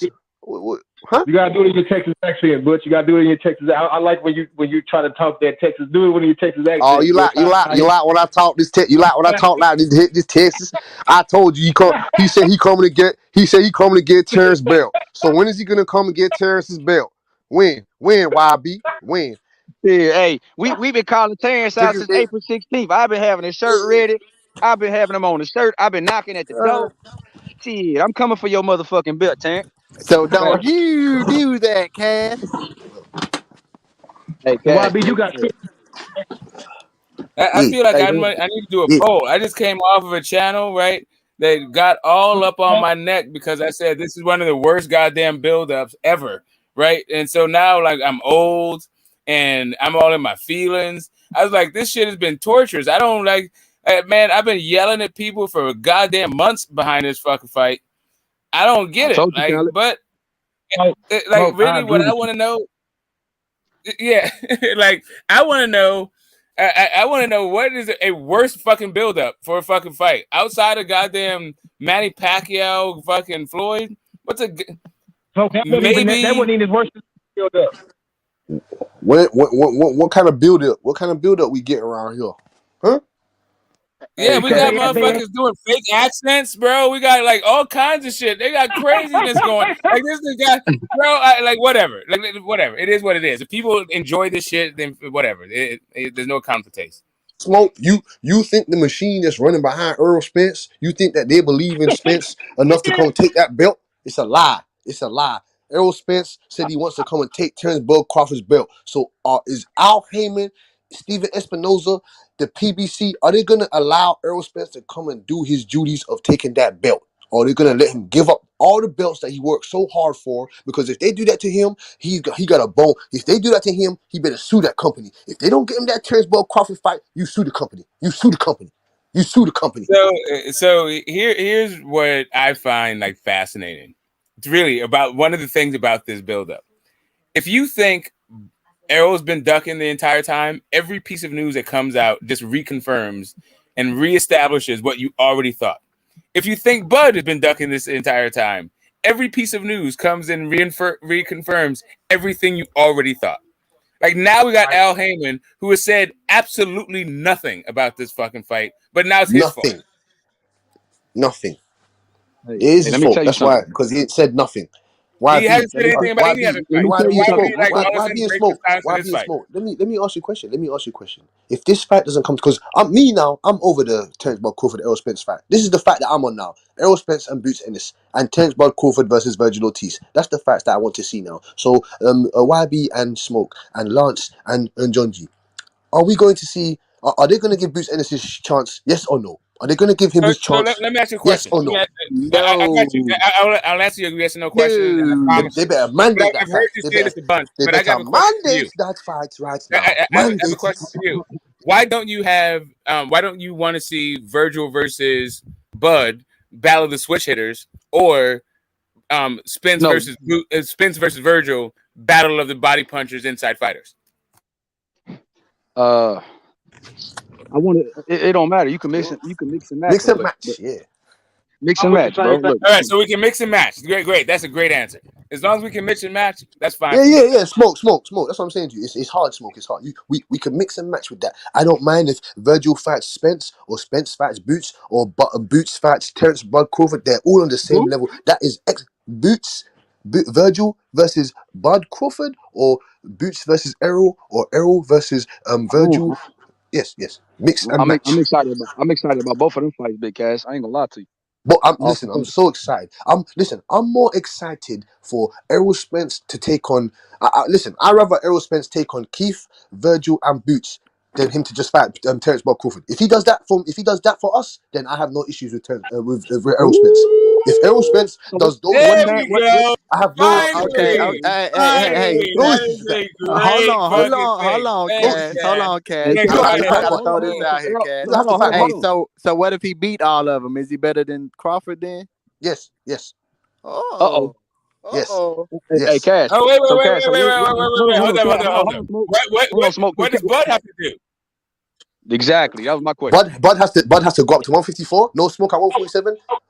He has to take on Charlo. Move up and wait for him. You have to move up. No, hold up. How come Bud? Hold up. How come Bud can't just fight Virgil, or let's say Virgil Ugas and Connor Ben? And Connor Ben. You see, let's talk about this. Let's really break this down. Let's break this down realistically. We're not gonna. Here go Class with this UK. He about to start. You know, Connor Ben. He about to start. Listen. Conor Ben might be the guy to put Terence Bud Crawford out. If you fight Virgil, why fight Virgil and Connor? That's like two guys who never fought for a title, kind of stuff. Never been champ. Like listen. Virgil or Connor, right? Not Virgil and Connor. Listen, beating Virgil and Connor, for Errol Spence, beating Boots, Keith, and Virgil holds more weight than beating Connor and just Virgil Ortiz. If he goes up there and if he goes up there and takes on a Fundora and then he takes on a Charlo, oh my God, I give it to him. I have to give it to him. Those are the type of things I'm talking about. This is what Errol Spence gonna do. We gonna beat up on Fundora. Hey, this is what Errol Spence gonna do. No, you're not. He'll stop Fundora, and then we want Charlo, but Charlo gonna drop 5'9", 10 splits. Yeah. Wait. Hold up. Did I just hear we want Charlo? Hey, Errol Spence, Did I hear Texas just undisputed say that? 2-division unified champion. Yeah, but In Charles your supposed to be dreams, moving up, right? in your dreams, Yeah, we man. want. Hey, Spence want Charlo, but we ain't gonna take him because we got the same training Spence staff don't and want same no Oh, team. wait. Spence You don't said, want hold that. on, right, I've never hold heard him on. say that in his You life. I've can't never just heard him yada say that in yada his that. life. You can't just yada yada. I need that to be heard one more time, all by itself, clean. Are you saying right now Spence is trying to fight Charlie? What was that? Huh? Nah, he's not trying to right now. Yeah, okay, there we go. That's what. Okay, I just want to make sure because I thought this is like but brothers from another mother. Yeah, they are. That's, I'm just YB, kidding. cat got your tongue, boy. Cat got Yeah, your tongue. Hey, We YB. can't get- Yeah. YB, Talk to me. I want to ask you this, YB. Next year, will we be saying Errol Spence, undisputed 2-division world champion? No. No. No. And only because he's not gonna get them fights. Like Jamel gonna drop a belt for him. He's his own boss. He's his own boss, though, why I YB. say that. He's his own boss, right? He's his own Because I boss. know. Look, now He's his you own boss. if you said undisputed. Hold on. If you said by next year, are you gonna say undisputed welterweight champion? I'd have been like, hell yeah. Man, I think as soon as if he could become undisputed, I think Charlo gonna drop some belts. Well, it depends. So why can't Charlo and Spence get it on? Why can't Charlo and Spence get it on? Huh? That's just Why like why can't they? It's not that they can. It's not about can. Hey, why Charlo and Morrell ain't gonna fight? Why Charlo and Morrell ain't gonna fight? I don't know. They in the same weight class. First of all, right? Yeah, I mean, but if he moves up, all right. So listen, Michael Spinks and Larry Holmes has the same trainer, and they like figured it out, right? Twice. You can't figure it out. So they can exactly. I'm tired of that hold up a second. They got the same trainer. Just because you can get it on doesn't mean that is like the ideal situation. Like there's plenty of fucking fights for Morrell not named Charlo. We don't need to put up two guys who are in the same training camp. It's not like both guys have like two belts and we can't get undisputed because they won't fight each other. That's not what the fuck's happening. Basically, what you guys are trying to do is like foment some kind of like civil war in goddamn gyms for some reason. Like for real, like it would be great if we could just get fights. Like I would like David Morrell to fight somebody, but I got the version of David Morrell that I'm seeing giving Tank a run for giving Canelo a run for his money. Like I'm way interested in that. I'm way more interested in that fight than fucking Charlo, who's never even fought at 168. Yeah, I was just saying that to make a point. Fighters ain't gonna want to score on their own goal. If they in the same boxing gym with each other. I mean, the fans might want to see it, but nah. Oh yeah, okay, yeah, we're on the same page. Fuck that. Larry Holmes. I'm not necessarily mad at it. I'm not mad at it if the stakes are high enough, but not just because, like, not just for shits and giggles, right? Yeah, that boy Derrick James was like, I don't know, I wouldn't train either one in that fight because they asked him about it. He said I wouldn't train either one of them. They have to find somebody. Yeah, he would. If they gave enough money, he definitely would fucking train one of them. They both did say we can make it happen for the right price. It can happen. Exactly. I don't want to hear this. When money gets put, when the right amount of money gets put on the table, when the right amount of money that's like gets fighting my brother. It'll never happen. All right, cool, yeah, man. Charlo lost money too much. If they offer him the right money, he's gonna do it. He's gonna do it. But how much of it is this?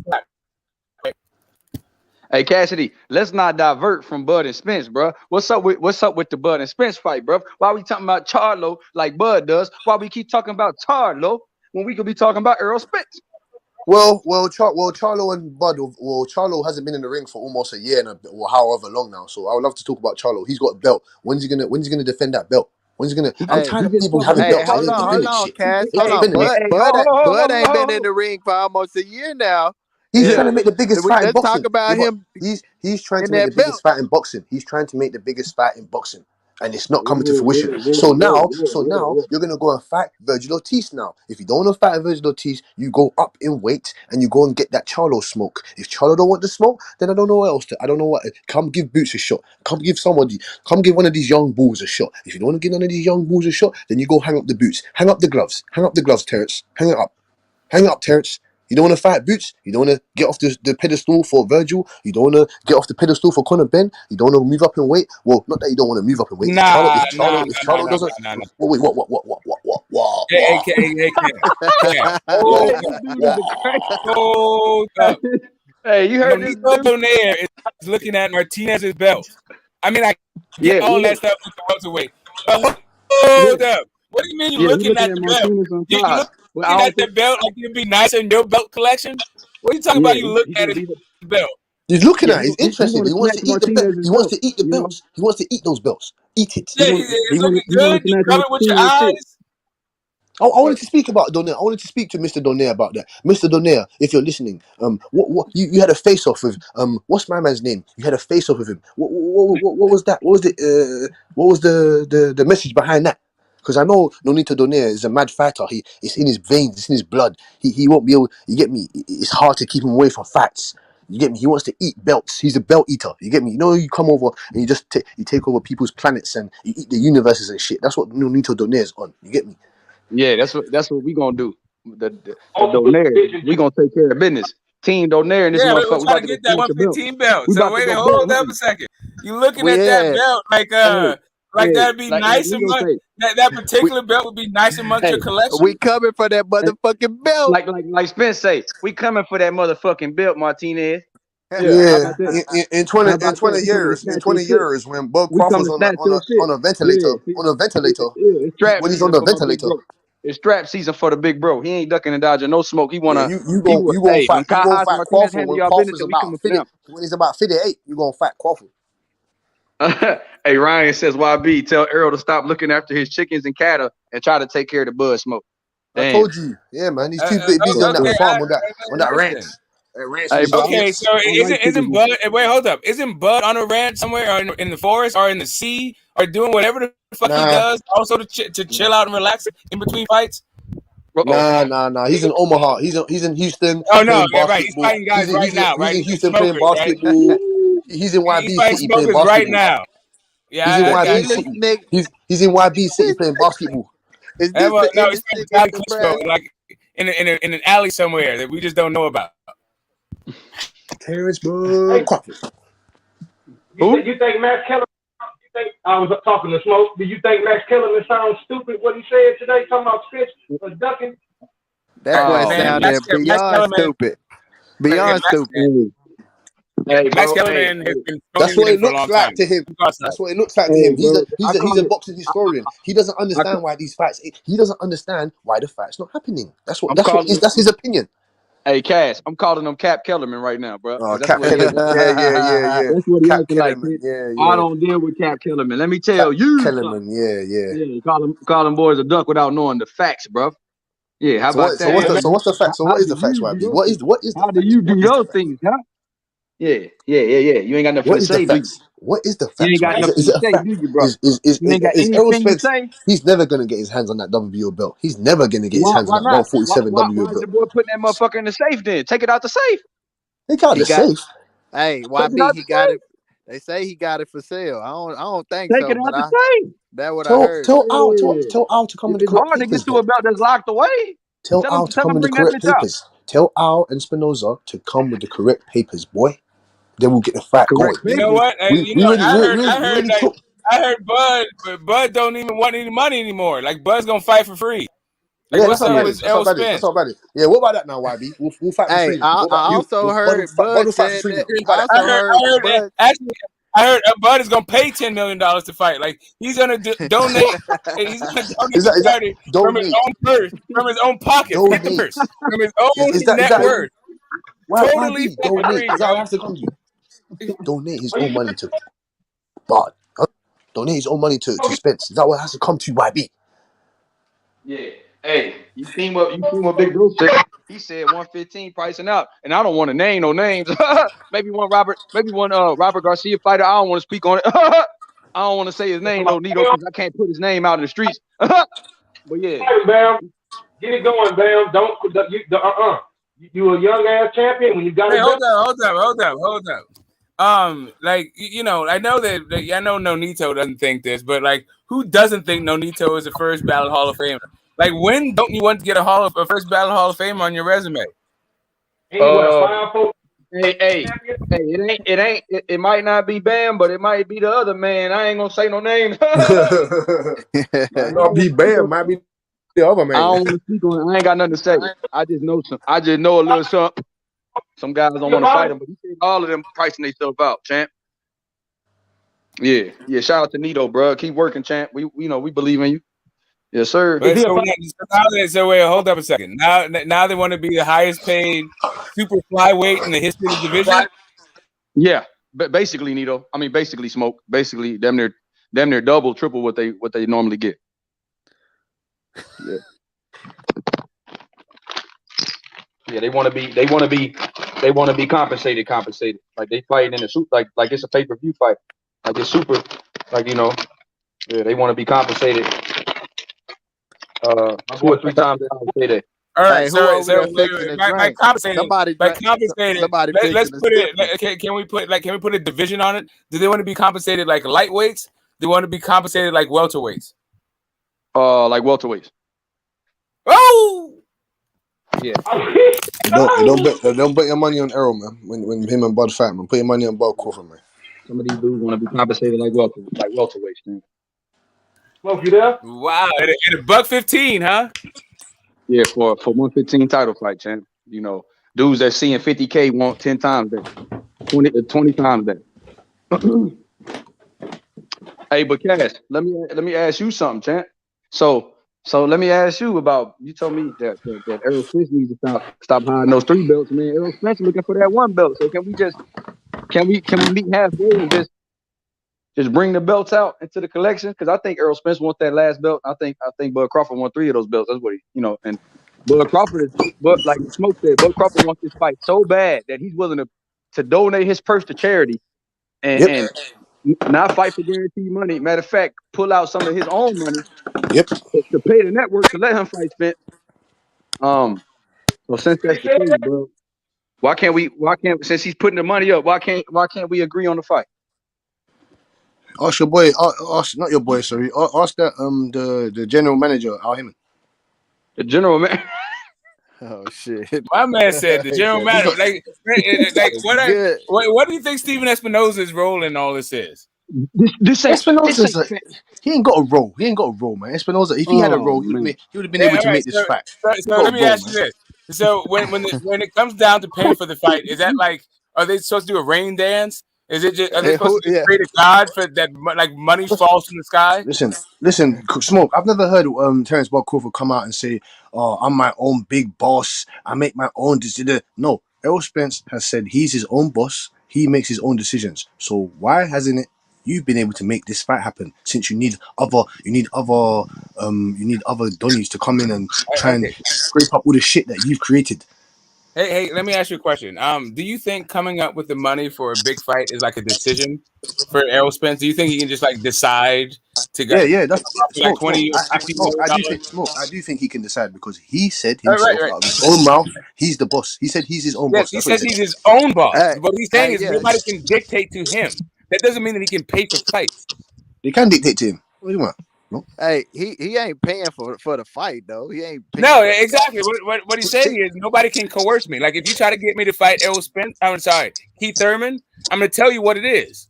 You're gonna fight Keith Thurman. Listen, if Uncle Al tells Spence, his nephew, you get me, to fight Keith Thurman, he's gonna do it. All right, so right, so that's where we're at with that thing. You don't think that he is autonomous?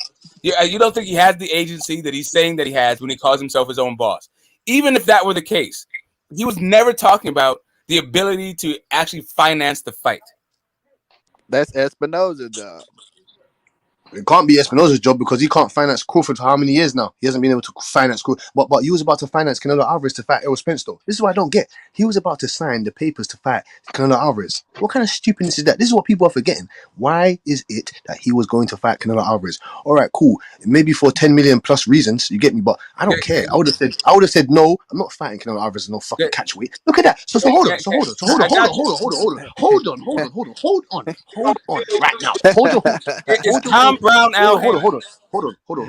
Smoke. OG Smoke. So everyone's getting onto Conor Benn about this catch weight, this and that. Errol Spence was gonna fight Canelo Alvarez at a catch weight. So was Errol Spence gonna fight 100% Canelo Alvarez? You would have gave Errol Spence credit for that, right? Right? All right. Right? So Fighting the drink, Alvarez. Just so we have it understanding, right? Canelo Alvarez was a champion at middleweight. The fight was still happening at light middleweight. Like it was still happening at super middleweight. And he was a free agent. Not only that. Yeah, go ahead. He's a free agent. No, I'm saying he was a free agent that could have signed a PBC deal with some fights, but he chose not to sign the PBC deal. That would have been easy to make the fight with an Errol Spence or anybody on PBC dealing with Espinoza. No. All right, okay. Just one quick question. Is Tom Brown Al Haymon? Is like Tom Brown just like a Pinocchio fucking doll, a marionette that Al Haymon is pulling the strings? Is that what you think? Or is like Tom Brown has his own standalone business that he does work with PBC a bunch, but he's not actually a puppet of Al Haymon? Like, what do you At this point, I don't know who the hell runs PBC. I don't know if Al Haymon even exists at this point. At this moment, because if he does exist, why is he not making these big fights? We're full Bob you don't even exist. Now he's Steelskin. I got you. Hey, Cass, I think you're getting it mistaken though, because Crawford ain't signed a promotion deal, so he's dealing with Espinoza. He ain't dealing with PBC. He's dealing with Espinoza. He ain't signed a fight deal with PBC, so all his negotiations is with Espinoza, not PBC. But I do see what Butch is saying though. If that belt that Crawford got that you want, why would you offer a 2-fight deal with Canelo and either? Why? That doesn't make any sense. Okay, so that was the offer for Canelo. So if you understand Steven Espinoza, right? Then if you go back to the business that Steven Espinoza did with Canelo Alvarez from the Golden Boy days all the way through Caleb Plant, then you understand why he would give Canelo Alvarez an offer that he wouldn't give to either Bud or Spence. Hey, and that's why Canelo got that big ass deal he got. It's because the offer he got from PBC. How much did he get for Caleb Plant? Espinoza. How much did Canelo Alvarez get for Plant? Yeah, I think the official term is a fuck ton. A fuck ton. A fuck ton. He offered him $45 million for Spence at 162. All I'm saying is like they got. I don't know what the split was. Maybe somebody can help me out with it. But the reported numbers were 800,000 plus pay-per-view buys, and that's just pay-per-view. We can't talk about. This is domestic pay-per-view. Hey, it like Canelo making a fight. That's the easiest shit to make. He the easiest fighter to make a fight with, because the amount of money he made. They've done a ton of fights together, like for real, over the course of fucking Canelo Alvarez's career. I don't know if there's anybody who's done more fights than Showtime.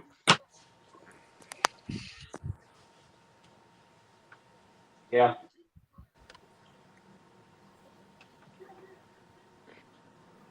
I'm just saying, man. I'm not accepting that bullshit of he was gonna slide underneath the radar fighting Canelo Alvarez, and no one speaks about that. So if he took that fight with Canelo Alvarez and he lost, what the hell would have happened then?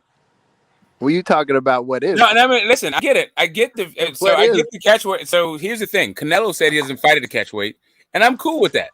I'm totally cool with that whole thing, right? But just so we understand each other, it wasn't a 2-division jump. He was going from welterweight to super middleweight, even with the catch weight. And not only that, nobody really was. I mean, my son really thinks that, but like nobody really out of like the most diehard Spence fans thinks that Spence is gonna beat Canelo. Or what And your son, what smoke? Your son proper lats Errol Spence. What he thinks he's one of the greatest. No, he don't even properly. He's not even a big Errol Spence fan like that. He just watched Canelo because he's watched Canelo the whole like. My kid has probably been like clued into Canelo since 2015. Okay. Right. Okay. So like the big fight around the house was the first Triple G Canelo fight. My sons couldn't shut up about this fucking fight. But anyway, but at this point in the game, like my oldest thinks that Spence beats Canelo. Like we just watched the Triple G3 fight together. He's like, oh yeah, we need to get, like that's all he kept saying. We need to get that. We need to get that Spence fight. But no one. This is my point though. This is my point. Why everybody on the panel, especially you, YB, you, YB, why hasn't Spence? Like, why has he never moved up in weight at least once? Like, he's been at 147 for his whole career. This is why I said he should have fought. This is why I said there should be. This is why I said there should be no doubt that he should be fighting Boots Ennis. He should be fighting Virgil Ortiz. Give those young lions a shot, man. If you're going to stay at the weight class for your whole career, you give those young lions a shot, or you go and fight Keith Thurman. You can't stay at the weight division for over a decade and talk about I'm not fighting you because you didn't fight me before. That's some bullshit. What kind of ego driven crap is that? He said at the beginning that he was going to become undisputed. He wasn't leaving the division until he become undisputed. Well, that's a fucking lie. That's a lie. You're going to have to leave the division because you're not getting a Crawford fight. It's just a lie. Why is he not getting a Crawford fight though? Talk to me. Why is he not getting a Crawford fight? Yeah, what happened? Because the machine that's behind him, that's behind him doesn't seem to want to make the fight. Oh, the machine. What about because look, how many stipulations is there? I've mentioned these stipulations already, YB. I've said already. One, they said Terence Bud. He told Terence Bud Crawford to his own face, you need to get a belt first. Got the belt. Next, you need to leave Bob Arum. He left Bob Arum. Now, third, you need to accept 70-30, 80-20, whatever we give you. Well, he took that as well. So what next, man? What now? Does he have to grow his dreadlocks? Does he want his sister to get in the? Does his sister have to be the Bomax place? Does his sister take Bomax place? But you believe anything? You believed in Santa, didn't you? No. I don't believe in the Santa Claus. I don't believe in the Tooth Fairy. I don't believe in none of that stuff. I just believe I believe what comes out of the mouth, the fighters' mouths. That's what so I believe. you seen Crawford say this stuff? I've seen Crawford say what, sir? The 60-30. No, I've seen Spence say that. Oh, okay. What you seen Crawford say that? No, I seen Crawford say he'll take. I seen hold on. I seen Crawford say he'll take 60-40 or whatever to make the fight happen. He'll just rely on his skills. I seen him say that. Yes. And allegedly, that's what he did do. And it looks like they didn't think that he's gonna bite on that ham, hog, cheese, Boston baked beans contract. They didn't think that he was gonna bite on that, did they? Well, he did. Ham, so hog, what's cheese, going on? what you said? Hey, I heard. He also said that from Texas ham, hog, cheese. Hey, I also heard that he said it was gonna be raining Kool-Aid in the UK. You better stand outside with your cup. Stop me, bro. Since you believe in everything, you better stand outside with your cup. Look, Lance. Look, Mr. Lance. I don't believe in everything. I believe what comes out of the fighters' mouths. That's what I believe. I believe when Errol Spence says he's coming to get Terence Bud Crawford's belt. So I'm going to keep you to a man of your word and keep to that. Because if you don't, I'm going to ask you what happened. What happened, Earl? What happened, Earl? What happened, Earl? Look, let me explain something to you. Can I answer your question, Cass? Because you told me that why he ain't moved up in weight.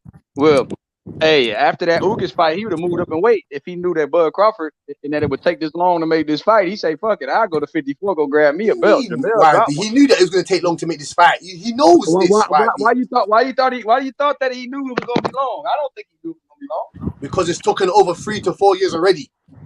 So Bud Crawford was with PBC for 4 years? Damn.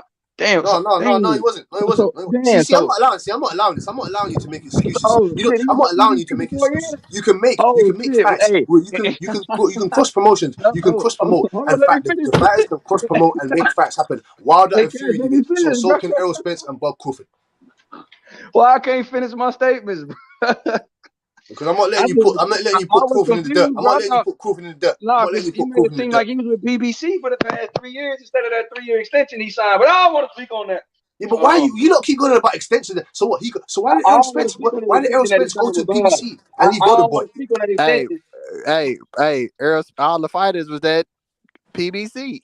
No, but Errol Spence knew that one of the belts was at Top Rank. He knew this. So why didn't he go over to Top Rank and get that belt? Huh? Why? Why you talk about that? Why would he do that? To become undisputed. Same what Devin Haney did. Devin Haney knew where the belts was, so he went over there and took the belts. Hey, Devin Haney went over there when his contract was up with DAZN. Errol Spence contract ain't up. He's still with Showtime and PBC. I mean, still with. Has he got a long life? Has he got some LeBron James Nike contracts? Some long life? Has he got some LeBron James Nike contracts?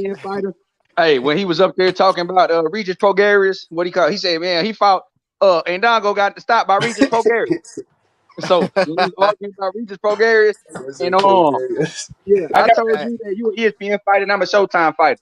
Hey, YB, I'm not going over that. Man, I've heard so many conflicting reports about the contract that Devin Haney had with his own.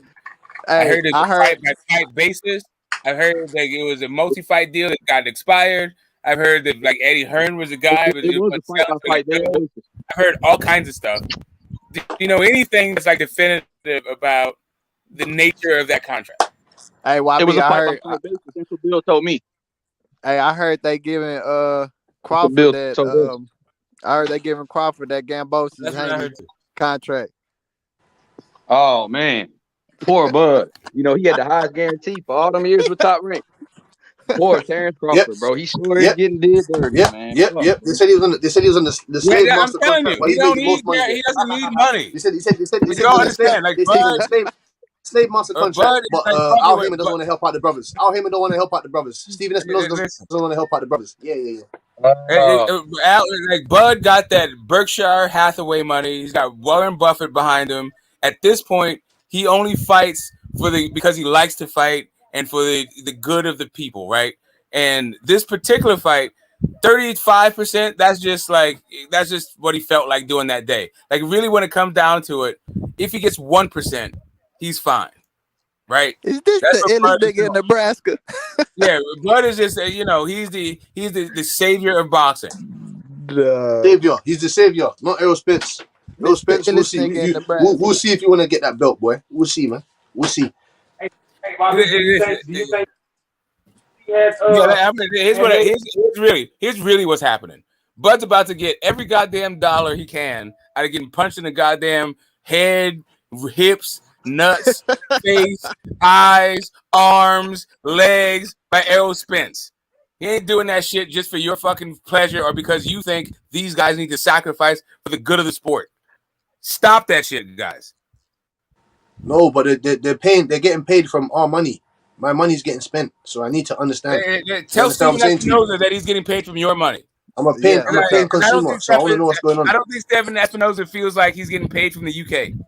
Fuck Espinosa, he's a weasel. Weasel. Because he's getting paid from America. Espinosa is a weasel. That's what his market is. He's a liar. The UK market is going to be higher. That's going to be handled by somebody else. He's a liar. All he's been doing is lying to us, and I'm not allowing it anymore. Okay, so hey Butch, do you think that Steven Espinosa is going to be negotiating the worldwide rights, or do you think that's going to be somebody from either Man Down, Bud, or maybe Al Heyman? Al? Espinosa. Al Heyman. Espinosa. Espinosa is a VP for Showtime. How in the hell is he supposed to be making international deals? Like Showtime is here. Espinosa can't even make links with the Saudis. Everyone wants to chat shit about Eddie Hearn. Eddie Hearn's got links. He's got at least he tries to get links with the Saudis. Why can't you go over to Saudi Arabia and go and get the site fees? Because we don't need to, bro. Like we don't need to because the fights ain't happening. Right. We got plenty of fights happening. People getting paid out the ass out here. Eddie Hearn is just selling you guys a bill of goods because the UK doesn't have fucking enough money to pay for none of this shit. We don't have enough money to. Of course we do. We're talking about smoke. What do you think I'm talking about? Okay, so when AJ came to the United States, why was fucking Eddie Hearn talking about that was the most money he's ever made in his life? Has he Well, even fought in the I UK? don't remember him. I Hey, don't remember him saying that. I don't remember him saying that. So I'm not gonna them, say that. them, I'm not Oh, gonna. okay, them, yeah, okay, it's all good. I them got you. pounds wasn't Yeah, adding you didn't up. ask for a receipt, but I got a receipt for you. No, Yeah, that see, I didn't 32 even million. see smoke. I didn't even say a receipt. I'm not even. I know, I'm not even saying the but offer. you said I you just didn't never heard know. him say that. I know you didn't. But I'm just saying that, yeah, before that, He they're said that, saying right? that, He said that, right? yeah, he did, because it's like they're saying that like the Klitschko fight got him like 20 million, and that 32 million guaranteed to come to the zone, to come to the United States to fight on the zone. Yeah, both Eddie was like Eddie was gushing. Okay. I'm just my overall point. My overall point is Eddie needs to fight in the fucking Saudi Arabia because the United States won't have him. Or his fighters don't really garner the top dollar in the United States. That's why that dude needs to go over there. But not everybody. It's not like all of a sudden, like, you know, everybody in the US needs to go to fucking Saudi because Eddie's gone to Saudi. Like, stop it. Well, that seems to be the better revenue. When I say revenue, it seems to be the better way of making the fights. Because look at that, we're getting Yeah, because there's no accountability. We're getting Zerdo and Bevo now. You know Bro, what I'm saying? if I said I'm getting $150 million out of Saudi Arabia, how would you ever confirm what if I was saying is true or not? Hey, learned that. Learned that this week. All Eddie Hearn is doing is talking a bunch of shit, and people are like, "Yeah, AJ's making $1 million fucking gazillion dollars in crypto, oil money."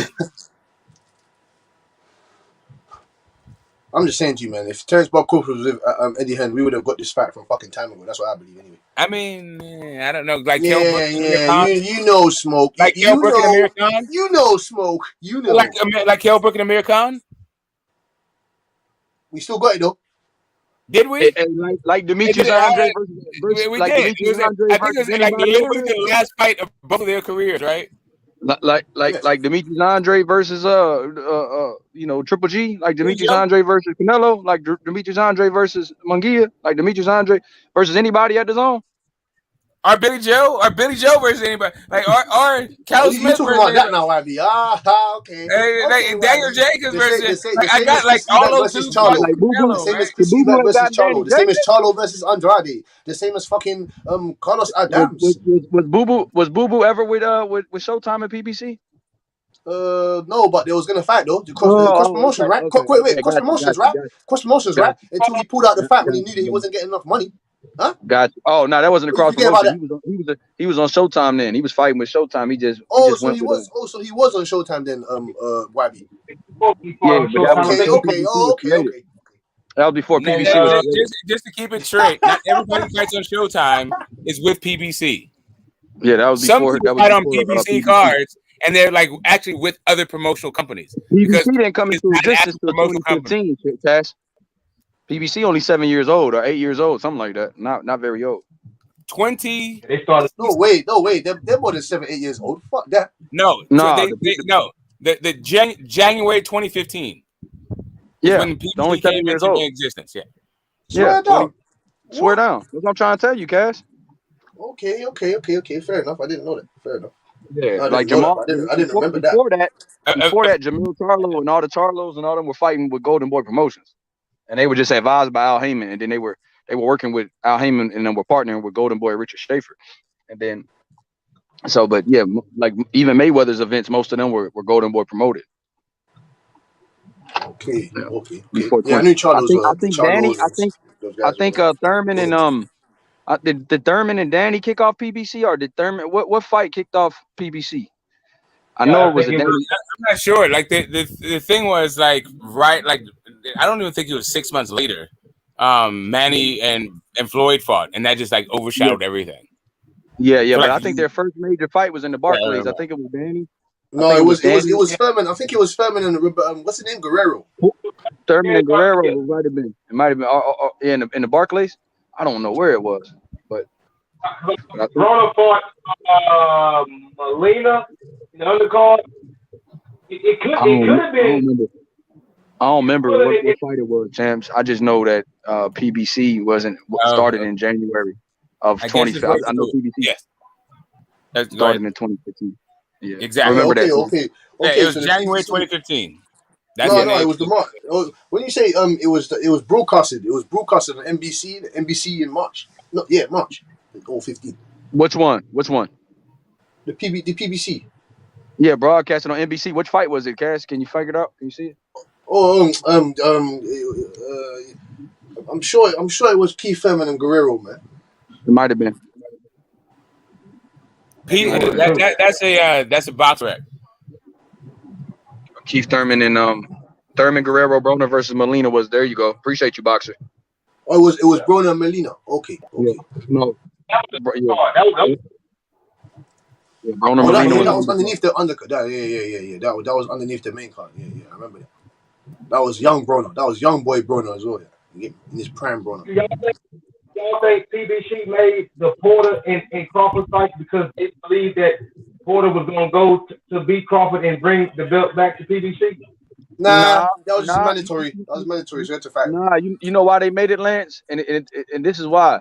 They knew, first of all, it didn't matter if Crawford would bring the belt back because Crawford's deal was up with ESPN anyway at that time. And everybody in the industry knew that was probably going to be Bud's last fight with Top Rank, especially what he was saying before and after and what Bob Arum was saying about him leading up into that fight.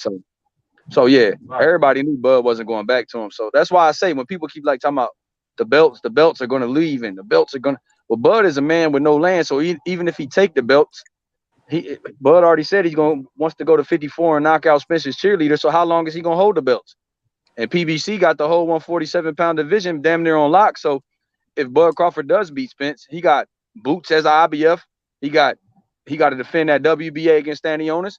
He got to defend that the other belt against Thurman, the WBC. So you surrounded. Rashidi Ellis is in the IBF.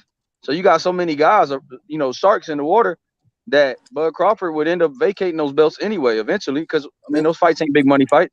Let me tell you this, YB. Well, yeah. Crawford's got until about January, February, March, April, May. He's got about till May till he has to either drop the WBO belt or fight the mandatory. So either or. He's got until May to make a decision whether he's going to get into the ring before the end of this year or the beginning of this year. Because if not, he's either going to drop the belt or he has to fight his mandatory. And see, that's the thing, though. And as much as in shape as Bud Crawford is, you don't want to have a guy that's on an 18-month layoff at 35 years old, fighting top guys like these young boys like Boots and Virgil. Yeah, you do, YB. Crawford's cut from a different cloth. I'm not worried about that. I'm not worried about that. I'm not worried about it. Let me finish though. Virgil Ortiz and them and Boots Ennis are not people you come off for 18-month layoff with and think you're gonna sun them.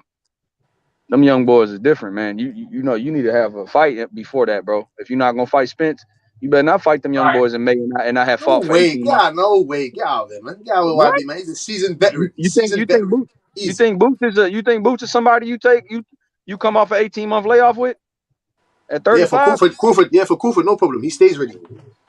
Man, you must think Crawford walk on water, bro. He gonna be shit. Yeah, he does. He does in the welterweight division. Hey, you come off an 18-month layoff with Boots, you gonna be. You come off an 18-month layoff with Boots, you gonna take another knee like Kavalauskas. Oh, no way. No fucking way. Boots Ennis has only fought 6 professional minutes this whole year.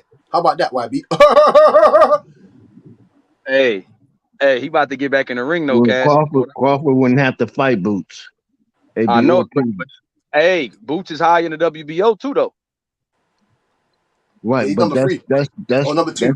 That's for Errol Spence, not. I know that, but that's not necessarily. Look, if Virgil doesn't activate his mandatory and Boots does and presses for the WBO, because Spence would drop his belt. So let's say Boots pressed for the WBO, he could press Bud Crawford into a fight. Because if Virgil, like they keep saying, Virgil not going to activate his mando, then they'll go to the next guideline, which is Boots Ennis. No, Errol Spence ain't dropping no belts, man. He said he wants. He said he's not leaving until he gets undisputed. So I'm keeping to that. Okay. Well then Bud Crawford doesn't need to fight. I thought Boots was in the. I mean, he's high in the IBF and the WBO. He could fight for either or. Yeah. Okay. Yeah. Boots is number 2 in the WBO and number 1 in the IBF. The WBO gave Terence Crawford 18 months. Why won't I just activate the mandatory for the 3 belts? Activate the mandatory for the 3 belts. 3 belts. Oh, yeah. Fight Spence. Yeah. Crawford would Nah, have I would love to. But Virgil Ortiz ain't somebody you come off 18-month layoff with either, Cash. I'm telling you that Errol Spence and Bud Crawford can do that. Those two That guys can jab do that. had my boy Bud Crawford head snapping back. You think he got cut by Kell Brook with the jab? Shit. You come off 18-month saw how layoff he to fight hammered. that You saw nigga how he hammered Kell 22-year-old. Brook's head in the end, though. You saw how he hammered his face in at the end. Hey, Virgil Ortiz ain't Kell Brook, bro. He ain't a 30-something-year-old Kell Brook that ain't got his trainer. You Virgil getting touched Ortiz, up by McKinson, man. Virgil That Ortiz. you getting Hey, touched up and by he, McKinson. y'all think about it, Crawford would have to sign with PBC because he do move up. And ain't no dogs at 54. No, 154 is surrounded with PBC too. That's my point. You said there ain't no dogs. Oh, we ain't no dogs at 154. Of course, there's some dogs at 154. What are you doing? I'm not talking about, but He's saying all 154 pounders are with PBC. The whole damn near division. Fondora's except for Tim Zoo, and he about But and you know, but I if you don't look know at why we looking over Conor Ben for a fight for Terrence. well, Conor Ben fighting Eubank right now, champion. Yeah, I understand After. Straight All right. up, but before like you guys can keep cooking, I want to make sure that everybody know. I'm gonna rescore that Nigel Benn versus Chris Eubank Sr. fight, the second fight on Friday. Yeah. You know, weigh in. So you can see Right, but but modern fan, if you haven't seen that fight yet, you got. Hey, but like you said, that champ. in your catalog. Yeah, go ahead. Yeah, like you said, champ. You said why are we looking over Conor Ben as an opponent for Crawford? They would not throw Conor Ben.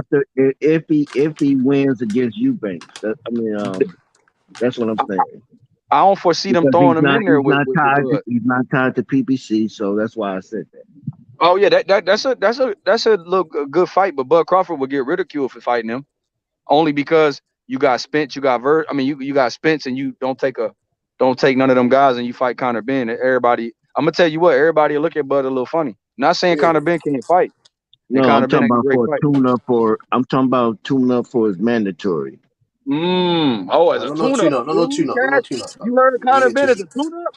No tune-up. That's what I'm saying. What are you talking about, sir? No tune-up. Don't do tune-ups around here, dog. No tune-ups, Mr. OG. I think that's Warren, Mr. Warren G. Oh, that's Mr. Warren. Salute, OG. Salute. But yeah, Conor Ben is a tune-up. Ooh, Cash. No, he can never be no tune-up. He can be no one's tune-up. No he one's feel like tune-up. Conor Ben is the appetizer for Virgil Ortiz. Okay, appetizer. Who crush out Virgil, man? Crush him up. Crush him up. Hey, y'all know what?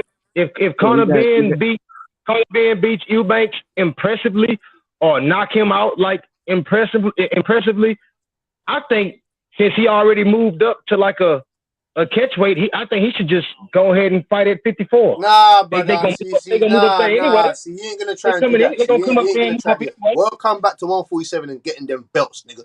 That's what we're doing. Why? Just go ahead and move up to 54. Hey, Conor ain't fighting none of them guys until 2024 anyway. Yeah, we're not fighting no Fundoras and we're not fighting Fundora and those guys. No. Yeah. Hey. Oh, you don't want to fight Fundora, but guess what? Who said I know that? one guy that will. I said who said that? I said we got some work to do first at 147. Then we go to 154. Oh, you don't. But you said we don't want none of them Fundora guys. Yo, what's up, Warren? Hey, Warren, what's up with you, bro? What's going on? What's good? What's good with you, H Money? How you feeling, brother? I'm good, brother. What's up with you? Nothing much, man. I'm trying to get these guys to talk about Conor Ben. If he wins, I want him to win. Yeah. So that it allow Crawford to get a bag before his mandatory. Oh, so he just wants Conor Ben to win for his sake of Crawford to beat the shit out of Conor Ben. Oh, fair enough, OG. Yeah, the sacrifice. I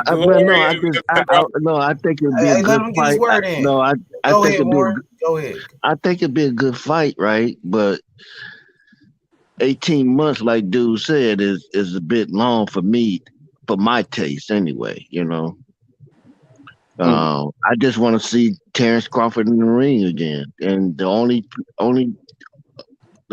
option I see that could be made without any problems would be Conor Ben, because if you move up to 154, you still got problems. What about Josh Taylor, Mr. Warren? Or Josh Taylor. I think You Conor like Ben that would be fight? a better fight than Josh Taylor. Why'd you say that? Why'd you say that? You don't really like Josh Taylor, or what do you think of his chances at 147 against a Crawford? I think Josh Taylor. I'm not sure which fight he showed a lot of. I think. Well, I don't know. I have to see Conor Ben. So let me bag off of that. I'll take that back. Either one of those would be good because then they could go to UK and their fan base is pretty good out there. So I don't think it'd be hard to make that fight, especially now that we're not getting this one. Either way, there's a mandatory out there for him at least. And That's what I'm saying. PBC, they don't want to play with Terence Crawford, so That's what I'm saying, Mr. Warren. As a champion, you should be defending your belts. You should be, if you're not fighting the next top challenger there with a belt, you should be defending the belt. That's the whole moral, really, a moral compass of a champion. You defend your belt. You get me? So right. like you said, we want to Right. see Terence So Crawford back in the ring. I thought, well, Conor Ben is 25? He's a young guy. Josh Taylor, if he want to move up and take on that challenge, I don't think Crawford have a problem with that. My bad, Warren. My bad for saying. I thought I was on mute. My bad. I didn't know Conor Ben was 25 though. He ain't got grown man He's about strength yet. 25, 26. Yeah, He's 25. Young. He's turning 26 this month. I think this is when yeah, he's a young guy. 26. Young guy. Oh, he's not in his prime. Perfect birthday present. Perfect birthday present. Knockout. And Eubanks is about 33. Who is that better? Eubanks is 33. Who has a better career, Tank or Conor Ben? Oh, Tank, man. Tank. Well, right now. Of course, Tank Smoke. I mean, Tank has been a champion, about 5 times. He's a 5-time world champion in 3 weight classes. But Conor Ben is younger than Tank. This is his first pay-per-view. Right. So, yes. Wait a minute. I thought how old is this is a step-up fight. When Tank had his step-up fight, it was at I think 21 years old against Pedraza. So Conor, this is his first real big fight, even though he's been a main event fighter. You know what I mean? So Conor Ben, he has stepped up though. Like, let's be honest, he beat contenders. Hey, I'm not even talking about that. I'm just talking about the age. How old is Conor Ben again? He's 26. 25 or 26. He's young. He's 26. He just turned 26. And how old is Tank? Turning 20. He's 26. Turning 28. He's in my year. He's turning 28 in November. He 28. So he's like a couple years older. Yeah, he's 2 years older than Conor Ben. He's in my year. Yeah, just in case you guys are wondering where I'm going with this. Hey, Cassidy, you need to shut the entire fuck up about Tank Davis. If Conor Ben's your guy. Huh?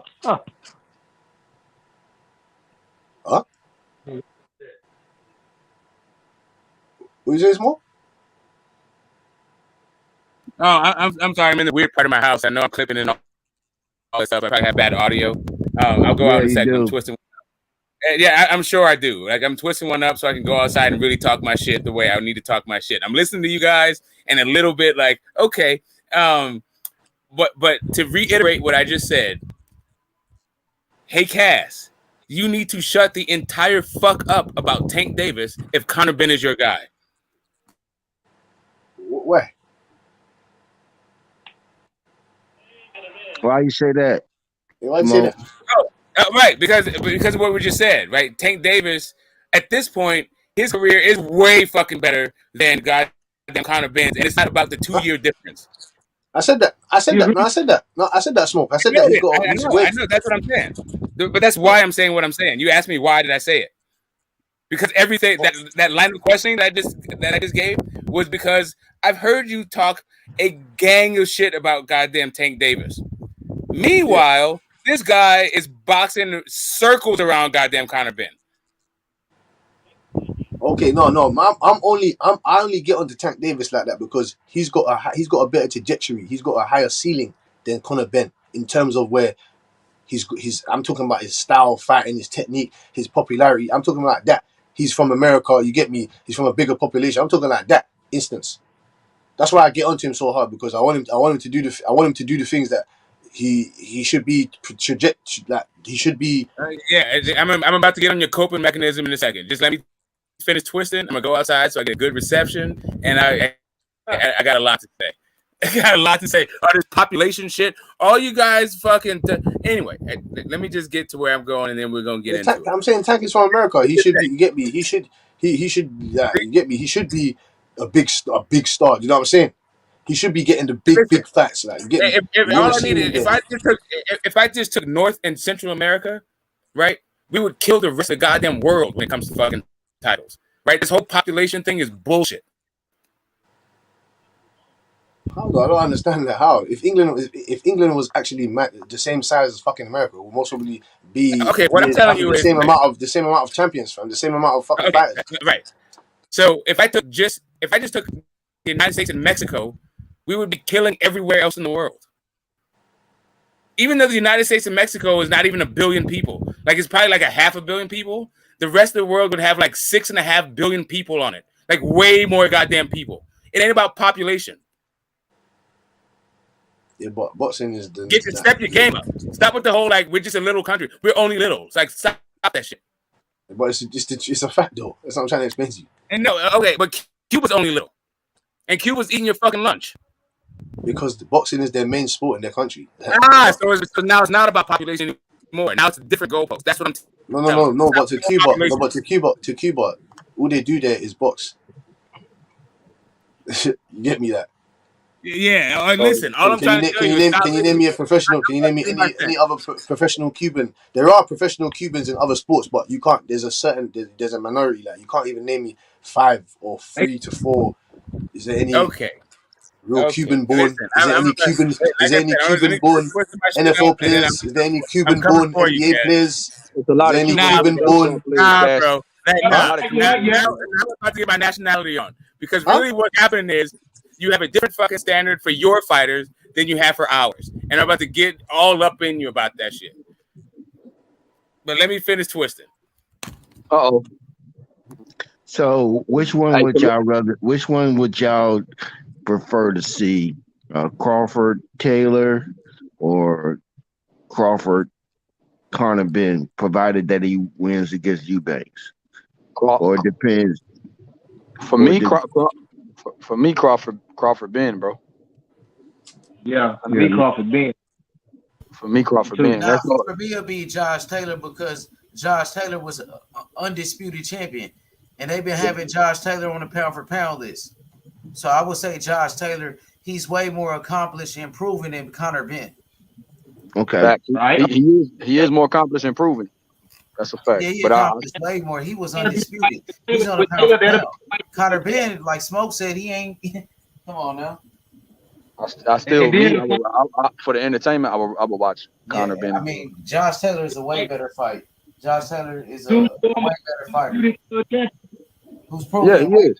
And that will mean way more for Crawford legacy to beat somebody like Josh Taylor, who was an undisputed champion. Okay. He beat Regis Prograis, and he beat Jose Ramirez. And Carl Relic, and even Burncheck. He beat a lot of people. Josh Taylor's a really good fighter. Really good fighter.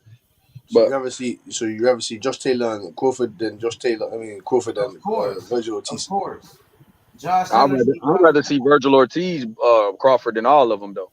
If I had to pick them. Well, I'm talking about before that 18 months. Is a way better fight, because Josh Taylor is a way more proven fighter. He is more for his legacy. Yeah, it would. He is. Yeah, that'll do way more for that nigga legacy.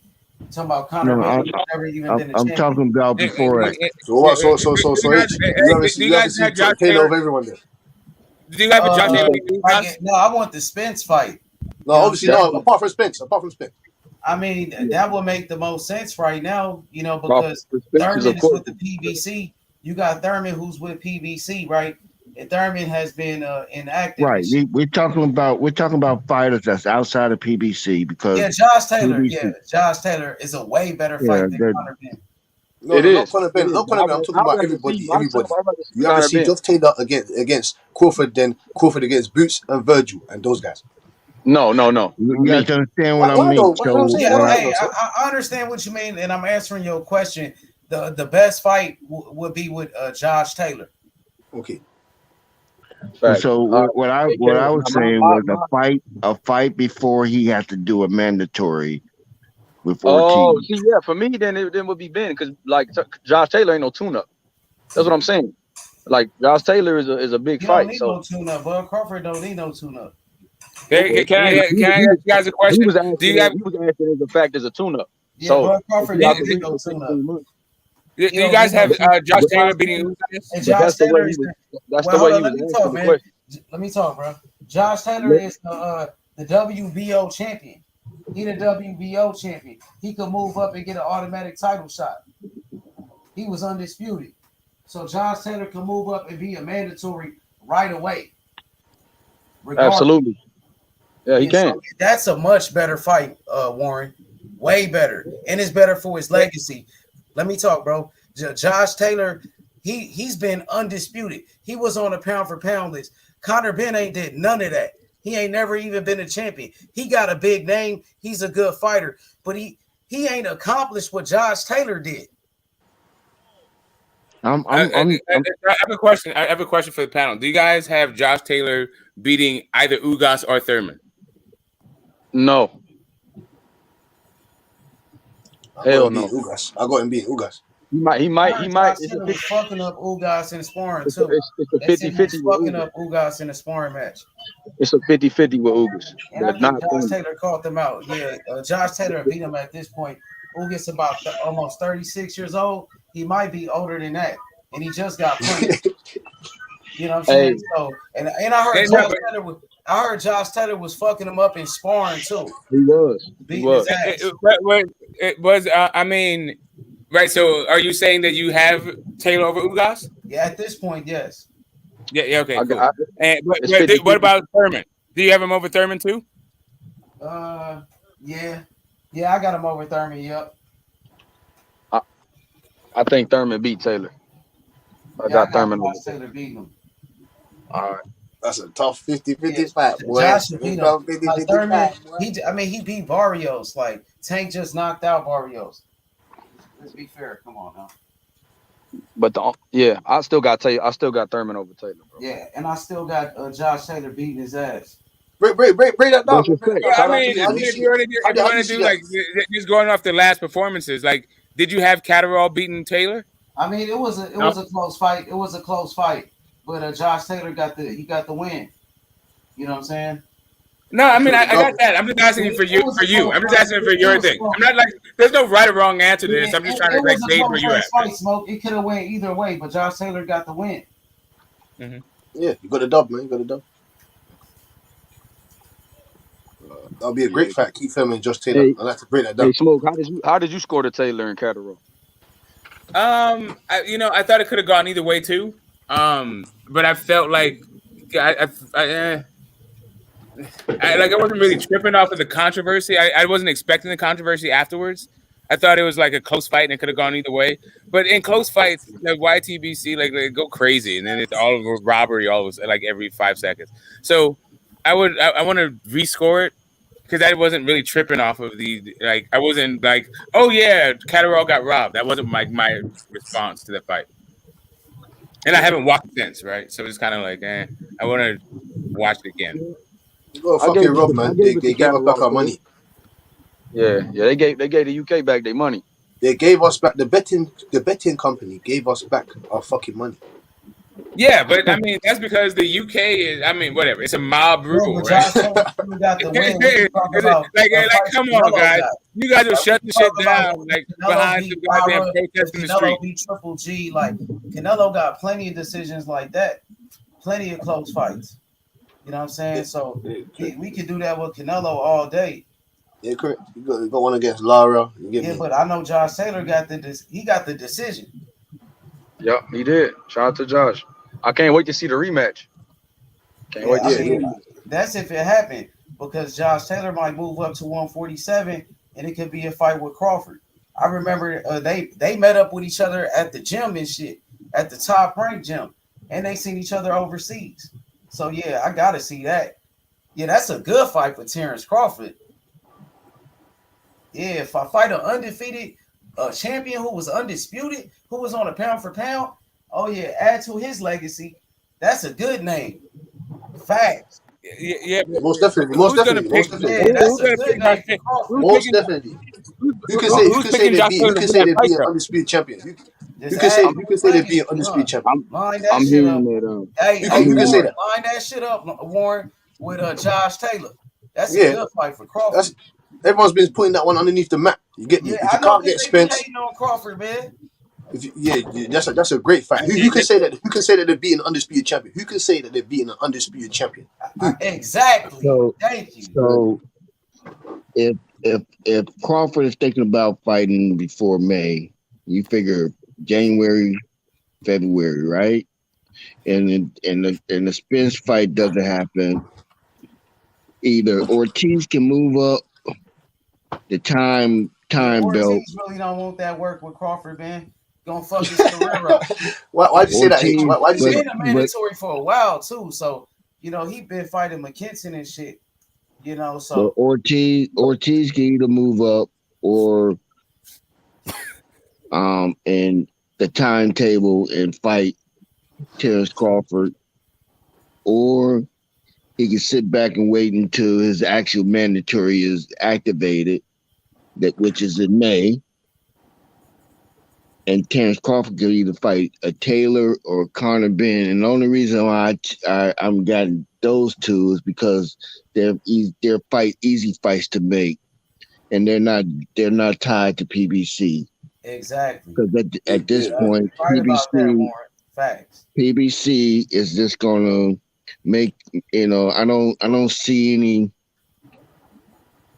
see them get throwing out there Thurman, because Thurman's gonna want to be paid, compensated for facing Terence Crawford. Danny Garcia is at 154 right now, but he's still with PBC. And so if he moves up to 154, he's gonna have the same problems. So I would like to see him have a fight before, if he's gonna decide to move, at least have a fight with somebody that maybe open to allowing him to fight. That might be Top Rank or the Zone. Well, yeah, he has options, but hopefully we get that Spence and Bud fight, man. That's the one. Hopefully we get It looks that. like it ain't gonna happen now, man. Ain't happening, man. It look like it ain't gonna happen. That's what I'm saying. I'm forget that fight. I'm onto Jerron, Boots, Ennis, and Spence. Josh Taylor, Cassie. Josh been dropping them belts. How about the Hey, Josh been dropping them belts at 140 for a reason. Josh, like a bad guy, nigga. Ooh, dropping them like flies. Yeah, I'm talking about like the radioactive. Come over. Terence Crawford said, we're the best fans in the world. Come over here, Terence Crawford. Come get the bag. Come get the bag. Come get paid very well here. You get me? Look how funny this is. Look how funny this is. Look how easy that fight's going to be able. Look how funny. Look how easy that fight's going to be able to get made. Look how easy. Look, click the finger. Boom. It's going to get made. Errol Spence can't make that fight. Is a 140-pound division better or worse because Josh Taylor is giving up belts? He's undisputed, man. That would be a great fight. You think it's better, right? Yeah, you can't take away undisputed, right? Once you achieve it, you've achieved it. He can move up like Haney. Move up now. You're ready right. to Yeah, that's just me and like my whole thing. One sort of last. If he pulls out that Catterall fact, to go fact Terence Crawford. I don't think nothing been officially signed though, Cassidy. No, I'm just saying that. But that looks like that. Hey, Cass, I got a question for you, and this is about the Conor Ben buildup. What fight do you think is the best fight the fans should look at that gives you the confidence to pick Conor Ben? What's the Conor Ben fight that lets you see that's what Conor Ben's bringing to the table, and what's the Chris Eubank Jr. fight that lets you see that he's like vulnerable? Well, there's multiple facts for Chris Eubanks to see that he's vulnerable. And to start off with the Conor Ben question, you can take a couple facts. Look at the way he dominated against Sebastian Formella. He dominated Sebastian Formella, and Formella was coming off 12-round decision against Sean Porter. You get me? A decent, good-looking Sean Porter, as in he was to the tail end of his career, but he still was Sean Porter. But we dominated Sebastian Formella. We destroyed. Look at what we done to Chris Algieri. That's a great example. There are some flaws in that fight against Chris Algieri, but there are some excellent, electrifying, positive things from that performance. Look at what we done to Chris Van Heerden. Spence fought Chris Van Heerden, didn't get him out of there like how we did. Obviously, that is a way past the prime Van Heerden, but we made it look like he wasn't even meant to be in there in the same ring as Conor Ben. There's multiple facts. You can go look at the Chris Thurman fight. You can go look at the way we took on Cedric Pina, the second fight. We dominated that fight. As for Chris Eubanks Jr., when he's come up against the elite level competitions like the George Groves of the world, the Billy Joe Saunders of the world, he got domination against George Groves. He got outboxed, he got outmanned, he got out hustled. And that's what Conor Ben's going to do to him on October the 8th. Billy Joe Saunders just outboxed him. It was a tough fight. Chris Eubanks came on stronger. Now, that was a younger, more hungry Chris Eubanks. Because if he won that, he would have got pushed into better fights, I think. You get me? He would have been underneath from his dad's shadows if he beat Billy Joe Saunders. But he couldn't get it done. He couldn't get it done because he's not an elite fighter. You understand what I'm saying? And look what he done to Arthur Abraham, a past prime Arthur Abraham. Yeah, he knocked him out. Did he knock him out? Yeah. No, he knocked out Yildirim. Cool, you can do that. But look at the fights against James DeGale. He put the pause on James DeGale, but James DeGale was winning rounds comfortably against him, outboxing him, easy. Chris Eubanks not what everybody thinks. I'm telling you, that's why his career is stagnant. Man, the man only lost 2 fights, man. Yeah, but who? Yeah, but what has he done ever since that? He was to beat Matt Korobov. What did he do after that? The PBC was meant to propel him to start. It didn't do nothing for him. He was out after Matt Korobov. When his last fight against Joe Saunders, man? Nope. That's what I'm saying to you, OG. Oh, yeah, no, he's a hell of that was years ago. I think his last was like Korobov, right? What was his last fight against Korobov? Joe Saunders. Did he fight after Korobov? No, took a year and a half out. He done nothing. His career. Okay, so right, yeah, that Korobov fight, he was actually like losing that fight too. Like Korobov just got injured. Exactly. It was early in the fight. It wasn't very long. It was like the second round. Was it like the second or third round? It was early in the fight that Korobov like got injured, but yeah, he came out looking good. But it was early in the fight. You can't tell from that like who's the better fighter. I mean, for me, I'm not trying to knock your thing down. Like, I'm not trying to like poke holes in. I was just wondering, like, in your mind, like, what did you see? Like, which fights did you see, and like all that other stuff. So, if I got it right, it's the Chris Van Heerden fight, the Sebastian Formella fight, and one other. Yeah. So, all right. So I just in the sense of Sebastian Formella fight, and you've mentioned Sean Porter being the thing. Like, are you aware that Sean Porter landed like a career high fucking punches on Sebastian Formella, and he still didn't even break 800 punches? Like that's the best performance this guy ever had. He didn't lose a single round. Yeah, but I'm saying to you that's against Sean. That was top quality opposition. That's A class. Sean Porter should be knocking him out. Okay, I get correct, Smoke? No, I mean, I don't think so. I don't think that version of Sean Porter, like for Sean Porter, doesn't sit down on his punches to like knock people out. To me, he uses like angle, his pressure. Yeah, exactly. He's not really like. Yeah, I don't see him as a knockout guy. Like, who did he knock out really? I can't even. He should stop. He should have stopped. He should have chewed up. He should have stopped and chewed up for Miller. Chewed him up. I mean, listen. Like I said, I'm not trying to like knock your thing out. I was just wondering if you knew that. When you mentioned Sean Porter, I was just wondering if that was like in your mind. I didn't know that. I didn't know that Sean Porter landed. That's the most career punches he's ever landed. I didn't know that. Yeah. And he didn't like lose a round in that fight. But I can still see like in the fight. So it's just the result. If I hear your explanation, it sounds like you're basing your pick on the results, not the way that Conor Ben looked. No, what are you asking me? Why am I picking Conor Ben? Yeah, I mean, in those fights, because you just like came with the results and you talked about like the level of competition it was. But like, did you see like the way, like his angles, like his defense, his offense, his right hand, his left hand, his shot selection, his power, his speed, like what, you know? Oh yeah. In the Sebastian Formula, you could see his punch selection. You get me. You could see that the IQ of Conor Benn. You get me. He's got very good tendencies. You get me. He's got very good tools there that he can build to can work on. You get me. Electrifying in the pocket. He's got a good he's got power in both hands. He cuts distance very, very well. You get me. His jab, he needs to work on his jab. He needs to work on his balance. You know what I'm saying? He needs to work on his footwork a bit more. He's got very good feet. He's got very good feet, light feet, better feet than Chris Eubank. Chris Eubank, his style, he's changed his style. That's one thing I don't like about. Look, what's funny about this smoke? Roy Jones is not going to be in his corner. He's training himself. Did you know that? He's training himself for this fight. Did you know that? No. Exactly. He's training himself for this fight. There's not going to be no Roy Jones. Is that a joke? No, it's not a joke. He's training himself for this fight. Is this like the Great White Hype? Like he's offended that people think Conor Benn can beat him or something? Yes, he's offended. Yes. I'm going to play a soliloquy. I'm going to play something for you guys to listen and hear. He feels very offended that some of the majority of the boxing world is trying to go with Conor Benn over him. So he's got a point to prove. But wait a minute, isn't he the favorite in this fight? I don't know. Well, yeah, he is, but obviously that doesn't seem to. People are still picking Conor Benn to destroy him. Well, only reason I'm picking Conor Benn is because I want to see Crawford get in the ring. Exactly. That's the only reason why you're picking him, OG. I mean that's just the bottom line for my see Crawford get in the ring.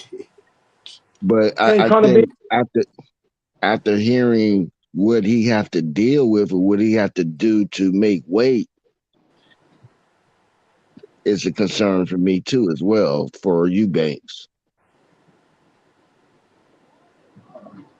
Conor Benn win. I'm telling you, he gonna skip 47 and go straight to 54. No, he's not, Lance. I'm telling you. We'll get him at 147. Yeah. I mean, Conor Benn, I think, could do well. Like Conor Benn versus Danny Garcia.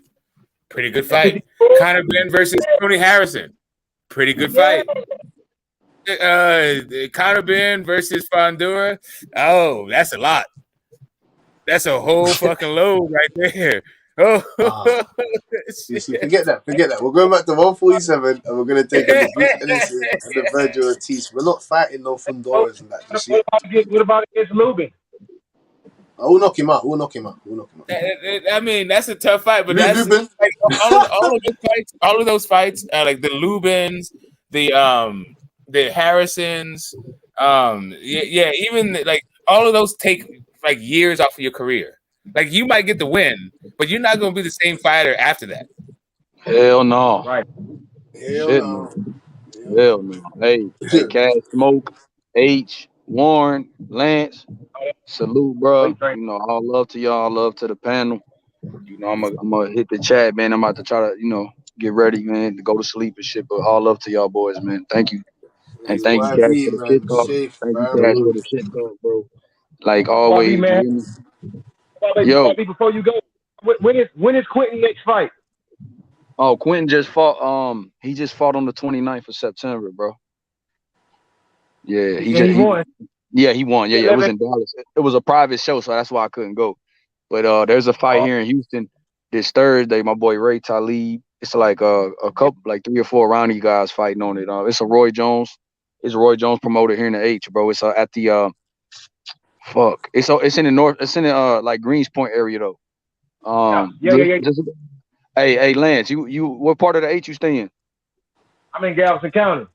Oh, you in Galveston County? Okay, yeah. Well, it's in it's gonna be off of 45 somewhere, champ. I know you familiar with 45. So yeah. So you just hit that. I mean, I could send you the info. You know what I'm saying? Just hit me on IG or something, bro. Billionaire Boxing. And I'll shoot you. Yeah, I'll shoot you the card, bro. I mean, I'll shoot you the card info or whatever. It's the next Fight Up Promotions and Roy Jones Promotions. It's on the it's a UFC fight card. UFC Fight Pass. It's Thursday night. You showed it. Yeah, I did see that. You showed right. Yeah, UFC Fight Pass. That's the one I'm going to because Ray Talib on there, Alif Ali. That's the young boy. I mean, that's my boy. It's a lot of guys. E from Bowie, from Ronnie Jim, he undefeated. I like Bowie. Yeah, Bowie undefeated. Cats, Andreas Cats, the Greek dude, 7-5 KOs. So yeah, and then they got Eduardo Garcia, the main event. So they got a nice little card, bro. 97.9, everybody coming out. So it's a good one for the city. Good one for the city, bro. So man, keep your finger in the post on the neck. Get some rest. Already, hey, thank you, Big Smoke. Hey, all love to you, H. Yeah, big cash. Hey, YB, man, don't bet your money on Errol Spence, man. When they him and Bud Crawford Man, fight, put your money on Bud Crawford, man. Like I tell you, don't bet on Bud, bro. You know what time it is, champ. Hey, shout out to my boy. Don't bet on Errol, boy. Don't bet on my Errol. boy Cali Cub. Yeah, salute, bro. You gonna be on them ranch eating them chickens after he gets his ass whooped, boy. Hey, like we told Errol, I'm coming for that motherfucking belt. You coming for shit, man. You coming for pick up them more eggs, boy, and a chicken coop. Right. So now I need to talk to you about all this goddamn tank hate you've been doing. When goddamn old ass Conor Benn is your dude. Tank hate. I said tank hate. I don't hate Tank. Tank is a great fighter. Actually, no, sorry. Yeah, that's not what I'm talking about. I'm not talking about how you love Tank. I'm talking about how you hate on Tank. Yeah, I hate on him because he's not. He what he says and what he does is two different things. It's not making sense. I mean, I'm gonna ask you now. I'm gonna ask you now. I'm gonna ask you now, Smoke. I'm gonna ask you now. That's my hate. That's my Tank hate too. Shit. I'm gonna ask you now. You just got me with that. I'm gonna ask you now, Smoke. Why did he put a picture of Floyd Mayweather in some boots and some pants in the snow and saying that he's not signed to nobody? He's not signed to a soul. What does that mean? You say to that. What's your answer? I think it's like in context. I think there was more about his promotional company. There's like a back and forth that he's having with the money team. But I also I'm not one to think that Tank's Twitter feed is like gonna be what is it? Harmonious with reality or like actuality.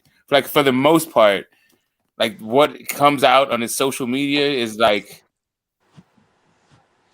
for entertainment purposes only. How about that?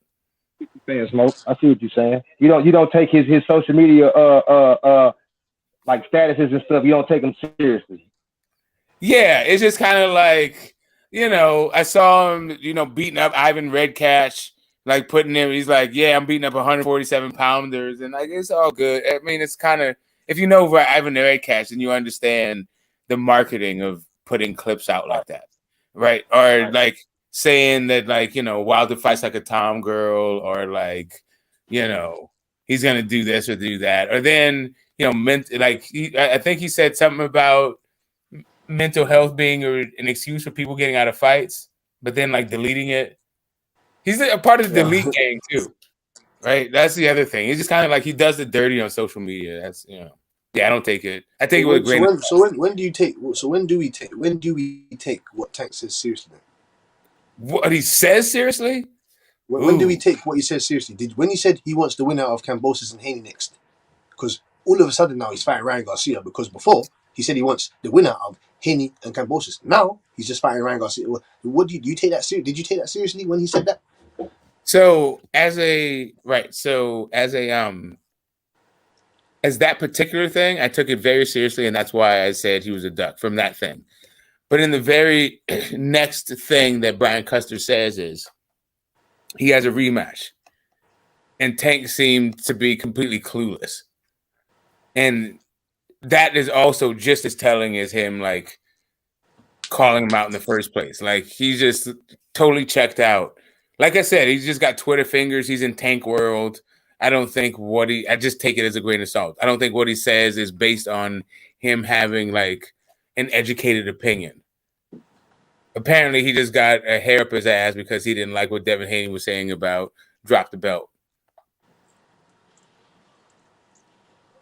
So you thought that was a bluff then, basically? No, I just think that he's like checked the fuck out when it comes to that sort of stuff.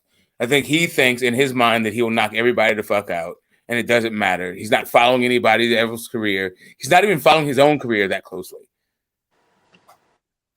He's like, I never asked for tough fights. Like the guy just seems to be someone who like. That's another thing. Smoke. That's another thing. Did you take that seriously when he said he's never asked for any of the tough fights? Yeah, he seems like a guy that never asked. I mean, I know he asked for the Loma fight. He said he's never asked for any of the fights. I mean, but he did at least in front of everybody's eyes. He was like, "Give me the Loma fight," yada yada yada, and then they were like, "Calm your," they're like, "Cool your jets." When did he say that? Did he say that publicly? When he was a kid. Yeah, it was when he was a kid. That was like when he was like 22 years old, and then like the machine was just like, "No, calm down, cool, chill out. You got time. Don't be in a rush." And then after that. Once he said like something happened, I think with like the daughter or something. That was like the scuttlebutt, like the whole rumor mill and the scandal part of it. Like he, I don't know what the situation was, but something happened there, and then there was some friction and conflict, that, at least in the media, right? It could have all been manufactured, so on some East Coast, West Coast kind of, been too far. But anyway, I'm just saying it could have been all a media hoax or a narrative. There could have been some truth to it, but they just played it up for the media that Floyd was talking about feeding Tank to Loma. And then Tank was like, oh, they don't like me very much. They're trying to sacrifice me to Lomachenko. And then that whole like Loma ducking Loma thing, Right. I remember that smoke. Yeah, they I recollect that as well. I recollect that. Yeah, they switched the dynamic on it, right? So first it was Tank talking about I'll fuck Loma up, and then the money team saying nah, just cool, don't be in a rush. There's plenty of time, and then some other shit happened, and then they're like, oh yeah, well, they didn't like what the hell. I can't remember. Tank said something. Tank like criticized him in public. And then their response was like, oh, yeah, we're going to feed you to Loma kind of shit. Like, that was like the zeitgeist. I can't remember what the exact language was, though. That's like the time when Leonard Ellaby kept saying, Tank can go to 47 and beat Keith Thurman. Yeah, they were talking shit. They were talking about fighting Josh Taylor. He got into it with goddamn Charlos. Like, this just like... I think Charlo said he's going to drag him by his nostrils. Like, it was they had a weigh in. I think that's when that's when Broner was gonna fight. It was either the guy he had a draw with, or I think he was gonna fight Mikey. I think it was one of them nights, one of them fights. Yeah, you're right. Him and Charlo was plus him and 54. Charlo was, boy, they was having bad words at each other. He was telling that nigga stay off the coast. Yeah, like it was something about being on the undercard, like something about the pay-per-view. I don't know. They were just doing some status and flexing on social media. All I'm saying is I don't take all that social media shit back and forth. I just take it with a grain of salt, and it's like just generational. I don't know if you've ever worked with a PR firm, then you understand how much of this is real, right? That's true. Because as soon as when they was going at it with each other, 3 weeks later at a fight, I think it was a Wilder fight. They was all with each other, having a great time in the back. So right. Yeah, Errol Spence was drunk, Charlo was drunk, Tank was drunk, Broner was drunk, Robert Easter Jr. was drunk. Yeah, they all was except for Derrick James. Broner was drunk, but he just wasn't saying anything. He was just looking at them like y'all. So all right. So if you look at the model of Floyd Mayweather, the most pay-per-views in the history of the pay-per-view model was Floyd Mayweather versus Manny Pacquiao, right? And Floyd made like $100 million off that shit. And then you got Floyd versus Conor McGregor. He made like $300 million off of that. And that was basically some Twitter shit that he was going back and forth with over Dana White and Conor McGregor, right? and the whole like UFC versus like boxing, and he just kept fomenting that shit in social media. Like all these dudes grew up watching that shit. Yep. That's when they was prospects.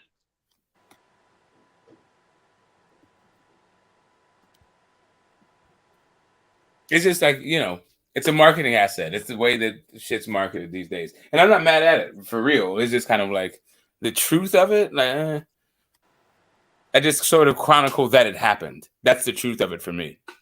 It's a meaty module. A meaty module. Yeah. But beyond that, Tank is still knocking everything the fuck out. And like, yo, like the thing that I have about Tank is I feel like people don't give him the proper respect. Even though I can like laugh about all this other stuff and I don't really take what he does in social media that serious and all that stuff, I think as a fighter, he's a serious dude. I think he's the second best lightweight. But as soon as Devin Haney's not in lightweight, he's going to be the best lightweight in my mind. That's what I'm saying. I just don't like man's attitude towards the game, man. That's you're not in it to be the best. That's my whole issue. That's my problem.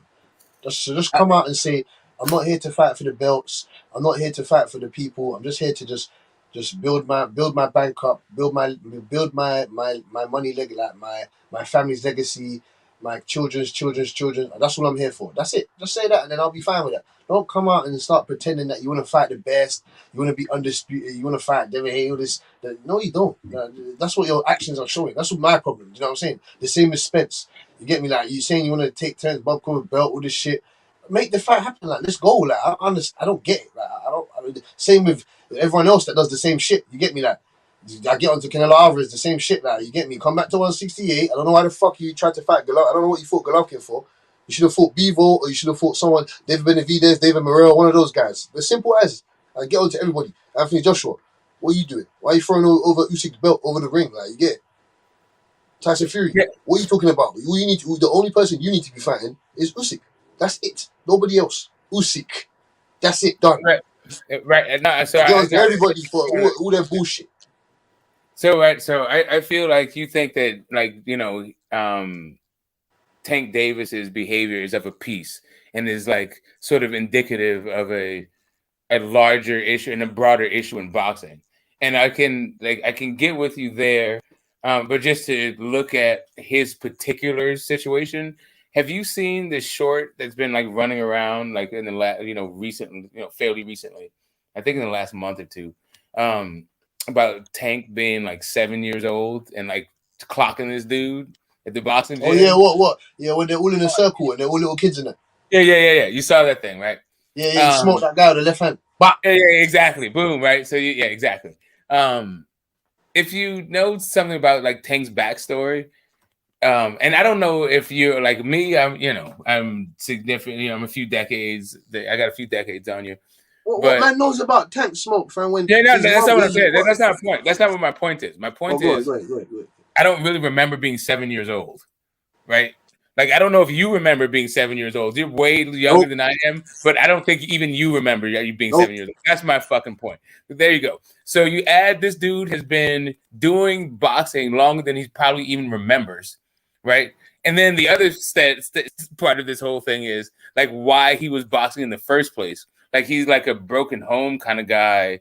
And that's another point. The gym was a refuge. So like this idea, like I think like what boxing means to him is not what you think it should. That's another. You hit the nail right on the head, Smoke. I'll just, you get me. You cleaned up a bit of what I forgot to even spew. You get me.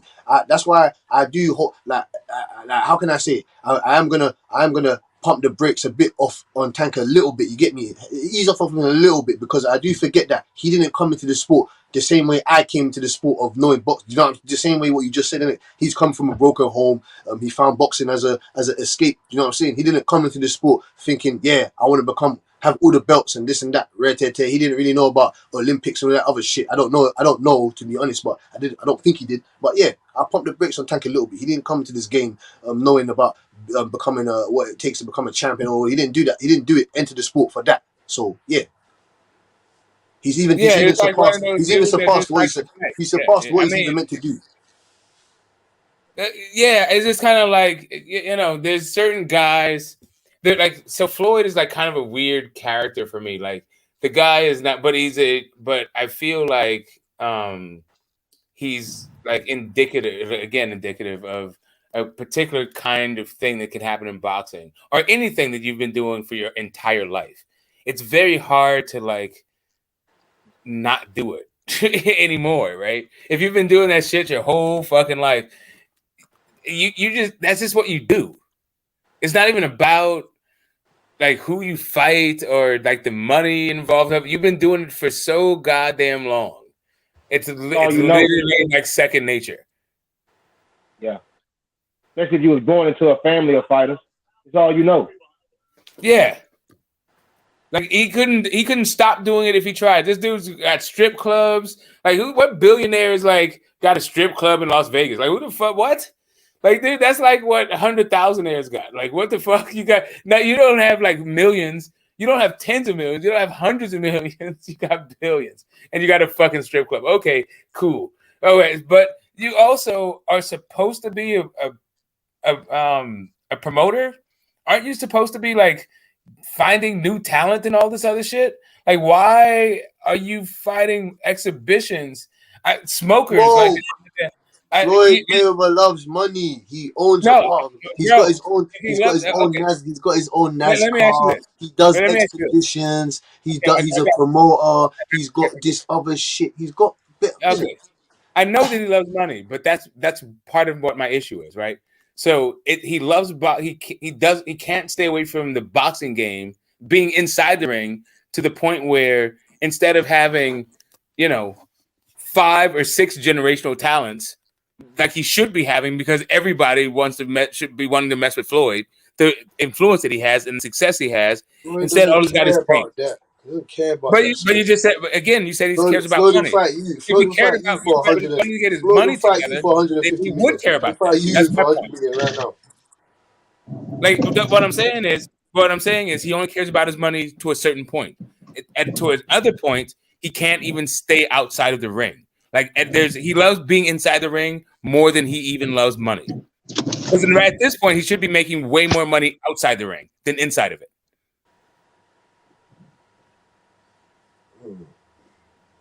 I see what you're saying, Smoke. I see what you're saying.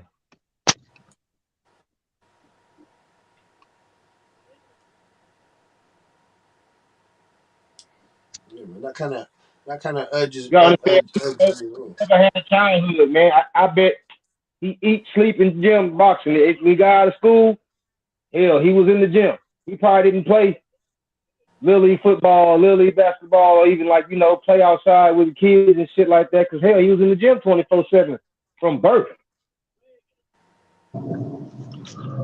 Smoke, let me ask you a question. Can you hear me? Yeah. Can we blame him though? Just let's just look at the way of the world and how things is. He signed with Mayweather. I mean, at the end of the day, we want to see the best fights, right? But if he's just about his money, can we blame him at the end of the day? I mean, as a man, if he's making that choice as a man, you know what I mean? Then at the end of the day, that's just what it is. Well, here's the thing. Like, so for me, and I was just specifically pointing this thing at Cassidy because of the Tank, all of the heat and the emotion he's had for Tank and the passion that he's had for Conor Benn. And I'm like, wait a minute. Conor Benn is goddamn 2 years younger than Tank. What the entire fuck are we talking about now? How the hell are you gonna have all his goddamn heat for Tank and all his goddamn praise for Conor Benn?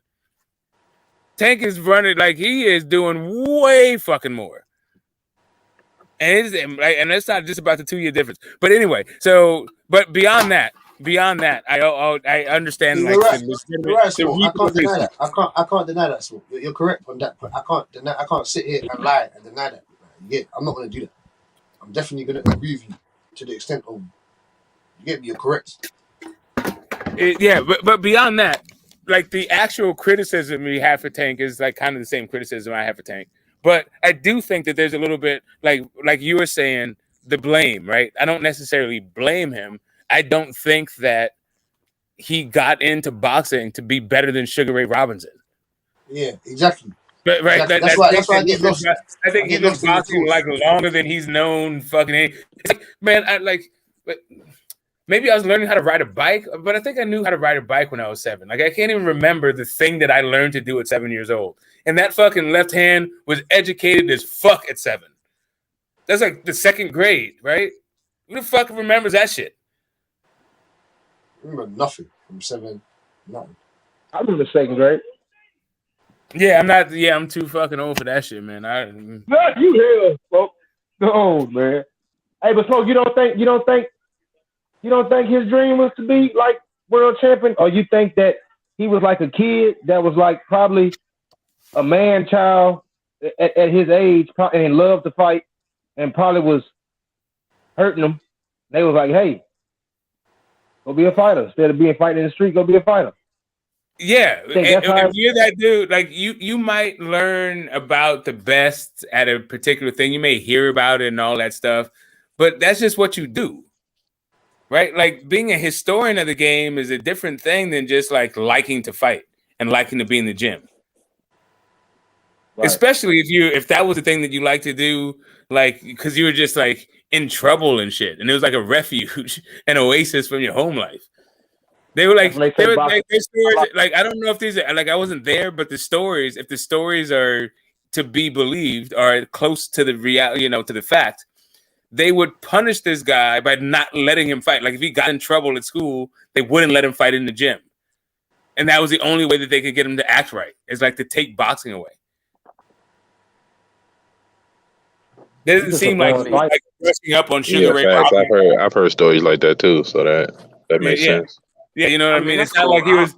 It's not like he was like, okay, well, I can't fight, so let me like figure out what the hell Muhammad Ali was doing. That's cool and all, but I mean, I think also too seeing his mom. I don't blame him from trying to get his money whatsoever.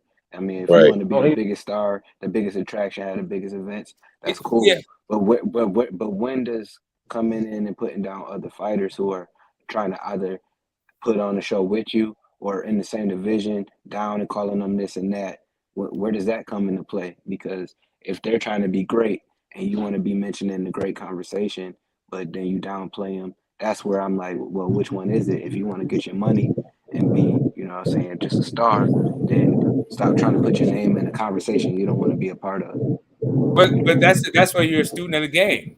If Tank wanted to play that sort of game, like he was trying to talk shit about Charlo, and Charlo told me to grab him by his little nostril. He told him, like, you're too small. Don't play with me, right? Devin Haney, Bill Haney pulled the fuck up.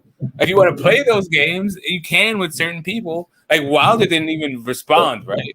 Like Wilder's like, man, my money too. Like, you're too small for me. I can't even hear what you're talking about from way down there. And to add to that, shouldn't we keep the same energy? Because Ryan is really the king of that shit. He talks that shit, but he really doesn't want that smoke. Yeah, and he's just getting it. He's getting his money. Ryan has all these commercials, but he'll say, "Hey, I want to fight," blah blah blah, but he really doesn't want that fight. But right, and that's a generational thing. T.O. also did like a similar thing, but that's like just like I said, that's like kind of the marketing of it, and they figure it out. I think all of them will get better at it as they get older, but like Floyd made a mint off of that stuff, man. Like, yeah, like if you're trying to emulate success in boxing, like leveraging your market, your market share, like there's nobody who did it like Floyd, right? This is kind of like social media is part of it. Yeah, I don't like. I'm not like you said. It's not. I'm not blaming him. I think when it's all said and done, he'll probably wind up fighting some really good fights and some really good fighters. But yeah, it seems as though Floyd has learned that Conor McGregor, right? This circus kind of like exhibition is way better, like for the pocketbook, right? So I don't know hopefully Tank is like, he's too young for that. from a fight fan standpoint, that Tank wants to get in there and mix it up with these boys before the strike while the iron's hot. I want Tank to get this Loma fight. Like, for real, if I had my druthers, I've been saying this whole deal. Like, I think Devin Haney's going to wind up getting it, of course. But I would like for Tank to get this fight and for Devin Haney to move up and fight T.O. for a vacant 140 title. I mean, I kind of agree with that, but what's your reasoning behind it? I've been waiting for the Tank and Loma fight forever. Like, really? And I think that it'll be a better fight, like, stylistically. I think it'll be a more entertaining fight. While I think Devin Haney outboxes Loma, I think Tank knocks him out. So it's like it appeals to the casual in me. Although I do think it'll be I don't know how many so I don't think Loma's this big adjustment machine, right?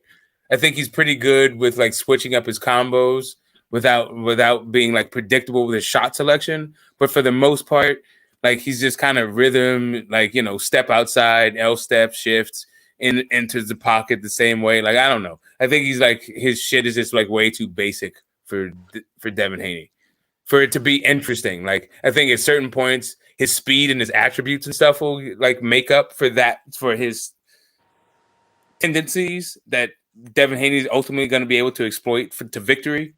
So I don't. It's not I would say there's going to be a wash or anything like that. I'm just saying it's going to be I don't think it's going to be this Loma makes this adjustment and then this other adjustment, and so it's this high speed chess match like that.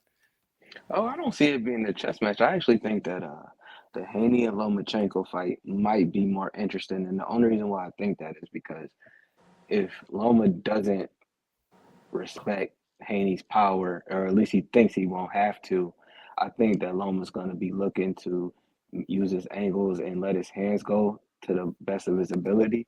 And I think that we'll be able to see Haney open up a bit more. But I could see Loma and Tank starting off slow, and I could see it. I'm like, who's going to pursue who? Is Tank going to try and walk Loma down? And how does Loma look on the back foot? I could see that being kind of not the fight we expect. I can tell you how Loma looks at on the back foot. Not like Lomachenko, a completely different fighter. Exactly. He's nowhere near as good on the back foot. And then also, I don't think he likes it to the body. If Linares is dropping him, then Tank is knocking him out. Yeah, I just think it's a more exciting fight, but it's just kind of pick your poison. But I mean, what's the deal? Why do we keep speaking on power though when we talk about Devin? Because Devin does at the end of the day, it's everybody power this, power that, but Devin goes there and wins rounds. Fuck power, he wins rounds.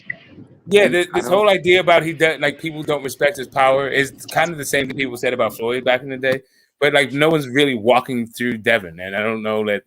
I mean, before his shoulder surgery, he was breaking faces and knocking people out. The reason why his knockout percentage is what it is because he's had several fights since the shoulder surgery, and though he's not knocking people out right now.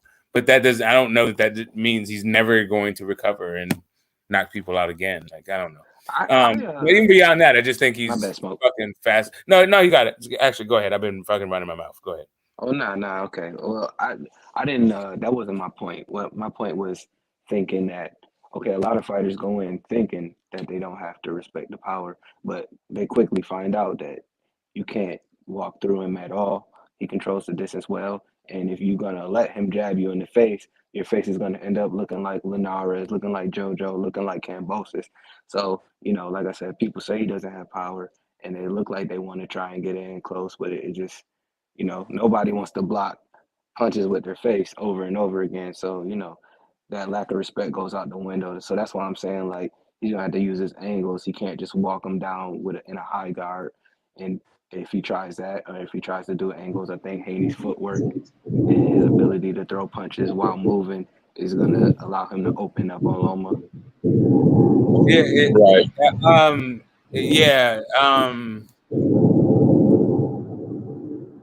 Let me add this real quick. Let me add this real quick, Smoke. Yeah, go ahead. You got it. Real quick, let me just add this. So it's almost like, I hate to talk about this because I really don't like this fighter, but it's almost like Conor Benn, right? Conor Benn has the goods. Like I'm not gonna be delusional. Some people are delusional when they talk about fighters and getting their feelings. Conor Benn has the goods. Conor Benn has the power. We're just waiting for him to step up in fights. So it's almost like the power is there, but does he really need it? If he can just outbox and outclass the people he's fighting, you know what I mean? Until he gets somebody in front of him where he needs this and needs that. If that makes sense, I don't know. Because I don't think Devin has fought anybody. I don't know. I just feel like I always say on the show, I just feel like there's certain fighters that can go deeper in the bag, and I think Devin is one of those guys. Yeah, I will. And I think Conor Benn too, though. Like I said, he's not my favorite fighter, but he has a bag, just like Boots, and he can dig in it. But the question is, when do we get to see it? When he has to dig in that bag, and we really see, okay, this is what this guy has. Okay, you know what I mean? A level of competition has to step up eventually. Right. So I'm not trying to be an ageist, but pedigree comes into play in this conversation for me. You're right. Facts. Right. It's just kind of like you're talking about Tank, who had a 100 gazillion amateur fights.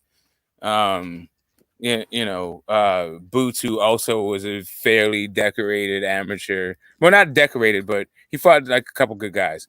But that, fighting family. Also Nigel Benn. I'm sorry, Conor Benn is from a fighting family too. But Boots was like born in the gym, welcomed in the gym. Trained from an early age and all that other stuff with the brothers and the dad and all that stuff. Versus Nigel getting in there like relatively late. I thought for some reason like Conor was like 24. So really to find out he's 26 changes my entire thing about the guy for real. Oh wow, I didn't know that. Well, this is my thing. If Conor loses, then I wonder what the energy. I wonder what the energy would be if Conor loses. If he loses, I just wonder, because somebody said, is Chris Bank really the favorite? I haven't checked it because I'm not even watching the fight, but I'm just saying. Right now he is, but that could mean that they're just waiting for the weigh in and then the fight will break the other way. Well, when they first announced this fight, people were saying like, why would they set Conor Benn up to take this fight? Like they said it was crazy.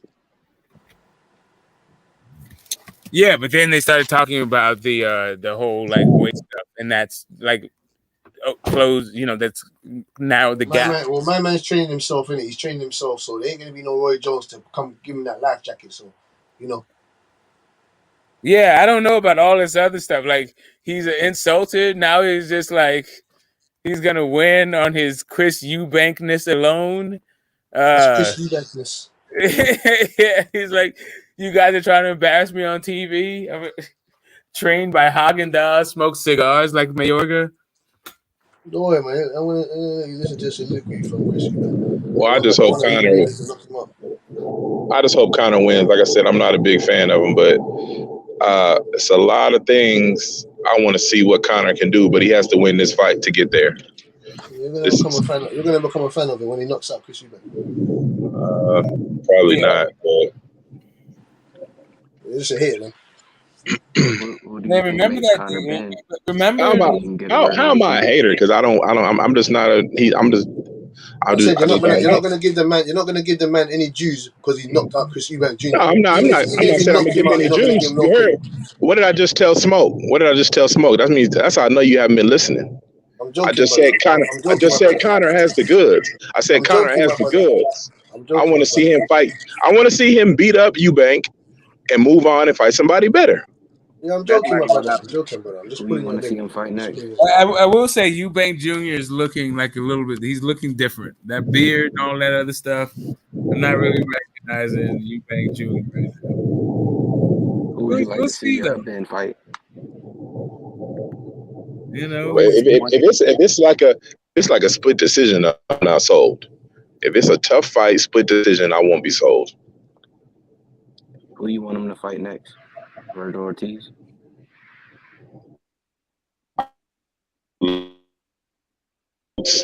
I mean, I know that's probably not going to happen, but I want to see. That's what I really want to see. You want to see him So listen fight to this. Hoops? Listen to this nonsense from Chris Eubank. Listen to this nonsense. People in the industry of the sport of boxing are giving this kid a shot. More than that, they're saying he's going to beat me. It's incredible. It really, really is. Does that bother me? I don't know. It's incredible. That's the only thing I can say, because it's like, I know what's going to happen. I can see what he is compared to what I am. So I know how far apart we are in terms of ability. But there are people out there who genuinely believe this kid is going to knock me out. I mean, I'm flabbergasted when I hear these things. Chris, over the years, your three marquee names that have been on your record have been Saunders, Groves, and DeGale. Yeah, and even it was quite a few years ago, but the Saunders fight, the Groves fight, etc. You spoke with a similar level of confidence. Maybe not as extreme as you're going now, but you did always speak confidently of this is. I know what's going to happen. When I heard you say that, that's how I perceived that as well. So why is that different then? Because two of them three fights I'm talking about didn't go your way. Well, you know, every fighter has to have a level of belief, and I did believe I was going to do the job. You know, I didn't get battered. I didn't get beaten up by these guys. They were 12-round fights. You know, the Saunders fight, I believe I won. No, you didn't. You know, the Groves fight, I was on his ass in the 12th round. It was a close fight, though. The end of the fight ended with me all over him. So, you know, I'm not, you know, I know people like to say that I got battered and outclassed and outboxed and all these things, but that's just not what happened. No, he didn't. No, he didn't. So my confidence his left hand was fucking whack, though. I'll tell you that. He worked that shit out, though. He fucked you him up with that same left hand. I never said that. Yeah, I'm feeling Chris Eubank in this. Yeah, hold I never up. said that they probably weren't going to be tough fights, but this is a different. You can't compare Conor Benn to a Saunders or a Grove. I wasn't talking comparing though. Comparing your attitude going into the fights. Well, yeah. I mean, no, but you are comparing, because you're saying you said this for them and you're saying it for this one too. So you are. That was forever ago, though. That's the comparison. You've got 3 fights. I'm saying that those two are levels above what Conor is. No. So you can't say, oh, well, you know, you're so confident in this one, but you're the same with them, because this is not the same guy. He shouldn't be in the ring with me. That's how I feel.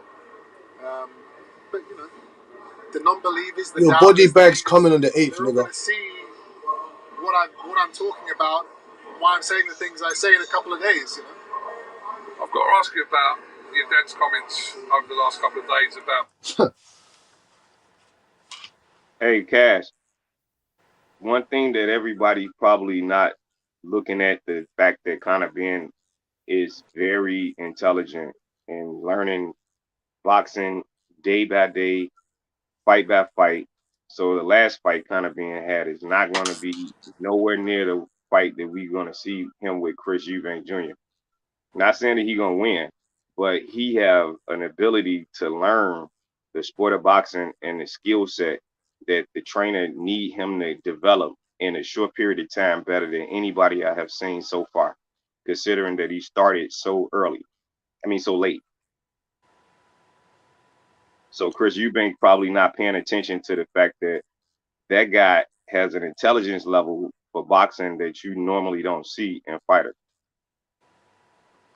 That's why he's going to be he's going to be in for a big surprise, boy. He's not going to win. He's not going to win, Cass. I'm just saying he's just a very smart fighter. but he's not going to beat Chris Eubank Jr. Oh, it was status. I love Conor Ben, man, but I mean, literally, I don't want him to fight him. That's the whole point of the gist of the conversation. This is not the fight that I want Conor Ben to be in. Now, if I put him up against a welterweight, a formidable one, just like Boots or somebody like that, that's a 50-50 fight. This is not a 50-50 fight because he's dealing with a guy that's 2 sizes bigger than him and have more experience than him. So would you have Chris Eubank Jr. smashing up Boots in this? No, I think that's a 50-50. Who catches who is going to probably win. No. Who do you have winning that fight? I don't know yet. I got to see them fight. See, they still got things to do before they fight each other. No, Boots Ennis and Chris Eubank Jr. Oh. Again, I got to see Boots do something. I can't just say he could beat Chris Eubank Jr., man. Oh, it's funny. It was status, man. You're one of a small minority. You're one of a small minority that thinks that everybody thinks that Boots will just run through Chris Eubanks Jr. He'll just destroy everyone at 154. You know, Virgil Ortiz as well. Virgil Ortiz as well. He can get it as well. Yeah, but I told you, you're gonna see anyway. It was status, man. You're gonna see anyway, man. You're gonna see it was status. You believe that Chris Eubanks Jr. is gonna do the job? Fair enough. I can't fault you for that. But nah, man, his sleeping bag has been ordered and it's coming on the 8th of October. So if you want to be here on the platform to watch him get put inside the sleeping bag, then that's all handy dandy. Now, if Conor Ben can catch him, I think he can get it done. No, don't say that now. Don't say that now. It will stay. Don't say that now. Don't say that now. Don't say that now. It will status, man. You already said what you had to say. It was status. You said Conor Ben ain't beating Chris Eubank Jr. So don't say, oh, he catch him. He might. No. Don't say that. Well, you got to throw that in there, Cass, because he got dog in him. Now, I ain't throwing in nothing. What I'm throwing in is he's going to destroy Chris Eubank Jr. That's what I'm throwing in there. He's going to destroy him, and you're going to see. No, he's not. Okay, then don't say anything about his them hands landing. Don't say anything about catching him with a shot. Well, that's all he got right now. Okay. And what do you think Chris Eubanks Jr. is going to do? Just pot shot and move around for the... No. Well, that's not happening. I didn't tell you right now. As soon as that bell rings, his head's coming off and it's getting put on a plate and he's getting put inside that sleeping bag. He's going to outbox Chris Eubank Jr.? He couldn't outbox fucking George Groves, so, you know. George Groves was 20 pounds heavier, and George Groves was 20 pounds heavier than him as well on Fight Night. But it's what I'm saying. It's 2 to 3 different fights. But I know what Conor Ben's capable of. Like I know what violence he brings to the ring. Bro. You get me? Yeah, that's why I say he got a chance. If he can hurt him, then I know he got a lot of dog in him, and he can get him out of there. But that's what's gonna happen. Chance he got. What other chances is he meant to have? Okay. What other chances is he meant to have? Boxing skills, just putting on a performance. If he can't knock him out, then he's not winning the fight. Now, Mike Tyson didn't have really. He had boxing skills, but he was just knocking everyone out, man. So, you know, fuck that. Floyd Mayweather had boxing skills. He wasn't knocking out. Well, no, I lied. Pretty Boy Floyd was knocking out people, but then Money Mayweather was just subjected to his boxing skills. You get? Right. But he showed a skill asset like Tank Davis have while knocking people out. You still show a skill like Boots have while knocking people out. See, it will say this. Conor Ben's not on the skill level of a Boots Ennis or a Tank Davis. He's not on the skill level as those guys. Not yet. He's very smart. Yeah. He's got good tendencies. Yeah, he's got good. Yeah, he's very smart. He's got good tools. He knows how to. He knows how to get the most, almost out of all his skill, all his tools. Mm-hmm. You get me? He's a better. I would say he's a better athlete than those guys. I would say so too. You get me? He's a better athlete. A lot of athleticism, yeah. But one thing that I can't say, Cass, I'm not knocking Conor Ben. I'm saying that they moved him a little too quick for this fight. They moved him a little too quick. We'll have to see about that then.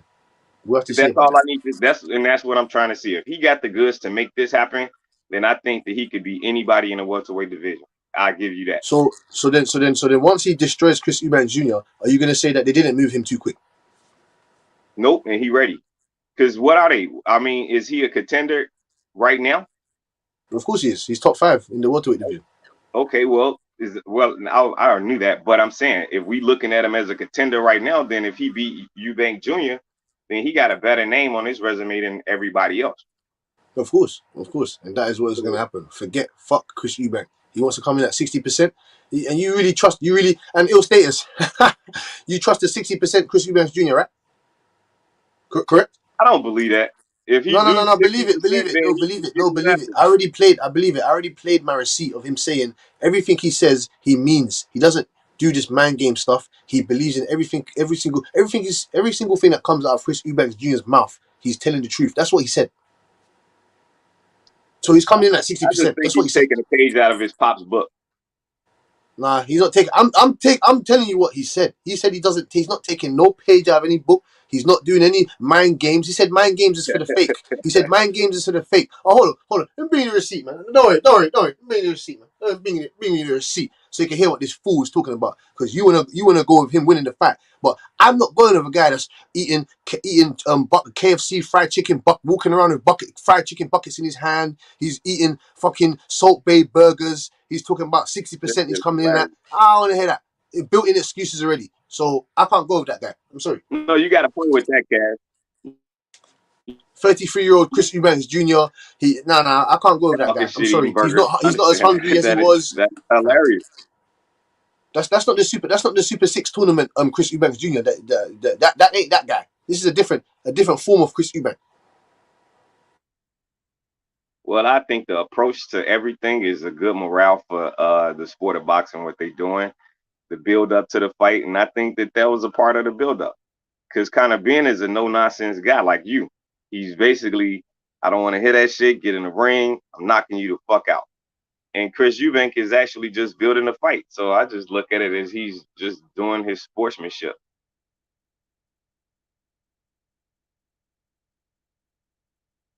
But I could be wrong. But I don't think that he's coming in at 60%.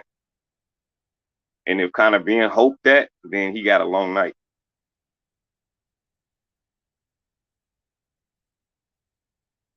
Don't worry, Ill Status. Don't worry, Ill Status. Hold on. I got some little receipt for you. Don't worry, Ill Status. What's it?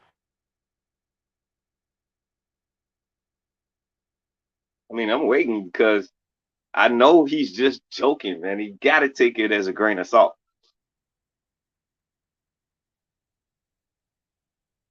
No fighter is going to come in unprepared for a fight and tell everybody that he's not preparing for this fight unless he know he's training for the fight and he's prepared for the fight and he's going to put on the show.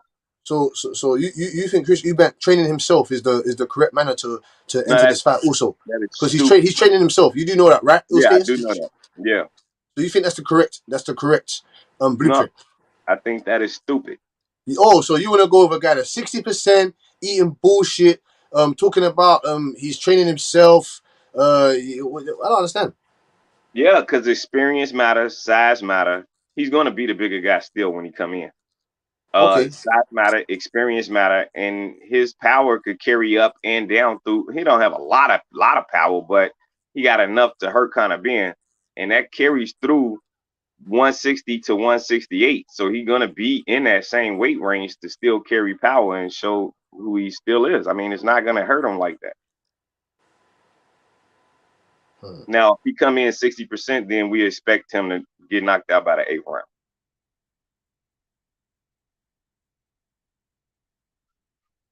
Like you said. Didn't you have him for the 8th round?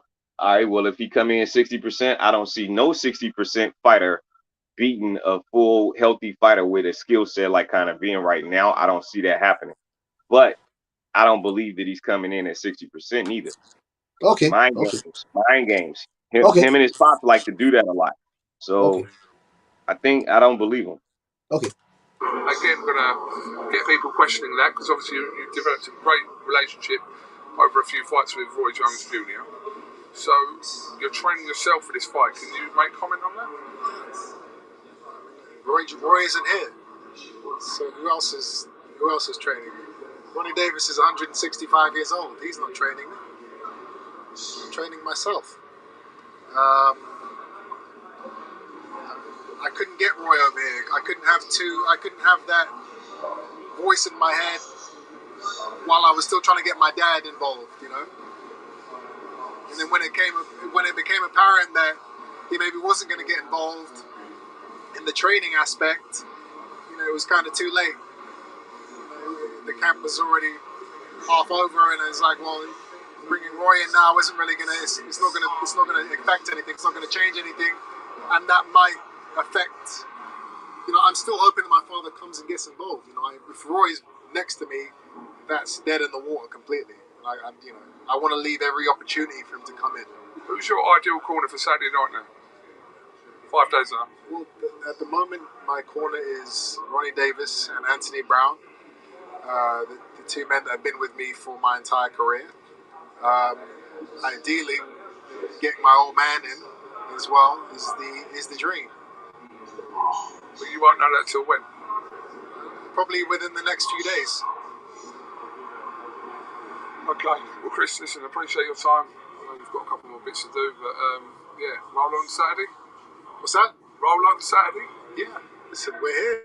A lot of people didn't think it was going to happen. A lot of people said I was going to pull out and I was going to. It's just funny. But yeah, listen. This is one of the biggest fights in Britain for a long time, and it is a privilege to be a part of it. Eddie reckons 1 million pay-per-view buys. I hope so. You know, that is. We want to break records. We want to do what hasn't been done before. This is already a history-making fight. Biggest fight of your career? Yes. Biggest fight in his career. And the funny thing is, it's going to be one of the biggest fight period right now. Not easiest, but I've had way harder fights. So an easier fight for me, and it being one of the biggest fights of my career, is very interesting. I never thought that would happen. That makes sense. One of the easiest fights for me. Again, unless I am terribly mistaken. Because there were a lot of guys saying that this guy's gonna do a job on me. He's looking big and strong, and he's the best he's ever looked and best he's ever trained, and he's gonna stop me. Yeah, he's gonna whack you up. First man to do it. That's what I keep hearing over and over again. And love that talk. I love it. I revel in it because it's an impossibility. So when I hear people so sure. You know, it's a form of entertainment for me. You know, and I want to see all these guys' faces when I'm walking out of the ring after I win. Because I know the guys in the industry that are saying that I'm going to lose. So I can't wait to just walk out and just look for them in the car.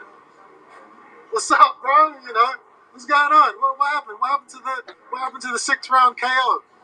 You know, looking forward to that moment. Genuinely, the final question: how are you getting on with your sex man? Oh no! Listen. I'm a consummate professional. You know, I've never. Shut your stinking mouth, you fool! Getting run over, dog. What is your issue with Chris Eubank Jr.? That he still hasn't come underneath. He still hasn't come out underneath his dad's shadows. He's still a fucking stagnant fighter. He hasn't done fuck all, and he's 33 years old now. He's only won one fucking belt, and he hasn't even been a major belt.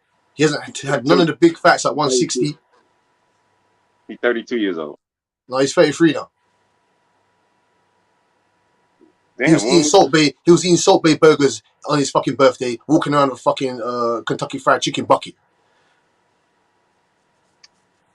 Bro, that's just for gimmicks, man. No. You're not. Did you see him on Good Morning? Did you see him on Good Morning Britain? He looked very solid, and did you see him on Good Morning Britain? He looked very good. He was very solid. He looked in shape. Well, so there's no excuses. There's no excuses then. There's no excuses. Right? I don't believe. He had a T-shirt that said 60%. Like he's just promoting the fight. That's all I'm looking at him doing. So it's a good show out. Like this is a big fight right now because currently we don't have anything going on in the sport of boxing, and that's probably like a very huge fight over there in the UK. So I know you guys is excited, but we looking at it as let's see who has the goods. because we can't give a lot of credit out. But though, yeah, we can, because in the rival divisions, they have a statement that they can make, and it's still a name. So just like Triple G beat Kill Brook, it's still something to hold your hat on and say, hey, this is one of the names in my resume. Of course. It'll be a great win for Chris Eubank. I don't give a shit because Or Conor Ben would be even higher ranked. To me, he'd be acknowledged even more. You smacked up a guy at 160. You smacked him up. That guy that fights at 160, not at 160 the weight. You smacked him up. The guy he's fought at 168. Right, yeah. That's what I'm saying. That's why everyone's bitching about this catch weight or this other hydration cause nigga, he fought at 168. Right. Yeah.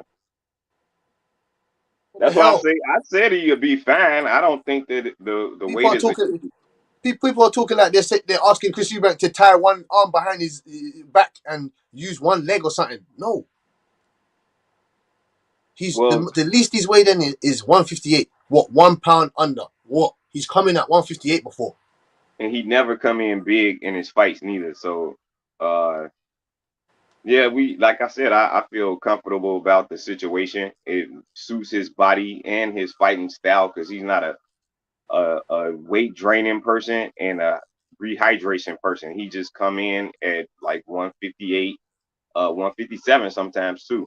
And the fight, he about 168 or something. He's not a big fighter when it comes to blowing up. So this is another piece of a sequelae for you to get your wrap your ears around, Mr. Eustatus. Yeah, I got it. I mean, to me, I'm looking at it as a showcase fight. It's a good fight to watch and showcase the skill and talents from both individuals. But I know Conor Ben have his own skill set, and I know Chris Eubank have his. They in two different divisions. This is a fight for the fans. Let's keep that in mind that they did come together to make a big ass fight that everybody was wondering about since they was born. So it's a great thing for boxing right now.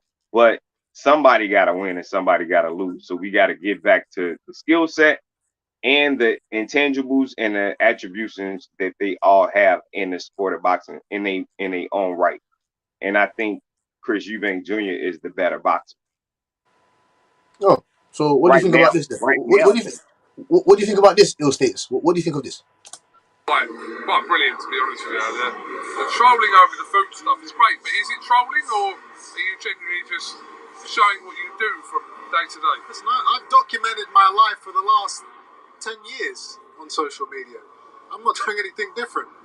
I eat every day, and sometimes I choose to share with my adoring fans and my adoring haters what I'm eating on any particular day. I don't think that's trolling or mind games. It's just me. It is a bit of mind games, isn't it?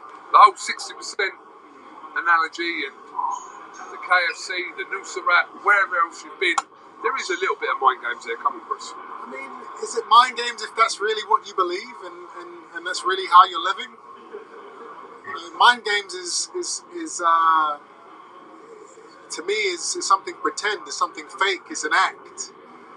There's no act about me. Everything I do and say is real. Okay, so you've gone on record as saying that, I remember, I think it's one of my interviews, you said that you believe that you only need 60%. It's the whole kind of tag around you, this whole build-up, and you truly believe that you only need to be at 60% to beat Conor Ben on Saturday night at the O2. I've never ever in my career and even in my life said anything to somebody or to anybody that I don't believe. If I don't believe something, I won't say it. I'm just not that type of guy. How can I? Do you think I can be 100% if I have to cut down to weight I've never been before, and then I'm restricted on what I can eat and drink, even up until the next day before the fight? Do you think I can be 100% with that regimen I have to follow? Oh, I understand that, but man, shut your ass up, boy. Shut your ass up, boy. You about to get smoked, dog. Put your fucking head on the grill, nigga. That's what's about to happen to you. Excuses, excuses, excuses. And you heard it for yourself, ill status. He's never told anybody anything in his whole life where he doesn't, if he doesn't believe it, he's not going to tell you that. So he's coming in that ring on Saturday night, 60%. And we're going to beat the shit out of him and make him understand that you shouldn't have ever, you should have never did that. That's a fucked up look, man. You can't be saying shit like that publicly. Because Okay. after, I mean, is he? I don't know, man. Damn, that Yeah, sounds like no, he ready to you know your retire, bro. status. You knew. You said he's gonna. Conor Ben ain't winning. That's what you. So you know your status. You Yeah, know. but bro, I can't give a fucking a boxer 60% and say he gonna beat a skillful boxer with like a grade A talent like that. He not a B type of fighter. This is an A type of fighter, bro. You can't come in thinking like that. It's crazy. It's crazy. That's one of the reasons why I have Conor Ben destroying him. Not because he's all around the better fighter. It's because Chris Eubanks, his But determination, his hunger, I don't the believe build him, up to man. it.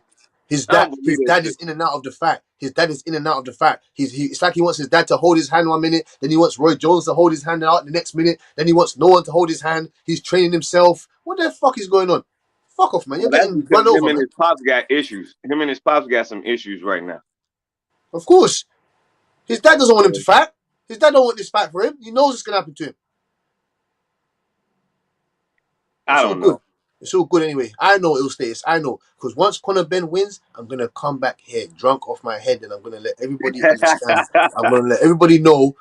First of all, I'm going to come back here and collect my bands from OG Shelton and Billow. And then I'm going to laugh about it with H Money, Ill Status, Smoke. And I don't know what Real Deal's problem. I don't know what his problem is with me. But I've already told him once Conor Ben wins, I would like you to give him his dues. Because that's what's going to happen. And I'm going to come back here on this platform and make everyone know and understand. Don't take Conor Ben as a fucking joke, man, because he's not. We'll put some respect on his name, Big Butch. Yeah, We'll put some yeah, respect on his name. yeah. Trust me, if he do that and he make sure that he did it in half fashion, much respect, man. Go, come on this bitch and do your thing, bro. We'll all eat crow for that. But, and especially me, because I'm looking at the skill set and I don't believe shit he's talking about. There's some new shit from Chris Eubank Jr. He never did this for any other fight. Not this arrogant. He just showing, it's like I say, he's acting like his pops. I don't see him not taking his fight seriously. I think he's taking his fight seriously. We'll see at the weigh-in. And then we'll see. Right? Can you say that? Like, if you think he played around, then something needs to be wrong with this weigh-in. Because if he make weight both times, then we're gonna have a great fight on our hands, right? I think he won't make the weight. He'll get fined a little bit. He doesn't really care. He'll come in at the weight anyway. He doesn't care. But there's a certain weight he can't go over. So I think he won't. I think he'll miss the weight, but he'll get fined. He don't mind taking a little 300 grand fine, and then he's just gonna come in at most probably at 160. No, like 159, 160. And that's like 3 or 4 pounds under what he usually come in at. Yeah. Because he's not a big fighter, so he's not doing different. I don't think his No, but pressure. it'll stay. He's 33 years old now, so cutting to that is a bit. It's a bit peak. Cutting to 157 because he's never fought at 157 in his whole career. Never, not professionally. The last time that he weighed 157 was when he was about 18, 19 years old. Okay, so at this point, at 33, then the pace that he's on right now, like today, is like the fourth of the month. Yeah. So by the 8th, what was his weight? What would his weight be to you? It should be around the 159, 158 mark. Right. But what would you think he'd be at by the 8th? Should be about he'll be about 160. Okay. Because he's willing to lose about 300,000. Yeah, because he's getting paid. I don't know how much he's getting paid. I don't know how much he's getting paid, but I know they're getting paid. This is gonna be his biggest payday. So Right. Yeah, I know. It's a big ass fight, bro. Like, it's building a lot of morale everywhere. If it reach America like that, then I know what it's doing in the UK. you heard it for himself, Ill Status. This is his biggest fight in his whole career. Not George Groves, not Billy Joe Saunders, not not Abraham, Arthur Abraham, not Yildirim. This fight. This is fight for legacy, history. Well, and you don't believe anything that he's talking about right now? Of course I do. You I know told, of course, that's exactly what I'm what saying to he you, has. Ilstatus. It's not even like he said. It's not even like he didn't say. We don't know if he's telling the truth or not. No. He said he's telling the truth. He said everything he says. He's not lying. He said that. He said I've never once told somebody anything I don't believe in. Right. That means I'm Okay, you lying. gotta take that for That right. means I'm lying. You gotta take it for what it is. Yep. So if he So come there you in go. 60% Chris Eubanks Jr. 60%, is getting destroyed any day of the week. man, Cash, you making me damn near get off Chris Bank train, man. That Damn, bro. train been done went the wrong direction, nigga. That train went in the He wrong not fucking coming in direction, at man. 60%, Cash. I'm not believing that. How can you not? He heard it for himself. He thinks in his brain that Conor Ben is not meant to. It's a mismatch. He's not meant to be in the ring with him. So maybe he's thinking, I can take my foot off the gas for a little bit. You know, I'll beat up quick Conor Ben, no problem. I don't know what I'm in for. I don't know what I'm in for on the 8th. I haven't. I didn't know I pre-ordered a sleeping bag for the 8th. I didn't know, man. I didn't know. Yo, he's gonna know. He's gonna know on the 8th. He ain't I trolling shit. He can't be trolling. He can't be trolling. He said he's telling the truth. I don't respect boxers that lie to us. Yeah, me neither, bro. So I You're gotta not give gonna it to lie him. to me. Like, if he do that shit, then coming in 60%, he gonna lose, man. You can't come in 60% for no fight. And if Nope. he's coming in, it's not even about the body. It's about mentally coming in at 60%. You can't do that. This is not a regular. This is not a game fight. This man's trying to kill you. Yeah, like he said he's coming to take off you. When the bell goes, I'm coming at you. I don't. When he said when he shoots, he doesn't miss. So with that 60% the body of his, we're breaking that in half. We're breaking that But in he said half. that. He did say that We're when he already cheated breaking that guys way. in half at 147. We're breaking guys in half already. Van Herden, Algieri, Vargas. We're breaking those guys in half. So add another 10 pounds onto that power in But both I don't hands. know. I mean, I never seen Chris Eubank Jr. like hurt like that. Because he hasn't really come up. He hasn't really come up against any real big punches. Like he ain't fought no Golovkins. He ain't fought no Charlos. He ain't fought none of those guys. He's fought Arthur Abraham, fucking Yildirim, fucking Daniel DeGale. He was a champion at 168, but Daniel DeGale, Right? Yeah. DeGale. James DeGale. Get out of it, man. Soft hands. So yeah, come on, man. Soft hands. No, he ain't punching hard. He's a good And fighter. He's got good skills. yeah, he's Yes, he's a good good fight. You're boxer. right. That's what I'm saying. He fought a lot of skillful Like boxers, Billy bro. Joe, Billy Joe is very great fighter, winning rounds against Canelo Alvarez. But what happened to him? No power, and he still beat the shit out of Chris Eubank. Still outboxed him. But that's a very skillful fighter, though. Like you just said. No, So when everybody you needs say to take a skillful, L. when you say skillful fighter, ill status, Billy Joe Saunders, I wouldn't say he's a skillful fighter. Skillful fighters are like you said, Tank Davis and Boots Ennis. Those are skillful fighters. You don't see Billy Joe switch Those are hitting. elite. You don't see Those Billy are Joe elite. coming at different combinations from different angles. You don't see Billy Joe doing that. You see him using his feet. You see him using array of different. How can I say? Array of different Those are different elite body fighters, movements. Cass. Like Those are elite fighters, Cass. I'm talking about skillful fighters. When you talking no, about skill, we're not saying that he's the best of the best, but he have a skill set that is very good. So you just named all of the attributes from Billy Joe Saunders, and that's what make him a skillful fighter. So if you could beat a Billy Joe Saunders, then you have talent. Now we can see that you could fight skill wise and you could fight brawl wise because you're a brawler naturally or something like that. So yeah, elite fighters have it all, like Terence Crawford, like kind of being developing. See, that's one thing that I'm saying. Kind of being is developing a skill set about his boxing because he went 12 rounds. So once he went 12 rounds, or not 12 rounds, what did he go? It was 8 rounds, 10 rounds. So he made it to 10 rounds. I can say that he got something in his catalog already that the other fighters don't have, is longevity to figure it out. So he's developing so fast that he'll have that skill set in about 3 years. 3 years, he'll be 29. 29, he'll start being in the humongous fights here and overseas.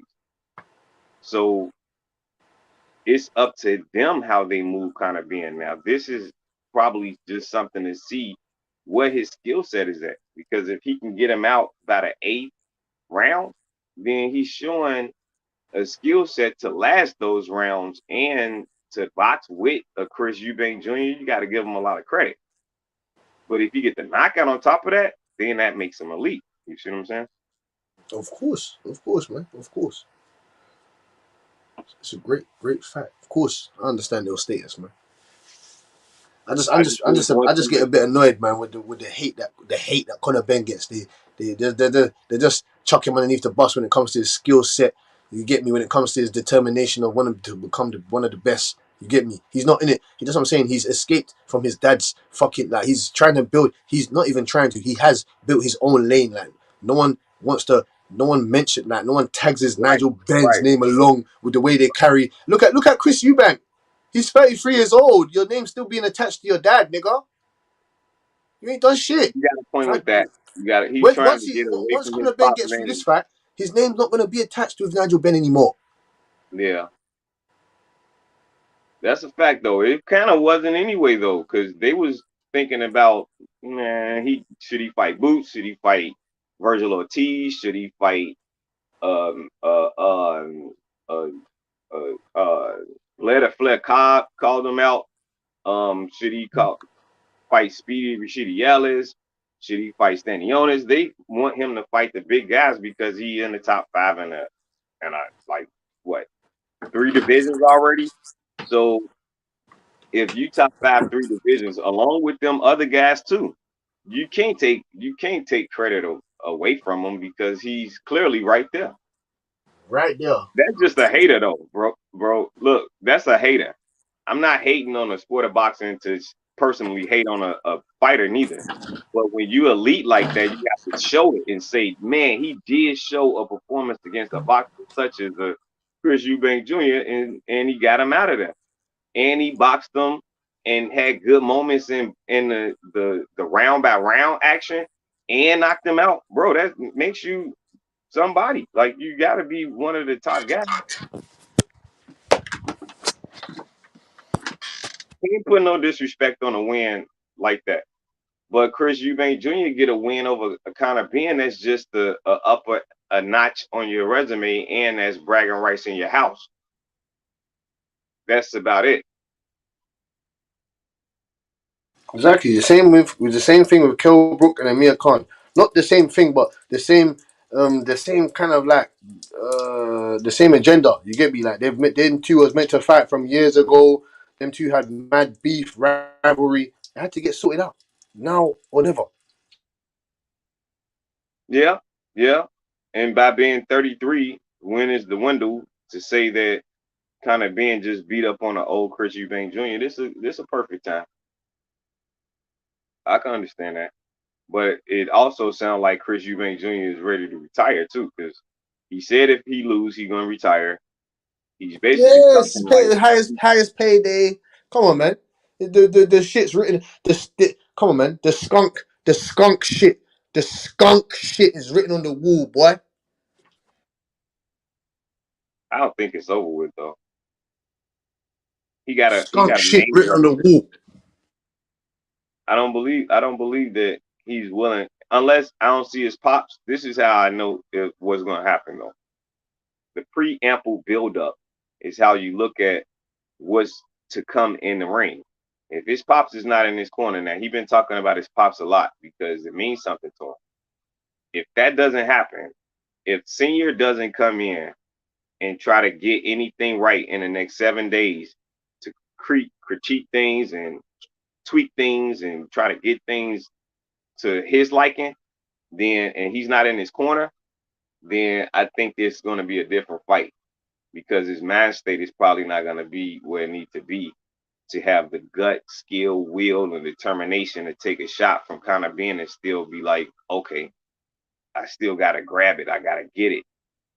Without the corner to support you, like your Yep. family being there Yep. means a lot, especially for this fight. Especially for this when he's fight, holding them though. straight rats from Conor Ben, them big left hooks, he's gonna be looking in his corner and there's gonna be no dad there. He ain't gonna see no Roy Jones. No, his dad ain't gonna be there to throw in that life jacket. When Conor Ben's going through some you get me, some turmoil, some fucking trials and tribulations, you get me, some adversity, he's gonna be looking in his corner and he's gonna see Nigel Ben there.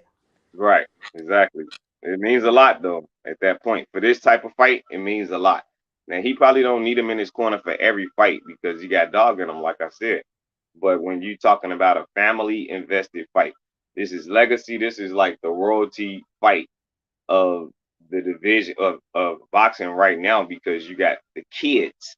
There's actually good fighters fighting instead of the dads. And that man, the dads was supposed to fight like 4 years ago. So it's big, man. It's a big fight, and I think it's enjoyable for all boxing fans to watch. But it's things to watch out for in a fight. It's a lot of little treats that we get in watching a fight like this. So we get to see the build up. We get to see a senior come and make sure that Junior cool and he got the support that he need. I know damn well senior is not gonna let Junior keep saying 60% and all of that shit unless it's a gimmick because senior don't play. So we know. I mean, I believe the fight is going to be a great fight. May the best man win, but I got Chris Eubank Jr. winning the fight because I don't believe that he coming in at 60%. And if he do come in at 60% cash, then and he trying to make me believe it, then I'm with you. I got Conor Ben. That's why I'm betting both because Conor Ben is the underdog, so I got him as an eighth to the 8th to 11th round knockout, and I got Chris Eubank winning the whole fight. I'm not dumb. I know how to bet, so I can't sit here and say as a like GOAT do. If I'm looking at a fight and I'm looking at it in two different intangibles of the fighters, then I have to bet on a skill set. I'm not betting on who's winning overall until I determine the skill set. So I have Chris Eubank Jr. winning overall by decision, and I have kind of being 8th to 11th round knockout.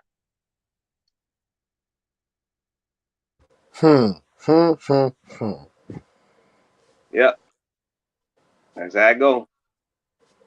That's how I go. That's how I go for ill status. I mean, now we're talking about 3 years later, then I have kind of being skill set because the boy is smart.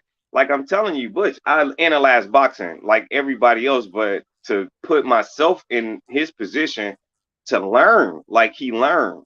Name another fighter, fight by fight, they show different skill sets and attributes per fight like him. That's why I have to give him some credit because he showed different skills to say, damn, this boy is figuring it out quick. Other fighters. So they still use what they harness and train for all of their life or whatever, however long they've been fighting, but they use that same thing. So if things get bad, then they result to the same thing.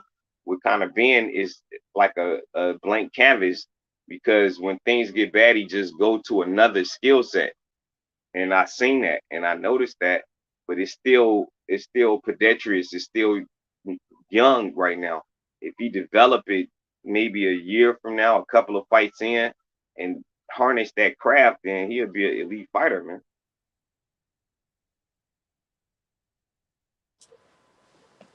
I agree. I agree with Steve. Too smart. Too smart.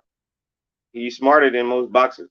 I can tell you that because he learned so fast. So once he believe in the power already, which he do have. So man, with that, I wish a lot of boxers had a lot of different skill sets to just go off of like Deontay Wilder.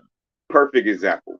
If Deontay Wilder came in knowing that you can knock everybody out and still develop feet movement, knowing when to throw the jab, probe the jab, sidestepping and angles, using the L movements to get out and in to different actions, knowing how to cut off the ring because of the power you got. All of them different intangibles. He would be the Conor best Ben's fucking perfect drop boxer in step. the world. You seen that drop step that he uses? Yeah, yeah. He fast. I mean, he's athletic, like you say. He have more athleticism than most boxers right now. I think it's probably like him, Boots, and Terence Crawford right now to say that they have the most athleticism at 147. Don't forget about Keith Thurman as well. Nah, Keith Thurman, man, that man, he got to show me again. He got to. Well, off of his last fight against Mario Barrios, yeah, he showed a lot of athleticism. Sean Porter, that shit was epic. That was like poetry in motion seeing them fight. So yeah, you're gonna have to bring it with Keith Thurman.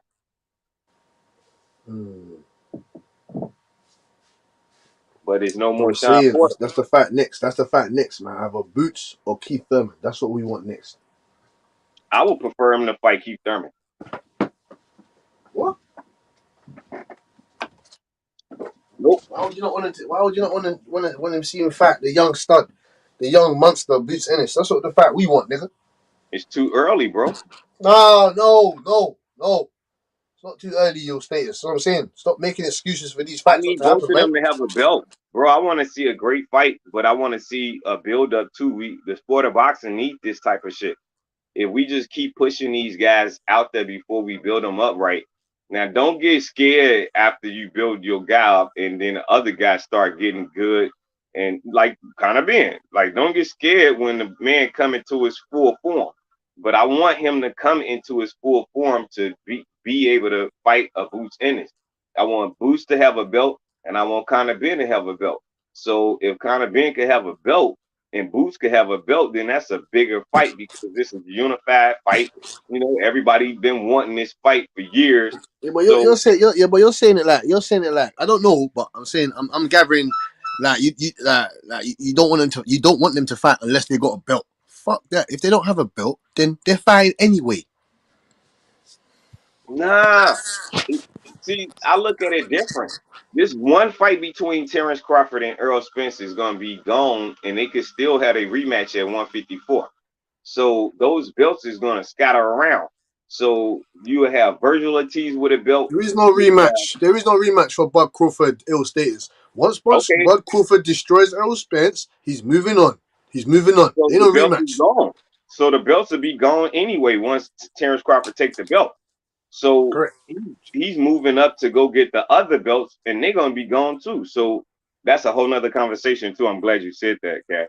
So we talking about 147. Once they leave, we got we have You got 6 Keith top Thurman. fighters. Overall, is 19 different fighters in the welterweight division with an undefeated record. 19.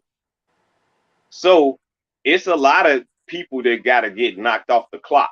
But first, before everybody start doing a thing, the best of the division, once the 2 is removed, is Boots Ennis, Conor Ben, Virgil Ortiz, and a Stanionis or Rashidi Ellis or who's the next guy after that? It's it could be a Chukadza.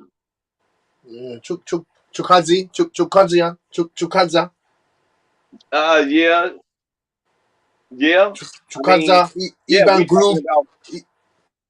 we talking about names, top 5s in all sanctioning bodies. So yeah, shit.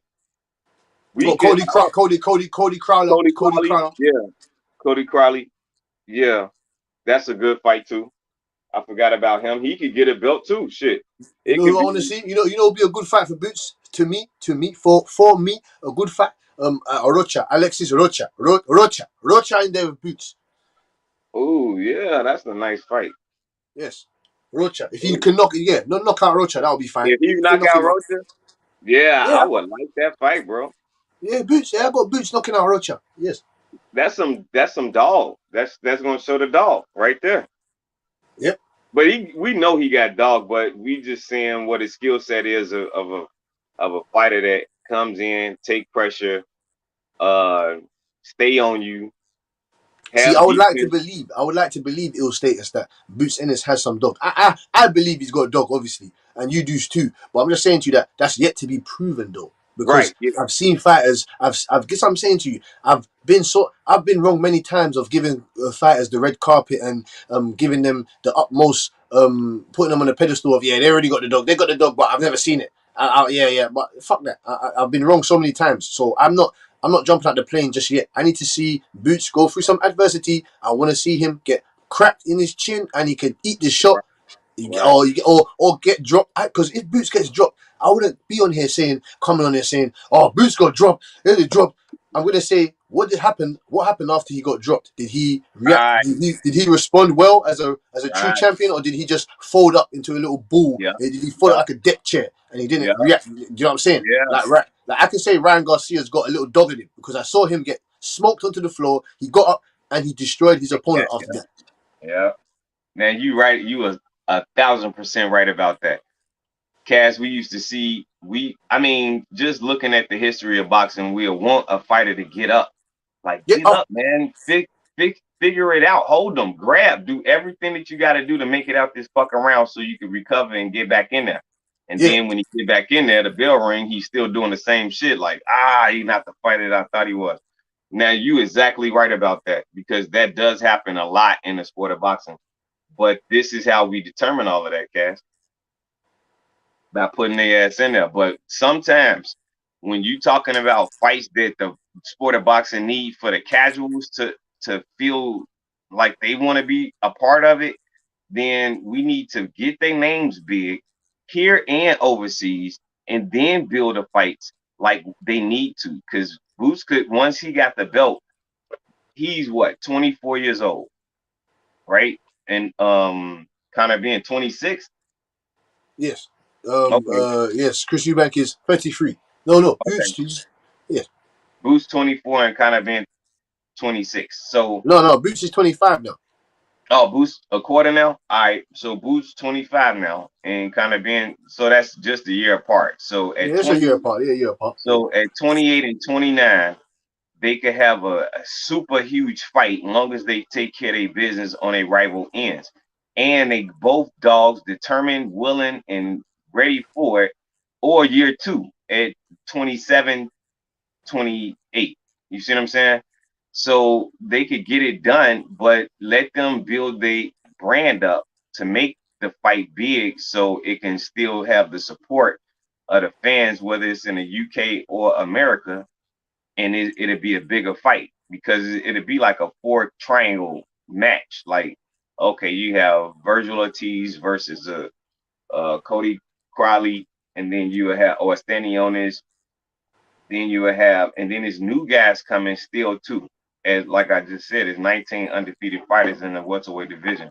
So it's new guys that you can still knock off the names in the UK and in America to say, all right, now we just building our names up to get to each other. So once they get to each other, that's going to be just like we talking about right now about Terence Crawford and Errol Spence Jr. 2 years from now. I just want the sport to grow, and I just can't start because the way boxing is, the hardcore fans understand what a loss is against a certain opponent, but casuals don't understand losses. They only think that the fighters now are supposed to retire like Andre Ward and Floyd Mayweather and ride off into the sunset, and that's not what we used to in boxing. And ill status. When you say build up the facts and these type of things, because I do agree with you to a certain extent. But when you say build up facts and this and that, why did they didn't wait for Sugar Ray Leonard and Tommy Hearns to build up? Like, I don't understand. Like, them two fought at a young age, and then they fought again. They fought again. Do you know the fact is that Tommy Hearns fought prior to him fighting Sugar Ray Leonard? A couple, yeah. But the point that I'm making, Cash, is they was accomplished before by the time they fought each other. They already had belts. Yeah, yeah. You're right. But you're right. So But I he just didn't fight. want, Yeah, but I want them. Tommy Hearns didn't fight anyone of any noticeable credit. Like no one's giving no. You're not. That's what I'm saying. You're not giving certain guys credit before for the guys he fought Right, before Sugar Ray Leonard. That's right. why I'm saying to you that look at Jerome Boots Ennis. He's gonna have to get a belt first before he fights any big fights. Is that what you're saying? Or Conor Ben is gonna have to get a big name on his resume or get a belt first before he fights a Virgil or he fights a Boots Ennis. You're right though. The Yeah, build up is important because the business acumen yeah. is important also. Mm-hmm. But I just want to see these fights happen without a belt or with a Yeah, belt. I think this round of guys though are so hungry, and the belts. Once Terence Crawford get those belts and they come up for grabs, I think everybody in their own division is going to fight a title eliminator. So when that eliminator be the opponent, we don't know who it's going to be. So we can see one of those fights in the meantime to get to a belt. But once the winner of those fights come out, then they got to still go at least a year before they fight each other. You see what I'm saying? So if that happens in 2023, then after the fight, Bud dropped the belts because we know Terence Crawford won in the fight.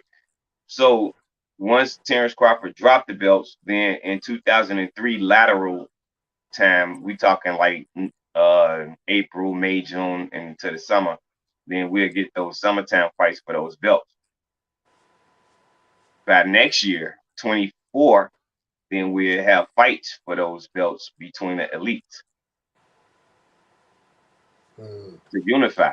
So it's not really it's not a long time.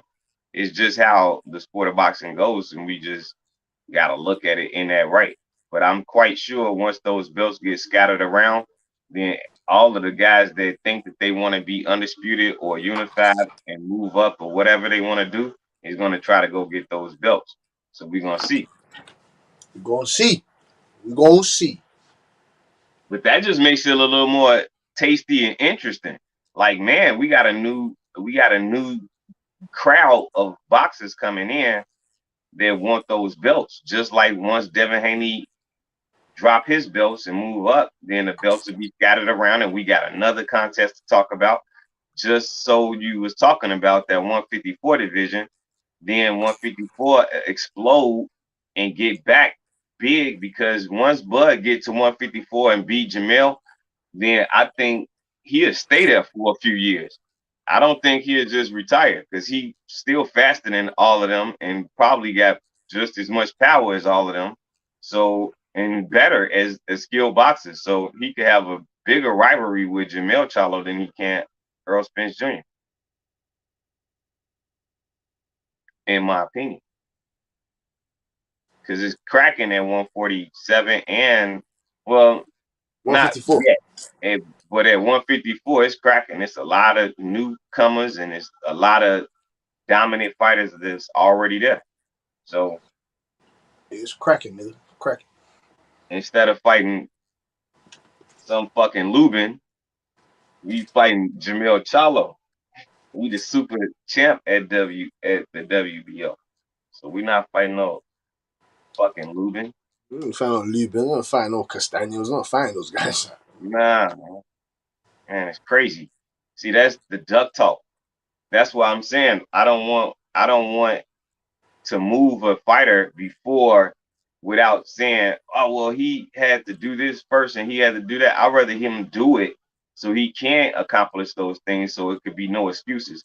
This man is a fucking undisputed champion saying that he got to do some other shit before he fight him, and he know damn well he could just move up and that could be his first mandatory right there. How do you talk like that when he can do what he want to do with his belt? So Jamel Charlo is just basically ducking right in front of everybody. No, but if Jamal Charlo says fuck that, I'm going up to 160 to fight the champion there, then I can't say that he's ducking Bob Crawford. That's what I'm trying to explain to you. But that's the only thing he can do. That's the only Who's thing he the can do. champion? He fighting his brother? He No, gonna his brother fight? doesn't. He No, gonna his fight brother. No, Triple G? his brother. No, he'll be fighting Janabek. He'll be fighting Janabek. Oh, Janovic. Yes. Nobody. So his brother don't want to fight Triple G because Triple G said he want to fight him. Well, we'll have to see if Al Haber makes that fight now. Again. Ah man, now we talking about this clown. Yeah, because he's the one that's in control of these guys' careers. So Well, I guess it ain't. Is he gonna advise Charlo to go and fight the 40-year-old Triple G? I think he should because I have Charlo destroying Triple G right now. Yeah, me But too. where But Charlo has gone MIA. We have no idea where the fuck Jamal Charlo is. We don't know what the hell he's gonna do with the WBC belt. We have no idea.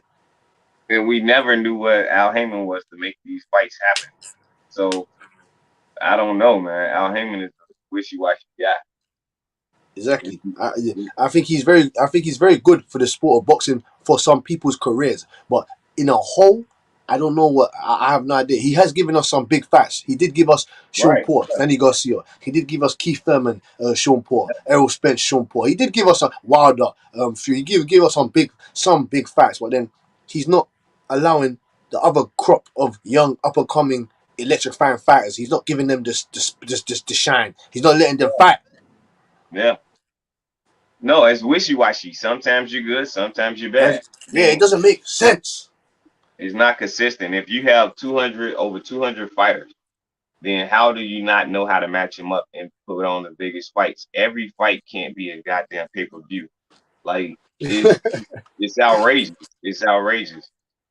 We looking I at still want to know why he put King Kong Ortiz and Charles I Walk Like a God on This Earth Martin on pay-per-view. I have no idea. But that's the thing. That's my point. If we paid for a lot of these fights, because I'm not streaming every fight. Some fights I do pay for. So when I pay for those fights, I like expect to get what I'm paying for. and Because after I a pay for the while, fights too. Over here, for you guys, it's like that Wilder fight. Over here is £50. You get me? right. It's a pinky. I have to fucking pay that. And I want to see Plant and Darrell. I want to see Wilder versus Hellenius. I just want to see those fights because that's the fights that they've given us, but on the Right. platform. But if I'm paying that type of money, I need to be getting what we deserve. And those fights, we do not deserve those fights. We deserve better. Wilder even said it. We deserve better. The people behind the scenes, they don't know what they're doing when it comes to this matchmaking. They don't fucking know what they're doing. Because if they did, we'll be getting Crawford and Spence. Yeah, and that's the same face. Like, hey, we paid for all of the other fights that was bullshit. Now it's a real fight, Bullshit. and you gonna not give us the fight? You think I'm paying for Thurman and Barrios? You think I'm paying for that? Exactly. It's bullshit. I never Now seen what? nothing like They this want. in my life. I never seen nothing like this in my life. Now I can say, like you said, to give them credit, the PBC put on a lot of big fights, and they have, and I appreciate them for that.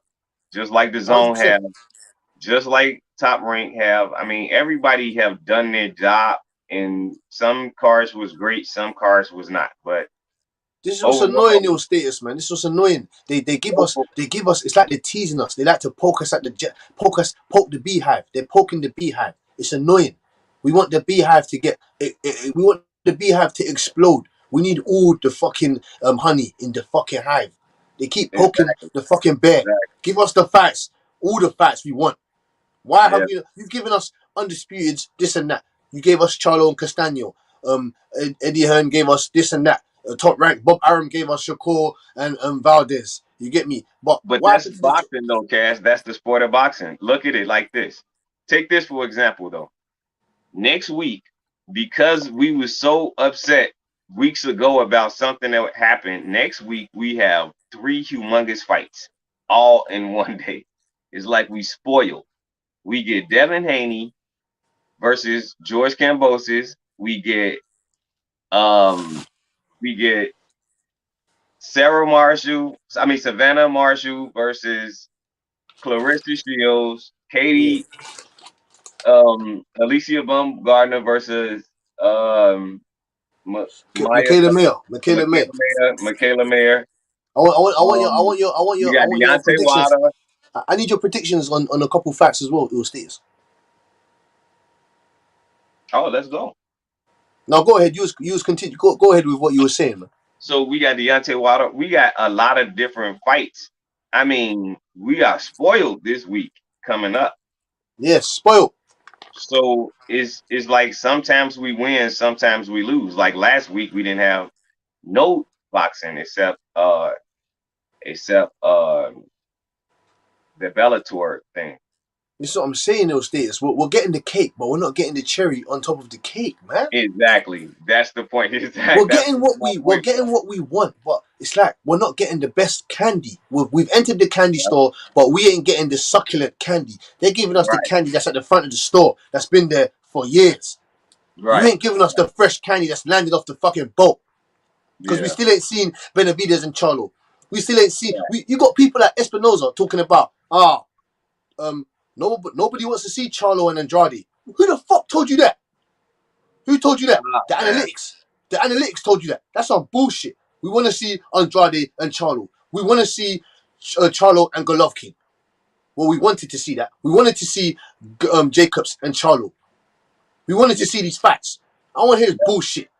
We want to see Ryan Garcia, Tank Davis. We want to see Ryan Garcia, Lomachenko. We want to see Lomachenko, Tank Davis. We want to see Devin Haney against Shakur. We want to see all these facts, man. I'm tired of this shit. That's what I'm saying. We're getting what we want, but we're not getting what we want.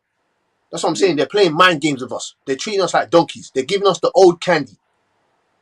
Yeah, because right now it's about time for What happened to Devin Wilder Haney. and Joshua? What happened to Wilder and Joshua? They didn't even give us that. See, that's a fight. Now that fight let us down. So if this fight don't happen, flat tire. Oh man, that was horrible. I remember. It was horrible.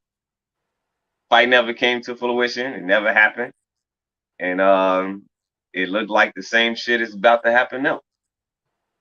I hope not.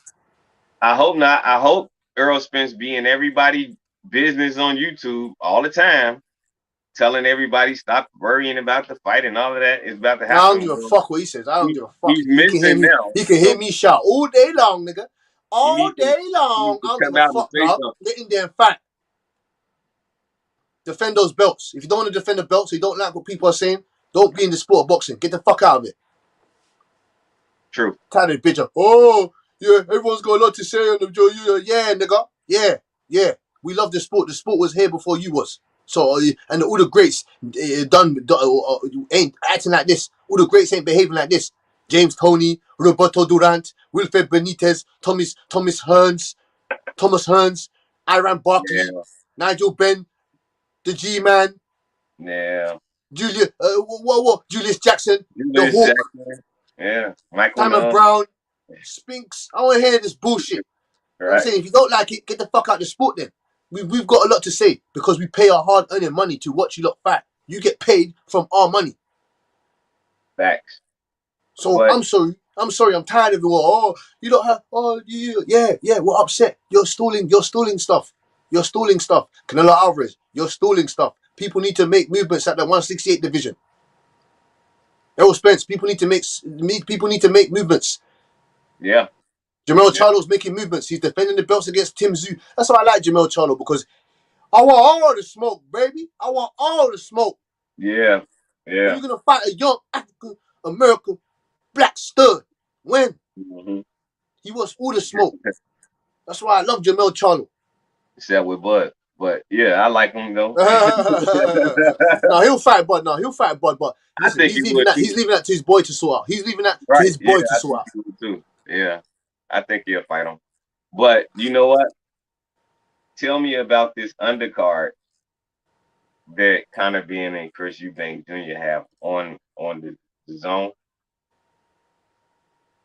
Who is on the undercard?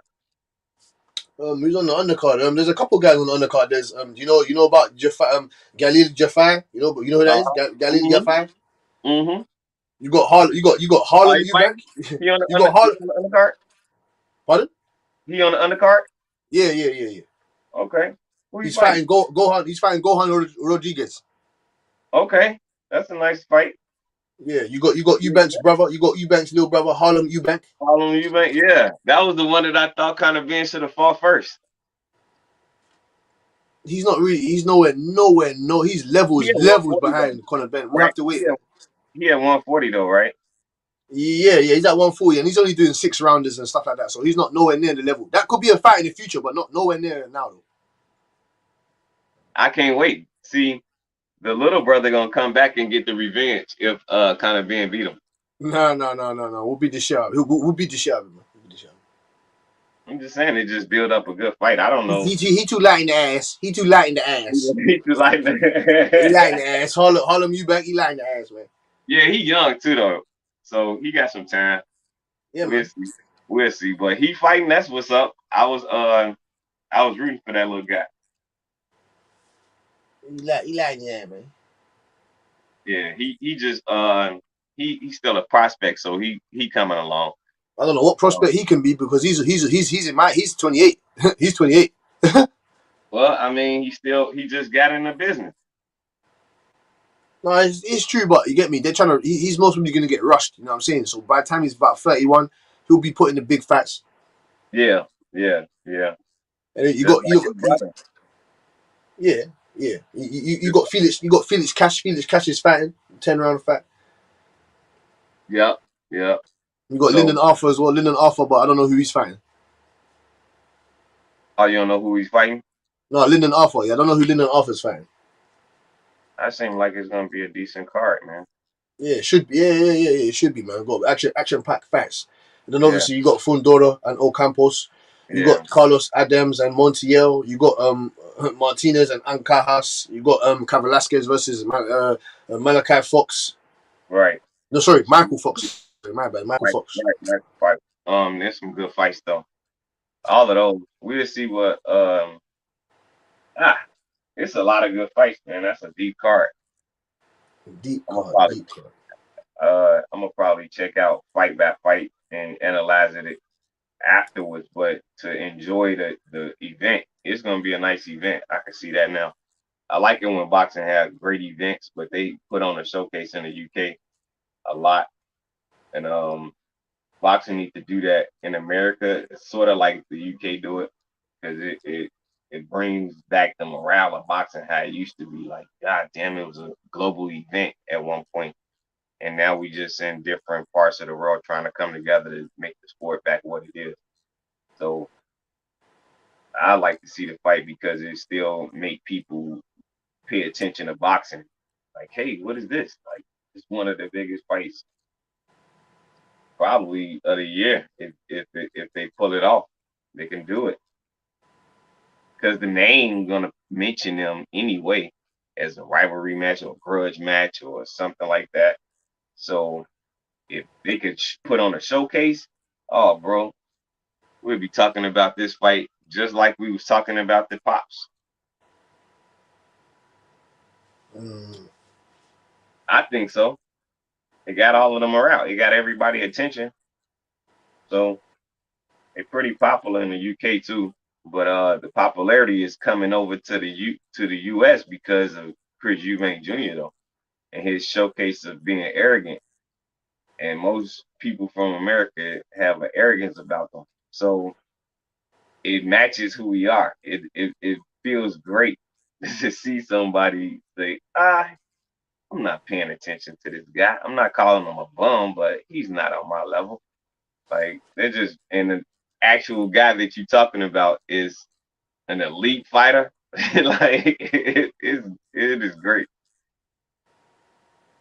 It's great. Oh, it's great. Oh, it's damn great.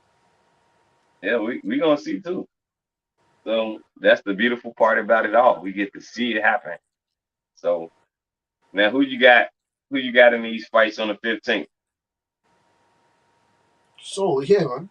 I got Wilder destroying Hellenius in about 7 rounds. I got Wilder knocking him out in 7 rounds. I have Baumgardner beating Michaela Meyer.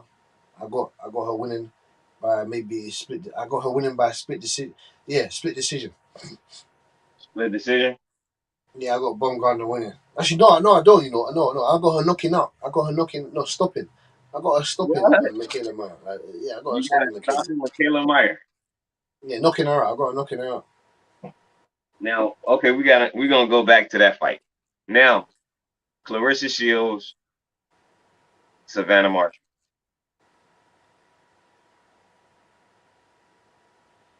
I'm leaning towards. I'm leaning towards Clarissa Shields. You get me? She's the more accomplished. She's the more seasoned. She's faced a better competition to a certain extent. 2-time undisputed. About to be, or looks like it's about to be 3-time undisputed champion in three different divisions. You get me? She's got a better boxing ability. You get me? Because when I love people's feet, footwork is very important in this game. So I love the Mm-hmm. footwork of Clarissa Shields. She's very Yeah, defensively sound. She doesn't really have too much power behind her punches. She doesn't sit down on her punches, but skills pay the bills to a certain extent. Savannah yeah, Marshall's got power. She's got power. She's got that herky jerky movement. And I don't like to say she fights a bit like Fury, but she has that Fury type of mentality background where she's getting coached by Fury's uncle. You know what I'm saying? yeah, So yeah, yeah, man, I like Savannah Marshall as well. It's a 50-50 fight, but I just lean towards Clarissa Shields. But after like on the day, I'm also believe that'll be my final prediction. But right now, I'm going with Clarissa Shields because that is a hard, tough 50-50 fight. yeah. I like to go back to Michaela Meyer versus Alicia Baumgartner. Uh, that's a 50-50 fight, bro. Yeah, it is. It is. Michaela Meyer, she's the bigger out of the two. She fights a bit like Sean Porter to me. She have more skill than Alicia Baumgartner right now. Also, she got a dog in her teeth. It won't sense though because I don't think she. Yeah, I think she has a better punch selection. I want to say she's more. I don't know. I want to I say don't. she's more. I want to say she's more durable, but we'll have to Yes, she see. is. She is, but she perform in lateral rounds also. But not just that. Uh, she have she know how to jab. She know how to sidestep and move in combinations, and know how to control the pocket. She's a better fighter overall. But the the skill set that Alicia Baumgartner have is uh she's faster, she's more athletic, she has the more power, and she her skill set in all in totality is based on uh working a jab and going to the body. Like she's basically the same fighter as Michaela Meyer, but with less feet movement than Michaela Meyer. Michaela Meyer know how to turn, get into angles, and work in the pocket better than Alicia Baumgartner. But Alicia Baumgartner got pop, so when she land combinations, she usually comes out on top with a combination. She's susceptible to a lot of different jabs, though. If it's a southpaw she's fighting, she usually get caught a lot. So it's to say a lot, and to say a lot about who she is as a fighter and where she's going in her fights after this. Because she about to accomplish a lot by beating Michaela Meyer if she can do it. But I just don't see it happening. That's just me. I don't see, like you said, skills pay the bills. So um, Alicia Baumgartner have to show a sharpened version of herself to fight a Michaela Meyer because she could take punches. So it's not easy to knock her out. So if you can't knock her out, then how you gonna want to fight?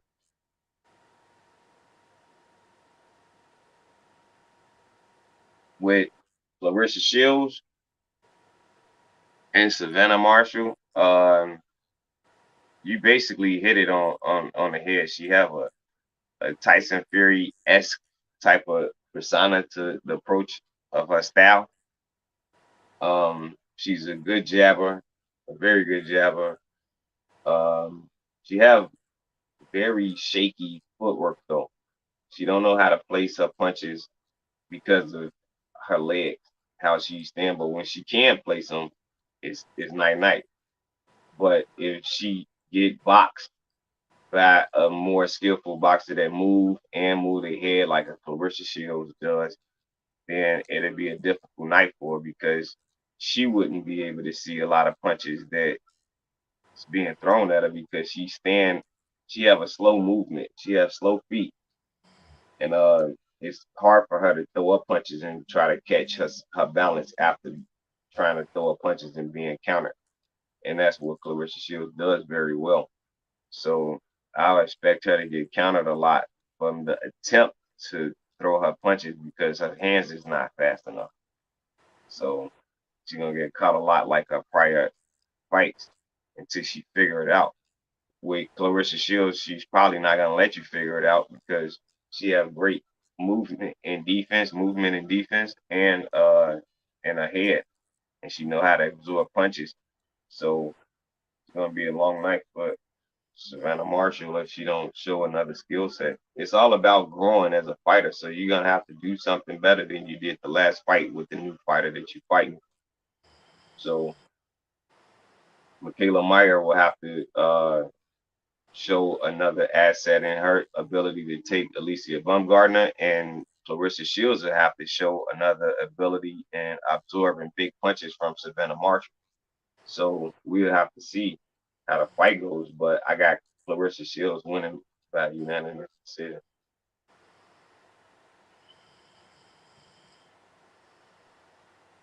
I got Michaela Meyer winning by split decision.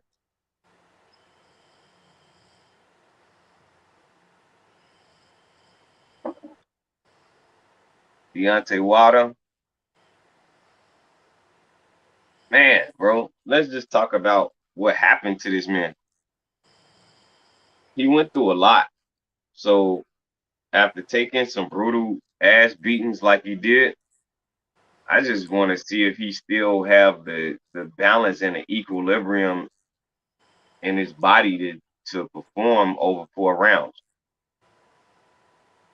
Because he seemed to lose a lot of gas by the 5th round.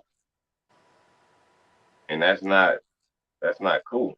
Like I haven't seen Deontay Wilder like that basically ever except against Tyson Fury. So I need to see what Deontay Wilder have in him, and if that dog and that animal is still in him like that.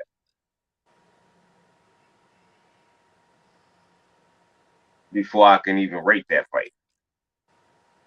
I just want to see the fight. I don't know who's gonna win. Because I don't know what type of fighter I'm getting after taking a brutal ass whooping like that. Some guys got it, some guys don't. So we'll see. Devin Haney, George Kambosos. I think Devin got him in the 9th round. I think he's gonna get him out of there by the 9th round.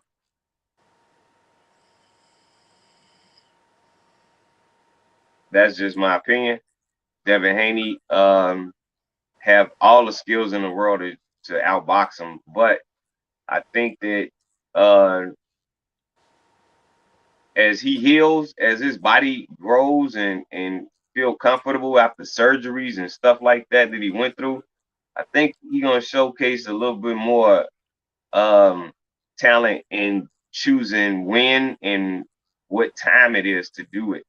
I know he like to be patient a lot and just wait for his opponent to do what they need to do so he can shoot that jab and sidestep and work the body. Sometimes he'll get in gritty with him too. He know every part and aspect to defending himself in the ring. The thing about it is he don't take chances. He can. So all we just waiting on Devin to do, I know the pop is there. I know he got power because he don't take chances. If you take chances, then you showing your power. You got to take a chance. He don't do that. So when he do take chances, he had the knockout of the year